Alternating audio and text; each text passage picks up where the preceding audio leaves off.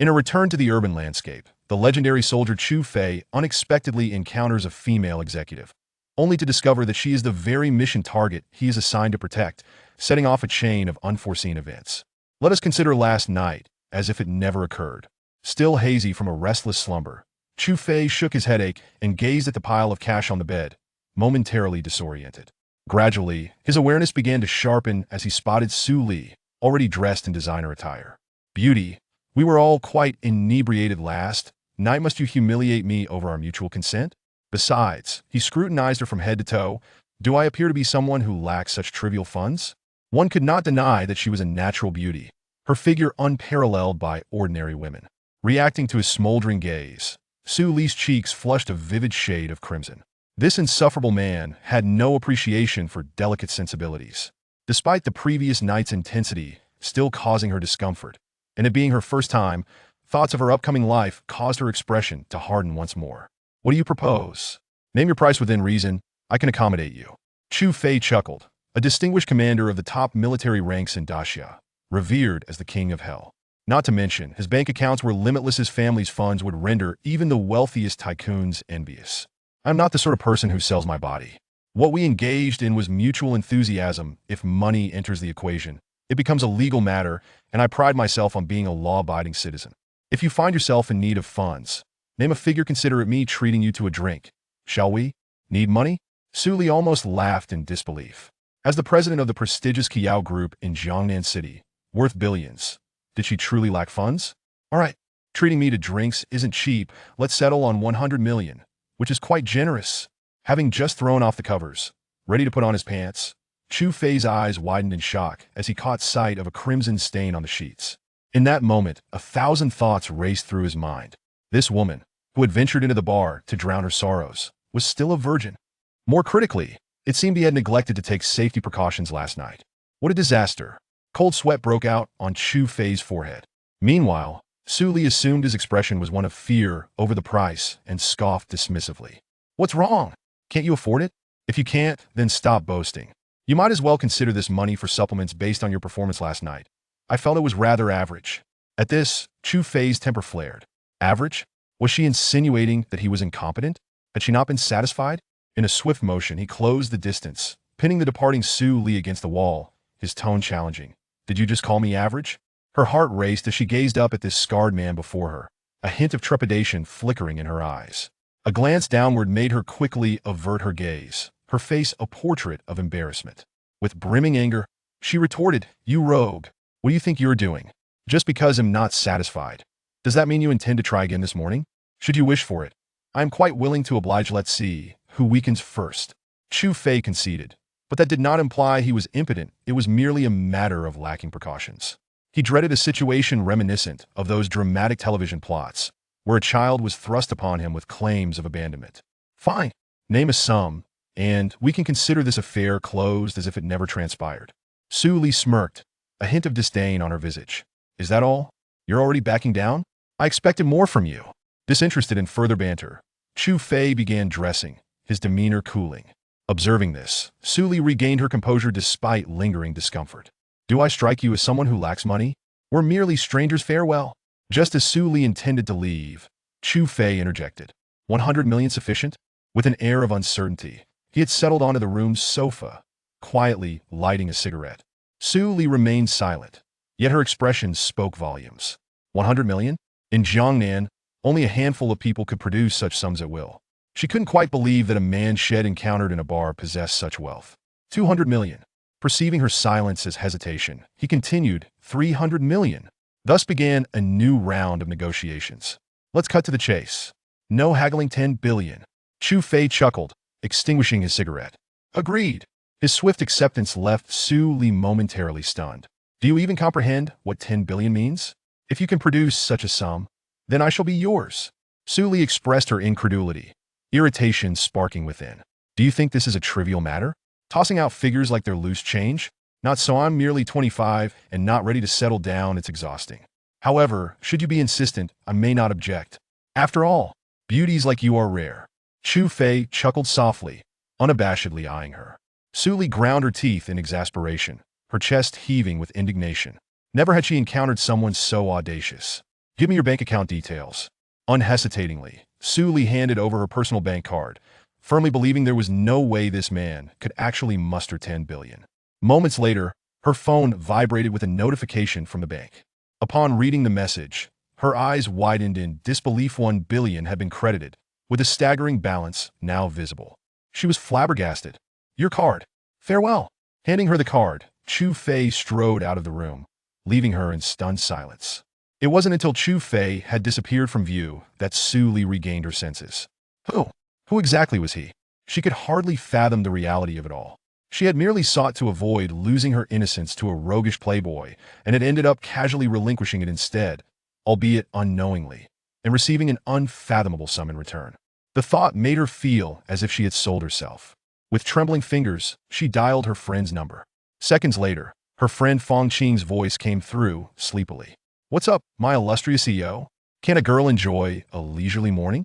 With hesitation, Su Li confessed, Xiao Qing, I seem to have made a grave mistake.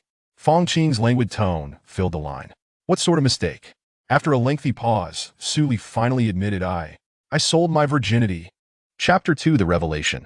I am her husband. In the next moment, a piercing scream erupted from the phone. What nonsensical words are you uttering?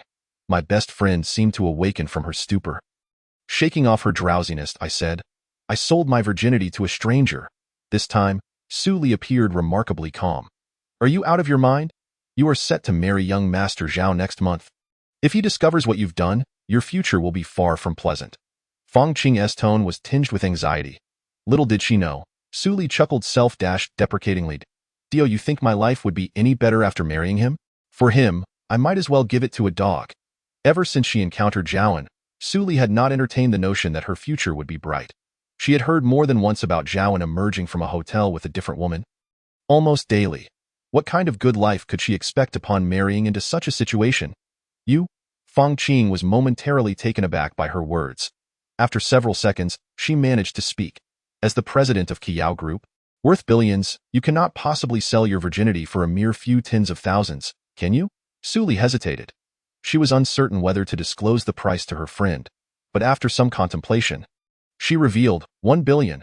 That man gave me 1 billion. In truth, Su Li was still in a daze. 1 billion, enough to fill a truck. She could hardly fathom the man's identity who transferred such an amount without batting an eye. My dear Su, have you been drinking? A billion? That's enough to buy Qiao Company. Fong Qing clearly found it hard to believe, if true, that money was far too easy to acquire. An ordinary person might not earn that much in a lifetime, let alone 10 lifetimes. Such a figure was beyond the wildest dreams of countless individuals. It's true. That money is currently in my private account. That guy left, and I don't know what to do. Su Li felt somewhat lost. This vast sum could resolve all her current dilemmas. Her parents had insisted she marry Zhaoan for the sake of Qiao Company. Presently, the company was under immense pressure from the market and the Zhao family. Without sufficient funds, the new product under development would be halted, jeopardizing the entire company. All resources were at stake. Failure was not an option. Should that happen, bankruptcy would ensue, leading to contract terminations and compensation for breach of contract. Zhaoan had promised that once she married him, he would invest 500 million into Qiao Company to support their research. Don't panic. Since he is willing to give you money, it indicates he does not seek trouble. You can rightfully consider that money as your own. However, there is one issue. The origins of the person remain unclear, and their intentions are unknown. Anyone capable of producing such a sum is certainly not an ordinary individual. So you should exercise caution. Hearing her friend's words, Su Li began to feel uneasy. What if he harbored ulterior motives? Where are you? I'm coming over. Fong Qing was evidently worried and intended to visit her personally. I plan to return to the company. You can meet me there. After hanging up, Su Li felt particularly anxious. Glancing at her phone's displayed balance, she felt somewhat dazed. Meanwhile, Chu Fei had just arrived at the foot of Qiao Company, holding a piece of paper with only one address, which was here, along with a woman's name, Su Li. Although he couldn't fathom why his master had instructed him to protect this woman, completing this final task would grant him freedom. However, this assignment was the longest he had ever undertaken, spanning 3 years. After 3 years, he would be free to go wherever he pleased. He wondered what this woman looked like. If she turned out to be unattractive, he would be at a loss. But if she were a beauty, perhaps something fortunate might unfold. Chu Fei flashed a mischievous grin, then stepped into the lobby. The receptionist, noticing someone entering, hastily set aside her phone and greeted the visitor with a smile. The moment she laid eyes on Chu Fei, her heart raced. So handsome, that physique, that appearance. We are simply a perfect match. The receptionist couldn't help but chuckle inwardly but quickly reined in her amusement. Sir, may I ask who you are looking for? Chu Fei smiled slightly. Hello, may I inquire if Suli is available? The receptionist was taken aback. This person was actually looking for the president. Hello, sir, may I ask if you have an appointment to see our president? Typically, those seeking an audience with the president would have made prior arrangements. After all, not everyone gets to meet President Sue, no. However, I am here to protect her. I am her personal bodyguard. Just tell me where her office is, and I will find my way there myself. Personal bodyguard? The receptionist chuckled lightly. Handsome, have you read too many novels? Just because you've built some muscles doesn't mean you can be our president's personal bodyguard. Do you also dream of being her husband? Such scenarios belong in novels. Don't get your hopes up. Chu Fei was left speechless. This young lady didn't believe him. What should he do, hey? You've seen through me fine. I'll lay it bare. I am indeed your president as husband. I have urgent matters to discuss with her. Just tell me where her office is. The receptionist's expression shifted entirely, rolling her eyes. This man must be out of his mind. Most people in Jiangnan City knew that the president was set to marry young Master Zhao from the Zhao Group next month. Now, suddenly, someone claims to be her husband? Who would believe that? I suggest you choose your targets wisely when you boast. Our president is marrying young Master Zhao next month. If he hears this, you'd better watch out. Marrying next month? Chu Fei mused inwardly. Being married means she becomes someone's wife, and he hadn't experienced that yet. No worries, even if she married, it wouldn't prevent her from having two husbands. The receptionist rolled her eyes again. Indeed, it seems there are many shameless individuals in this world. Hurry and leave, or I'll call security. I don't wish to waste another word with a scoundrel like you. Just as she finished speaking, the receptionist noticed a visibly exhausted Su Li entering the lobby. She quickly stood up straight and respectfully called out, President Su. Chu Fei instinctively turned around, wanting to see what this woman his master had tasked him to protect looked like. Upon turning, he was utterly stunned. Su Li, intending to head to her office for a moment of respite, raised her gaze at the receptionist's greeting and inadvertently locked eyes with Chu Fei. For a moment, they stared at each other in shock. What are you doing here? Almost simultaneously, they uttered the same question. Chapter 3 Barehanded. Slapping the ashtray to open your eyes, the receptionist looked on in astonishment as the president and this unfamiliar man exhibited such uncanny synchronicity. Could it be that this man is indeed the president's boyfriend? Or perhaps, her husband? Impossible. Su Li took a deep breath, finally grasping her friend's earlier words were not mere ramblings. Sure enough, this guy had come knocking at her door. What exactly do you want? She glared at Chu Fei with an icy demeanor. Chu Fei was about to speak when Su Li interrupted him. Follow me. With that, she strode toward the elevator. Chu Fei shrugged and followed behind. He felt quite vexed. Why did this woman seem to haunt him wherever he went? However, he suddenly recalled that the receptionist had referred to this woman as President Su. In an instant, Chu Fei felt a jolt of realization. Could it be that this woman is the target of his mission? If so, that would be quite the predicament. Arriving on the 16th floor, Su Li led Chu Fei into her office. She dropped her bag and sat down in her chair. You said this would end? Why are you here at my company? What on earth do you want? She glared at Chu Fei angrily. This guy had bought her virginity, and now he shamelessly sought her out. Did he intend to reclaim his money? Fine, I can refund you. It's no big deal. I'll consider it my suffering. I accept it. Hearing this, Chu Fei's expression darkened. Little did he know that the person his master had instructed him to protect was the very woman he had shared an intense night with at the hotel. The worst part was that she was still a virgin. Do you think I want this? With your fierce temperament, do you really think I desire any connection with you? If it weren't for. Chu Fei began to speak but fell silent. Dealing with such a woman was undeniably his misfortune. You? Su Li's anger flared at his remark about her fierceness. She abruptly stood up, pointing toward the office door. Get out. I'll return your money shortly. I don't need it. Chu Fei, equally stubborn, rose to leave. However, just as he reached the door, he paused. No. I can't leave. I must stay with you. If I leave now and my master finds out, he would undoubtedly give me a thorough reprimanding. Are you a pervert? Why are you following me? Would you like to have another go? Su Li thought that this fellow still harbored ulterior motives, foolishly dreaming of rekindling something between them. After all, most men, upon encountering her, often found themselves utterly captivated. Moreover, it seemed she was the one who had taken the initiative last night. Ahem. Chu Fei coughed deliberately. Realizing her lapse in composure, Su Li endeavored to regain her equanimity. Her piercing gaze bore down on Chu Fei, as if she wished to devour him whole. Truth be told, I don't have any particular agenda in seeking you out. I merely wish to secure a job, she declared. How about this? I shall become your personal bodyguard from now on. Wherever you go, I shall follow. As for salary, it matters not. You know I am not in want of money. Chu Fei nonchalantly waved his hand and boldly settled himself onto the sofa. With your level of stamina, how could you possibly serve as my bodyguard? Little one, you ought to consume more goji berries to bolster your strength. Su Li's words ignited a fury within Chu Fei.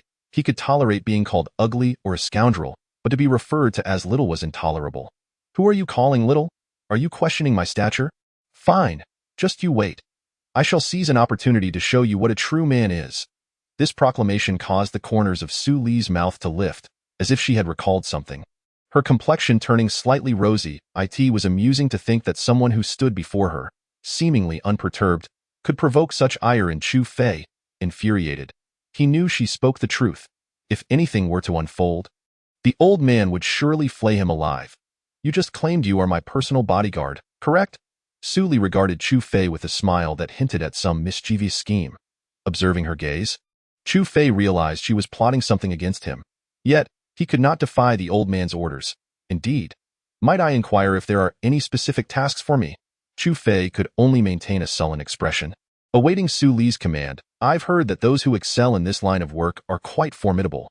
Do you possess any remarkable skills that you could showcase for me? Perhaps breaking stones with your chest?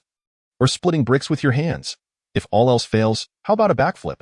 In truth, Su Li was not genuinely interested in seeing Chu Fei perform feats of strength. Her intention was simply to embarrass him. This fellow was utterly shameless, and she could not quell her frustration without putting him in his place. Do you think I am a performing monkey? If you wish to see acrobatics, go find a circus. Chu Fei firmly rejected the idea. Did he really appear to be a fool? He had mastered such childish tricks since the age of 5. This case, it appears your skills as a bodyguard are lacking. Su Li's dismissive cluck shattered Chu Fei's composure. Not good enough. You just claimed to be average this morning, and now you're calling yourself little? And now you assert you are inadequate. This is intolerable. You wish to see me break stones, do you? Very well today. I shall enlighten you.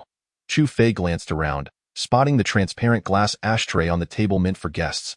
Its thickness and hardness rivaled that of stone. A blow to the head would surely leave a mark. He seized the ashtray and struck it with both hands. Crack! The entire ashtray shattered into countless pieces, glass shards scattering across the floor. Su Li stood frozen in shock. She had not anticipated that her jest would incite such a genuine display. Am I now qualified to be your personal bodyguard? Chu Fei asked, looking at Su Li with a sigh of relief. Little lady, you are playing with fire. Su Li, coming to her senses, nodded slightly. Quite impressive. Now, go fetch a broom and clean this mess up. At that moment, Chu Fei felt an overwhelming urge to seize this woman and show her the true meaning of passion.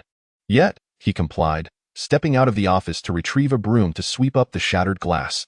Just as he finished, a strikingly beautiful young woman rushed into the office, visibly relieved upon seeing Su Li. My esteemed CEO, I am so glad to see you. Chapter 4. What have I done wrong? Can't I change it? The newcomer was Su Li's close friend, Feng Qing.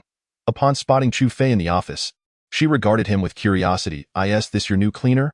Quite handsome. What a shame for him to be relegated to such a role. Chu Fei was immediately incensed. The cleaner? The world's top elite soldier being mistaken for a mere cleaner? You are the cleaner. Your entire family are cleaners. Su Li erupted into laughter at the absurdity. Enough. You may leave now. Chu Fei, stifling his indignation, exited the office with a scowl. Feng Qing regarded Su Li with puzzlement. I must ask, my dear CEO, where did you find such a handsome young man? Name your price, and I shall hire him as a model for my agency. With looks and physique like that, he is bound to become a sensation. Only then did Su Li suppress her laughter and regain her composure, her gaze turning complex as she looked towards the door, taking a deep breath. Do you remember what I mentioned earlier today? He is that very individual. Feng Qing's eyes nearly bulged in disbelief. It took her a moment to process the revelation, staring at Su Li in shock. You can't be serious. Someone who can offer 10 billion to buy you would settle for working as a cleaner? Su Li felt equally helpless, unsure why Chu Fei had sought her out, and why he wished to serve as her bodyguard. It seemed his intentions were not ulterior. Perhaps he merely sought to make amends for the unexpected events of the previous night. Actually, it was he who sought me out. Claiming he wished to be my personal bodyguard, he even demonstrated his prowess by smashing the ashtray. Fang Qing leaned closer to the trash can, her eyes sparkling with gossip. Do you think he has fallen for you at first sight? Such scenarios often appear in dramas, though they may be kitsch, they do occur in reality. At Fang Qing's suggestion, Su Li's eyes brightened. It was not impossible. In truth, she did not harbor any aversion towards Chu Fei. Quite the opposite, she found herself enjoying their banter, deriving satisfaction from witnessing his frustration. Surely, a wealthy young master like him wouldn't fall for me at first sight. I fear he may not be in love. She glanced down at her chest, feeling the weight of her burdens. What could possibly be implausible? Just think about it. Which affluent individual would casually offer you 10 billion? Especially under these circumstances. Fang Qing's words were undeniably reasonable, sowing a seed of belief in Su Li's heart. Meanwhile, outside the door, Chu Fei remained oblivious to the fact that he was being perceived as a romantic interest. The money held no significance for him. Why not call him in for a chat? Fang Qing suggested with a mischievous glint in her eyes. No, let's not. Su Li quickly shook her head, her expression turning somber. He might genuinely just want to distance himself from me. And besides, I am to be engaged to the Zhao family tonight. Though she possessed wealth at present, she knew that even with investment in her company, Kuyao would stand no chance against the Zhao group. Furthermore, her parents would never consent to her calling off the wedding. Hearing this, Fang Qing fell silent. The Zhao group was among the most formidable conglomerates in Jiangnan City, with few companies capable of standing toe-to-toe with them. Should the Zhao group turn their sights on Kuyao, the company would surely collapse within 3 months. This illustrated the Zhao group's power and influence. Most companies would avoid antagonizing them. Shall I accompany you tonight? Fang Qing offered in consolation. I will go alone. I don't want to drag you into this mess. Su Li politely declined, not wishing to involve her friend in her predicament. She had her own plans, holding a trump card close to her chest that she was reluctant to reveal until the last moment. Once unleashed, there would be no refuge for her in Jiangnan. All right, by the way, that wealthy gentleman will likely accompany you. Correct? Perhaps he could lend a hand?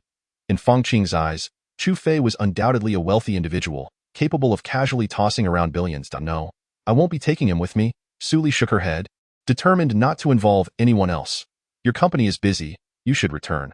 Regaining her composure, Su Li offered Fang Qing a faint smile. The latter understood that her friend intended to shoulder this burden alone. Though she felt she lacked the standing to intervene. I'll take my leave then. Call me if you need anything. With that, Fang Qing gathered her bag and exited the office, casting one last lingering glance at Chu Fei.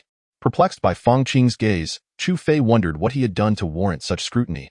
He had committed no wrongdoing. Meanwhile, Su Li sat in her office chair, lost in thought. What was she to do? The day drifted by in a haze until 4 o'clock in the afternoon. Su Li took a deep breath, shut down her computer, and quickly tidied her makeup before picking up her bag and opening the office door. Meanwhile, Chu Fei had unwittingly moved 2 chairs and was sprawled out, sound asleep. Su Li's expression darkened as she raised her leg and kicked the chair. Get up. Only then did Chu Fei lazily rise. Stretching his arms with a yawn. Is it time to clock out? Let's go. After saying this, he turned to leave. Seeing this, Su Li's face fell. Who is the boss here? You or me? Chu Fei paused, then stepped aside with a grin. After you, my esteemed CEO. At his antics, Su Li bit her lip, fighting back laughter. Yet the thought of what lay ahead that evening weighed heavily upon her heart, as if a colossal stone pressed down, making it hard to breathe. Upon reaching the parking lot, Su Li tossed the keys to Chu Fei. You can drive, right? Chu Fei chuckled. Of course. Just remember to buckle up. As she settled into the passenger seat, Su Li leaned back, her eyes drifting into a daze. Noticing her demeanor, Chu Fei couldn't help but frown, though he remained silent, quietly driving. Half an hour later, when they arrived at a luxurious estate, Su Li finally spoke. Wait! The car came to a stop not far from the entrance. Taking a deep breath, Su Li said, All right, you can go now. Chu Fei was taken aback. Where am I supposed to go? Just find somewhere to stay for the night and come back for me in the morning. Chu Fei was not pleased. What do you mean? I'm your bodyguard, after all. You can't just leave me without accommodation and expect me to sleep outside. What, am I getting in the way of your plans to meet someone? At these words, Su Li's eyes suddenly glistened with unshed tears. She turned to glare at Chu Fei, her emotions swirling. Just go. Don't ever seek me out again. I know you don't want any responsibility. And now you've gotten your wish, Chu Fei could hardly bear to see her see or wide-eye in his eyes. Su Li had always been a strong-willed woman, yet he never anticipated her tears. The sight caught him off guard. What did I do wrong? I can change, can't I? Chapter 5. I told you, no one can save him. Chu Fei was genuinely perplexed about what was going on in her mind. That night, it hadn't even been his initiative. In fact, he had offered her compensation, so why was she now in tears? You can't change this. Just leave, Su Li sobbed, her face a portrait of despair, and she turned to walk toward the estate. Chu Fei, unwilling to let that happen, stepped forward and grasped her arm. Is there really something you can't change? Stop right there. Who says you can't change? Just tell me and I will. Finally, Su Li managed to stifle her sobs, her slender frame trembling. Glancing back at Chu Fei, her voice quivered. Actually, I came here for a marriage proposal. The Zhao family is not to be trifled with. Although we've had an encounter, if Zhaoan discovers this, you will be in danger. I don't want to involve anyone else, so please leave. At that moment, she revealed the true reason behind her distress. It wasn't Chu Fei who had upset her. Rather, it was her own apprehension about what lay ahead. A sense of unfairness welling up inside her. Upon hearing her words, Chu Fei felt a wave of relief wash over him. So it wasn't because of him after all. You scared me. I thought I was the cause of your tears. But saying I'm in danger is simply incorrect. I'm just a bodyguard. Why would they target me? He insisted. I promised to protect you closely, and that's exactly what I'll do. Let's go together. It's just a marriage proposal. What's there to fear? It's a joyous occasion. To Chu Fei, Su Li's engagement was not a cause for concern. It didn't affect him at all. Such a fierce woman would be a misfortune for anyone who crossed her path. However, Su Li was incensed, her chest tightening in anger. Get lost? Chu Fei shrugged, pulling her back into the car, pressing the accelerator as they drove into the estate. Seizing the opportunity, Su Li wiped her tears. Regaining her composure, though her reddened eyes still betrayed her recent sorrow. Inside the estate, luxury vehicles filled the grounds, and in front of the opulent villa, numerous prominent figures from Jiangnan gathered to congratulate the Zhao family on the engagement. Chu Fei parked in an empty spot and opened the door for Su Li. Simultaneously, the crowd's attention shifted toward her, many eyes appraising the woman renowned as Jiangnan's most beautiful. Zhaoan stood at the entrance, his gaze lighting up the moment he spotted Su Li. Uncles and brothers, please come in. I'm going to fetch my wife. At this proclamation, laughter erupted among the guests, all aware that the term wife merely referred to another of his possessions. The women who found themselves beside Zhao and rarely lasted more than 3 days, and as for Su Li, even if she was the most beautiful in Jiangnan, they wagered she wouldn't last more than a week or two. Xiao Li, Zhaoan approached Su Li swiftly, wearing a smile and striving to maintain a gentlemanly demeanor.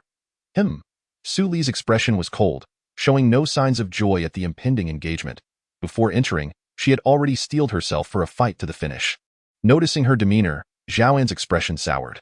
Just as he attempted to take her hand, Chu Fei stepped forward, gripping Zhaoan's wrist firmly. Please be courteous to our CEO, or else I will take action. Su Li's expression froze. Has he lost his mind? Does he not realize this man is Zhaoan? Zhaoan frowned, studying Chu Fei. Xiao Li, who is this? His irritation at the unexpected presence of Chu Fei was palpable. He's my bodyguard, Chu Fei. Release Zhao Gongzi. A bodyguard. Zhaoan's eyes narrowed slightly, a hint of mockery in his gaze as he observed Chu Fei. Only then did Chu Fei let go, indeed, from the very first glance at Zhaoan. Chu Fei had sensed that this young man was trouble. His demeanor was superficial, a clear sign of excessive indulgence. He couldn't fathom why Su Li would choose such a man, fearing that her future would be riddled with unmet desires. Xiao Li, are you hiring a bodyguard to protect yourself from me? Or are you afraid I might do something to you? Zhaoan spoke, directing his disdainful tone at Su Li. After tonight, they would be engaged.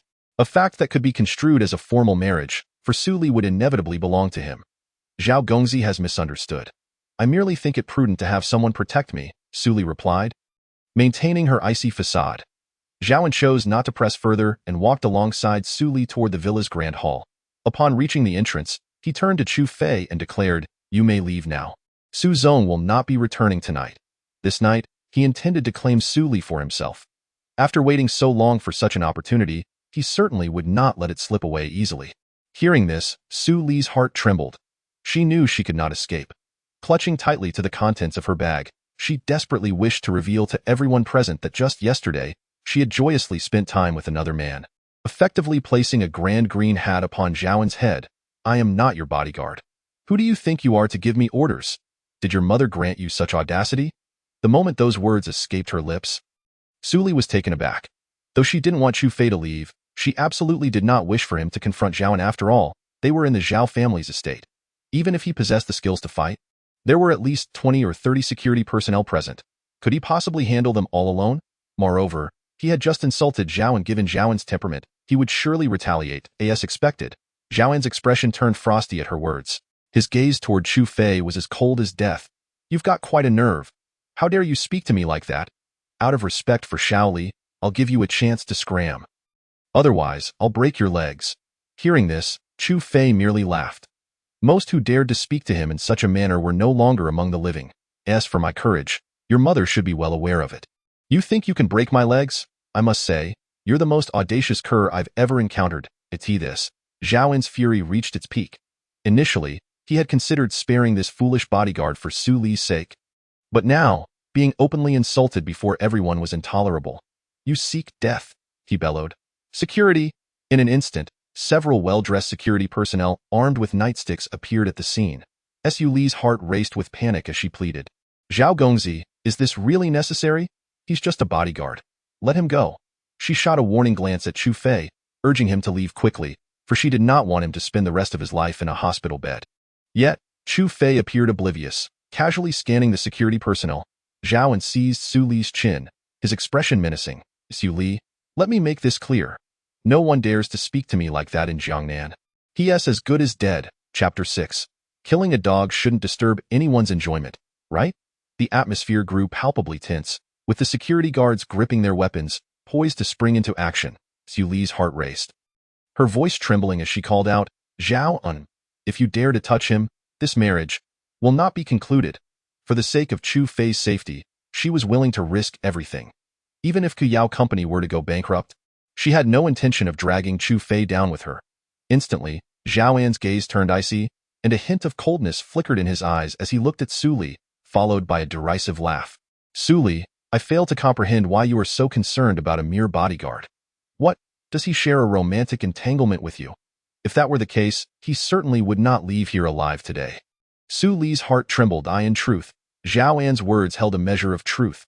However, she could not possibly disclose that openly to everyone at this moment. Just as her hesitation lingered, Chu Fei spoke up, casually digging into his ear before pointing a finger at Zhao. Alas, you are indeed correct. You have not misjudged. General Manager Su does indeed have a relationship with me. That night, intoxicated and entranced, General Manager Su was quite proactive. I can only tell you, the feeling was exquisite. Unfortunately, you shall never know. The expression of indulgence on Chu Fei's face instantly ignited Zhaoan's fury. Though he understood that this young man was merely seeking to provoke him, he would not permit anyone to utter such words about the woman he coveted. Meanwhile, Su Li's charming face flushed a deep crimson in an instant, only to swiftly pale, for they were on Zhao's territory. She could hardly fathom why this audacious individual would dare to speak of last night's events in front of Zhao. Very well. You have successfully enraged me today. I shall make it clear what kind of people one should provoke and which ones one should not. Bring it on, break his dog legs. With a grand sweep of his hand, several security guards immediately brandished their clubs and advanced. In the next moment, Su Li stepped forward, positioning herself protectively in front of Chu Fei. And the guards' clubs came crashing down on her forehead. Bang! A dull thud resounded. Su Li felt something hot trickling down her face, her head spinning slightly. As she wiped her brow, her fair palm was stained with bright red blood. Her body weakened, and she began to fall backward. Chu Fei, quick as lightning, caught her before she hit the ground. His countenance transformed into an icy mask. He had not anticipated that this fierce woman would shield him. The surrounding guards, witnessing Su Li's injury, hesitated to advance. Concurrently, the business magnates inside had heard the commotion and emerged from within. Shaoan, what is happening? A middle-aged man with a beard, clad in a Zhongshan suit, stepped out. He was Zhao Wei, the chairman of Zhao Group and Zhaoan's father. Zhaoan's expression darkened as he fixed a steely gaze on Chu Fei. It's nothing, Dad. You and Uncle can continue your meal. I will join you shortly. The onlookers, sensing the gravity of the situation, fell silent, acutely aware of Zhao family's overwhelming influence. Zhao Wei cast a cursory glance at the bloodied Su Li and the supporting Chu Fei. Resolve this matter swiftly. Having said that, He turned to the others present with a smile. And why apologies for interrupting your enjoyment? Come, let us return to our drinks. Upon hearing this, the crowd retreated into the hall. Shutting the door behind them, at this moment, Zhao An's gaze landed on Chu Fei. Kid, you will pay for the words you just uttered. Remove General Manager Su and kill him. Zhao An waved his hand. And the guards prepared to advance once more. This time, however, Chu Fei moved. He gently laid Su Li on the ground and then slowly rose to his feet. As he faced the approaching guards, a cold smile crept onto his lips. Those familiar with him would surely recognize this as a precursor to his wrath. A mere man's anger can leave bloodshed in its wake. But a king's fury brings forth countless corpses. When the Lord of the Underworld is enraged, death is inevitable, and even the mightiest cannot intervene. Whoosh! A guard's club swung viciously toward Chu Fei's head. He raised his hand to block it and retaliated with a punch to the guard's chest. Bang! A muffled groan echoed as the guard was sent flying, his ribs shattered, lying on the ground. Neither alive nor dead. The remaining guards, witnessing their comrade's downfall, rushed in, but bang, bang, bang. Within mere seconds, all the guards lay sprawled on the ground, cries of agony reverberating in Zhao An's ears. At that moment, he realized that the bodyguard Su Li had chosen was no ordinary protector. As he watched the opponent approach, Zhao An began to panic, retreating step by step until his back pressed against the closed door. What do you intend to do? Chu Fei remained silent, suddenly advancing in a swift motion, grasping Zhao An's throat with one hand. You have a lot of unnecessary words. Slap. A sharp slap resounded, knocking out two of Zhao An's teeth. Ugh! Gripped by the throat, Zhao An could not spit out the lost teeth, his eyes bulging wide. Yet, that was not the end. Chu Fei raised his hand, delivering a punch to Zhao An's abdomen before releasing him. Zhao An howled in pain as the bloodied teeth were swallowed. Gulpa! Zhao An collapsed to the ground, his face contorted in agony, unable to utter a sound. Chu Fei then approached Su Li, gazing at the woman who had taken a blow for him, feeling somewhat helpless. Why are you so fierce, woman? When men brawl, why must women interfere? He then scooped Su Li up from the ground. As he looked down at the prostrate Zhao An, his eyes turned icy once more. Standing before him, glancing at the tightly shut door, his tone chilled. That I in your next life, remember to be a good person. Before Zhao An could fully comprehend, he heard this statement. He looked up abruptly, only to find that Chu Fei had already positioned himself before him. The indifference in his gaze resembled that of one regarding a lifeless corpse. Before Zhao An could plead for mercy, Chu Fei's leg shot out, bang. The terrifying force was akin to kicking a soccer ball. With one kick, Zhao An was sent crashing through the villa's entrance. In that moment, countless gazes within the hall turned toward him. When they saw Zhao An, bloodied and resembling a dead dog, sprawled on the ground, an eerie silence descended upon the hall, the sound of a pin drop audible. Everyone was horrified. The scion of the Zhao family seemed to be dead. Chu Fei surveyed the gathered crowd, his tone calm. My apologies for disrupting your enjoyment. I have merely dispatched a rabid dog. I trust none of you will mind. Chapter 7. Would you care for a hot dog? Shouting in the crowd, Zhao Wei's composure crumbled as he gazed upon his son lying on the ground. He rushed forward, attempting to lift the son whose spine had been shattered by the kick. However, Zhao An offered no response, not even a breath. Zhao Wei trembled as he reached out to check for a pulse. Cold, he abruptly raised his head to the door. Chu Fei cradled Su Li in his arms, illuminated by the light, appearing quite touching. Yet, in stark contrast to his deceased son, Zhao Wei erupted in fury. You shall pay for this? He had only one son, the heir to Zhao Group, whom he had utterly pampered. Thus, even if Zhao An provoked powerful families in Jiangnan, he would intervene to smooth things over. But now, his son lay dead. Bring me someone. Instantly, two bodyguards clad in suits appeared beside Zhao Wei. He had hired these elite guards at a high price for his own protection. Capture him. I want him to die without a burial. The two bodyguards exchanged no unnecessary words as they advanced toward Chu Fei step by step. Meanwhile, the onlookers remained silent, wary of provoking trouble, fearful of inadvertently igniting a firestorm. As the two bodyguards approached, Chu Fei inhaled deeply. You struck the young one. Now the elder wishes to intervene? If you value your lives, get lost. His voice resonated throughout the hall. The advancing bodyguards halted in their tracks, beads of cold sweat forming on their foreheads. With that utterance, they discerned that they were not a match for this young man. Engaging him would lead to either death or injury. All are warriors. The strongest prevail, and it is evident who possesses the greater strength. I am leaving. Should you wish for revenge, I welcome it any time. Chu Fei, still holding Su Li, turned to exit. The two bodyguards, however, stood frozen, as if ensnared by an enchantment. What are you dawdling for? Stop him, Zhao Wei bellowed at the bodyguards. Bewildered by their inaction, one of them turned back, whispering, Boss, we are not his match. Not just the two of them. Across Jiangnan, no one would be a match for that man. The terrifying aura emanating from him could only belong to a formidable warrior who emerged from a sea of corpses and rivers of blood. Zhao Wei's expression darkened to an extreme. His son had been killed, yet he could not utter a word.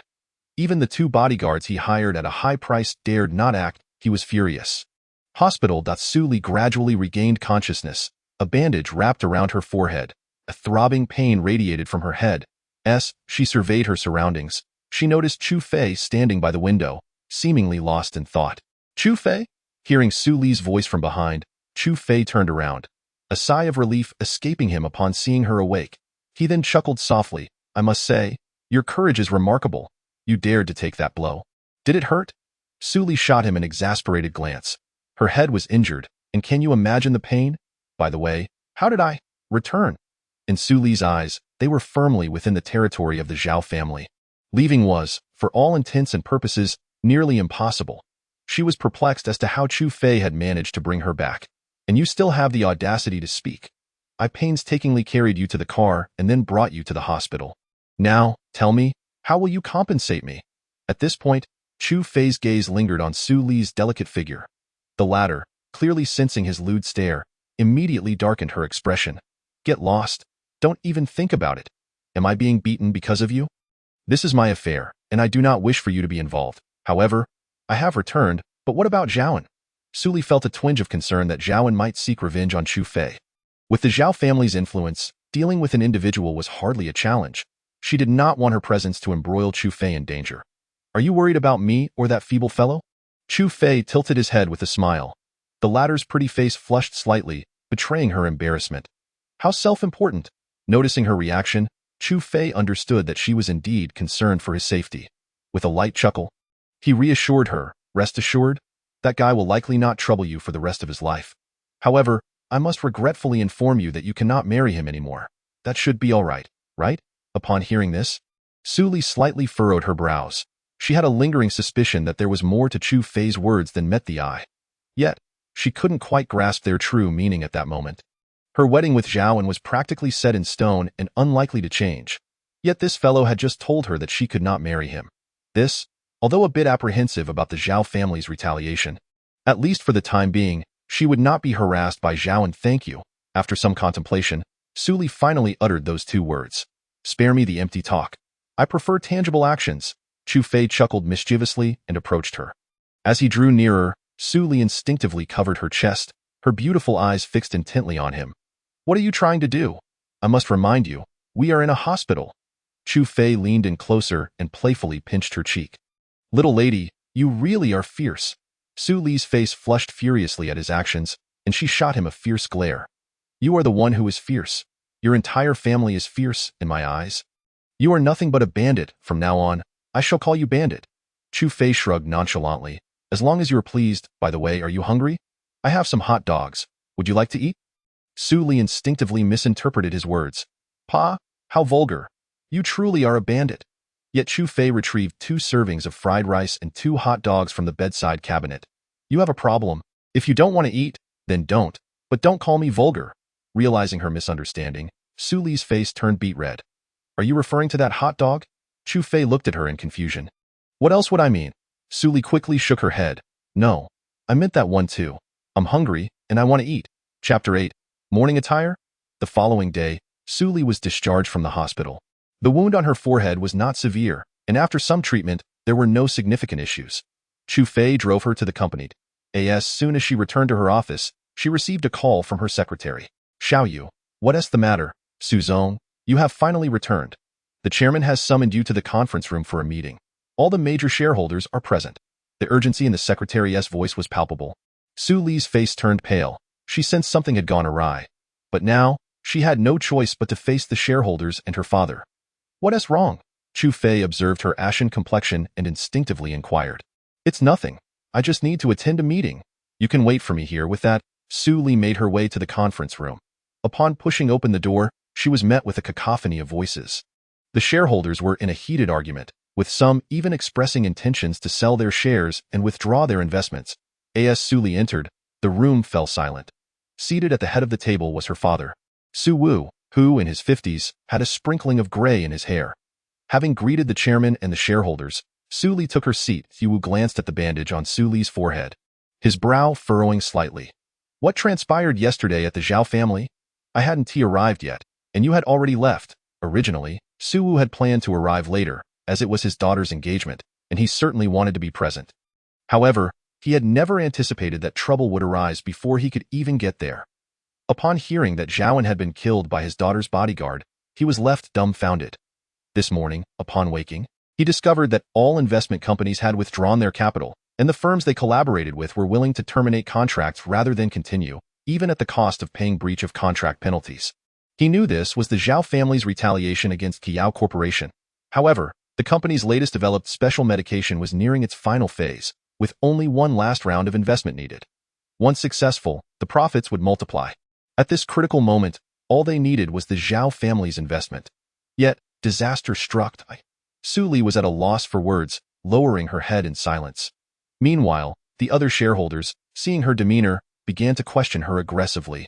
Su Zong, as the president of Qiao Corporation, you hold a significant amount of shares. Now that Zhaoan is dead and the Zhao family is applying such pressure on our company, what do you intend to do? Upon hearing the first two sentences, Su Li remained relatively unperturbed. However, when she heard the third statement, her eyes widened in disbelief. What did you say? Zhaoan is dead? Observing Su Li's reaction, Su Wu interjected. You, the party involved, were unaware? Your bodyguard is quite the hero. Not only did he beat up the Zhao family's security, but he also killed Zhaoan and even threatened Zhao Wei, making it clear that retaliation could come at any time.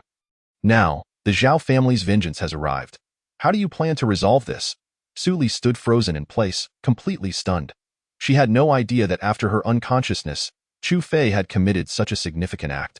No wonder he had told her last night in the hospital that she would no longer have to deal with Zhaoan. It turned out that Zhaoan had been killed by him. It's over. Su Li realized that Qiao Corporation was now in dire straits. In no more than 3 months, it would face bankruptcy. The only way out was to utilize the money Chu Fei had given her to stabilize the situation temporarily. Taking a deep breath, she finally spoke. Chairman, esteemed shareholders, I still have some funds available to support the company's operations. As soon as she finished speaking, she was met with ridicule from several shareholders. Su Zong, I know that the company has been thriving in recent years, and you've earned quite a bit. However, your funds amount to only a few tens of millions. Is that truly sufficient for the company's operations? Exactly what can a few million do? I have decided to sell my shares and see if anyone is willing to take them off my hands. If no one is interested, the company will have to buy them back. Yes, I also plan to sell mine. In an instant, several shareholders present declared their intention to sell their shares. Without a doubt, the collective value of their shares exceeded 100 million. Su Wu, noticing the situation spiraling out of control, attempted to reason with them. Everyone, please remain calm. There is surely a turning point, I believe. Before he could finish, Su Li interrupted. Esteemed shareholders, you wish to sell your shares, correct? Very well, as the company president, I have the authority to buy back shares. I will buy back your shares at today's opening price, settling all transactions on the spot. Are you all agreeable? Su Li knew that these individuals were fickle-minded. When Qiao Corporation was thriving, they boasted like no other. But once profits dipped, they were eager to sell off their shares. Su Zong, do you have that much money? Exactly. The crowd began to murmur, as they were all too aware of the company's performance over the past 2 years. They knew precisely who held how much money. You need not worry about that. Just tell me, are you selling or not? Su Li's expression turned icy. Since they wished to leave, then she would seize this opportunity to consolidate all the company's shares. Nonsense. I don't care whether you have that much money or not. What you need to do is plead with the Zhao family for mercy. As Zhaoan's fiancé, you must go and mourn for him. I tell you, the Zhao family is already preparing for the funeral. You are not to go anywhere. I will personally take you to the Zhao family at noon. Meeting adjourned. Su Wu left the conference room with a stern face, while Su Li's expression was equally grim as she walked in a daze back to her office. Upon entering, she found Chu Fei lounging on the sofa, munching on sunflower seeds with his legs crossed, prompting a wry smile from her. You certainly have a way with things. Zhaoan has been killed by you, and you kept me in the dark. You are truly impressive. In response to Su Li's sarcasm, Chu Fei appeared puzzled. Didn't I tell you last night? Su Li ignored him and slumped into her office chair. Dio, you know, my father wants me to go mourn for Zhaoan. Chapter 9. In truth, I am a top-tier rich second generation. The phrase elicited a hint of confusion in Chu Fei's gaze. He pondered why Su Li's father would insist on such a display of mourning when Zhaoan had already passed. Could it be that he was intent on marrying his daughter into a prestigious family? Yet, even so, would the Zhao family accept her? Were he in that position, he would certainly refuse. I find it hard to comprehend why your father would take such a step. Chu Fei voiced his doubts. Su Li let out a bitter smile and shook her head slightly. Isn't it because the Zhao family wields immense power in Jiangnan? In all of Jiangnan, hardly anyone dares to defy the Zhao family. Just this morning, nearly all the corporate partners of our company terminated their contracts overnight. This has led to a climate of unease within the company, with many contemplating resignation. One cannot hide a fire with mere paper. Zhao Group's recent offensive has utterly shattered the morale at Qiao Company. No one believes that Qiao can withstand the might of Zhao Group. Isn't a termination a good thing? Receiving compensation provides a chance for a comeback. He mused. His exposure to business matters during his upbringing had instilled in him the belief that a contract termination could be beneficial, unless Qiao had placed all its stakes on a final gamble. However, Su Li's subsequent words clarified the precarious situation of Qiao Company. Upon hearing this, Chu Fei shook his head. It was evident that Qiao had teetered on the brink of disaster, poised to plunge into the abyss. Forget it. Discussing this with you is futile. By the way, I will be going to the Zhao residence this afternoon, and you need not accompany me. Is that agreeable? Despite their brief acquaintance, Su Li understood that once Chu Fei set his mind on something, it was as if a herd of stubborn bulls could not sway him. His presence at the Zhao residence would only complicate matters further. She wished to avoid any unforeseen incidents. No. Chu Fei shook his head resolutely. I promise to protect you closely. How could I not accompany you? Su Li pursed her lips, remaining silent, her expression a tapestry of complexity, her thoughts inscrutable. I say, how can someone as fierce as you shrink back at the slightest challenge? Lighten up, I assure you, even if the sky falls, I will bear the weight for you. There is no need to doubt my capabilities. At these words, Su Li's previously somber demeanor broke into a laugh. Rolling her eyes dramatically, I truly wonder where a bodyguard like you found such confidence. However, I am quite curious about the source of your wealth. To produce such a sum of money at once. Are you truly willing to be my bodyguard? Su Li had always found Chu Fei's identity perplexing. In fact, she had previously enlisted her friends to investigate him, but the results yielded nothing substantial, as if all records of him were non-existent. Actually, I am a top-tier rich second generation. My family's estate spans thousands of acres. Being among the top 3 families globally, a mere word from me could plunge the economies of small nations into turmoil. Chu Fei casually declared, reclining on the sofa with a nonchalant AI art. Su Li cast him a sidelong glance, her tone dripping with sarcasm. A top-tier rich second generation? No wonder you can so easily produce 10 billion. I suspect your family's assets surpass your inventory, don't they? Chu Fei was no fool. He understood the implications of her words. You don't believe me? Of course I believe you. You are indeed a top-tier rich second generation. Fine. Chu Fei wore a look of helplessness, realizing that Su Li had unwittingly cast him as a fool in her eyes. They exchanged playful banter.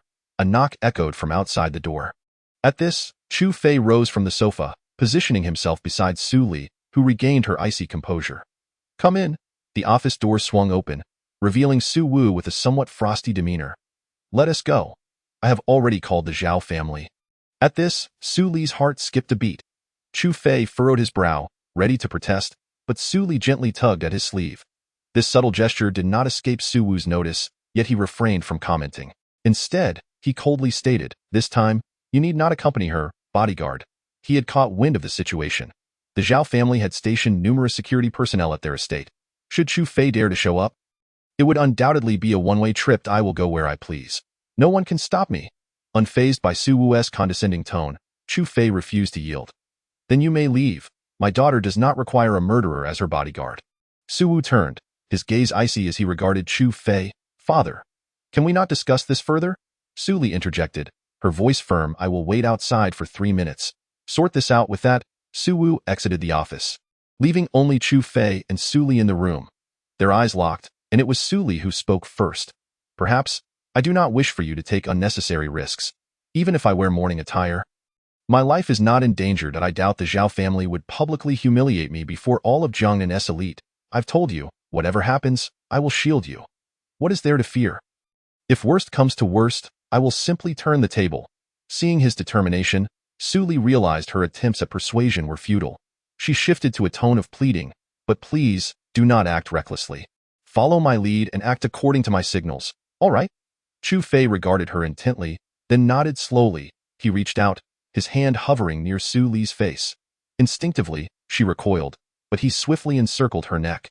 Stay still. You have something in your eye. Su Li pushed him away, her cheeks flushed. You ruffian. There is no need for your assistance. She wiped her eye corner, finding nothing there. Are you deceiving me? Chu Fei chuckled. I merely wish to take advantage of the situation. Su Li's expression darkened. Leave at once. Their playful exchange drew the ire of Su Wu, who awaited outside. Is this amusing to you? Instantly, Su Li lowered her head. Shooting Chu Fei a warning glance, he fell silent, recognizing that he was indeed teasing the daughter of Su Wu. You may go, but remember, no matter what occurs, you must not speak out of turn or resort to violence. I will find a way to ensure your safe return, do you understand? Su Wu was aware that Chu Fei's presence was unavoidable. Reluctantly, he chose not to make a scene, wishing to avoid any further escalation. Understood, Chairman. The three of them descended in the elevator and drove straight to the Zhao residence. Meanwhile, the Zhao estate was draped in white lanterns. Chapter 10. Your son could be used as fertilizer at the Zhao estate. Everything lay shrouded in white. The once vibrant villa hall had transformed into a vast mourning chamber, where a coffin made of golden silk nanmu rested solemnly in the center. Incense flickered, illuminating the space. A gathering of individuals clad in mourning attire surrounded the scene, with one woman on her knees, weeping uncontrollably. Zhao Wei stood nearby, his expression icy and forbidding, while numerous guests, dressed in black suits, silently placed flowers beside the coffin before bowing and exiting the hall to converse about the circumstances of Zhao An's demise. Few had been present on that fateful day, and Zhao Wei had proclaimed that the cause of Zhao An's death would remain a closely guarded secret. Consequently, most attendees were unaware of the true nature of Zhao An's passing. As the guests conversed outside, a familiar vehicle caught their attention. Most were aware that the previous day marked the engagement of Zhao An and Su Li. Invitations had been extended to many, urging their attendance at the ceremony. However, prior to their arrival, they were informed that the event was cancelled and instead invited to attend Zhao An's funeral the following day. It was then that the gravity of Zhao An's death struck them. It had occurred on the very day of the engagement ceremony. Who among them possessed the audacity to harm Zhao An? Naturally, suspicion fell upon the Su family. Now, as they witnessed the Su family's vehicle entering the estate, many gazes turned toward it. Moments later, the driver exited and opened the door, revealing the father-daughter duo of the Su family. While Su Wu maintained a somber demeanor in his black suit, Su Li stood out in a black dress and coat, holding a bouquet of flowers, clearly there to pay her respects to Zhao and Zhao Wei, positioned in the hall, also caught sight of Su Wu and his daughter. However, his eyes lingered not on them but rather on Chu Fei, who trailed behind them. In that instant, his eyes blazed with rage. You dare to return, seeking death, are you? With Zhao Wei's furious shout, the assembly gasped, initially believing he was directing his ire at Su Li. After all, as Zhao An's fiancée, her presence at the memorial seemed appropriate. Why, then, would Zhao Wei react so explosively? Yet, those present had also noted Chu Fei's presence behind Su Li. Shock coursed through them. None had anticipated that the culprit would dare to show his face again. Did he truly have no fear of death? The last encounter had ended with him escaping. On this occasion, Zhao Wei had stationed over 100 security personnel throughout the estate. No matter how formidable Chu Fei might be, even the mightiest fists would struggle against a multitude. When faced with 100 adversaries, even the most skilled martial artist would be compelled to concede.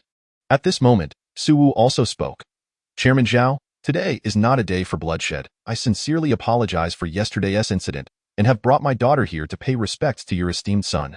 As for the engagement, let us consider it null and void, shall we? Su Wu's eloquence resembled that of a learned scholar.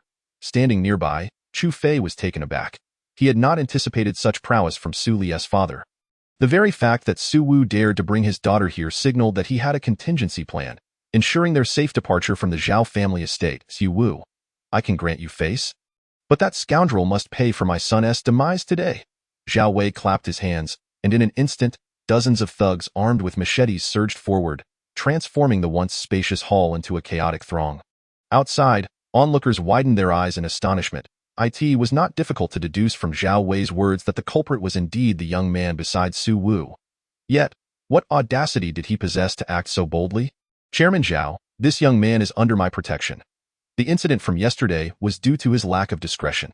Today, he comes to pay respects, to dissolve the engagement, and, of course, to discuss matters of compensation. Zhao Wei, upon hearing these words, felt a mix of amusement and anger. However, before he could respond, a woman who had been kneeling and weeping suddenly rose, her eyes ablaze with fury as she glared at Chu Fei. Did he kill Xiaoan? Zhao Wei's expression darkened. Yes, the woman, Lu Sui, mother of Xiaoan, retorted vehemently. Then why waste words? Seize him, kill him. Lu Sui, once the sole female overlord of the underworld in Jiangnan City, had retired from her former life after marrying Zhao Wei. Though she had lost her previous might, many still remembered her name. The Zhao family appeared to thrive under Zhao Wei's management, yet when faced with formidable opponents, it was often Lu Sui who intervened. Together, they had built the Zhao Corporation to its current stature. Now, confronted with the murderer of her son, her patience was at an end. As the thugs prepared to advance, Su Wu's countenance darkened. It appears that both of you are determined to spill blood today? Lu Sui disregarded Su Wu, unperturbed by their connection. I care not for your father-daughter duo. That young man must pay for my son's life. Su Wu's gaze shifted to Zhao Wei. Chairman Zhao, aren't we to negotiate? Zhao Wei glanced at Su Wu, his expression grim. In truth, it was not Su Wu he feared, but the powerful figure behind him, Jiangnan's second most influential person. While the nature of their relationship remained unclear, should anything happen to Su Wu, that individual would undoubtedly intervene, potentially causing significant trouble for the Zhao Corporation. Although Su Wu's benefactor did not partake in business disputes, any hint of foul play would not go unpunished. Mr. Su, what would you do if you were in my position? Su Wu inhaled deeply. What do you intend? Lu Sui's eyes were red with fury. She was well aware of the figure behind Su Wu, which explained her reluctance to interrupt the negotiations. Before Zhao Wei could finish, Chu Fei found himself unable to remain silent. Had he been nothing more than a pawn in their game all along? A tiger does not reveal its claws and is mistaken for a mere kitten. He stepped forward, placing himself before Su Li. Chairman Zhao, I may have acted a bit too harshly and intended to apologize to your son. However, I see no need for that now. Your son is nothing but refuse. His existence wastes air, and his death would squander land. Better to cremate him and scatter his ashes in the garden to be of use as fertilizer. At this declaration, the entire room fell into stunned silence, the atmosphere thick with shock. Even Su Wu stared at Chu Fei, bewildered by his audacity. Did he truly believe that adding fuel to the fire would yield any benefit? You? Lu Sui erupted into a fit of rage. Kill him? Zhao Wei's breath quickened as he seized a machete from one of the thugs, preparing to act. Seeing the situation spiral out of control, Su Wu silently cursed Chu Fei. Su Li, too, was astonished. She had not expected such ferocity from Chu Fei, just as everyone anticipated that the young man would be overwhelmed by a flurry of blades. A commanding voice rang out from outside. What all this commotion? Are weapons drawn? That could lead to serious consequences. The authoritative tone commanded the attention of everyone present, and they turned to see a middle-aged man in a suit and glasses. Smiling as he approached the morning hall, upon recognizing him, the crowd parted, for he was none other than Jiang Ning, the most powerful figure in Jiangnan City. Cease all actions! Zhao Wei and Lu Sui shouted in unison. To strike in the presence of such a person was tantamount to courting disaster. Jiang Ning was known for impartiality. He would address matters with strict adherence to law and order. Even the mightiest enterprises in Jiangnan would face dire consequences if they crossed him, unless they had an even greater power backing them. Mr. Jiang, what brings you here? My apologies for not welcoming you properly, Zhao Wei said, lowering his weapon and signaling for the thugs to retreat, creating a more spacious atmosphere in the previously crowded hall. Su Wu stepped forward. I heard of the unfortunate incident involving Chairman Zhao's son and came to pay my respects, uninvited. I hope for your understanding. Upon hearing this, Zhao Wei broke into a cold sweat. This implied he had not invited Jiang Ning, a blatant slight against his authority, especially with numerous officials present. Mr. Jiang, your presence honors my son's memory. I trust he must be pleased to see such an esteemed figure here. Zhao Wei bowed respectfully. However, Lu Sui seized the opportunity to wail, Mr. Jiang, you must seek justice for my son. The murderer is present. You must bring him to justice. Upon this, Zhao Wei's eyes brightened. Yes, with Jiang Ning here. Even if Su Wu invoked the second most powerful figure, it would matter little. After all, many had witnessed the incident. With both witnesses and evidence, Jiang Ning's temperament would ensure that the young man would not escape unscathed. Even if he did not perish, He would surely spend his life in prison. Mr. Jiang, my son was beaten to death. You must ensure justice is served, Zhao Wei implored, tears welling in his eyes, nearly on the verge of kneeling. Su Wu's expression darkened. Jiang Ning's appearance was an unforeseen complication. He understood Jiang Ning's character well, and as the most influential figure, his authority overshadowed that of the second. Suli's face paled. Her grip on Chu Fei's sleeve tightening in anxiety, guilt flooding her heart. If only she had not brought him along, this calamity might have been averted. Oh, such a grave matter, since Chairman Zhao has spoken. It is only fitting that I uphold the law. Zhao Wei and Lu Sui's eyes gleamed with hope. If Jiang Ning intervened, there was no escape for the young man, as long as he was imprisoned. They could devise countless schemes to ensure his demise within the confines of the prison. Is he?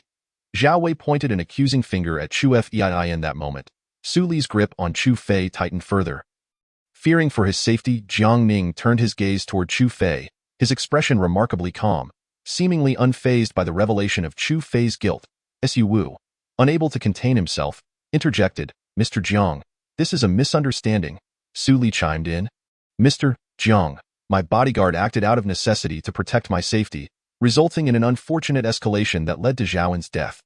Look here, she gestured to her forehead, where a bandage stained with crimson could be seen. Jiang Ning nodded slightly, yet, given the gravity of the situation, I must take him in for further investigation, regardless of the circumstances surrounding his defense. This pronouncement. Su Li's heart plummeted. If he were convicted, Chu Fei would likely spend the rest of his life behind bars. Thank you, Mr. Jiang, for your fairness. Zhao Wei quickly bowed in gratitude. Jiang Ning waved his hand dismissively. No need for concern. I will conduct a thorough investigation. He then approached the altar, lighting 3 sticks of incense. Su Wu realized he could not prevent Jiang Ning from taking Chu Fei. He inhaled deeply, his expression grim as he addressed Chu Fei. Once at the station, remember to assert that they initiated the confrontation, and that you were merely defending yourself, albeit excessively. Even if convicted, the sentence should not be too severe. I will find a way to secure your release. Chu Fei shrugged nonchalantly, dismissing the concern. However, Su Li gazed at him with teary eyes, remaining silent. With a gentle smile, Chu Fei reached out to ruffle her hair, signaling her not to worry. Why fret? Everyone has their connections. It is quite possible that this Mr. Jiang is a friend of my father's. Upon hearing this, Su Li shot him a disapproving glance. This guy, boasting without a shred of caution. Very well, ladies and gentlemen.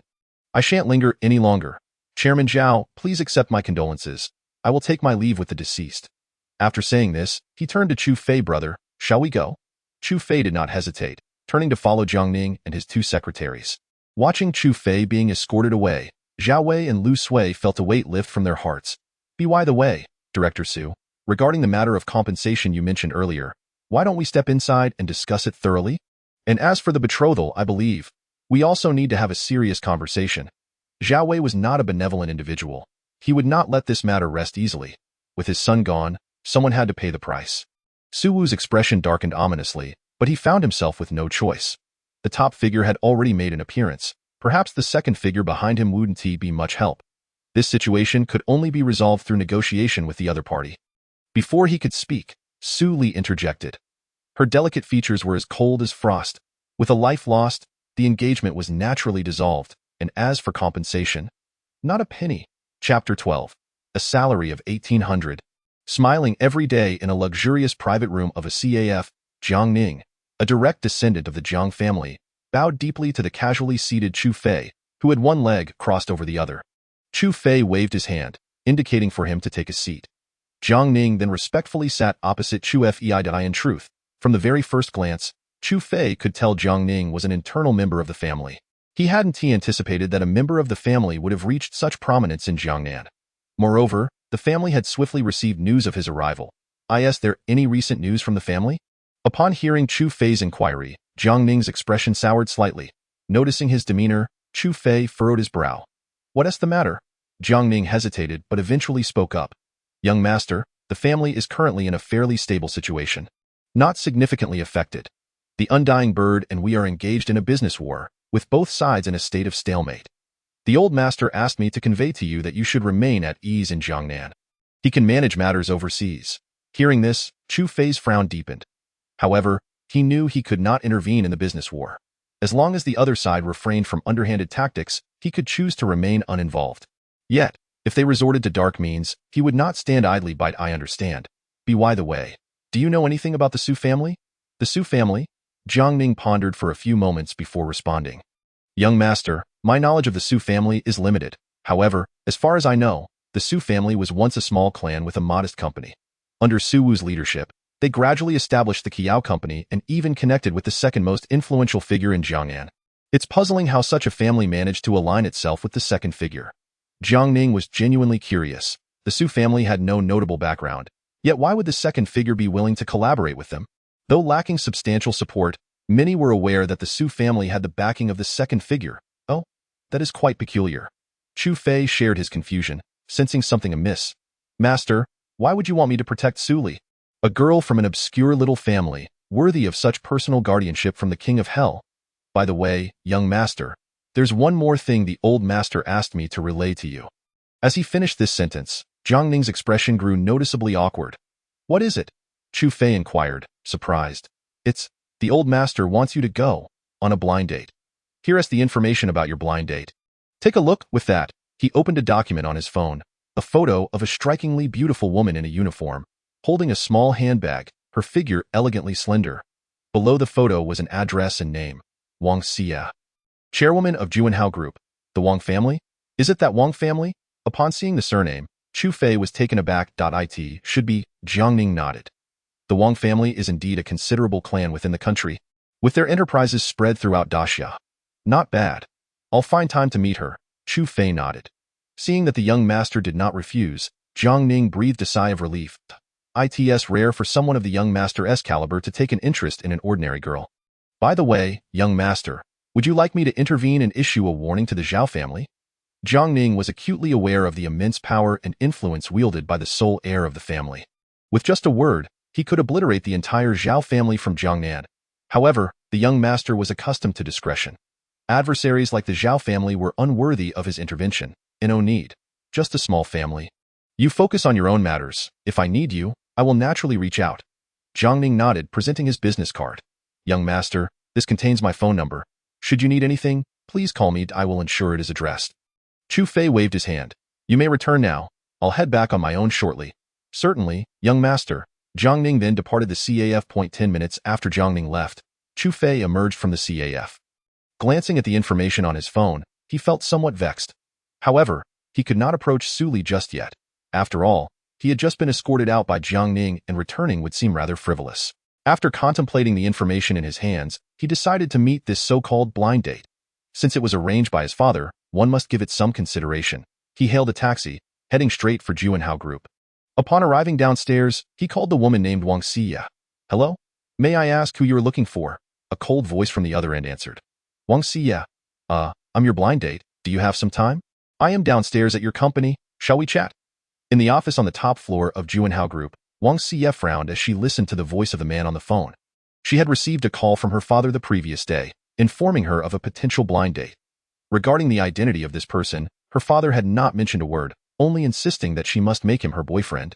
Wang Xia was puzzled. What family could possibly rival the Wang family in Daxia? There were enough suitors to encircle the entire Jiangnan city. Yet, considering her father's words, she chose not to decline. She was curious to see what this so-called blind date was all about. After hanging up, she took the elevator downstairs. As she arrived at the entrance, she spotted a man in a security uniform squatting nearby, smoking. She frowned. Could this be her blind date? He looked like just a mere security guard. Had her father truly made a mistake? Meanwhile, Chu Fei noticed Wang Xia and tossed away his cigarette, but not to mention, this woman was quite attractive. Compared to Su Li, they each possessed their own charm. Su Li exuded a tough exterior but was quite fragile within. Wang Xia, on the other hand, appeared aloof. It remained to be seen what lay beneath her surface. Hello, allow me to introduce myself. I'm Chu Fei. He extended his hand. Wang Xia suppressed her discomfort and shook his hand. Wang Xia. After a brief touch, she quickly withdrew her hand. Shall we talk? Wang Xia remained silent but nodded. The two made their way to a milk tea shop across the street, ordering 2 cups of milk tea. Let us get to the point. What is your identity? I prefer directness and dislike beating around the bush. Wang Xia crossed her arms, gazing at Chu Fei with an icy expression. From the very first glance, she felt no affinity for this man. Me? I'm just a lowly security guard, without any benefits.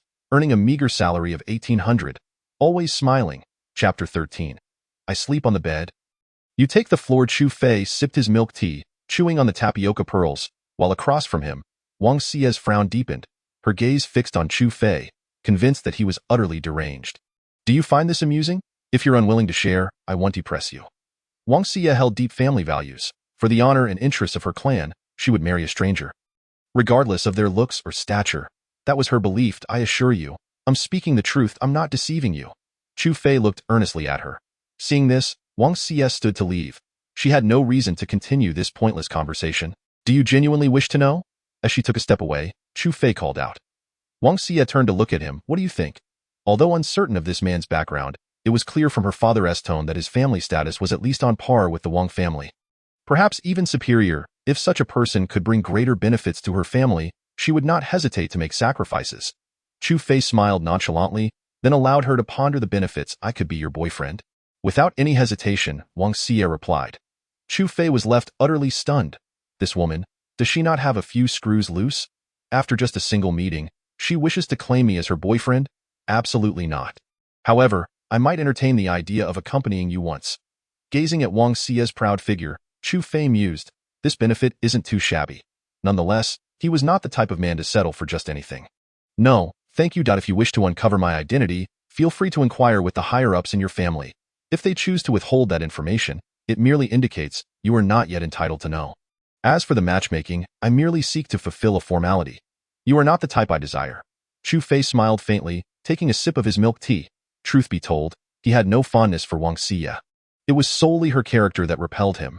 Yet, her figure was another matter entirely. In contrast, Su Li was quite to his liking. Although she could be a bit fierce, at least she was far more decisive than the woman before him. Is that so? What type do you prefer? A mature woman? A lowly, or perhaps someone pure and innocent? As long as you can articulate your preferences, I can adjust accordingly. Wang Xia, in her heart, already grasped the situation. Since her father did not divulge this man's identity, it signified that he held a status greater than that of the Wang family. Should she truly succeed in forming a relationship with him, then all else would be inconsequential. I desire a riot of colors and flamboyance. Can you deliver that? Chu Fei's audacious declaration left Wang Xia momentarily stunned. After a prolonged silence, she finally responded. Was that intentional? Chu Fei merely smiled in silence. Wasn't it abundantly clear? Very well. When we meet next, you shall see. With that, Wang Xia turned on her heel and departed, leaving a bewildered Chu Fei behind. It seemed he had stumbled into a considerable predicament. A riot of colors and flamboyance? What audacious words! Chu Fei watched her exit the door, shaking his head slightly. Fierce women are far preferable. This one is far too submissive for his taste. After settling the bill, he exited the milk tea shop and, just as he stepped outside, received a call from Su Li. After a moment's hesitation, he answered, How are you? Are you all right? Su Li's concerned voice came through the line. I'm fine. That person didn't seem like a bad guy. He merely offered me a few words of advice before letting me go. I'm currently on my way. Upon hearing Chu Fei's reassurance, Su Li let out a long sigh of relief. Thank goodness he wasn't in any trouble. Where are you?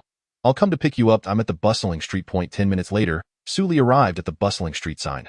Boss, your personal presence to pick me up truly overwhelms me. As soon as he got in the car, Chu Fei adopted a rather rogue demeanor. However, Su Li's expression was not particularly pleasant, and she lacked the inclination to indulge in banter. What's wrong? Su Li began to discuss the events that had transpired with the Zhao family. She had outright rejected all the conditions proposed by Su Wu. The Zhao family was utterly enraged and had launched a comprehensive attack against Qiao Company. Most businesses in Jiangnan City had severed their partnerships with Qiao Company. As a result, Qiao Company had plunged into a period of darkness. If they could recover, they would no longer have to heed the Zhao family's whims. If they could not, they would be forever trapped in this quagmire. Hearing Su Li's explanation, Chu Fei remained silent, yet he began to formulate a plan in his mind. The Zhao family is quite audacious, isn't it? What should I do now? Su Li asked with a face full of worry. Let's just take it easy. Besides, you're not short on funds. The money I previously gave you should be sufficient for your company to sustain itself for several months. Right? Su Li shot him a glare at the thought of the money, which she had sacrificed much to acquire. By the way, may I ask what your company's new drug research is aimed at? Su Li took a deep breath. That's confidential. I cannot disclose that to you. The new drug's purpose was an absolute secret. Aside from the researchers and her as the president, as well as the chairman, no major shareholders were privy to this information, let alone other employees within the company. However, I can tell you that if this drug is successfully developed, it will be introduced globally from our company. Its value could reach hundreds of billions or even more. It could elevate Kiao Company to become one of the top companies in the entire Great Xia Nation. Upon hearing Su Li's words, Chu Fei was somewhat taken aback that a new drug could yield such immense profit. If this information were to leak, countless individuals would likely seek to acquire Kiao Company or even bribe their research personnel. Aren't you worried that your research staff might be bought off? In response, Su Li chuckled. Bought off? They don't even know where my research base is located. To be frank, over half of the researchers in my Institute Haven T returned home for a year. Even their communications with family are monitored by us. This was one aspect Su Li found reassuring. At least she did not have to worry about her researchers being swayed by outsiders. Chu Fei understood that this fierce woman was meticulous. Having considered even this detailed, as they conversed, they arrived at a modest villa. It wasn't large, occupying just over 200 square meters. Aside from Su Li, there was no one else in the villa.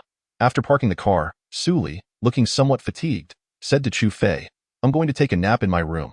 Find a room for yourself, and do not enter my room without my permission. Understand? You rogue. To her surprise, Chu Fei resolutely refused. I promise to protect you closely, and I intend to fulfill that duty. From now on, you'll take the bed while I'll sleep on the floor. Get lost. Chapter 14. Investing $2 billion in Kiao. The next morning, as Su Li awoke from her slumber, a delightful aroma filled the air. Rubbing her still drowsy eyes, she opened her bedroom door to find 2 steaming bowls of noodles topped with a poached egg on the dining table. Chu Fei had just emerged from the kitchen. Awake? Hurry and wash up. Breakfast is ready. Su Li bit her lip. This was the first time a man had cooked for her. All right, she hurried downstairs, washed up, and sat at the dining table. As she gazed at the steaming noodles, her fingers couldn't help but twitch with anticipation. I didn't realize you could cook. I thought you were just another wealthy second-generation heir. She chuckled lightly. I have many skills. Would you like to test them? Chu Fei's lips curved upward as he looked at Su Li. Instinctively, she covered her chest, a hint of pink gracing her cheeks. Go die, rogue. Chu Fei laughed heartily, remaining silent. After breakfast, and having changed clothes, Chu Fei drove Su Li to the company. However, upon arrival, he was summoned to the chairman's conference room for a meeting. Before entering, he could hear the voices of the shareholders engaged in heated debate. Su Li, with a cold expression, pushed open the door to the conference room.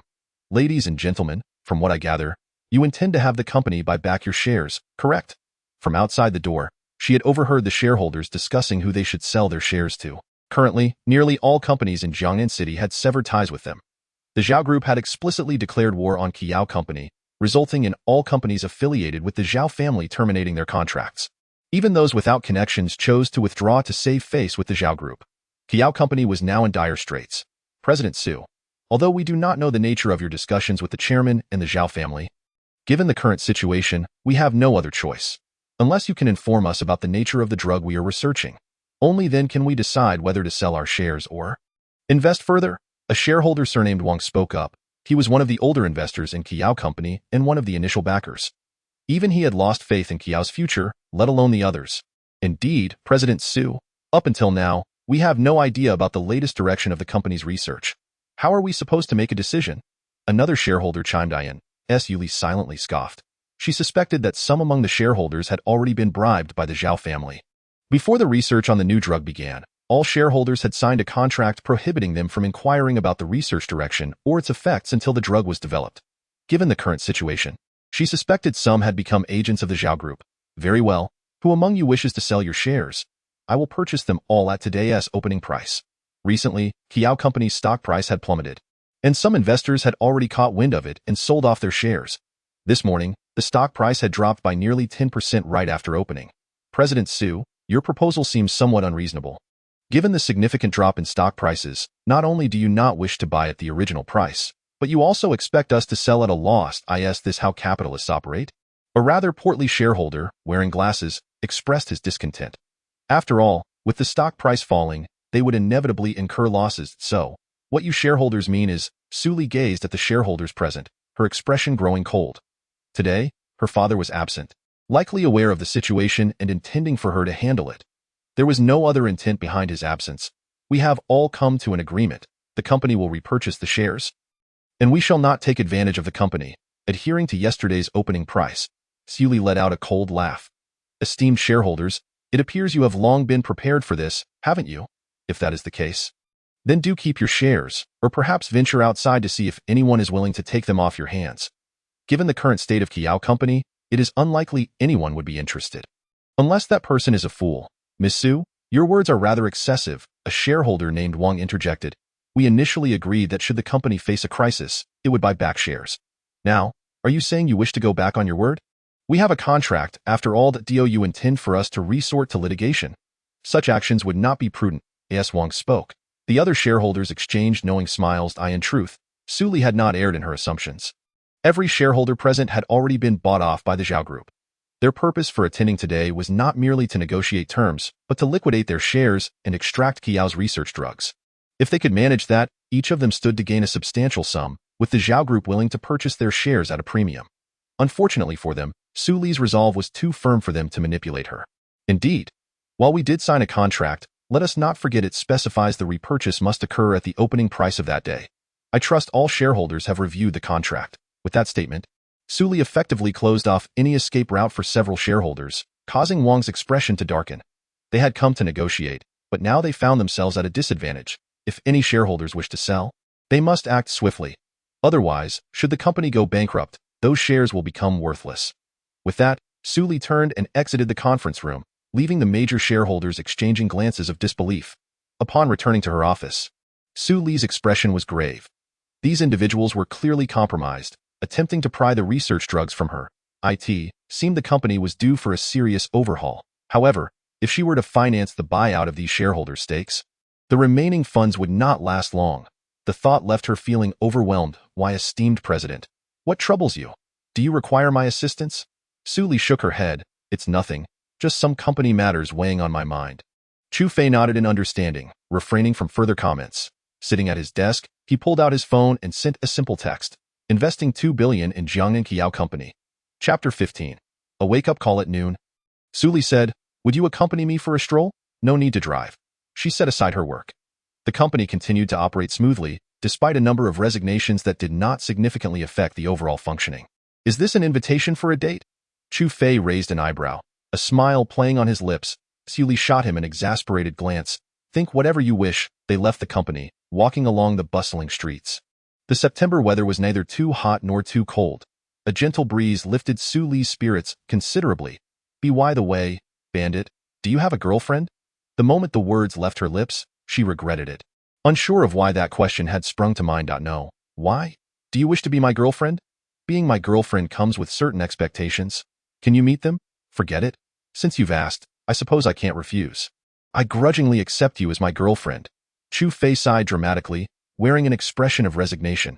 Su Li shot him a fierce glare. Dream on. There are enough people pursuing me to circle Jiangnan. Do you really think I would be interested in you? Who knows? Chu Fei shrugged. Whether or not I am in the running is for you to discern. Su Li exclaimed. Can you show some decorum? We're in public. She was nearly at her wit's end. This man was perpetually irreverent. Just as they were exchanging playful banter, Chu Fei suddenly sensed a wave of intense danger. Every hair on his body stood on end as he instinctively pulled Su Li into his embrace, turning to glance at a third-floor window in the distance. Yet, there was no one visible at that window. However, Su Li misinterpreted his actions as an attempt to take advantage of her, her cheeks flushing crimson as she forcefully pushed him away. Scolding, bandit. Don't be ridiculous. Chu Fei's brow furrowed, his gaze fixed intently on the window across the street. If he was not mistaken, that surge of danger had emanated from that very spot. From the moment he shielded Su Li to the instant he turned to look, it had taken merely a second, yet the person responsible had managed to evade detection, indicating they were no ordinary individual. Feeling the heat of embarrassment from being held closely by Chu Fei, Su Li's cheeks burned as she registered the strength of his heartbeat, inexplicably sensing an unprecedented sense of safety. It seemed that nestled in this man's embrace, any threat would shy away. All is well now. Chu Fei gradually released her, yet Su Li felt a twinge of disappointment at the loss of contact. Regaining her composure, she pondered, what just happened? Chu Fei shook his head, flashing her a cheeky grin. Nothing, just wanted to enjoy your company. Su Li shot him a glare. Go away. Yet within Chu Fei's heart, a chill settled. He contemplated whether the threat had been directed at him or at Su Li. If it was meant for him, that individual would certainly reveal themselves. However, if it was intended for Su Li, the situation grew more precarious. Since his mentor had instructed him to protect Su Li, it was evident that she was in danger. Now that danger had arrived, it would be a matter of how to respond at that moment. Su Li received a call from Fang Qing. Hello, little Qing? Xiao Su, where are you? I'm feeling so frustrated. Could you come over and share a drink with me? I'm at the Zue Yuqing bar. Fang Qing's voice came through slightly slurred. All right, I'll be right there. Chu Fei and Su Li arrived at the bar, and as they entered, they spotted Fang Qing slumped on a sofa. However, her condition was far from favorable. She appeared intoxicated, with a man beside her making unwanted advances, to which Fang Qing was resisting. Su Li rushed over and yanked the man away. Who are you? What are you doing to my friend? The man, clearly inebriated, reeked of alcohol. Oh, another beautiful lady has arrived. Come, lovely, share a drink with me. As he spoke, the man reached out to embrace Su Li, brandishing a bottle of liquor, attempting to pour it down her throat. Chu Fei seized the man's wrist, his expression icy. Get lost? The man, angered by the grip on his wrist, barked. Do you know who I am? Dare to touch me, and I'll make sure you don't leave this place today. The man, Su Hui, the son of a certain bureau chief and a regular at the bar, was notorious for harassing staff and unfamiliar women. No dared to confront him. However, Chu Fei did not relent. Just as the man was about to bring the liquor bottle crashing down, Chu Fei swiftly delivered a resounding slap across his face. The sound echoed sharply, leaving many in the vicinity momentarily stunned. Su Hui, too, was jolted back to reality. Now, are you awake? Chu Fei's expression remained cold as he regarded Su Hui. Su Hui shook his head, still dazed, his gaze narrowing with malice as he glared at Chu Fei. You dare strike me? In this bar, no one had ever dared to challenge him, and now he found himself struck on his own turf. How could he endure such humiliation? Will you leave willingly, or shall I throw you out? Chu Fei's tone was calmed as Su Hui chuckled, though it was a chilling laugh. Fine. If you have the guts, don't leave. With that, he staggered out of the bar, still inebriated. Su Li settled beside Fang Qing, gently patting her back. Why did you drink so much? Fang Qing burst into tears. Wah, that scoundrel Lin Shui broke up with me. I feel so miserable. Fang Qing clung to Su Li, sobbing uncontrollably. At that moment, the bar owner approached them. Point three of you. You should leave quickly. That man is not someone you can afford to mess with. He is the son of the district's law enforcement chief. He has connections with many thugs. If you don't leave now, you may find it difficult to escape later. The owner was genuinely concerned, realizing that if these three did not leave, his bar would be in jeopardy. Seeing Fang Qing in such a state, Su Li knew they could not remain any longer. Thank you, but we will take our leave now. She exchanged a glance with Chu Fei, and together they assisted Fang Qing out. However, just as they reached the door, Su Hui returned, this time not alone. Behind him stood at least 10 thugs, each sporting brightly colored hair and smoking cigarettes. It's him? Su Hui glared at Chu Fei, his eyes filled with malice. Seeing this, Su Li instinctively stepped back, supporting Fang Qing. Chu Fei took a step forward, facing the group of thugs. Clearly, that slap did not serve to wake you up. Did it? Shall I give you a couple more slaps to jolt you awake? As soon as the words left his mouth, a thug interjected. Damn it. How dare you speak to our brother Hui like that? Brothers, take him down. Chapter 16. You play quite lavishly. More than a dozen ruffians immediately charged forward, intending to unleash a flurry of punches and kicks upon Chu Fei. Su Hui stood aside, a cold smirk gracing his lips. Anyone daring to strike him would soon find themselves crawling out of this place. However, things rarely unfold as one wishes. The so-called brothers who rushed in were swiftly dispatched by Chu Fei in the blink of an eye. With just a few punches and kicks, over 10 men lay sprawled on the ground, writhing in agony. Su Hui had not even fully grasped the situation before the very men he had summoned were already down for the count. Had it not been for the fact that these men had been following him for quite some time, he would have suspected they were actors hired by the other party, given their utter inability to withstand a beating. What could he do now? Run, he bolted. But Chu Fei had anticipated his every move. No sooner had he lifted his leg than a powerful force struck his back, sending him crashing to the ground. Didn't I just tell you? You must not have heard me clearly, right? You still dare to call in people to deal with me? Chu Fei approached, crouching down to look at Su Hui with a smile. Do you know who I am? Let me enlighten you. My father is Su Lin. If you dare lay a finger on me, do you believe I can have my father throw you behind bars? Even at this point, Su Hui remained oblivious to the gravity of the situation, foolishly hoping to intimidate Chu Fei with his father's name. Unfortunately for him, such threats were utterly ineffective in Chu Fei's eyes. "Oh, I'm so frightened." As soon as the words left his lips, Chu Fei delivered a resounding slap across Su Hui's face. Smack! The sharp sound echoed, and Su Hui's face immediately flushed crimson, 5 distinct finger marks glaringly visible. "Do you understand your mistake now?" Su Hui gritted his teeth, mumbling incoherently, "Damn you." Before he could finish his third word, another slap landed. "Oh, still cursing, are we? How lacking in decorum." Su Hui's mind was racing with a torrent of frustrations. "How dare you?" Slap. Another strike followed. "You're still young, aren't you? Not even married yet. I haven't even had the chance to become a father myself. And who do you think you are?" Chu Fei unleashed a flurry of slaps. And in mere minutes, Su Hui's face looked like a swollen pig's head. Only when he saw Su Hui had been rendered unconscious did Chu Fei cease his assault. Shaking his slightly sore hand, he added, "Next time we meet, I'll slap you again." With that, he turned his attention to Su Li gazed at Su Hui, now a pitiful figure on the ground, her eyes filled with sympathy. Why did he have to provoke Chu Fei of all people? "Let us go." The three of them took a taxi back to the villa, bringing Fong Qing along. After a considerable effort, Su Li finally managed to lay Fong Qing down on the bed, utterly exhausted. Meanwhile, Chu Fei idly wandered around the living room. "Are you that bored?" Su Li glared at Chu Fei's leisurely demeanor, frustration boiling within her. This guy never offered to help. What else could I do? As they spoke, Chu Fei walked over to a corner of the living room, pointing at the camera mounted there. "Did you install that camera?" Su Li glanced over. "Yes, why?" Chu Fei shook his head, indicating it was nothing. Yet, he sensed something was amiss with that camera. The unsettling feeling he had encountered earlier on the street was likely not aimed at him but rather directed towards Su Li. The reason remained unclear to him. "How many cameras do you have in your house, and where are they located?" Chu Fei continued his inquiry as Su Li leaned back against the sofa, pondering point 4.2 outside, one in the living room, and one in the hallway. "Why do you ask?" She was somewhat puzzled. Chu Fei remained silent, heading to the locations of the cameras Su Li had mentioned. The 2 cameras outside showed no abnormalities. The living room camera appeared normal as well. However, upon reaching the hallway, he noticed a small device with a blinking red attached to the round camera. Finding a stool, he retrieved the small gadget, narrowing his eyes, a listening device. He hadn't expected it to be aimed at Su Li. They had even installed a listening device in such a concealed spot that it would typically go unnoticed. Clearly, there must be more than one in this villa. With a firm squeeze, he crushed the listening device in his hand. "What do you have in your hand?" Chu Fei tossed the shattered device onto the table. "A listening device. There should be more than one in your house." Upon hearing the words listening device, Su Li felt a chill run down her spine. Someone had installed such devices in her home? She knew she frequently checked the surveillance footage, but had never seen anyone enter her villa. "You must be joking."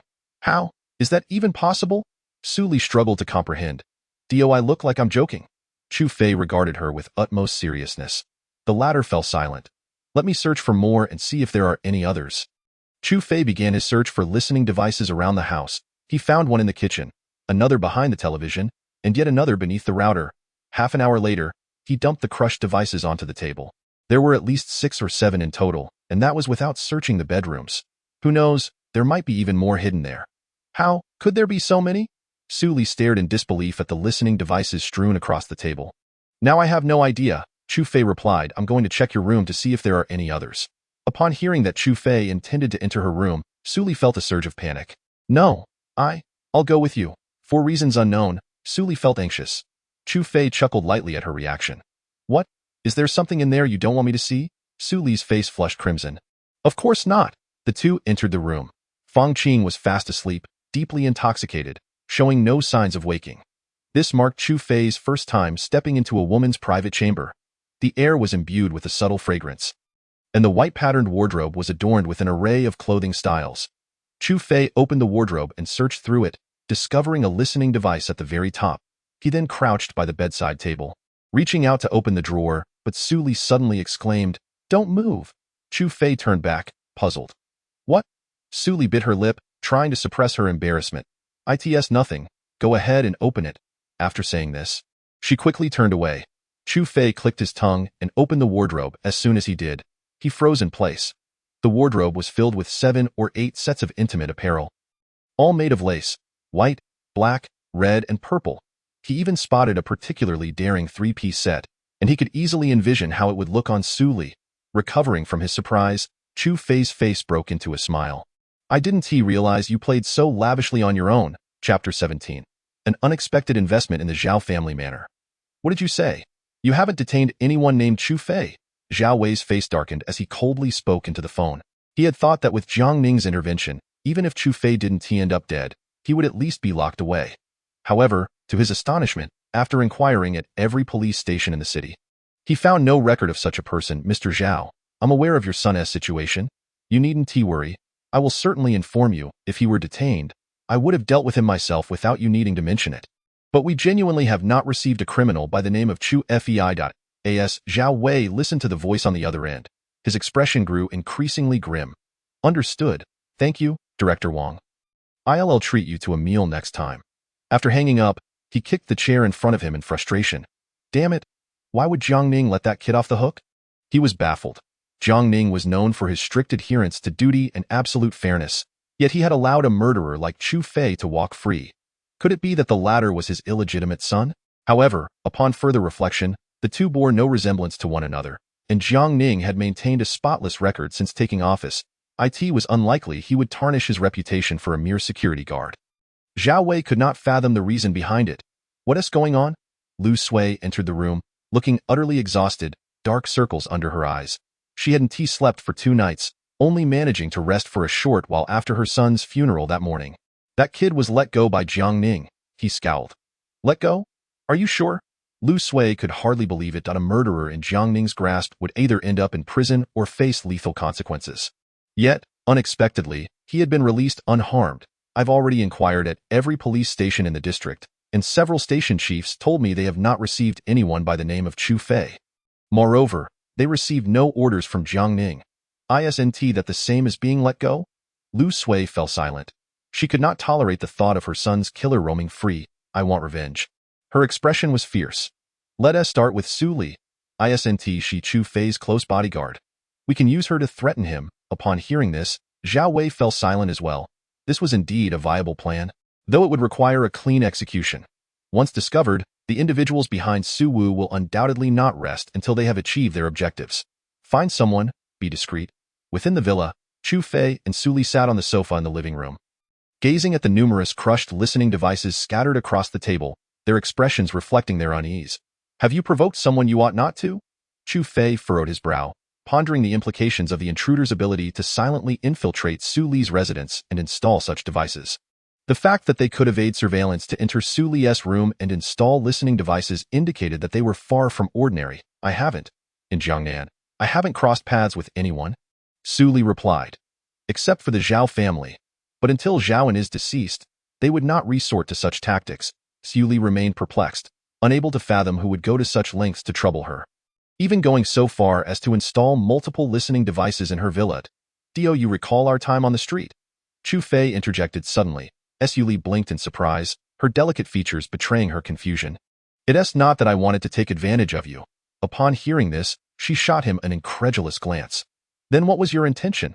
She pressed, unable to comprehend why he would act in such a manner if not for that purpose. As your personal bodyguard, my instincts for danger are finely tuned. When we were on the street, I sensed someone was poised to act against you. However, by the time I checked, the individual had already departed. Thus eluding capture, Su Li felt a wave of trepidation wash over her at Chu Fei's explanation. The unknown threat is something that instills fear in everyone. Are you serious? Chu Fei nodded slightly. What reason would I have to deceive you? Just to take advantage of you. It's not as if I haven't already. Su Li kicked him fiercely, exclaiming, Ruffian. Go to hell. Just then, her phone rang, and it was her secretary. Hello, Su Zong. Someone wants to. The secretary's voice trembled with excitement, her words coming out in a stutter. What happened? Su Li asked, her curiosity piqued. Someone wants to invest in our company. The amount is 20 billion. They wish to meet with you to discuss this revelation. Su Li sprang to her feet, her face a mask of disbelief. She had never anticipated that someone would choose to invest in her company at such a time. And a sum as grand as 20 billion. If this capital were to flow into the company, Kuyao would be entirely self-sufficient and could even expand its existing facilities. With such resources, Even if other companies in Jiangnan refused to collaborate, she could seek partnerships with larger enterprises in other districts, without needing to consider the Zhao family's interests. Is it happening now? Su Li's voice was laced with excitement. No, they specified tomorrow afternoon at 3 o'clock, at the company. The secretary's words alleviated Su Li's initial anxiety. Although she remained uncertain about which company intended to invest, this was akin to a lifeline in her hour of need. At that moment, Chu Fei doused her enthusiasm with a splash of cold reality. Don't celebrate too soon. You previously mentioned that the shareholders of your company are not exactly virtuous. Aren't they looking to offload their shares? Call a meeting for tomorrow morning and see if they intend to sell. If they are willing, acquire all their shares outright. This way, should an opportunity for your company to rise again arise, you need to regard their opinions. At Chu Fei's suggestion, Su Li's eyes brightened. This presented an opportunity to consolidate shares.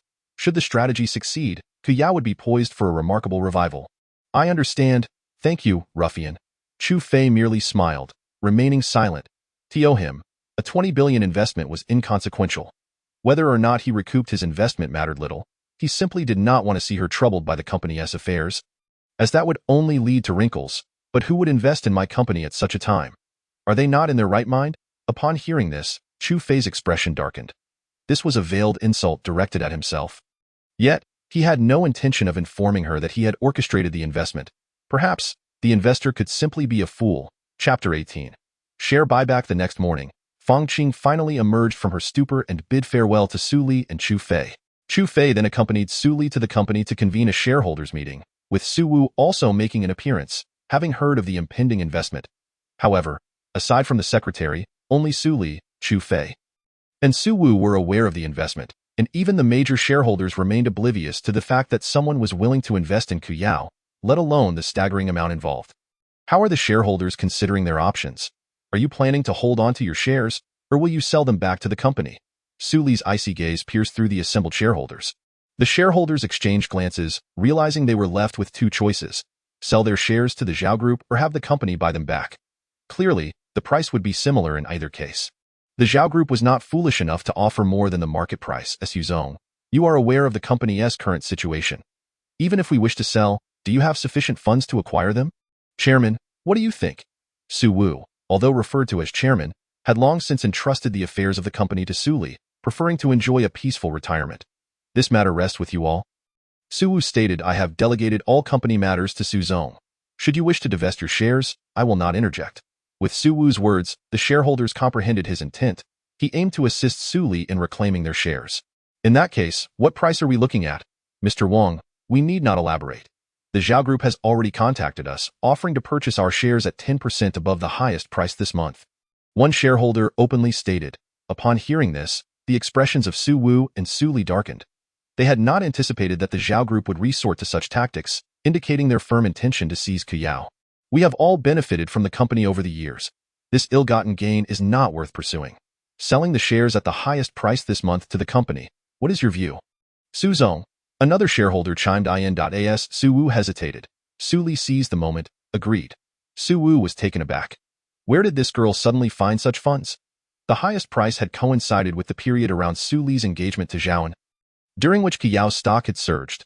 Selling at that peak price would mean the shareholders' combined shares were worth at least 2 billion. Su Zong, you are not jesting, are you? Are you truly willing? Mr. Wang expressed disbelief. Acquiring 2 billion in funds would require divesting half of Kuyao. Do you believe I jest? Su Li replied with a calm demeanor, devoid of any sign of frivolity. Thus, the shareholders opted to sell their shares back to the company, and Su Li received her portion of the funds. As a result, all shares of the company now resided in the hands of Su Li and Su Wu, with Su Li holding 60% and Su Wu 30%, while the remaining 10% belonged to minor shareholders. In Su Li's office, Chu Fei received a phone call. Hello? Who is this? Glancing at the unfamiliar number, he was puzzled as to who might be calling him. Have you forgotten me so soon? Where are you? I am coming to find you. The sultry voice on the other end of the line momentarily stunned Chu Fei. Wasn't this the matchmaker's arrangement for him? Why would she be calling him? Given her aloof demeanor, he had assumed she would regard him as a mere stranger. Oh, it's you? What brings you here? He asked. Actually, it might be best if you didn't come over. I am not in a convenient situation. He glanced at the phone, politely declining her visit. This icy woman showing up would undoubtedly lead to no good. Don't you want to see me? You mentioned wanting something vibrant and colorful. I feel I embody that essence now. At her words, Chu Fei nearly sputtered out his drink. What on earth was this colorful essence she spoke of? Had he ever mentioned such a thing? He pondered briefly and realized he had indeed said something along those lines, but he never expected her to take it literally. Wait a moment, let me think. Chu Fei hastily replied before hanging up. Taking a deep breath, he still felt it best to prevent her from coming over. However, before he could dial another number, Su Li returned, a radiant smile illuminating her face. Everything is settled now. We regained the shares from the major shareholders. We just await the investors' arrival this afternoon. What do you think? Will they invest? Su Li's heart brimmed with joy yet tinged with anxiety. What if they were unaware of the company's current state and decided against investing? Rest assured, they will invest. Chu Fei replied with a reassuring smile. Then I shall count on your good fortune. In Su Li's eyes, there was a hint of gratitude. At that moment, Chu Fei's phone rang. Hello? Where are you? I've been waiting for your response for several minutes. Chu Fei's expression suddenly turned awkward. I'm just taking a call. Su Li had heard the woman's voice on the other end, and her previously radiant smile vanished, replaced by a calm demeanor. Chu Fei sensed nothing amiss and exited the office. What exactly do you want? He asked, feeling somewhat frustrated. Could it be that this blind date genuinely sought him as a boyfriend? I think I might have developed that kind of feeling for you. You said it yourself?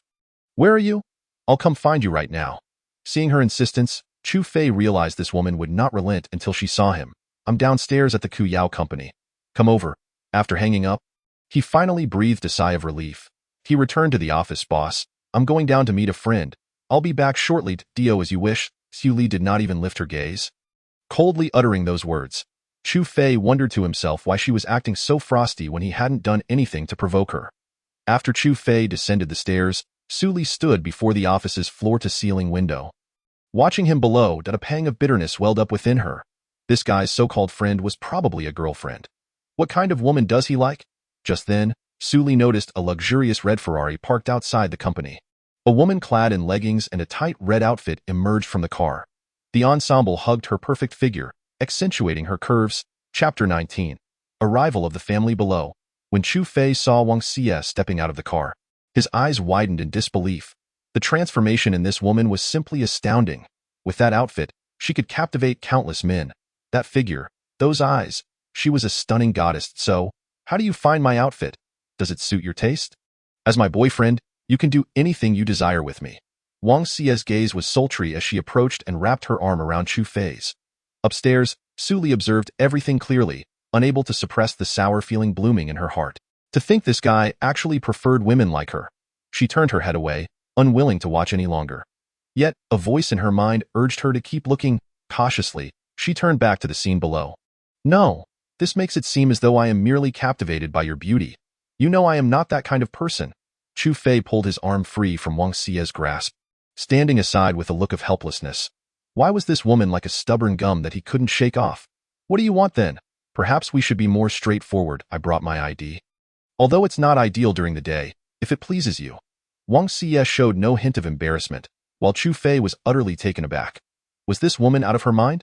Willing to offer herself to a complete stranger for the sake of her family? Enough. I'm laying it all out. I'm merely a lowly security guard. You should stop pursuing me. We are incompatible. With that, Chu Fei turned to leave.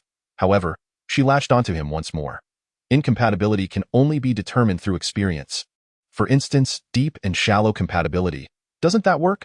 Her words left Chu Fei utterly stunned. Where did you learn such brazen lines? A respectable lady should not speak like this. It invites misunderstandings. Wang Xie's expression darkened. What exactly do you want? I've done everything you asked. Now you're not satisfied. Tell me what you prefer. Wang Xie was not the kind of woman who would easily entertain just anyone. Yet Chu Fei was undeniably different. Although she couldn't pinpoint what drew her to him, she felt she had already gone above and beyond. No, to be fair, I never said I liked you. Right? You should go home. A woman of the world is not suitable for me. Chu Fei shook his head slightly and turned back toward the building. After taking a couple of steps, he abruptly returned. By the way, are you interested in investing? This company is in need of funds. Perhaps if you invest, I might consider it. Having said that, he finally departed. Wang Xie gazed at the towering building, her brows furrowing slightly.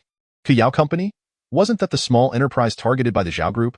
The entire Jiangnan was aware of the series of business attacks launched by the Zhao Group against Kuyao Company. Nevertheless, her Juanhao Group was not involved. She had no need to consider the face of any company. However, since this guy suggested she invest in it, it must hold some value. Without delay, she pulled out her phone and called her secretary. Xiao Gu, arrange for 500 million to be invested in Kuyao Company. Yes, President Wang. Watching Chu Fei's retreating figure, a smile crept onto Wang Xia's lips.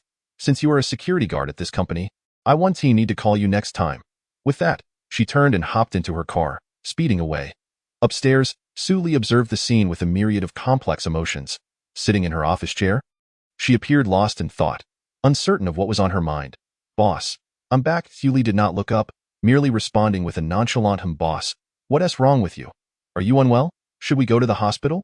Noticing Su Li's listless demeanor, Chu Fei inquired. You're the one who is sick. Your whole family is sick, scoundrel. In a fit of anger, Su Li lashed out. Chu Fei was momentarily stunned by her outburst. Wait, to be fair, I haven't wronged you. Why are you yelling at me? How am I a scoundrel? It seems I haven't done anything at all. Su Li dismissed him, choosing instead to focus on the company's affairs. Chu Fei, unwilling to make himself miserable, sat on the sofa and played with his phone. As noon approached, Chu Fei received a text message. Young master, I have arrived in Jiangnan. Should we meet? Realizing he needed to see his steward, he understood that the steward knew more than Jiangning about certain matters. Boss, may I take half a day off? Do as you please, go wherever you want. It would be best if you never returned. Scoundrel! Ugh! Su Li retorted curtly. Clearly, she had not fully recovered from earlier events. Chu Fei scowled. Tell me, where have I been a scoundrel?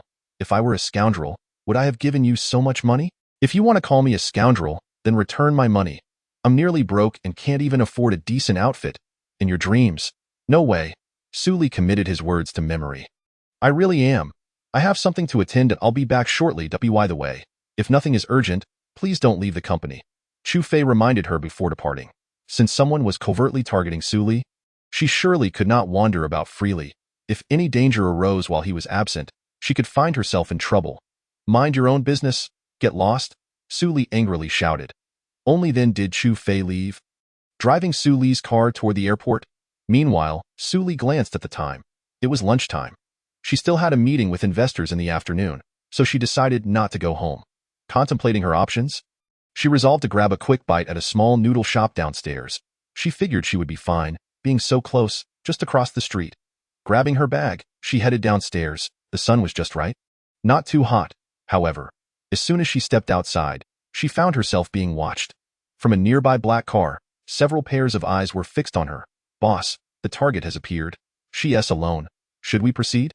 A low voice crackled from the phone. Proceed, but remember to be swift. Chapter 20. 2 teams? In a luxurious restaurant, young master. After many years, you remain as handsome as ever. Before Chu Fei stood a man with graying hair, appearing to be around 50 years old. This was Chu Fei's steward from his family's estate. Chu Kai, I've always been this handsome. However, I'm quite curious about what's been happening in the family recently. Why have you personally come? Initially, Chu Fei had no intention of having Chu Kai come over. He merely wanted the family to send someone to casually invest in Su Li's company. Yet, he hadn't anticipated that it would be Chu Kai. The steward. The family has encountered some troubles recently. However, the head of the family and several elders are preparing, so there shouldn't be any significant issues in the short term. You need not worry about that. Young master. This time, the head of the family mentioned you should pay extra attention, as the immortal bird seems to have sent someone into the Great Xia. Hearing this, Chu Fei's eyes narrowed slightly. A cold aura emanating from him. The immortal bird was a powerful family abroad, wielding one of the world's most formidable secret forces, with members known for their strength. They specialized in dark tactics against rival families. However, he had never anticipated that they would dare to enter the Great Xia. Did they come here for me, or to target someone else in the family? Chu Kai shook his head, indicating his lack of clarity. Given the current situation, he was also uncertain about the other party's intentions. Even the family, relying on its intelligence, could not ascertain anything for the time being. I understand. If there is any news, remember to inform me. Understood, young master. By the way, young master, the old master also asked me to inquire if you have someone you fancy. Upon hearing this, Chu Fei's expression instantly darkened. Someone? You mean that Wang Xia type? The very thought sent shivers down his spine. This woman had too many schemes, and he could only keep his distance from such a person. No. I'm still young. He wants grandchildren? Let's wait a few more years. Hearing Chu Fei's response, Chu Kai could only smile in silence. Just then, Chu Fei's phone rang. Glancing at the unfamiliar number, he furrowed his brow slightly. Nevertheless, he pressed the answer key. Hello? A deep male voice resonated from the other end. Is this Chu Fei? Confused by the unfamiliar voice, Chu Fei responded, Chu Fei. Following that, he heard Su Li's voice, laced with tears. Instantly, Chu Fei stood up, his expression turning icy. Did you hear that clearly? I believe you should be familiar with it. Your boss has been kidnapped. Now, you have two choices. Either come alone to the old factory in the south of the city, or call the police, and I will kill her. Upon hearing these words, Chu Fei realized that the target was himself. Not Su Li. Don't harm her. I'm coming right now.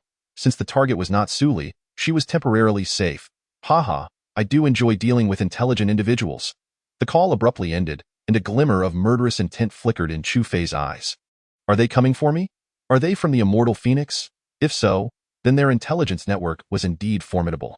However, he couldn't comprehend how something had gone awry within half an hour of his departure. Hadn't he told her not to leave the company? Young master, what's wrong? Noticing Chu Fei's unusual demeanor, Chu Kai inquired, I came to have a meal with you, but my protection target has been kidnapped. Upon hearing this, a thin layer of cold sweat broke out on Chu Kai's forehead. Tio have a meal with him resulting in the abduction of the young master's target. Wasn't that an indirect admission of his involvement? Young master, rest assured, I will contact those in Jiangnan immediately. We will spare no effort to rescue your target. With the Chu family's capabilities, rescuing a kidnapped individual was an uncomplicated task, and no need for that. The target is me. I can handle it myself. Chu Fei stood up and left the restaurant. After his departure, Chu Kai finally exhaled in relief and hastily took out his phone to call Jiang Ning. At that moment, Jiang Ning was in his office, savoring tea while perusing the latest news. Given his current status, he often found himself with ample free time. He would only become busy if something significant happened in Jiangnan. Just then, a call came through on his private phone. Seeing the number, he quickly stood up. Housekeeper Kai. What brings you to call me? It was a rare occasion for the young master's housekeeper to personally make a call. Something major must have transpired. You are aware of the young master's situation in Jiangnan, correct? He has a protection target there, you know? Jiang Ning's countenance tightened immediately. He was well aware of this matter. He had understood the context during his previous meeting with the young master. The protection target was Su Li, the president of Kiao Company. However, the young master had also stated that he wouldn't involve himself in business wars. I know. What happened, housekeeper Kai? Did something happen to the young master? His heart raced with anxiety. If something were to happen to the young master in Jiangnan, his position as the #1 figure there would be in jeopardy. Not exactly. It is the young master's target that is in trouble. She has been kidnapped. Right now, I need you to utilize all your connections to investigate their whereabouts. Housekeeper Kai's words slightly eased Jiang Ning's tension. Nonetheless, he remained quite anxious, as the young master's target was 100 times more important than himself. Understood. I will investigate immediately. Meanwhile, Chu Fei was driving straight towards the southern part of the city. The south was the former industrial area of Jiangnan City. Before its complete development, it housed numerous factories. However, in compliance with national regulations to ensure air quality, all factories had relocated to the outskirts. Thus, the old district was in the preparatory stages of development, yet no real estate companies had taken over just yet. The area had become a gathering ground for various small-time thugs and factions. As Chu Fei made his way to the south, another group had already arrived there. Who are they? On the rooftop of an old building in the south, 3 burly men stood by the railing. Gazing into the distance, at their feet lay a heavy black bag. I don't know. Shouldn't that girl have been our target? Could it be that the boss sent someone else? One man, scarred and puzzled, questioned. That shouldn't be the case. But this time, that guy wasn't around, which is a bit strange. Last time, he almost caught us. That kid is terrifying. Chapter 21. Someone opened fire. Why don't you go ask what's going on? Lao He? I see these guys are lacking skills. They shouldn't be sent by the boss. The one speaking was Lao Wu, the leader of the trio. They had received a mission from higher-ups to kidnap Su Li, the president of Kiao Company in Jiangnan. Ideally, they were to bring her back alive, as she was of great value. However, they hadn't anticipated that a skilled protector would be by her side. Lao Wu had planned to act previously, thinking that his own strength would be sufficient to subdue her easily. Yet, he had been caught off guard when she detected his presence so swiftly. Thus, for the past few days, the trio had been searching for an opportunity. They had finally awaited a moment when that guy had left, and Su Li had ventured out alone. Just as they were about to act, they witnessed her being abducted and placed into a vehicle. The three followed the car all the way to the south. In a way, why should it be me? Can't you see those guys over there are holding knives? My small frame can't withstand a few cuts. The one speaking was Lao He, who, despite his name, was not particularly dark-skinned. His slender frame looked fragile. However, among the three, they were known on the battlefield of Nantower. Though not infamous, they were certainly feared by many. Countless small-time leaders had perished at their hands. As for the big bosses, they were not within their purview. Given their strength, they wouldn't even need guns to deal with the small-time thugs below. Why don't we all go take a look? With these few thugs, we could take them down with a single punch, like dealing with little chicks. Lao Su chimed in. The three exchanged glances and nodded in agreement. Grabbing the black bag, they headed towards the old factory. Inside the old factory, Suli was tied to a chair. Nearby, several thugs were engrossed in a game of cards. A 3. King Bomb. Do you even know how to play? I played a 3 and you counter with a King Bomb? I do as I please, don't I? The thugs were thoroughly enjoying themselves. Meanwhile, on a discarded machine, a bald man wielded a dagger. Swinging it up and down, a long scar ran across his head, clearly marking him as a ruthless character. He was their leader, known in Jiangnan as Scar, often doing work for the Zhao family. He was a formidable soldier under Lu Sui. Generally, Lu Sui would not deploy him unless absolutely necessary. Everyone pay attention. Considering the time, that kid should be arriving soon. It is said that he is quite skilled. So don't get cocky. Just kill him with a flurry of blades. The dagger fell into Scar's hand as he spoke with a chilling tone. Bound to the chair, Suli had a cloth covering her eyes. Though she couldn't see, she could hear everything clearly. Scar's words sent her heart racing with anxiety. What should she do if Chu Fei really showed up? Torn between hoping he wouldn't come and wishing he would arrive soon. Her conflicted thoughts swirled in her mind. Just then, 3 unfamiliar figures appeared at the entrance of the old factory. In an instant, all activity ceased, and everyone reached for the large knives that had been set aside. Gentlemen, I apologize. This place is occupied. One of Scar's underlings pointed his cleaver at the approaching trio. Brothers, please don't misunderstand. I just came to ask a question, and once clarified, we'll leave without lingering. Lao Wu chuckled. Tossing a thick stack of cash into the air, Scar furrowed his brow at the sight. These 3 were surprisingly accommodating. Ask away, but make it quick. The trio exchanged glances. Were you sent by Brother Yi? Brother Yi? Scar's brow furrowed. No. You've got the wrong person. You should leave quickly. He waved his hand, signaling the 3 to leave quickly. However, the expressions of Lao Wu and his companions turned icy, since they were not sent by Brother Yi. They were likely enemies of this woman. Nevertheless, it was audacious for them to attempt to snatch the prey that belonged to Lao Wu and his companions, as if they were not worthy of consideration. If that were the case, then it would be best for them to depart. This woman is specifically wanted by our boss. If you wish to avoid trouble, I advise you to leave promptly. As he spoke, Lao He and his companions had already placed their bags on the ground. Scarface's gaze fell upon the bag held by the opponent, and his expression tightened with anxiety. He knew very well what was contained within that black bag. Gentlemen, this action seems rather unwise. In that instant, he drew a black pistol from his waist, aiming the dark muzzle at Lao Wu and his companions. Initially, he had no intention of resorting to such measures. For in Daxia, apart from special departments, ordinary citizens were prohibited from possessing weapons. Yet, this was merely a precaution. He never anticipated actually encountering them. Brother, are you certain you wish to proceed this way? As he spoke, Lao He dropped the bag, raising his hands in surrender. Yet, no one noticed the razor blade concealed between his fingers. If you leave now, we will pretend nothing has occurred. Should you fire, I assure you, escape will be impossible. Lao He wore a broad smile, seemingly unfazed by the gun pointed at him. Lao Wu and Lao Su also raised their hands, their faces devoid of emotion. Are you trying to intimidate me? I am well aware of what lies within that be it. Oh, not force my hand.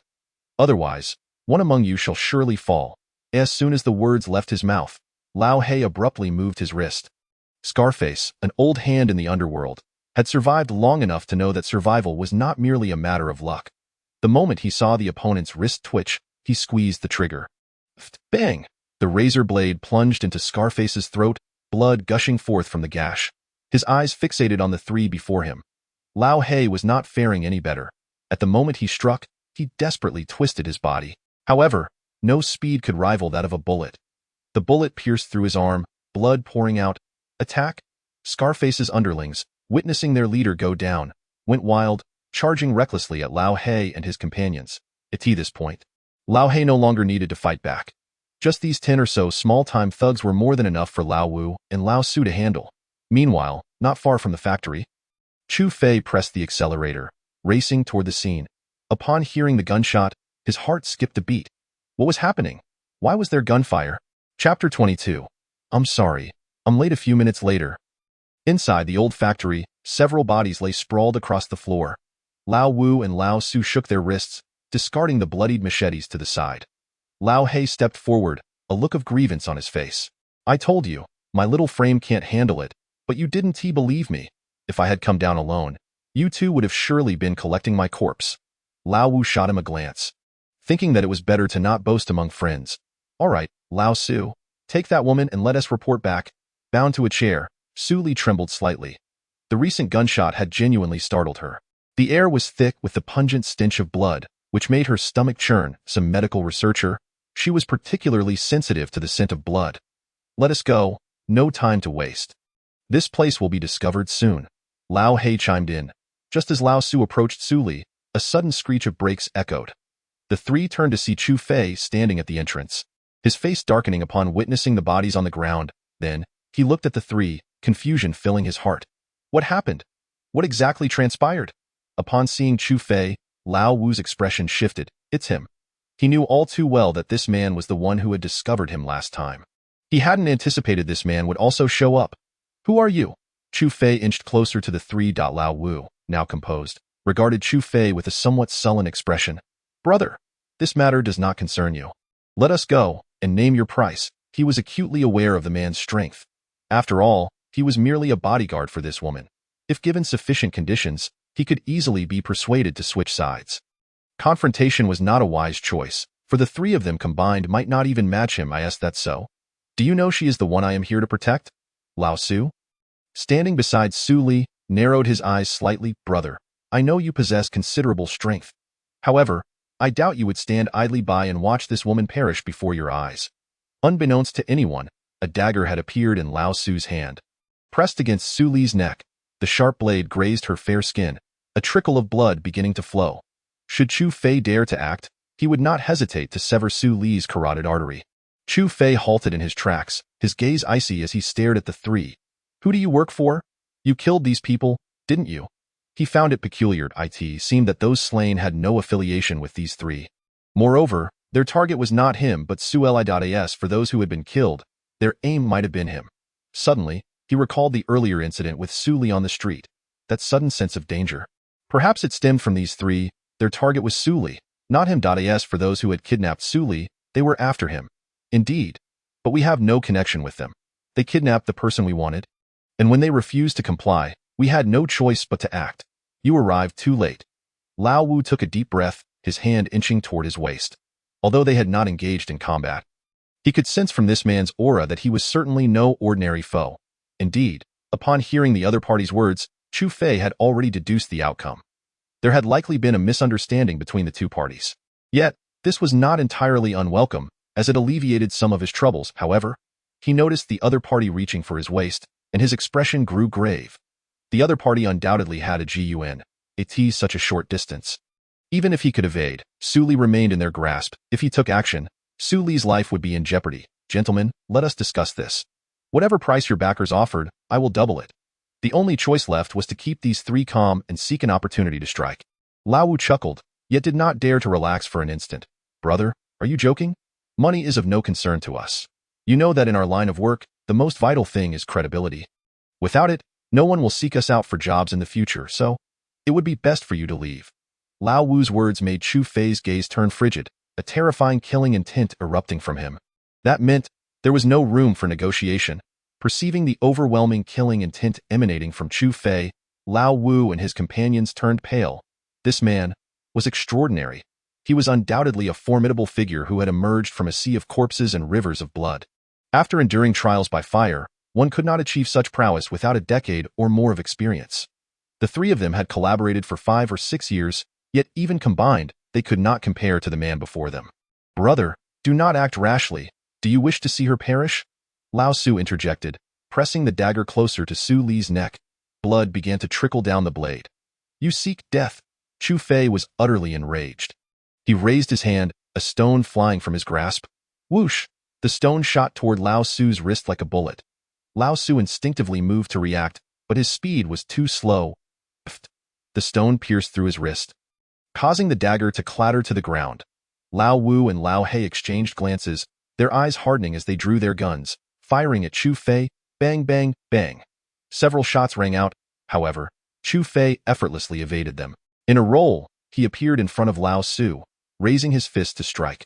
Lao Su instinctively raised his hands to block. However, it was merely a feint from Chu Fei.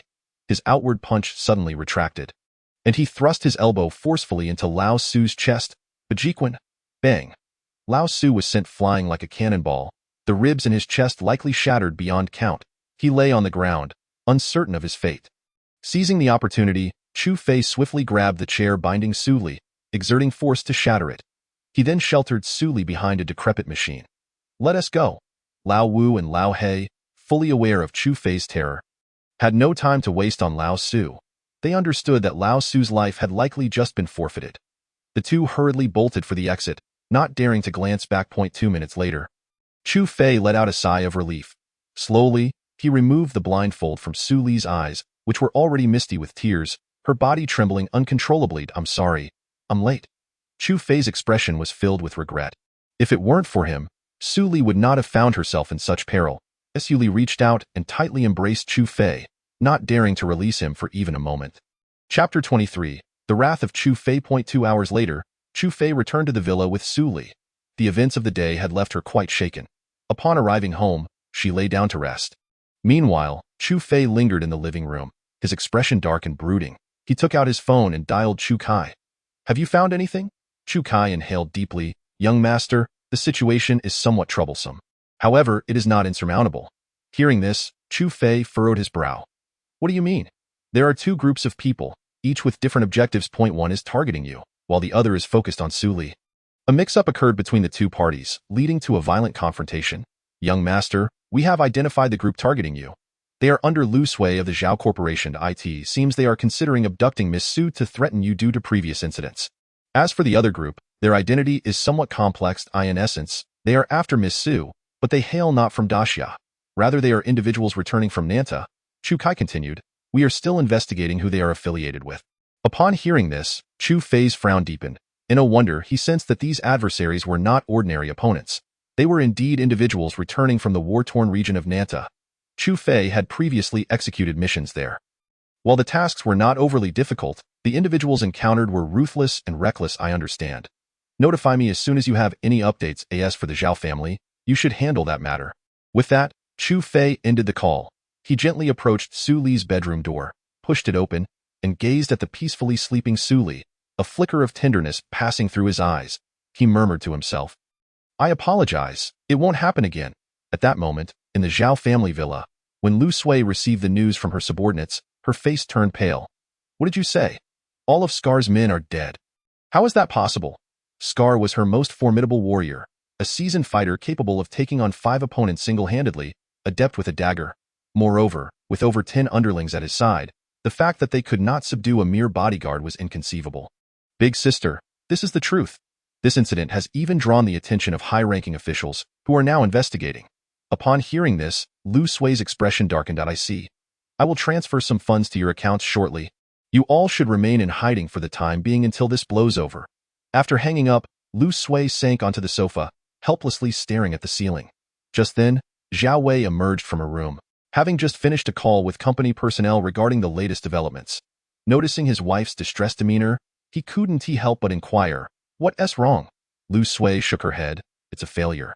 That man rescued his people, and my men are all dead. The higher-ups have already begun their investigation. Hearing this, Zhao Wei's expression shifted slightly. How is that possible? Is that kid invincible? I remember Scar had that black fire. Right? The so-called black fire referred to firearms procured through illicit means. How could they be defeated if they were armed? I am not sure, but it is as it is. I have instructed my subordinates to go into hiding, and they should remain undetected for the time being. Just as the two were conversing, a sudden phone call interrupted them. Zhao Wei answered, visibly irritated. Give me a reason I shouldn't be angry. He had just concluded a call with the company secretary when another call came through. Chairman, There's a major issue. Mr. Jiang has sealed off our factory, and he has taken the general manager and CEO with him, saying they need to cooperate with the investigation. The reason being, our group is suspected of infringing on others' property, employing illegal methods in commercial warfare, and our products contain hazardous materials. The news struck Zhao Wei like a bolt from the blue, leaving him momentarily stunned. After a long pause, he finally managed to speak. Did he say how long the seal would last? Considering the current scale of the group, losing a day of operation would cost them at least tens of millions. Not to mention their partnerships with various companies. If the suspension extended beyond a reasonable time, they would also incur penalties for breach of contract. No, he only mentioned that the seal would be lifted once the investigation is complete. Zhao Wei slumped onto the sofa, utterly dazed. He had never anticipated such a turn of events. Was this a retaliation against the Zhao family? But could the Su family wield such influence to command Jiangning? He found it hard to believe, however, this was just the beginning. Having just finished with the secretary, he received calls from other company CEOs. Mr. Zhao, I apologize for the interruption. I regret to inform you that we may need to terminate our cooperation with your group. Rest assured, we will pay the penalty for breach of contract.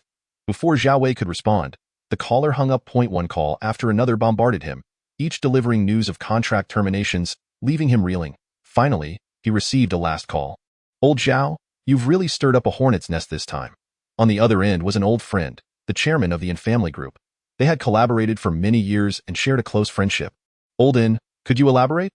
I don't know who I've offended to bring such calamity upon the Zhao family. Even Jiangning has turned against me. Zhao Wei was bewildered. If someone like Jiangning was taking action against him, how powerful must his adversary's background be? Old Zhao, to be honest, I'm not entirely clear.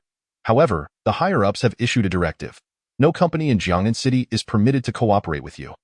All companies currently in partnership with you must terminate their contracts within 3 days, or face the consequences.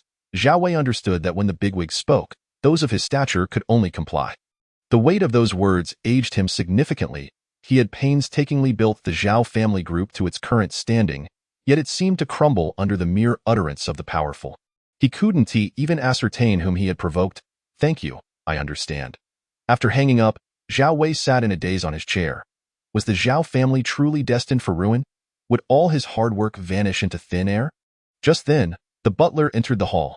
Sir, several individuals have arrived outside, and the leader mentioned he wishes to speak with you. They appear to be officials.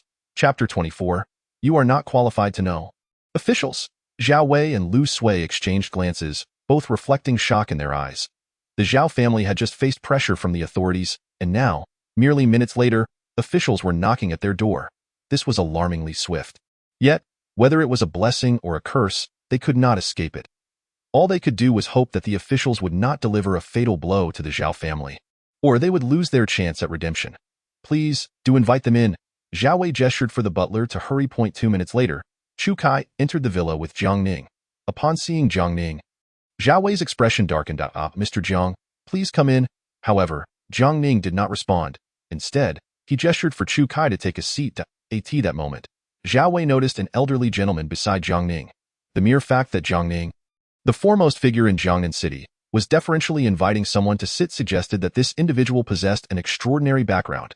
Lu Sui, no stranger to influential figures, turned pale at this sight. Mr. Jiang, who is this esteemed individual? Zhao Wei wiped the cold sweat from his forehead and asked softly. The arrival of such a prominent figure at his home could only spell trouble. Jiangning merely cast a faint glance at him, replying, You are not qualified to know. His words effectively silenced Zhao Wei, who had prepared numerous flattery and ingratiating remarks. Chu Fei reclined on the sofa, while Jiangning stood by his side, devoid of any imposing demeanor typical of a person of his stature. I wonder, what brings you here, sir? Have I offended you in some manner? Zhao Wei spoke, visibly anxious and careful not to raise his voice. Chu Fei casually lit a cigarette, and Jiangning promptly produced a lighter to ignite it. This scene was nothing short of a thunderclap to Zhao Wei and Lu Sui. The foremost figure personally lighting a cigarette for someone? The implications of that were terrifying. At that moment, Zhao Wei had no inclination to delve into the mysterious man's background. What difference would it make? Did he dare to confront someone of such high caliber? Such an act would be tantamount to courting death. You are Zhao Wei, the chairman of the Zhao family group? Correct? Jiangning remained standing, and naturally, Zhao Wei did not dare to take a seat. He could only nod in acknowledgement. Yes, I am indeed Zhao Wei, chairman of the Zhao family group. Chu Fei took a deep drag from his cigarette. the smoke drifting leisurely from his lips. Very well. I am here today to address a rather simple matter. Before you lies a dilemma with two choices. I offer you 10 million in exchange for all shares of the Zhao Group, with the stipulation that you and the Zhao family shall never set foot in Jiangnan again. The second choice is to languish in prison for 2 or 3 decades. Hardly a trivial matter. Make your selection. Faced with these two options, Zhao Wei was left dumbfounded. 10 million? In the current context of the Zhao Group, even if all companies ceased collaboration with him, the value of the entire conglomerate would still exceed 30 billion. To think that 10 million could buy the entire Zhao Group is utterly absurd. As for the second option, Zhao Wei did not even entertain the thought. Might I inquire, esteemed sir, where have I offended you? If I have erred in any way, I shall certainly offer my sincerest apologies. However, to demand the entirety of the Zhao Group for a mere 10 million seems rather excessive, does it not? Neither option appealed to him. He had poured his heart and soul into building the Zhao Group to its current stature. A paltry 10 million was not worth his consideration. Nearby, Jiang Ning shook his head. Chairman Zhao, some matters are beyond your control. Chu Kai raised his hand, signaling Jiang Ning to refrain from speaking further. Jiang Ning promptly fell silent, recognizing that he had overstepped his bounds. It appeared that Chairman Zhao was displeased. Very well, 5 million it is. If that does not suit you, then prepare for imprisonment. While speaking, Chu Kai beckoned. Jiang Ning immediately understood and retrieved a stack of documents from a nearby briefcase, tossing them onto the table. Zhao Wei hastily picked up the papers, and upon examining them, his face turned ashen. Lu Sui, beside him, could not resist glancing at the documents as well, and upon doing so, he was rendered speechless. The papers detailed the many misdeeds committed by the two men. A certain company president, having refused to collaborate with the Zhao Group, succumbed to depression and leaped to his death. A particular general manager, after a verbal altercation with Zhao Wei at a banquet, was later found dead in his home, and there were over 20 such incidents listed. The following page detailed the criminal activities orchestrated by the two, with each transgression meticulously recorded. Zhao Wei sank into the sofa, realizing that many of these events had transpired over a decade ago. Yet, he had never anticipated that the other party possessed the capability to unearth such secrets. Was this not sufficient leverage? Chairman Zhao, do not let this opportunity slip away. I have brought the contract. Should you wish, you may sign it immediately, but if not, these documents will be handed to Xiaojiang. Chu Kai wore a smile. Yet beneath it lay a clear implication. The contents of these papers could easily lead to the two facing countless dire consequences. I will sign. Zhao Wei could scarcely believe it. The assent he had envisioned had been thwarted by a seemingly trivial matter. Upon signing the contract, Zhao Wei appeared as if he had aged a decade, slumping on the sofa, utterly drained. Might you tell me, esteemed sir, how I have wronged you? He questioned, bewildered. He had only taken issue with Su Li and her insignificant bodyguard. Surely, the Su family, no matter their influence, would not enlist such a formidable figure to intervene on their behalf. And as for the bodyguard, that was out of the question. You have provoked someone you ought not to have crossed. For instance, Su Li. You should be familiar with her, yes, Su Li? Zhao Wei let out a bitter laugh, finally comprehending that his abduction of Su Li had led to these dire consequences. I see now. Chu Kai extinguished his cigarette, then rose to gather his belongings. Be gone. From this day forth, there shall be no place for you in Jiangnan. Remember, should you dare to set foot in Jiangnan again, I shall ensure you meet a grim fate. With that, he departed, accompanied by Jiang Ning. Zhao Wei and Lu Sui exchanged glances, both recognizing the despair reflected in each other's eyes. One had anticipated that a powerhouse like the Zhao family could vanish overnight. The entire city of Jiangnan buzzed with rumors that the Zhao family had attracted the ire of an immensely formidable figure. Chapter 25. The Zhao group renamed Chu Min after a day of rest. It was not until the next morning that Su Li emerged from her room, somewhat dazed. Chu Fei, donned in an apron, prepared breakfast. Upon seeing Su Li standing in the hallway, he waved her over. Awake? I've made you some pumpkin porridge. Hurry and freshen up so you can eat. Su Li obediently changed into her clothes and, after washing up, made her way downstairs. The fragrant pumpkin porridge warmed her, easing her previously tense demeanor. Her beautiful eyes watched Chu Fei as he sipped his porridge and devoured buns. Noticing her gaze, he paused. What? Do I have something on my face? Su Li suppressed a laugh. No, I just suddenly found you quite handsome. For a fleeting moment, she felt that Chu Fei was a man worth relying on. However, remembering how she had seen him with another woman in the company building, that feeling swiftly dissipated. Was I not handsome before? He joked. I have enough women wanting to pursue me to circle Jiangnan. With his brazen self-praise, Chu Fei's confidence was palpable. In truth, given his status, numerous women would vie for his affection. Yet he was not one to settle for just anyone. Su rolled her eyes, drinking a couple of spoonfuls of porridge before inquiring, "That girl in the Ferrari the other day, was she your girlfriend?" As soon as she asked, regret washed over her. After all, she had no claim to his personal life. No. Chu Fei shook his head emphatically. A girlfriend? He had yet to experience such a relationship in his life. Women only served to hinder his swift draw. Really? Su felt a surge of joy, her voice tinged with excitement. "What, are you hoping to be my girlfriend?" Chu Fei chuckled, only to receive an eye roll from Su. "In your dreams, even if you were the last man on earth, I wouldn't choose you." Despite her words, Su sensed that, should the day ever come, she would likely find herself ensnared by him. "Ha! If I were the last man on earth, do you truly believe I would choose you?" This statement almost caused Su to spit her porridge out. "You?" Chu Fei laughed heartily. "With your level. You think you can spar wits with me? Just eat your porridge." After breakfast, Su instinctively considered heading to the company. The pressure from the Zhao Group was overwhelming, and having been kidnapped yesterday, she worried that the investors she had disappointed would be furious. If they withdrew their investment, the Koyo company would be in dire straits. However, Chu Fei interjected, "It's Saturday. The office is closed. Why are you going in? Planning to work overtime?" It was only then that Su remembered it was indeed Saturday. With so many concerns weighing on her, she had completely forgotten the day of the week. All right then. A hint of worry crossed her face as she pulled out her phone to scroll through the latest news. Upon seeing a particular headline, she froze in place. After a moment, she let out a shriek. "Ah, something big has happened." Chu Fei, washing the dishes in the kitchen, rushed out at the sound of her exclamation. "What on earth is wrong with you, so early in the morning?" But Su, her expression filled with astonishment, thrust her phone at him. The news headline read clearly, "The Zhao Group is undergoing complete liquidation, taken over by a mysterious mogul and renamed Chu Min. The exact acquisition price remains undisclosed." This single piece of news indicated that the Zhao Group had changed hands entirely. In other words, Zhao Wei was no longer in control. Therefore, the Koyo company still had a chance. "Is that all? You scared me for nothing." "What a waste of my time washing dishes," Chu Fei replied dismissively.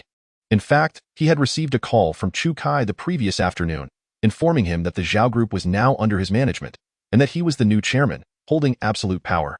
95% of the shares were in his hands, with the remainder held by retail investors. However, he had no time to manage a company at present, so he entrusted it to Chu Kai to find someone from the family to oversee the Zhao Group and rename it Chu Min. This was excellent news for our company.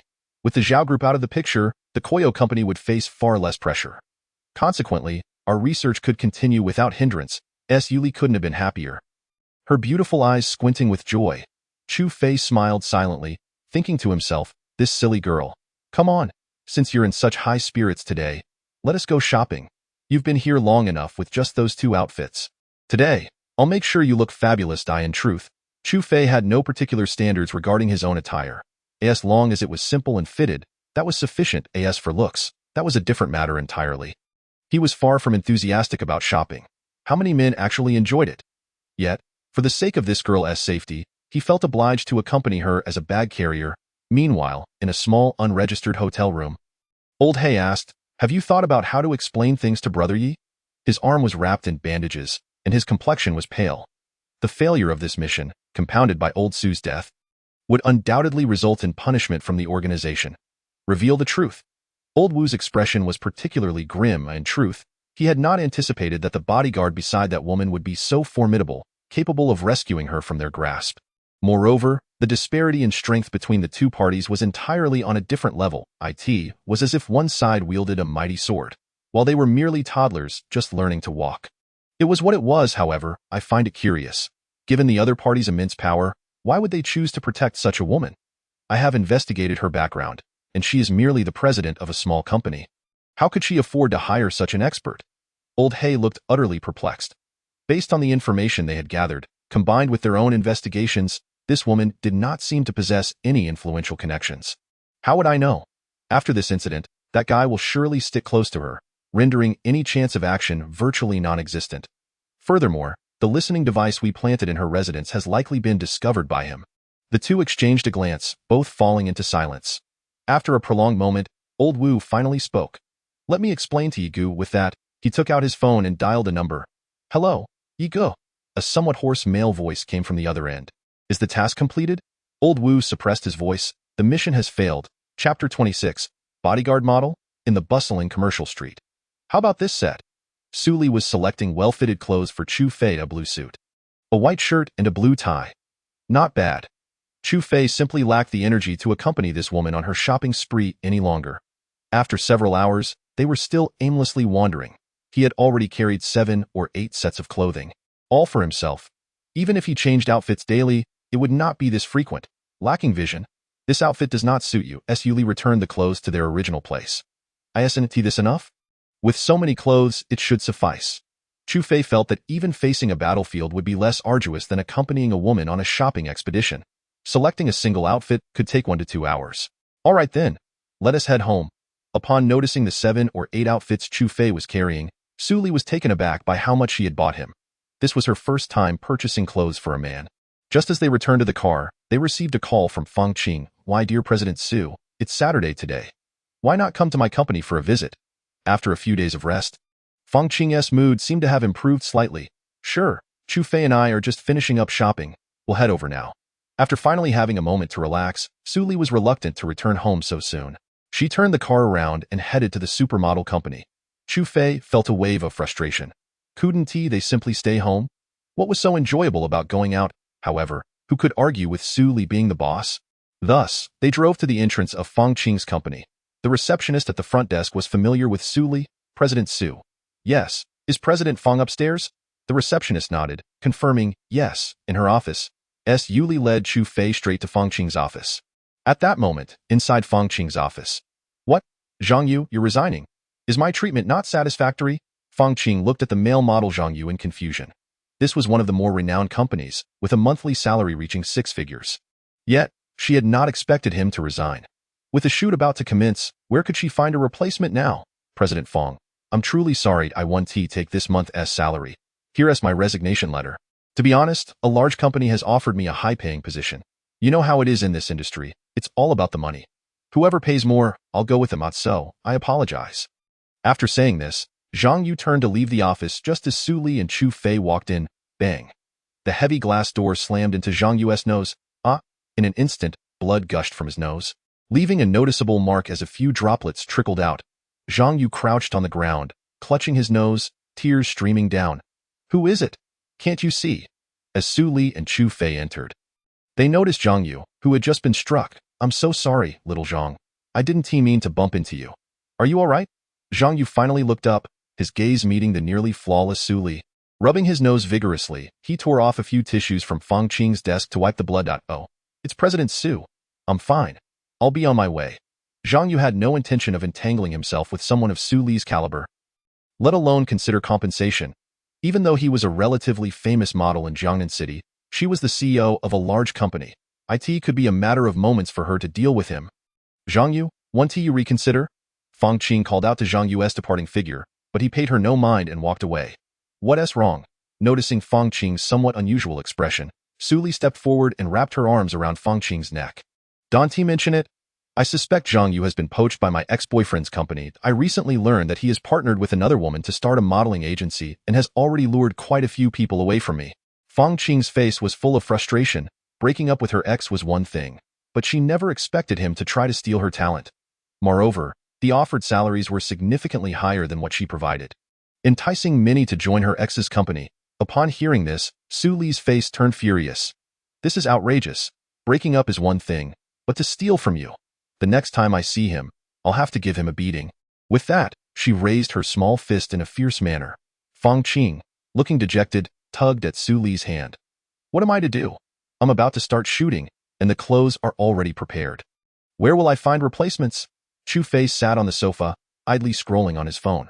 Suddenly, he felt 2 scrutinizing gazes upon him. Looking up, he saw Su Li and Fang Qing staring intently. Why are you looking at me like that? Do I have flowers on my face? Fang Qing's eyes sparkled. In truth, compared to Zhang Yu, Chu Fei was equally impressive in terms of physique and looks. With a bit of makeup and a stylish outfit, he would undoubtedly be a standout model. Chu handsome, could you do me a favor? Chu Fei was utterly puzzled. What favor? Su Li and Fang Qing exchanged glances, then stood up and ushered Chu Fei toward the dressing room. Half an hour later, When Chu Fei emerged from the dressing room, he was transformed. Flowing hair, trendy attire, and his muscular physique showcased a perfect silhouette. As soon as he stepped out, many models outside gasped in awe. Wow, is this our company's new model? He is way more handsome than Zhang Yu. Zhang Yu is just a scumbag. He can't compare to this new handsome guy. Even Su Li and Fang Qing looked at Chu Fei with newfound surprise. They had not expected that dressed up, Chu Fei would completely embody the image of a dapper man. Fang Qing playfully patted Su Li on the rear and said, "Dear sister, how about you let him be mine? After all, he is just your bodyguard. Having him as my boyfriend would be a win-win." Su Li immediately flared up. "Who is your sister? There's no negotiation here. I finally found such a bodyguard. I am not about to let him be taken away." Fang Qing was stunned for 3 seconds before finally reacting. "Screw you, you're the pig." The two women began to playfully tussle, while Chu Fei stood by with a dark expression. Here he was, a king of single combat, reduced to being treated as a model.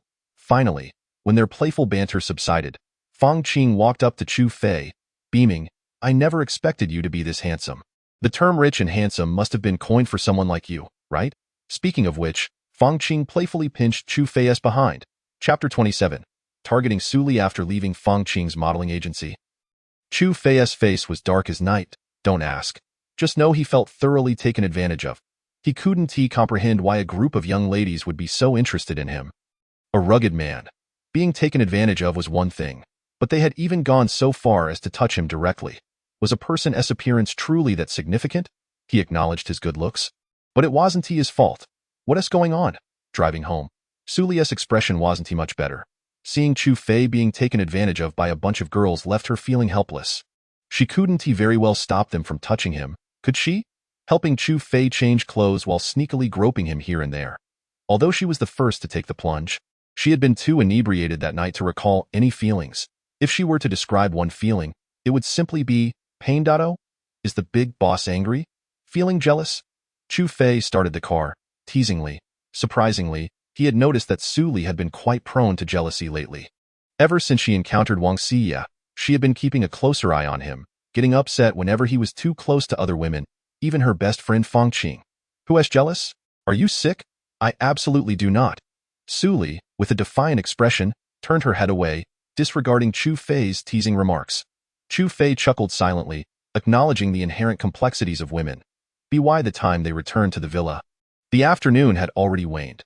After a long day of exploring, Su Li felt utterly exhausted and retreated to her room for some rest. Meanwhile, Chu Fei settled into the living room, engrossed in his phone, as it was still too early to retire for the night. Just as he was about to call Chu Kai to inquire about the perpetrator targeting Su Li, he was surprised to receive a call from Chu Kai first. "Young master, have you rested?" Chu Kai asked in a hushed tone. "Not yet. Have you found any news?" Chu Fei leaned back on the sofa, eagerly awaiting Chu Kai's response. "Yes, however, it seems we cannot intervene in this matter." Upon hearing this, Chu Kai furrowed his brows. "Cannot intervene?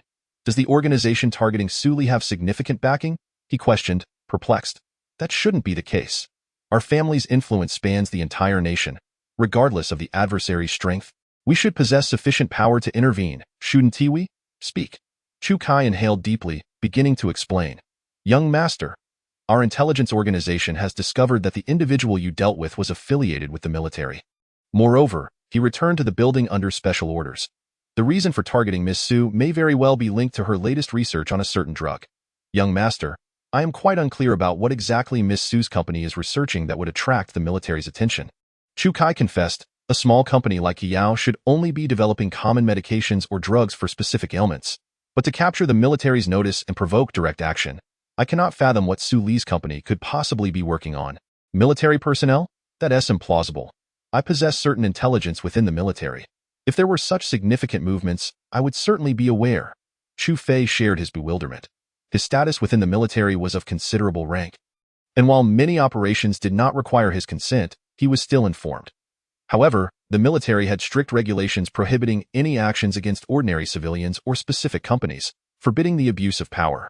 Given the current circumstances, it was evident that someone had violated these rules. As you know, young master, our family rarely interferes with military affairs. Therefore, I am powerless in this situation, Chu Kai lamented, acknowledging the family's long-standing directive against any involvement with military operations. With the sole exception of Chu Fei himself, given his military affiliation. Understood, I will make a call to inquire further. After ending the call, Chu Fei leaned back on the sofa, his brow furrowed in contemplation. The military's actions targeting Su Li, was it merely for a trivial drug? Surely, the substance Su Li was researching couldn't be biological warfare material, could it? If that were the case, it would justify the military's interest in her.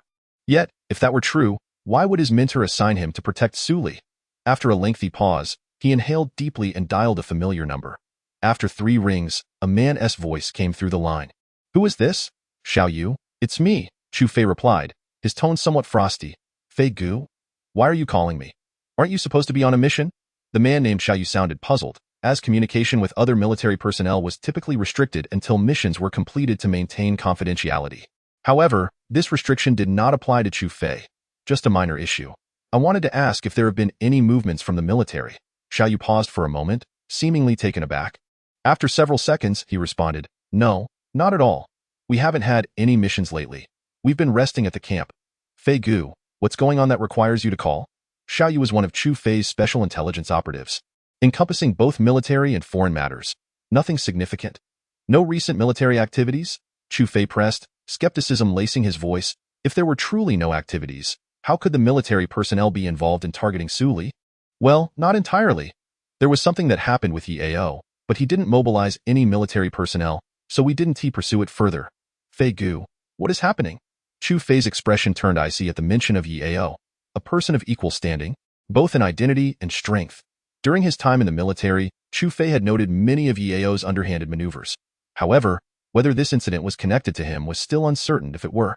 Chu Fei wouldn't hesitate to confront him. I understand. Keep a close watch on Yao and report any developments directly to me. After ending the call, Chu Fei furrowed his brows once more. It seemed time to question Su Li about the nature of her company's research. If it involved biological warfare, it would be no wonder that Su Li had become a target. After all, such research is strictly forbidden without governmental approval, and any discovery could lead to dire consequences. Conversely, if it did not involve such matters, it would imply that someone was intentionally targeting Su Li. However, targeting the owner of a small company seemed excessively petty. Chu Fei also considered another possibility, that of Su Li's identity. Apart from being the president of her company, he knew nothing about her family's background. It was entirely possible that the target was not Su Li herself, but rather the powerful individuals behind her. Chapter 28. The Secrets of Kiao Company the following day. Are you ready yet? Hurry up. Downstairs, Chu Fei awaited Su Li's arrival. It was the weekend, and Su Li was heading home for a family banquet. Chu Fei planned to accompany her and meet her family. Having been with Su Li for a while now, he had yet to meet anyone from her family other than Su Wu. What are you hurrying for? Do you not know that women take ages to get ready? Su Li emerged from the makeup room, clad in a simple white knee-length dress, complemented by a small jacket. With her makeup done, she resembled a refined lady. Let us go. The two drove towards another villa district in the city. In the car. Chu Fei initiated a conversation. I want to ask you something. Go ahead, Su Li replied, adjusting her makeup in the passenger seat, slightly dissatisfied with her appearance. You need to tell me honestly what drug your company is currently researching. At this question, Su Li paused her actions, her gaze fixed on him, contemplating her response. If it weren't for the fact that you've been here for so long, I would suspect you were sent by someone to spy on my company's confidential information. The details of the new drug were classified, and Su Li had previously mentioned this to Chu Fei. His inquiry now raised her suspicions. Do you know why you were kidnapped? Chu Fei's words were startling. Su Li furrowed her brows, confusion evident in her gaze. Previously, Chu Fei had explained that her kidnapping was orchestrated by the Zhao family, likely to uncover her company's secrets. However, his sudden reference to this topic now felt different. What do you mean? Chu Fei kept his eyes on the traffic light ahead. Pressing the brake. It means nothing specific. You are likely being targeted because of your company's secrets. The ones after you are not the Zhao Group. Furthermore, the Zhao Group has undergone changes. Do you understand what I'm implying? At this, Su Li fell silent. The Zhao Group's rebranding and personnel changes were entirely unexpected. While it was advantageous for Kiao Company, Chu Fei's words hinted at an ongoing conspiracy against her. Do you truly wish to know what our company is researching? I can tell you, but you must promise not to disclose it. Su Li was acutely aware of the value of her company's latest research, yet she felt inclined to confide in Chu Fei, trusting that he would keep it to himself. Wait a moment. Let me guess. Your company isn't researching some sort of biological virus, is it? If that is the case, I'd be quite intrigued. Chu Fei's remark was entirely intentional. aimed at gauging Su Li's reaction. If her demeanor revealed any unease, he would take note. What nonsense! I am not some terrorist. Why would I research such things? Su Li shot him an exasperated glare. Observing her reaction, Chu Fei felt a sense of relief. Thankfully, this girl was not delving into such research, or it would have been difficult for him to protect her. Actually, our company has been focused on developing a drug that increases the division rate of telomerase in the human body. This kind of research represents a groundbreaking endeavor, as no other company has succeeded in this area. Chu Fei, unfamiliar with the technicalities of this field, looked at her in confusion. Noticing his bewilderment, Su Li began to elaborate. It is quite simple. Considering the average life expectancy today surpasses 80 years, the telomerase in the human body can only divide around 26 times to reach that age. If I succeed in my research and can increase the division rate of telomerase to 30 times or more, then human lifespans could potentially exceed 100 years. Moreover, the drug I am researching possesses the remarkable ability to combat certain viruses, such as cancer cells. Upon hearing this statement, the astonishment within Chu Fei was beyond expression. Is this not a potion for prolonging life? If this were to be developed, the entire world would surely go into a frenzy, would it not? One must understand that the inevitabilities of aging and death are beyond our control. If something were to alter human lifespan, regardless of who it is, everyone would yearn to live just a little longer, would they not? Now he comprehends why there are individuals targeting Su Li. The substance she is investigating is simply too terrifying. Once under control, it would be as if all the wealthy individuals in the world were at her mercy.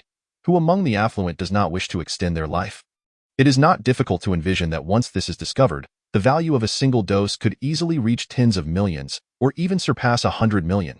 Thus, when I say this is confidential, do you now understand? Su Li felt a wave of anxiety wash over her. No one could predict what changes such a discovery would bring to the world, provided she could successfully develop it. You truly are a fierce woman.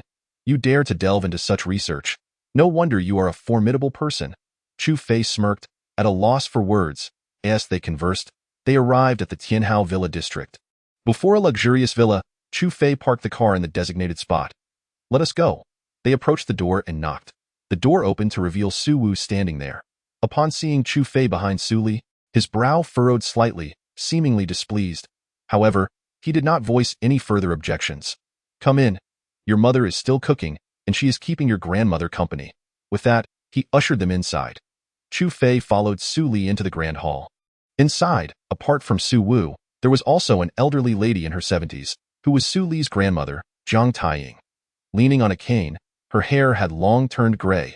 Despite the wrinkles on her face, which made her appear somewhat pale, it was still evident that she had been a beauty in her youth. It was no wonder Su Li was so stunning. My dear granddaughter, it has been so long since you last visited your grandmother. Su Li set down her bag and sat beside Zhang Taiying, linking her arm with hers. Grandma, I am here now, aren't I? Zhang Taiying patted her small hand, her gaze shifting to Chu Fei. After sizing him up, she smiled broadly. Is this your boyfriend? Not bad at all. He seems quite robust. I, too, am getting old and would love to hold my great-grandchild.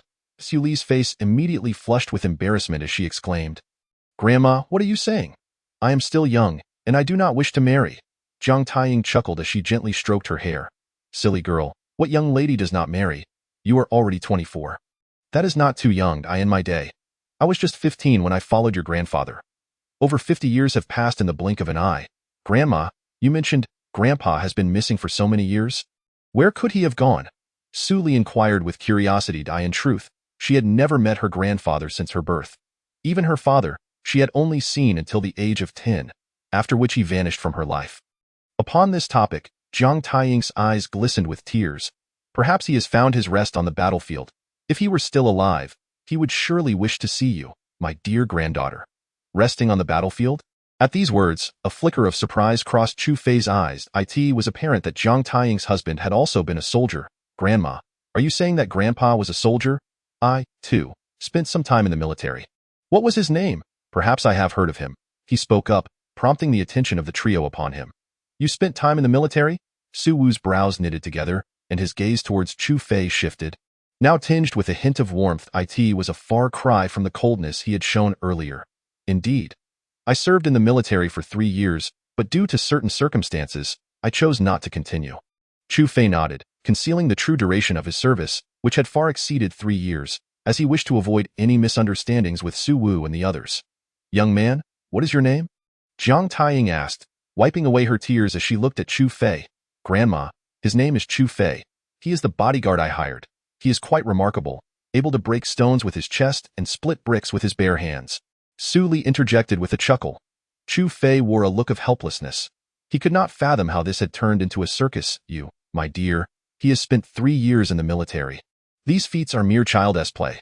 Your grandfather had long mastered such skills." A smile graced Zhang Taiying's face as she gently ruffled Su Li's hair. "Chu Fei, is it? That is a fine name. From now on, I shall call you Xiao Fei. No wonder, I thought you were impressive when you entered. It turns out you are also a military man." Zhang Taiying gestured for Chu Fei to come closer. Unable to refuse the kindness of an elder, he sat beside her. "Xiao Fei, your grandfather's name is Su Jinghua. I wonder if you have ever heard this name during your time in the military." Upon hearing this, Chu Fei fell into deep thought. Since entering the military, he had acquainted himself with numerous officers. According to Zhang Taiying, Su Li's grandfather had been in the military for at least 30 years.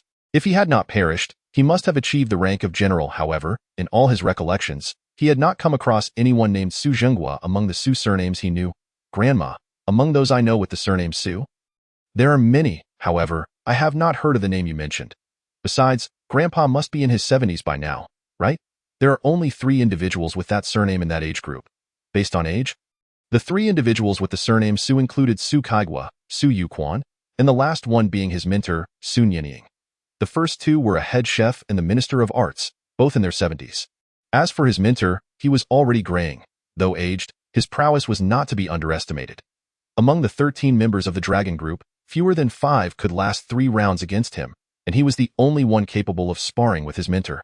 "Perhaps he has already passed away," Zhang Taiying said, lowering her head, tears glistening in her murky eyes. Su Li grasped her hand, softly comforting her. "Grandma, do not be sad. Even if Grandpa is no longer with us, seeing you in good health would surely bring him joy." Zhang Taiying raised her wrinkled hand to wipe her tears, smiling. "My greatest wish now is to hold my great-grandchild." The moment those words left her lips, Su Li's face flushed with shyness. Grandma Zhang Taiying turned her gaze back to Chu Fei. "Xiao Fei, you are not married yet, are you? What do you think of my granddaughter Su Li?" Upon hearing this, Chu Fei was at a loss for how to respond. It seemed that Grandma Jiang was attempting to play matchmaker. If only she knew that he and Su Li were already akin to a married couple, she would surely be overjoyed. "Grandma, he is just a rogue. His face is as thick as a wall." Su Li replied, somewhat disgruntled. "One must have a thick skin to make a living. Those with thin skins will only go hungry." Zhang Taiying did not side with her granddaughter but instead defended Chu Fei. Chu Fei could only sit awkwardly, unsure of how to reply. "Time for dinner." Su Li's mother, Zhang Qinglian, entered with a bowl of milk-white crucian carp soup, placing it on the table. "Come on, Grandma, let's eat." "Ignore him." Su Li assisted Zhang Taiying towards the dining table.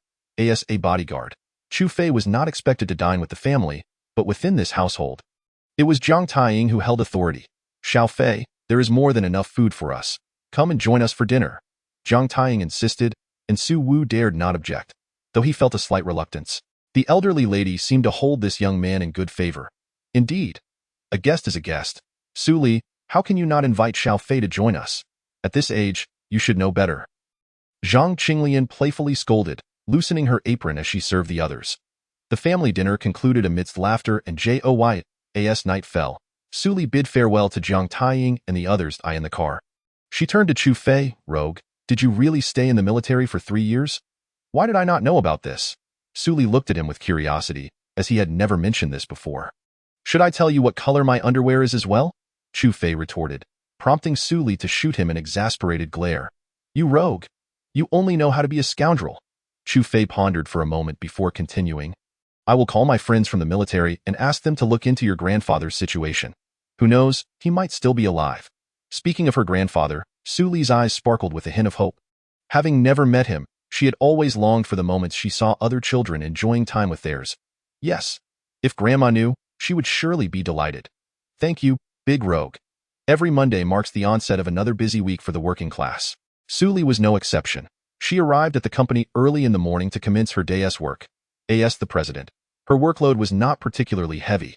However, today, in addition to attending to some company affairs, She needed to visit the research institute to review the latest developments in pharmaceutical research. 18:09 in the morning. A knock echoed from outside her office. "Come in." Su paused her tasks and turned to face her secretary. "President Su, the president of Juanhao Group wishes to discuss a potential collaboration with you." Chu Fei, standing nearby, was momentarily taken aback. "Juanhao Group? Isn't that Wang Xia's company? Surely, this girl isn't considering investing." "Is she?" Last time, he had merely expressed a casual remark. Meanwhile, Su Li's expression was one of astonishment, her eyes filled with confusion. Juanhao Group was one of the few neutral enterprises in Jiangnan City, and its size was not significantly smaller than the former Zhao Group. "Please invite them in. Also, tidy up the VIP conference room in preparation for our guests." Yuli quickly stood up. Since they had taken the initiative to visit, she needed to extend them the courtesy they deserved. However, a hint of difficulty appeared on her secretary's face. "President Su, it's not just Juanhao Group that's coming. Even Chu Min Group is here." This revelation left Su Li utterly stunned. After Zhao Group transformed into Chu Min, there had been no whispers about them. Now, they were directly knocking on her door. What could Chu Min possibly want with her modest company? They expressed a desire to discuss a collaboration, explicitly stating that the investment would not be less than 2 billion. In that instant, Su Li comprehended the situation. The company that had acquired Zhao Group was indeed Chu Min. The mysterious investor who had previously shown interest in her company, promising a 20 billion investment, was likely associated with Chu Min. "Please, let us proceed." "Never mind. I'll go personally." With that, Su Li quickly adjusted her makeup and descended the stairs with Chu Fei.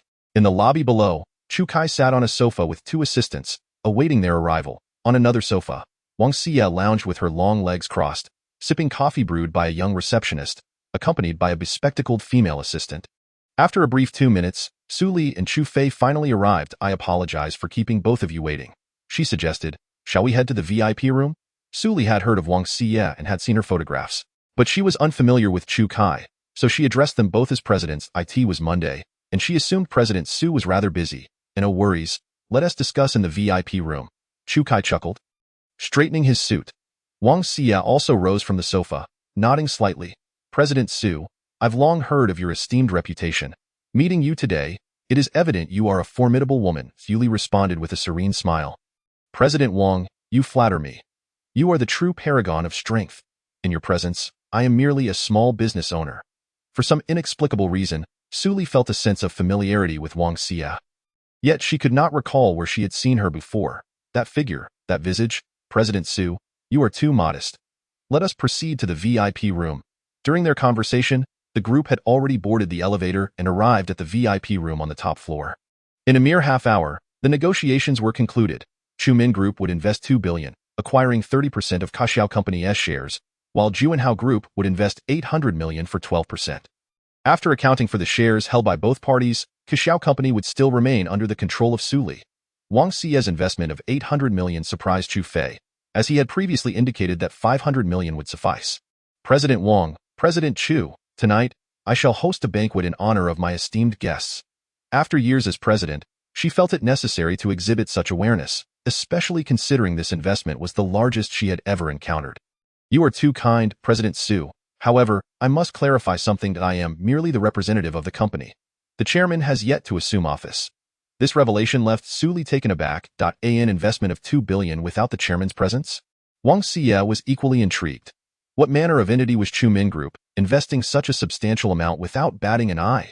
Moreover, her decision to invest in Kaxiao Company was entirely predicated on her regard for Chu Fei.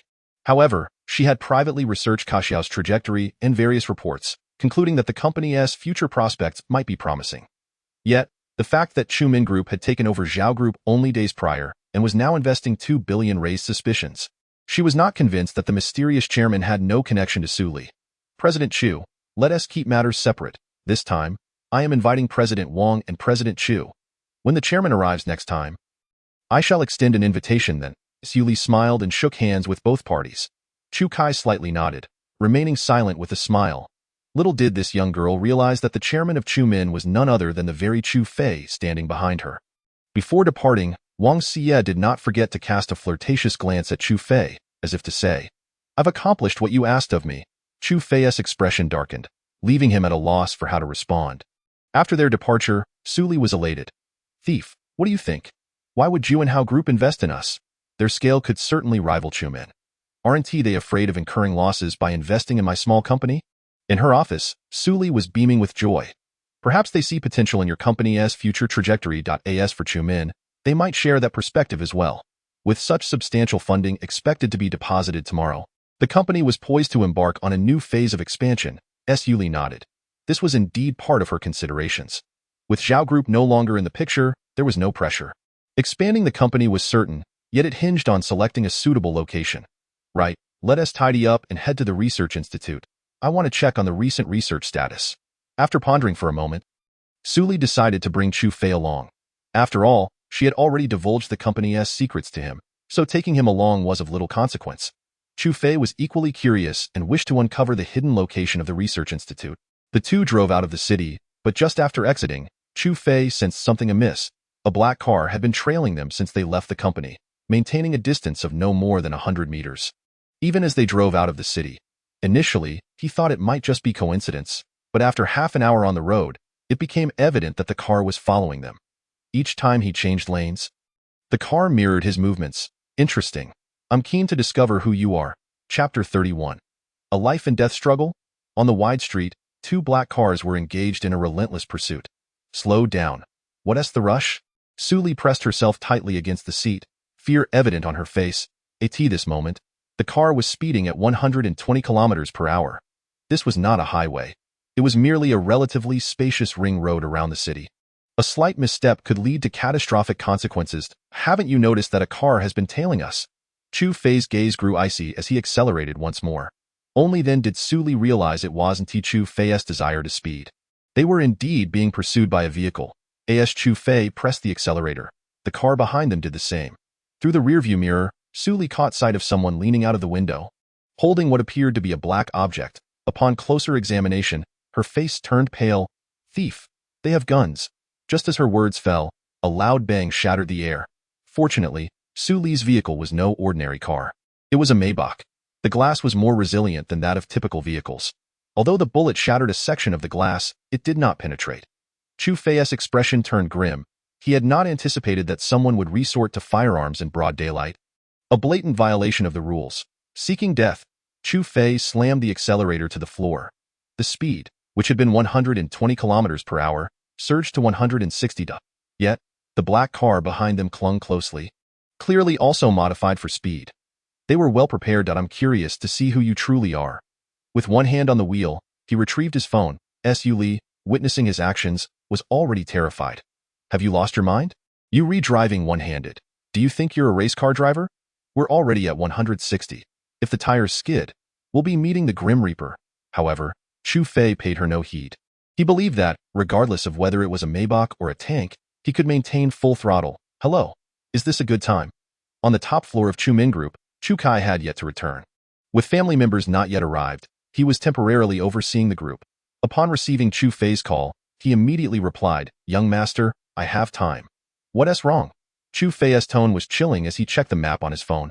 I am currently en route to Qingnan Road, and I'm being pursued by someone with a gun behind me.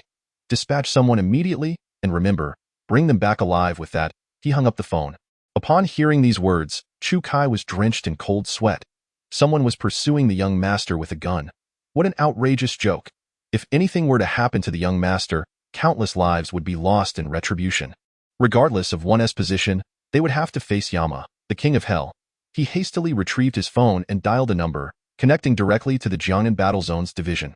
Hello? Connect me to Zhao Dajuan. Immediately, the operator on the other end was startled upon hearing his demand. It was evident that the caller, being able to reach this line, was no ordinary person. Yes. Subsequently, the call was transferred to Zhao Dajuan's office. Zhao Dajuan was attending to minor matters when he instinctively answered the ringing landline. Hello? Zhao Dajuan. It's me, Chu Kai. Upon hearing the name, Zhao Dajuan's expression shifted, and his tone became more respectful. Butler Chu. How may I assist you? Young Master Chu Fei is currently being chased by armed assailants on Qingnan Road. You must comprehend the gravity of this situation. Dispatch personnel immediately, and remember, the young master insists on capturing them alive. After relaying this brief but urgent message, the call was abruptly terminated. Zhao Dajuan was left in a daze. Chu Fei, the young master. This is disastrous. Someone has truly crossed the line. Chu Fei is not merely the heir of the Chu family.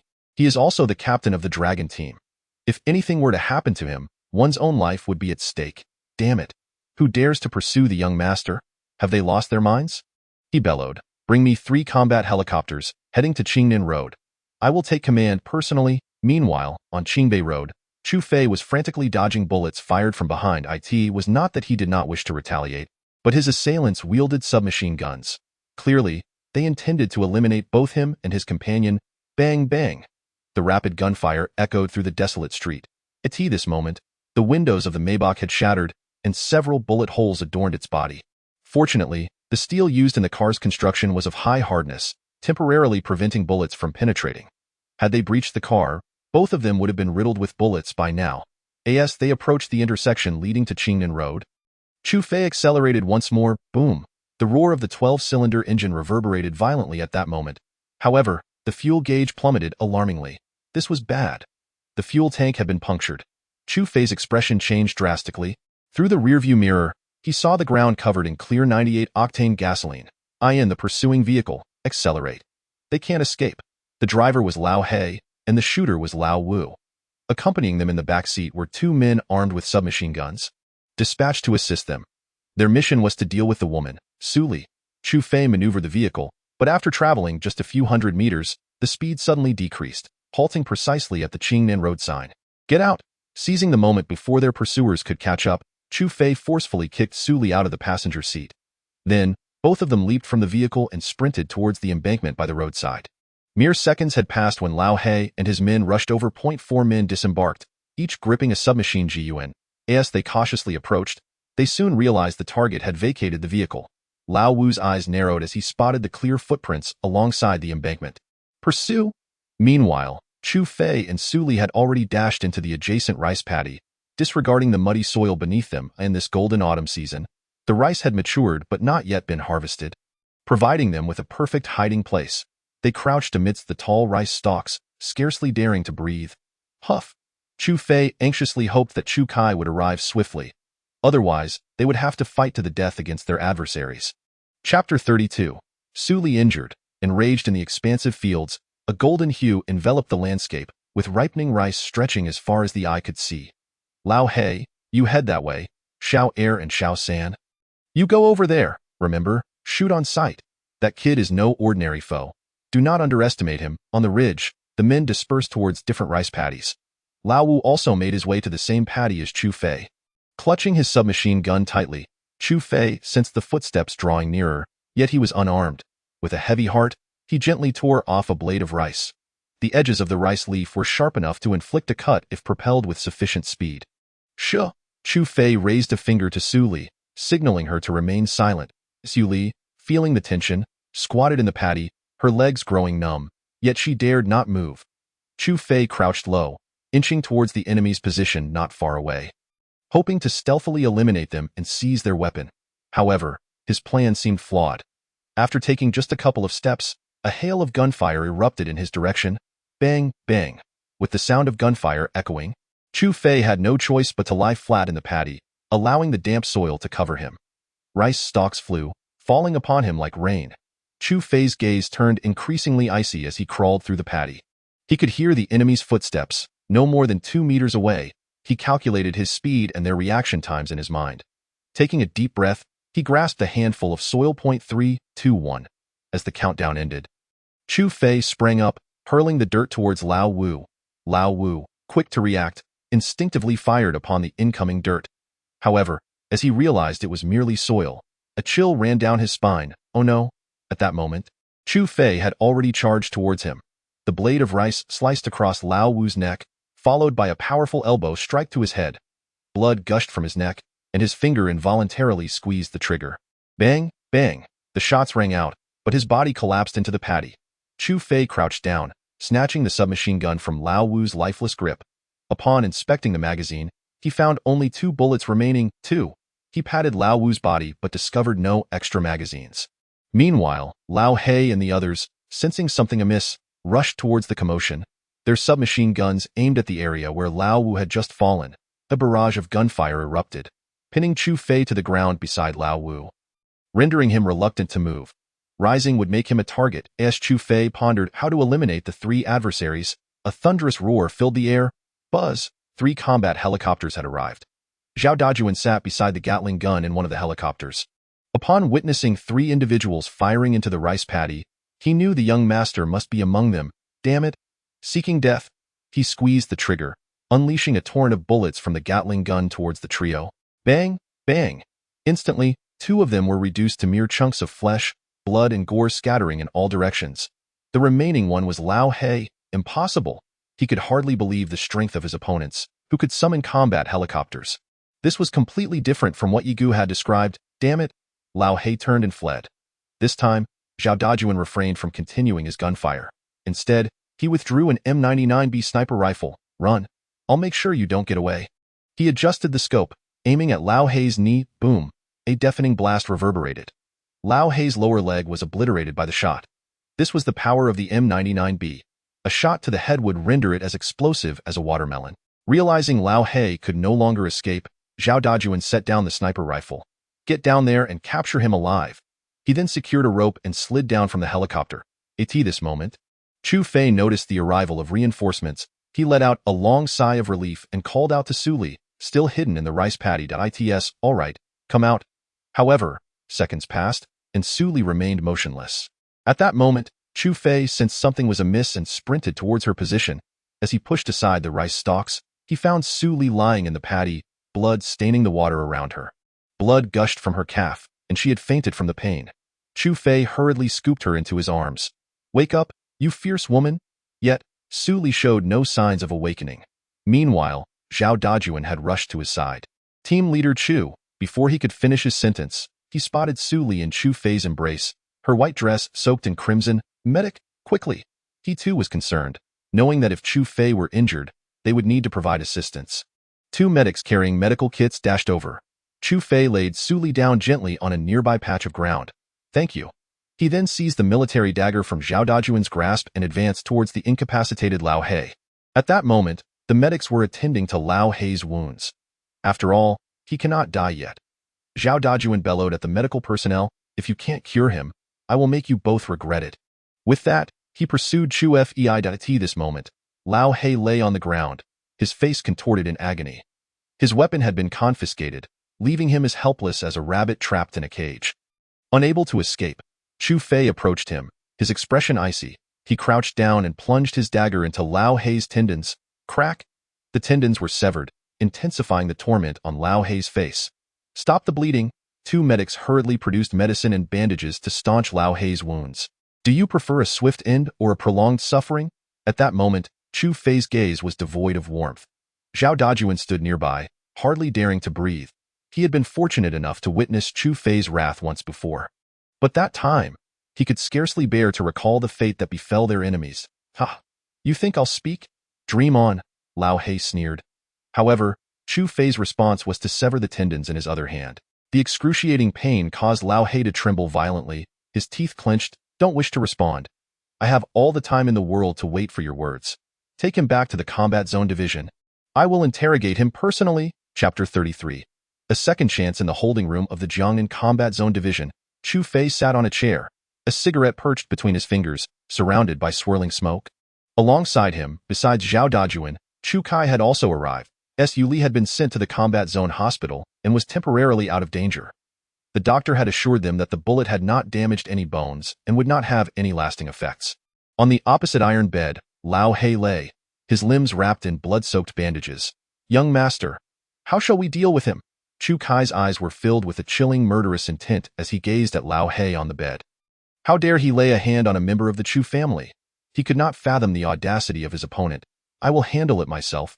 Dajuan, fetch a basin of water and bring a towel. Chu Fei discarded the cigarette, but, his tone frigid.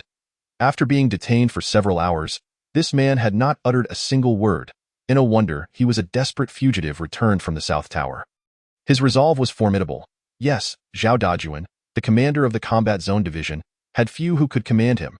Yet, before Chu Fei, he was but a minor character. Not only would he fetch the water, but if ordered, he would also charge into battle without hesitation. 2 minutes later, Zhao Dajuan returned, carrying a basin of water with a white towel draped over his shoulder. Chu team, I'm here. He placed the basin down and handed the towel to Chu Fei. Chu Fei accepted the towel, rising slowly, a cold smile gracing his lips as he looked at the meditating Lao He. You still have a chance to speak. Soon, I will not grant you the opportunity.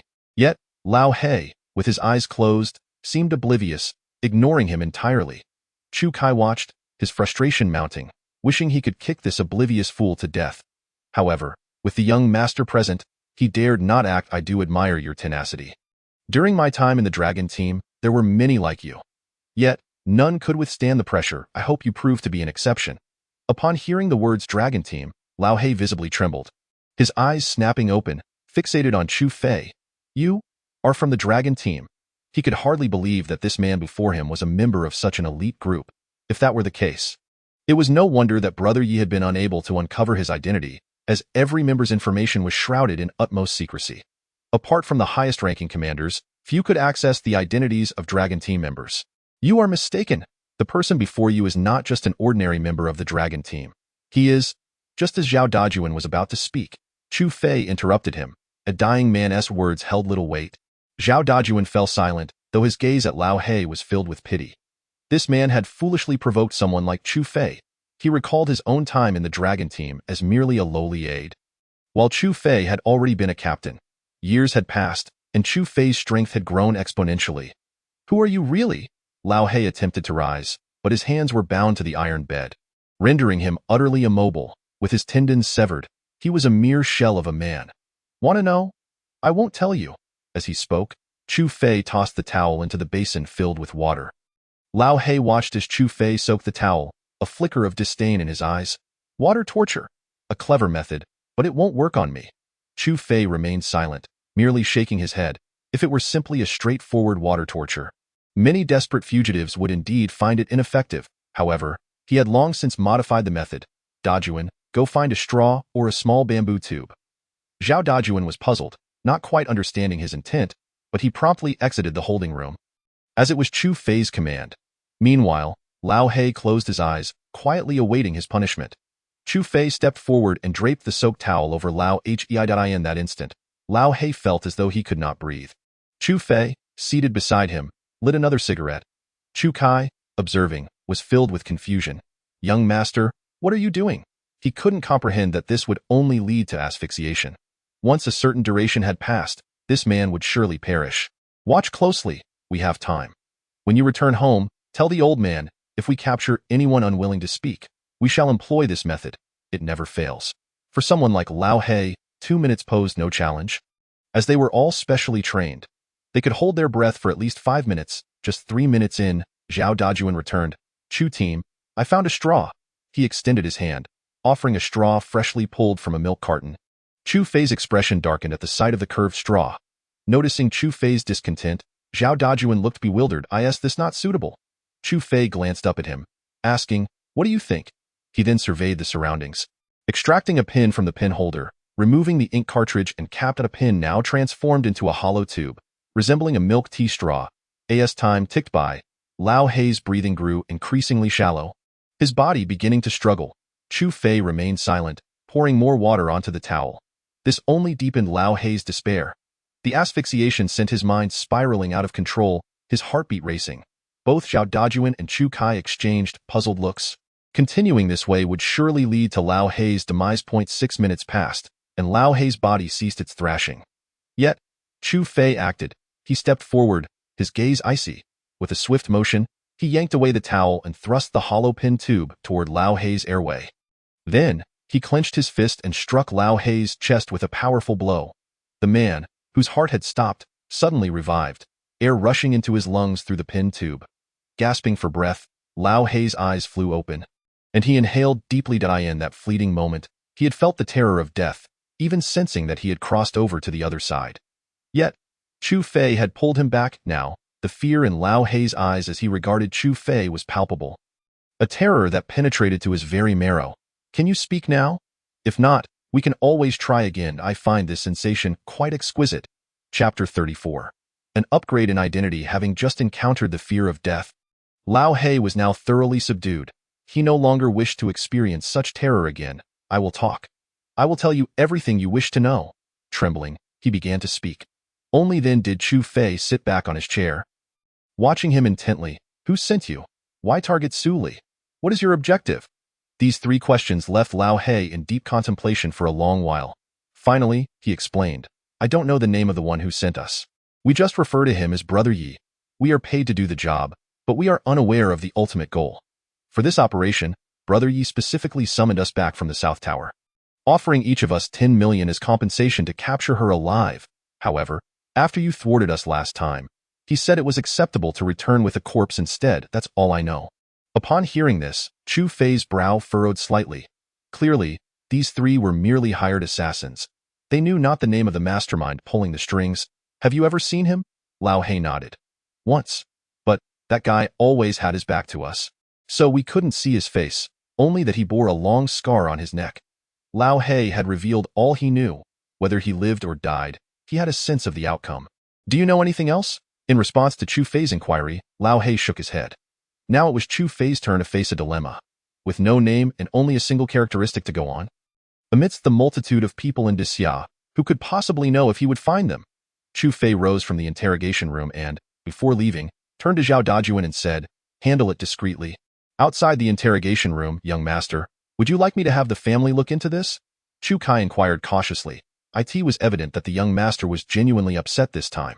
If anything were to happen to him, the old master would surely be enraged. Forget it. Not for now. I will investigate it myself. Chu Fei was reluctant to rely on the family's connections, especially since he had not yet returned home. And only a handful of people knew his true identity.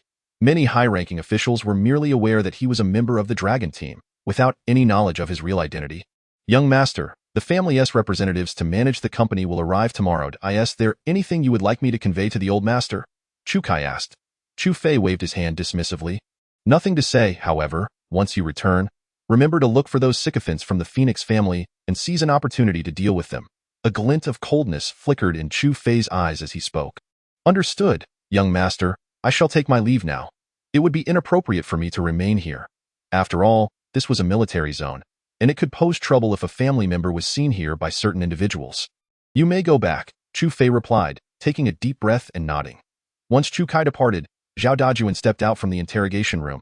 Chu team, it's all settled. Chu Fei turned around and patted Zhao Dajuan on the shoulder. You'd better ensure that your subordinates keep their mouths shut about my appearance. There are certain matters I cannot be involved in, understand? We are currently being targeted, and even the enemy is unaware of it. Though this is a military zone, no one would dare to charge in with weapons. However, if those hidden enemies are high-ranking officials, it could lead to serious trouble. I understand. Chu team, you can rest easy. Upon hearing this, Chu Fei nodded in acknowledgement. All right, find someone to take me to the military hospital. Meanwhile, in a specialized ward of the military hospital, Su Li lay in bed with her lower leg wrapped in thick bandages. Sipping white porridge, gazing out at the setting sun, her eyes were filled with complexity. She could not comprehend why there were always people conspiring against her. This time, she and Chu Fei had nearly been killed on the road. If it hadn't been for Chu Fei, she truly could not fathom what her fate would have been. She was grateful that she had not refused him as her personal bodyguard. Otherwise, the consequences would have been dire. Lost in her thoughts, the door to the ward swung open. Chu Fei entered, a smile spreading across his face as he saw Su Li had awakened. Does it still hurt? He asked as he approached and sat on the edge of the bed. Su Li's eyes immediately turned red. She had lost consciousness and was completely unaware of what had happened afterward. When she came to, she found herself in the hospital. After inquiring with the nurse who had bandaged her wounds, she learned that she had been brought in by 2 medics, but knew nothing else. She instinctively thought that something had happened to Chu Fei. You scoundrel!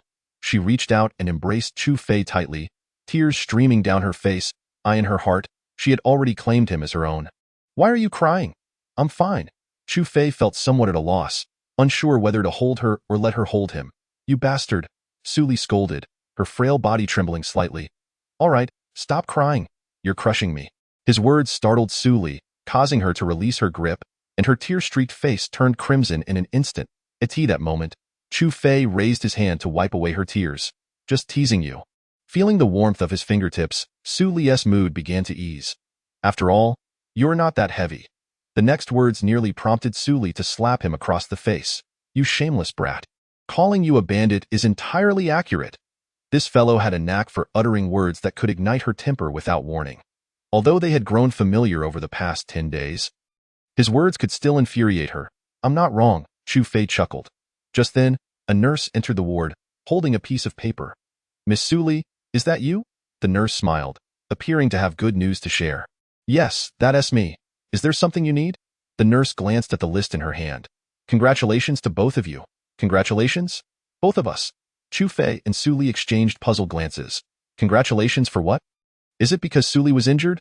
That can't be right. Could you clarify a bit? Suli asked, bewildered. She couldn't understand what the nurse was trying to say. Chu Fei also looked utterly confused, wondering what was going on. Congratulations, you two are going to be parents. You will be a father and a mother. Chapter 35. Trouble at the Research Institute. Boom. It felt as though a thunderclap had struck their heads. Father, mother. They exchanged incredulous looks, both exclaiming in unison, impossible. Are you joking? That night, it was only the first time. Even without protection, it couldn't possibly lead to pregnancy so quickly. Rest assured, our tests at the military hospital are never erroneous. Here is your blood test report. The nurse stepped forward and handed the report to Suli. Suli stared at the report, hesitant to reach out and take it. Chu Fei, however, grabbed it and took a look. But he didn't understand it either. So he pulled out his phone to search for the values on the report. After a lengthy search, he finally confirmed. Suli was indeed pregnant. Turning back stiffly, he looked at Suli, whose face was a mask of shock. If there's nothing else, I'll be on my way, the nurse said before exiting the room, leaving the space for the two of them. Neither of them knew how long they remained silent until Chu Fei finally broke the stillness. The seed you've sown, you must bear the responsibility. So, do you have any thoughts? Suli turned to face him. I want to strangle you. Is that permissible? Chu Fei felt a wave of embarrassment wash over him. Well, there you have it. Dad's request has been fulfilled, a wife and a grandson. We're just getting started. Once again, silence enveloped them. They exchanged glances, neither knowing how such unexpected fortune had befallen them. So, what do you think of me? To be honest, this was the first time Chu Fei had contemplated spending his life with a woman. Perhaps it was because of Suli's pregnancy. Or maybe it was due to their time together, but he found her quite appealing. However, Suli merely stared at him, biting her lip in silence, as if pondering something before she could finish her sentence. Chu Fei covered her mouth. I understand your meaning, but let me be clear. If it comes to that, I will support you. This was the first time Chu Fei had expressed such determination. Suli remained silent, leaning against Chu Fei's shoulder, savoring the moment of tranquility. By the way, we didn't make it to the Research Institute today. That shouldn't be a problem, right? Chu Fei recalled that their original intention had been to visit the Kashao Company's Research Institute. However, due to the events that transpired, they had been delayed. Suli suddenly snapped back to reality. Oh yes, I almost forgot. Please grab my phone from my bag. I need to call the administrator at the Research Institute, Xiao Bei, to check on things. Given the unforeseen circumstances, she felt a pressing need to ensure that everything was all right at the institute, especially since she, as the director, was absent. Chu Fei retrieved her phone from her bag and handed it to Suli, who quickly dialed the Research Institute's administrator. Beep. After several rings, a woman's anxious voice came through. Su Zong, why haven't you arrived yet? If you don't come soon, something serious is going to happen. Upon hearing Xiao Bei's urgent tone, Suli immediately sensed that trouble was brewing at the Research Institute. What is going on? Take your time and explain it to me. Xiao Bei then began to elaborate. It turned out that after Suli had left the Research Institute, nearly half a month had passed without any updates. Moreover, with many people having heard about the Zhao Group targeting Kashao Company, a sense of crisis had begun to permeate the atmosphere, leading several researchers to contemplate resigning. Resign. We have confidentiality agreements in place. Once they resign, they cannot work in any pharmaceutical-related field for 3 years. If they breach the contract, they'll owe a hefty sum in damages. Suli was perplexed. Each individual had signed a confidentiality agreement with her, which clearly stated that breaching the contract would result in a 3-year work prohibition. If they defaulted, they would have to compensate her for the remuneration she had paid and the principal costs of the research projects. For ordinary researchers, that amounted to an astronomical figure. Who would dare to breach it? I informed them about this, yet they seem resolute in their decision to resign. Among them is Professor Yang. Upon hearing Professor Yang's name, Suli's expression changed slightly. Professor Yang is the principal figure in this research. If he were to resign, their project would be stalled for an extended period, and there is even a significant risk it could be abandoned altogether. How could this happen? Is Professor Yang really resigning? A sense of disbelief washed over her. Indeed, because of your absence today, the situation has escalated dramatically. This, Su Li's countenance darkened. I understand now. I will see if I can come by tomorrow. For now, this will suffice. After hanging up the phone, Su Li leaned back against her pillow, her eyes betraying her incredulity. When she initially discussed this project with Professor Yang, he had clearly stated that he would not step out of the institute until the project was completed. Yet, merely a year later, he is considering resignation, which left Su Li utterly perplexed. Has something gone awry? Chu Fei noticed her troubled expression and inquired, "What is it?" "Yes. Many people at the institute are contemplating resignation, including a professor I hired at a high salary. Without him, even if I were to take over personally, it would take a considerable amount of time to regain momentum." Upon hearing this, Chu Fei fell silent but began to harbor suspicions. Generally, individuals do not resign without reason. They are not fresh graduates who quit over minor grievances. He trusted that Su Li was not one to be stingy with compensation, at least, not in this regard. If it were not a matter of remuneration, he felt that someone might be covertly enticing them away. However, the nature of the situation remained uncertain for now. "No. I must visit the institute tomorrow. This project cannot be left unattended." Su Li felt that, even if she had to use crutches, she needed to investigate the matter at the institute. "Enough. Given your current condition, you won't be discharged for at least another 2 days. Moreover, even after your discharge, you cannot move about freely. It will take at least half a month before you can walk normally. How about this? I will go to the institute for you tomorrow." Su Li was acutely aware of her own limitations and knew she could not get out of bed. Nevertheless, she could not disregard the issues at the institute. Upon hearing that Chu Fei was willing to go in her stead, she was momentarily taken aback. "Are you sure you can manage?" Chu Fei grinned, saying, "Can you not trust my capabilities?" Chapter 36. Reasons for resignation. The following noon, Chu Fei sought out Zhao Dajuan to arrange for a car. He then drove to the institute, following the address provided by Su Li. He could hardly fathom that this girl had executed her concealment so effectively, placing the research institute in a rural area. A typical person would never have guessed. The place he found himself in was a small village with merely a dozen households perched on a hillside. To acquire this location, Su Li had spent nearly 10 million, relocating all the families to the city. Subsequently, she undertook extensive renovations of the old houses and even constructed a basement. Upon reaching the village entrance, he spotted a bespectacled girl waiting anxiously. When she saw Chu Fei, she waved eagerly. "Secretary Chu, this is Xiao Bei, the administrator of the institute and one of the project leaders." "You must be Xiao Bei?" Xiao Bei adjusted her glasses. "Yes. Why hasn't General Manager Su come this time?" Over the phone, Su Li had not disclosed the reason for her absence, instead stating that her new secretary, Chu Fei, would handle the issues. "General Manager Su has been feeling unwell and is currently hospitalized, so she cannot come for the time being. I have already grasped the situation here. Those who intend to resign have not commenced work, correct? They are all waiting for me." At this, Xiao Bei nodded. Yes, however, she harbored some doubts. This new secretary appeared to be in his early 20s, quite young. Could he truly resolve the matters at hand?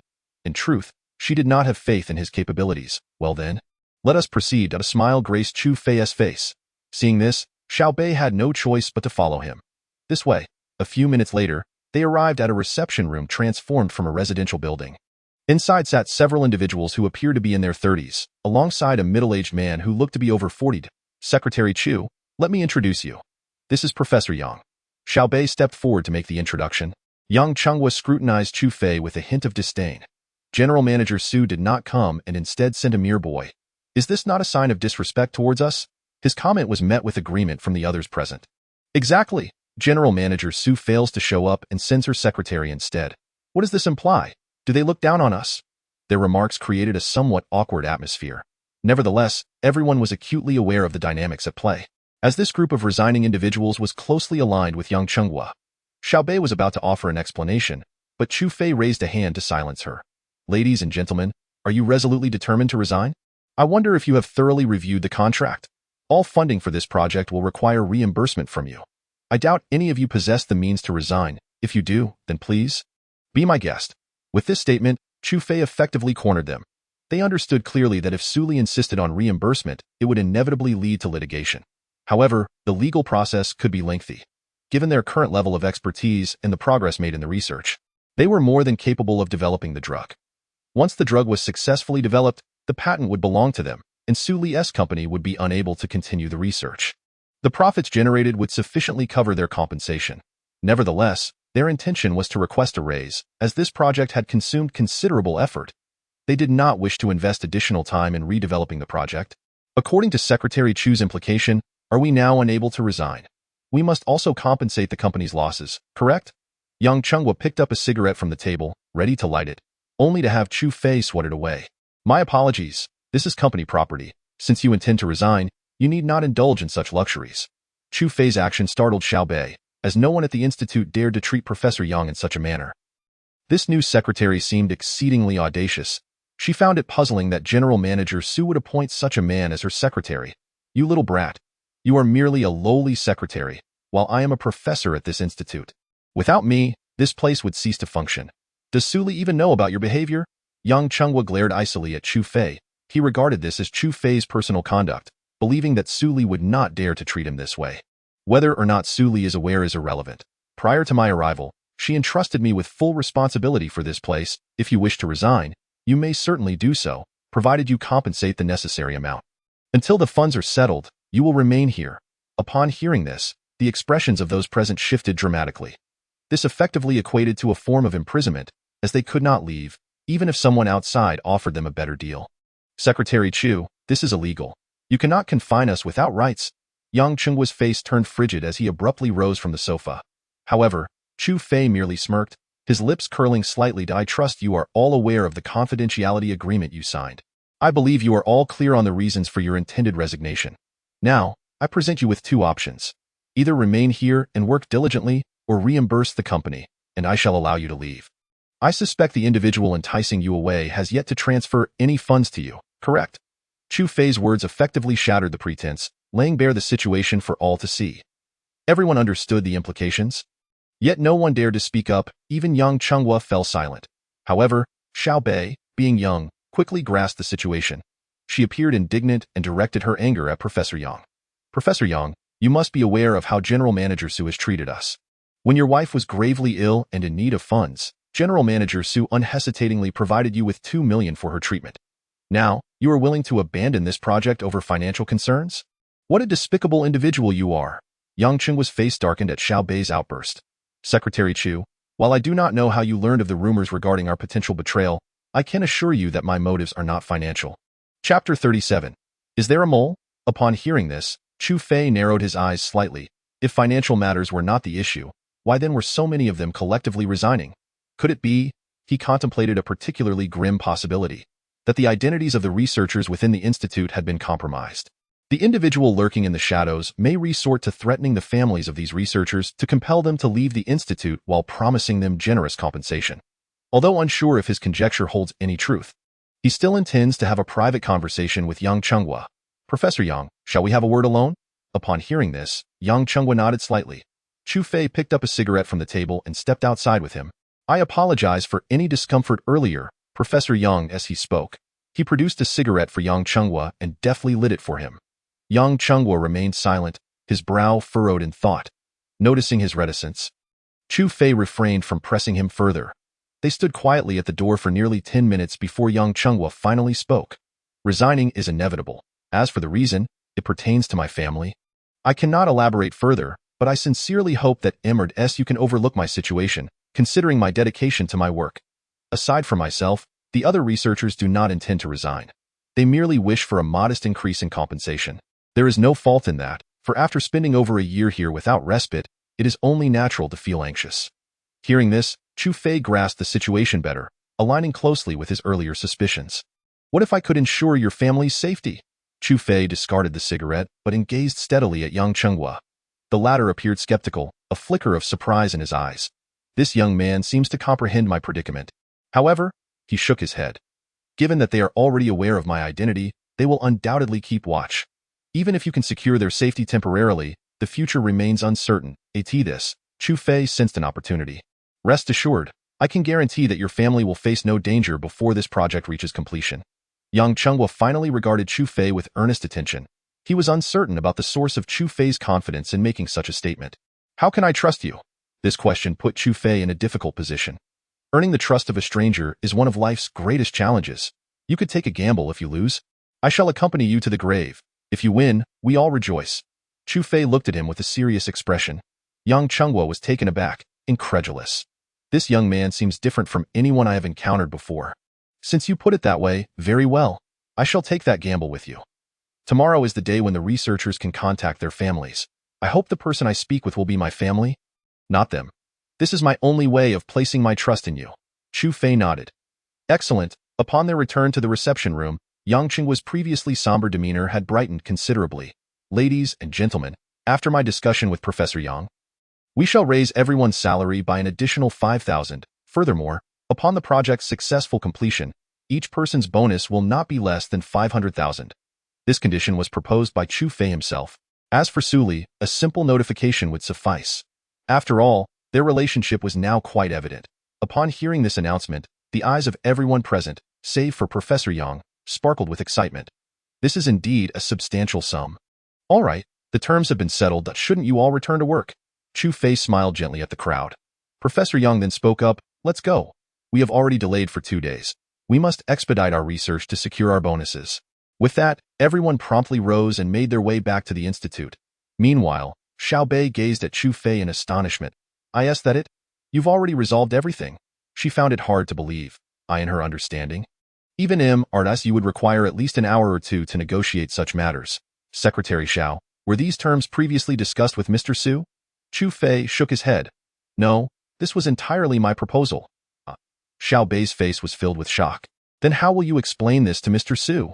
You promised such a hefty deal without his consent. If he refuses, the entire institute could be in turmoil. Explain. I need not provide an explanation. Chu Fei replied with a mysterious smile.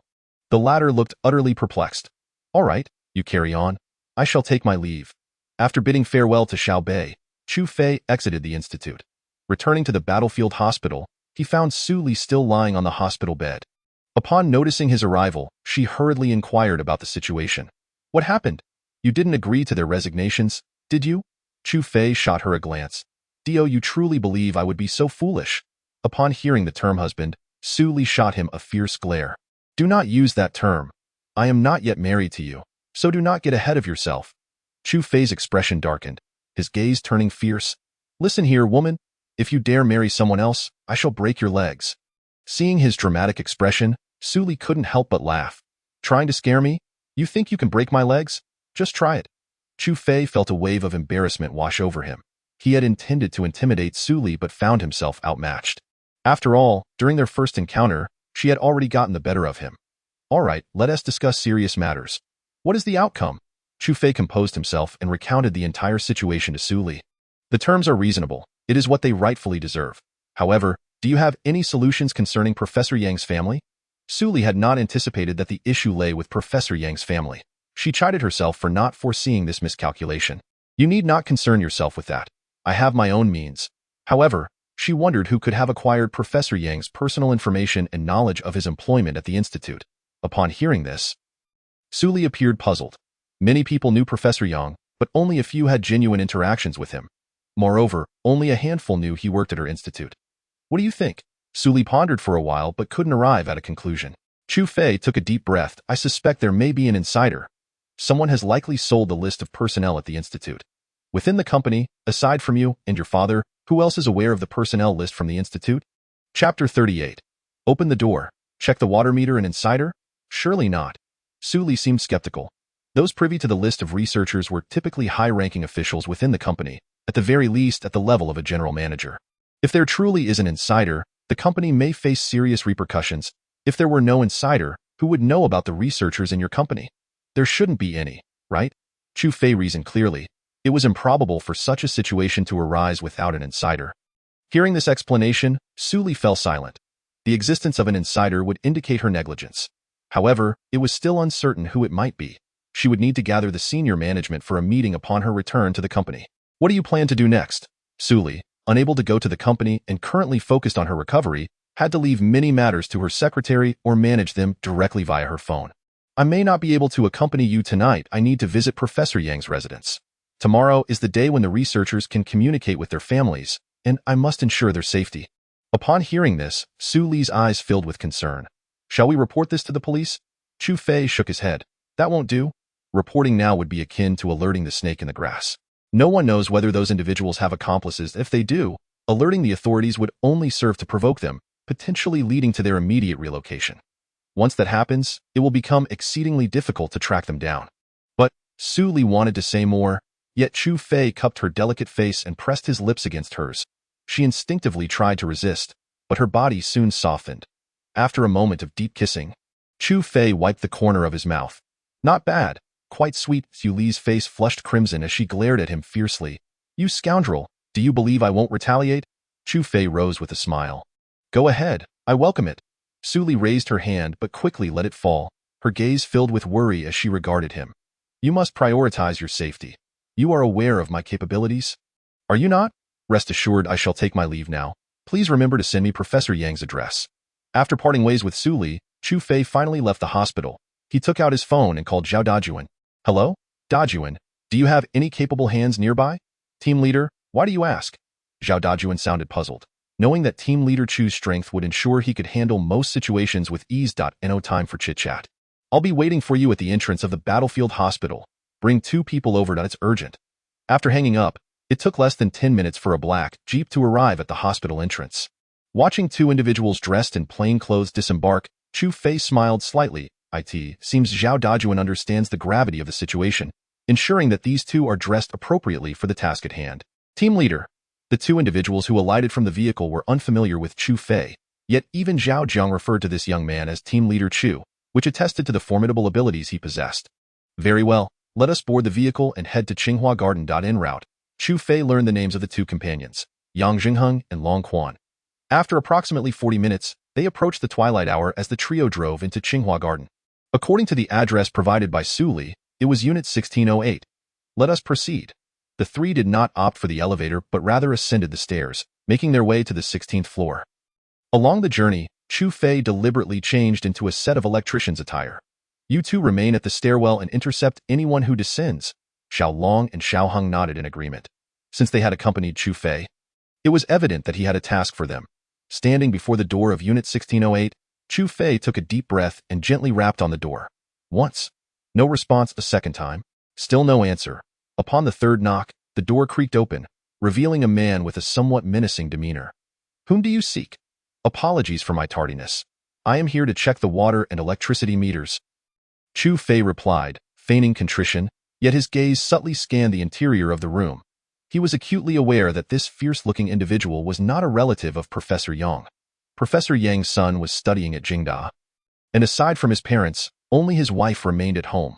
The man, appearing to be around 30 years of age, could hardly be Professor Yang's father. Didn't someone come yesterday?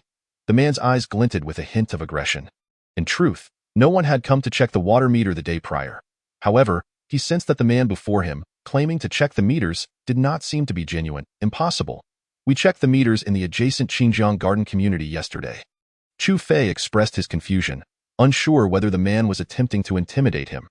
The man, upon hearing this, felt a wave of relief wash over him. It appeared that this individual was not there to cause trouble.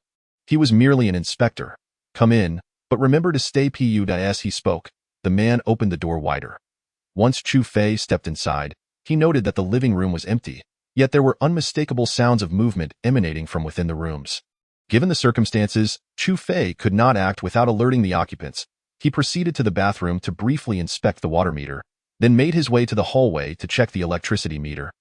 With the man trailing closely behind him, reaching the balcony, he attempted to peer through the curtains to ascertain the situation within, but the curtains were drawn shut, allowing only a narrow glimpse of 3 individuals seated on the bed, one of whom was pacing the room. This was all Chu Fei could see. He remained uncertain about what lay beyond his line of sight. Oh, not gawk. The man's voice, cold and disapproving, interrupted his thoughts. Understood, Chu Fei replied, lowering his voice. He feigned a cursory glance at the electricity meter before turning to leave. The man followed silently as they approached the door. Chu Fei seized the moment. Suddenly pivoting, he struck the man squarely in the throat, delivering a fatal blow without affording him any chance to resist. The man could only watch in horror as Chu Fei acted, unable to react.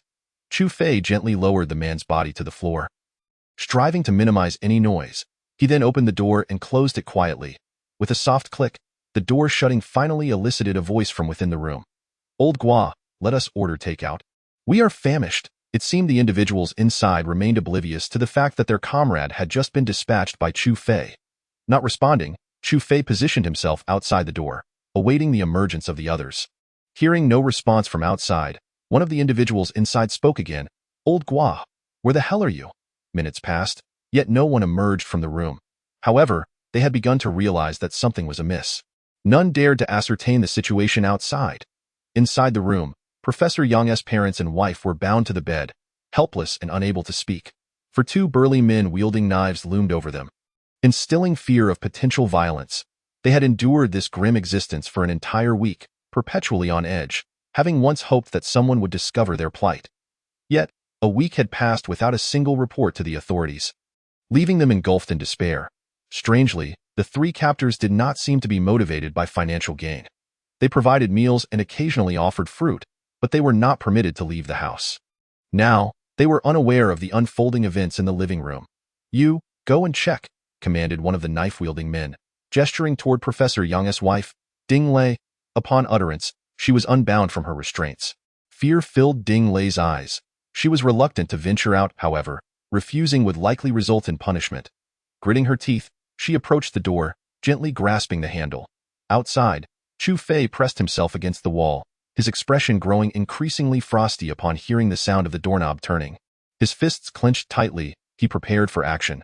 When the door fully opened, Chu Fei was poised to strike. Yet, an enticing aroma wafted through the air, momentarily halting his movement. A man should not possess such a fragrance. Indeed, as Ding Lei exited the room, her gaze immediately fell upon the lifeless form of the assailant on the ground. Instinctively, she stifled a scream but quickly recognized Chu Fei standing beside her. Her pupils dilated in shock, yet Chu Fei raised a finger to his lips, signaling her to remain silent. Ding Lei, not lacking in intellect, understood that this young man might be her savior. Trembling, she addressed the individual still within the room. He is dead. The living room is empty." Upon hearing this, the two assailants exchanged incredulous glances, each reflecting astonishment. "Old Gua is dead. How could he have perished so quickly after that meter inspector entered?" They were incredulous that no sound had been made. "Go check." After a silent exchange of glances, they nodded and made their way toward the door, while Ding Lei discreetly stepped aside, granting Chu Fei ample room to act. Chu Fei's expression was icy as he readied himself for confrontation. The moment the two assailants stepped out with their knives drawn, he acted without hesitation. He lifted his leg and delivered a powerful kick to the first assailant, sending him flying. The second assailant, witnessing his companion's defeat, swung his knife at Chu Fei. Both men were no ordinary criminals, possessing quick reflexes. However, they were not facing an ordinary opponent. Chu Fei sidestepped the blade and retaliated with a punch to the man's jaw, dislocating it and sending him crashing to the floor. Without mercy, Chu Fei then incapacitated the man's hands, the sickening sound of bone fracturing sending chills down Ding Lei's spine. She could scarcely fathom the true nature of the man who had come to rescue them. The two assailants were not killed. Rather, their ability to fight had been thoroughly neutralized. After ensuring they were incapacitated, Chu Fei turned to Ding Lei to explain. "Greetings, you must be Professor Yang's wife. I have been sent by him. He is aware of the situation at home. Rest assured, we will resolve this matter." Upon hearing this, Ding Lei exhaled a sigh of relief, tears welling in her eyes. With a choked voice, she called into the room. "Dad, Mom, you can come out now. It's safe." As the elderly couple emerged trembling from the room, their eyes widened in fear at the sight of the fallen assailants. Chu Fei then opened the door and called out into the corridor. "Xiaolong, come upstairs." Xiaolong and Xiaohong, who had been stationed at the stairwell, exchanged glances before hastily approaching the door. Upon seeing the three men lying on the ground, they quickly grasped the situation. "Team Leader Chu, take them back to the division's nearby residence for a time. Ensure their safety, and remember to post guards. If anything goes awry, I will hold you accountable." With that, he turned to Ding Lei and Professor Yang's parents. "Mrs. Yang, please accompany them back for now. I will handle matters here." Ding Lei, still shaken, nodded in agreement, quickly gathering her belongings to assist Professor Yang's parents as they departed with Xiaolong and Xiaohong. Once they had left, Chu Fei settled onto the sofa. Casting a glance at the two groaning men on the floor, he spoke slowly. "Cease your charade of death." Hearing this, the two men, pale-faced, scrambled to sit up. With their hands broken, they had lost all capacity to resist. "Who are you? Do you comprehend the consequences of thwarting our plans?" Before Chu Fei could respond, one of them questioned him first. Chu Fei smiled nonchalantly. "What those consequences entail, I cannot say. However, for you too, if you choose not to speak, the repercussions may not be pleasant. Their expressions shifted, and a flicker of trepidation danced in their eyes as they regarded Chu Fei. His prowess was sufficient to elevate him to a leading position within their organization. They could not fathom how a mere professor could enlist the aid of someone so formidable. Nevertheless, they were acutely aware of the severe consequences of betraying their organization. It did not merely spell death for themselves, but for their entire families as well. Proceed with your actions. We shall not speak. In the eyes of the two men, there lingered a sense of impending doom. The mission had failed, leaving only a path of death. This was the organization's rule. Even if one were to return alive, for the sake of safety, they would be dealt with decisively. Their resolve was indeed commendable. I suspect that the individual behind you is the one known as Yigu, am I correct? Chu Fei gazed calmly at the two men. Upon hearing these words, their expressions shifted, revealing a hint of shock in their eyes. They were bewildered, unable to comprehend how this man could be aware of Yi Ji's existence. Could it be? They recalled the previous mission, which ended in failure, with all 5 sent out perishing, save for one who was captured alive by the combat zone. It seemed that this individual had exposed Yi Ji's existence. Unfortunately, Yigu had learned of the capture, and the families of those men had already been buried alive. I told you, go ahead and act. We will not speak a word. Point 1 Death is far better than the demise of an entire family. Upon hearing this, Chu Fei narrowed his eyes slightly. It appeared that this Yigu was quite ruthless in his methods. A failed mission warranted the annihilation of entire families. Chapter 40. An inability to intervene. Hello, Jiangning? As Jiangning sat in his office, he recognized the familiar voice and immediately rose from his seat. He had narrowly avoided disaster the last time. This time, the young master had personally called him, indicating there was something he required him to do. Young master, it is I doubt. What is your command? Chu Fei observed the 3 corpses on the ground and slowly spoke. I am at Tsinghua Garden Building 1, room 1608. I have eliminated 3 criminals. You know what to do, correct? 3 criminals? Upon hearing this, Jiangning instinctively recalled Chu Fei's current predicament. Yes, I understand, and I will send someone over to handle it immediately. Rest assured. After receiving Jiangning's response, Chu Fei ended the call. Exiting Professor Yang's residence, he furrowed his brow slightly. These 2 individuals had proven remarkably resilient, refusing to divulge the identity of their backer even in death. However, based on their previous behavior, it was evident that the one targeting Suli from the shadows was indeed Yigu. He couldn't fathom what sort of identity could cultivate such an organization. Just as he departed from Tsinghua Garden, he received a call. To his surprise, it was Xiaoyu. Fei Ge, came her voice from the other end. It is I. What is the matter? Chu Fei moved to the bus stop. Lighting a cigarette. You had previously asked me to keep a close watch on Yao's situation, right? I have received some news. Oh? Chu Fei was taken aback by Xiaoyu's words. Please, go on. After a brief pause, Xiaoyu continued, recently, Yao seems to be getting close to certain business figures, and he has frequently been absent from the military. However, those under his command have not made any moves. Yet, from the information we have gathered, it appears he is secretly cultivating a group of individuals, though we are unclear on the specifics of their location. This news caused Chu Fei's brow to furrow. Cultivating an organization privately? This was explicitly prohibited within the team. If discovered, it would not only result in the loss of all current positions, but could lead to imprisonment for life. Is the information reliable? Indeed. It comes from our own people. Upon hearing this, Chu Fei's expression darkened. If this were the case, it could pose significant trouble. Understood. By the way, please utilize some of your authority to help me look into an individual named Su Jinghua. He should be connected to the military. See if you can find any identity information on him, and do let me know if you find anything. I have other matters to attend to, so I will hang up now. After saying this, Chu Fei ended the call. If there was indeed someone named Su Jinghua within the military, information would surely be obtainable, whether he was alive or dead. He had promised Suli to assist her in her search, thus fulfilling his own commitment. Yet, Chu Fei took a deep breath.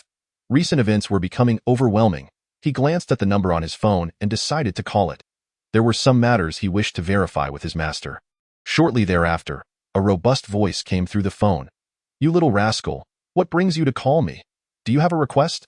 The hearty laughter was full of vigor, utterly unlike that of a man in his 70s. Master, have you made a decision regarding your resignation? What do the others say? Is it to be decided by vote? In truth, Sun Yan, having surpassed 70, was no longer suited to lead the Dragon Team.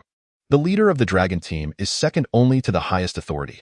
However, there were only 2 suitable candidates for the position, Chu Fei and Yao. Not only must one possess exceptional strength, but they must also be adept at managing emergencies.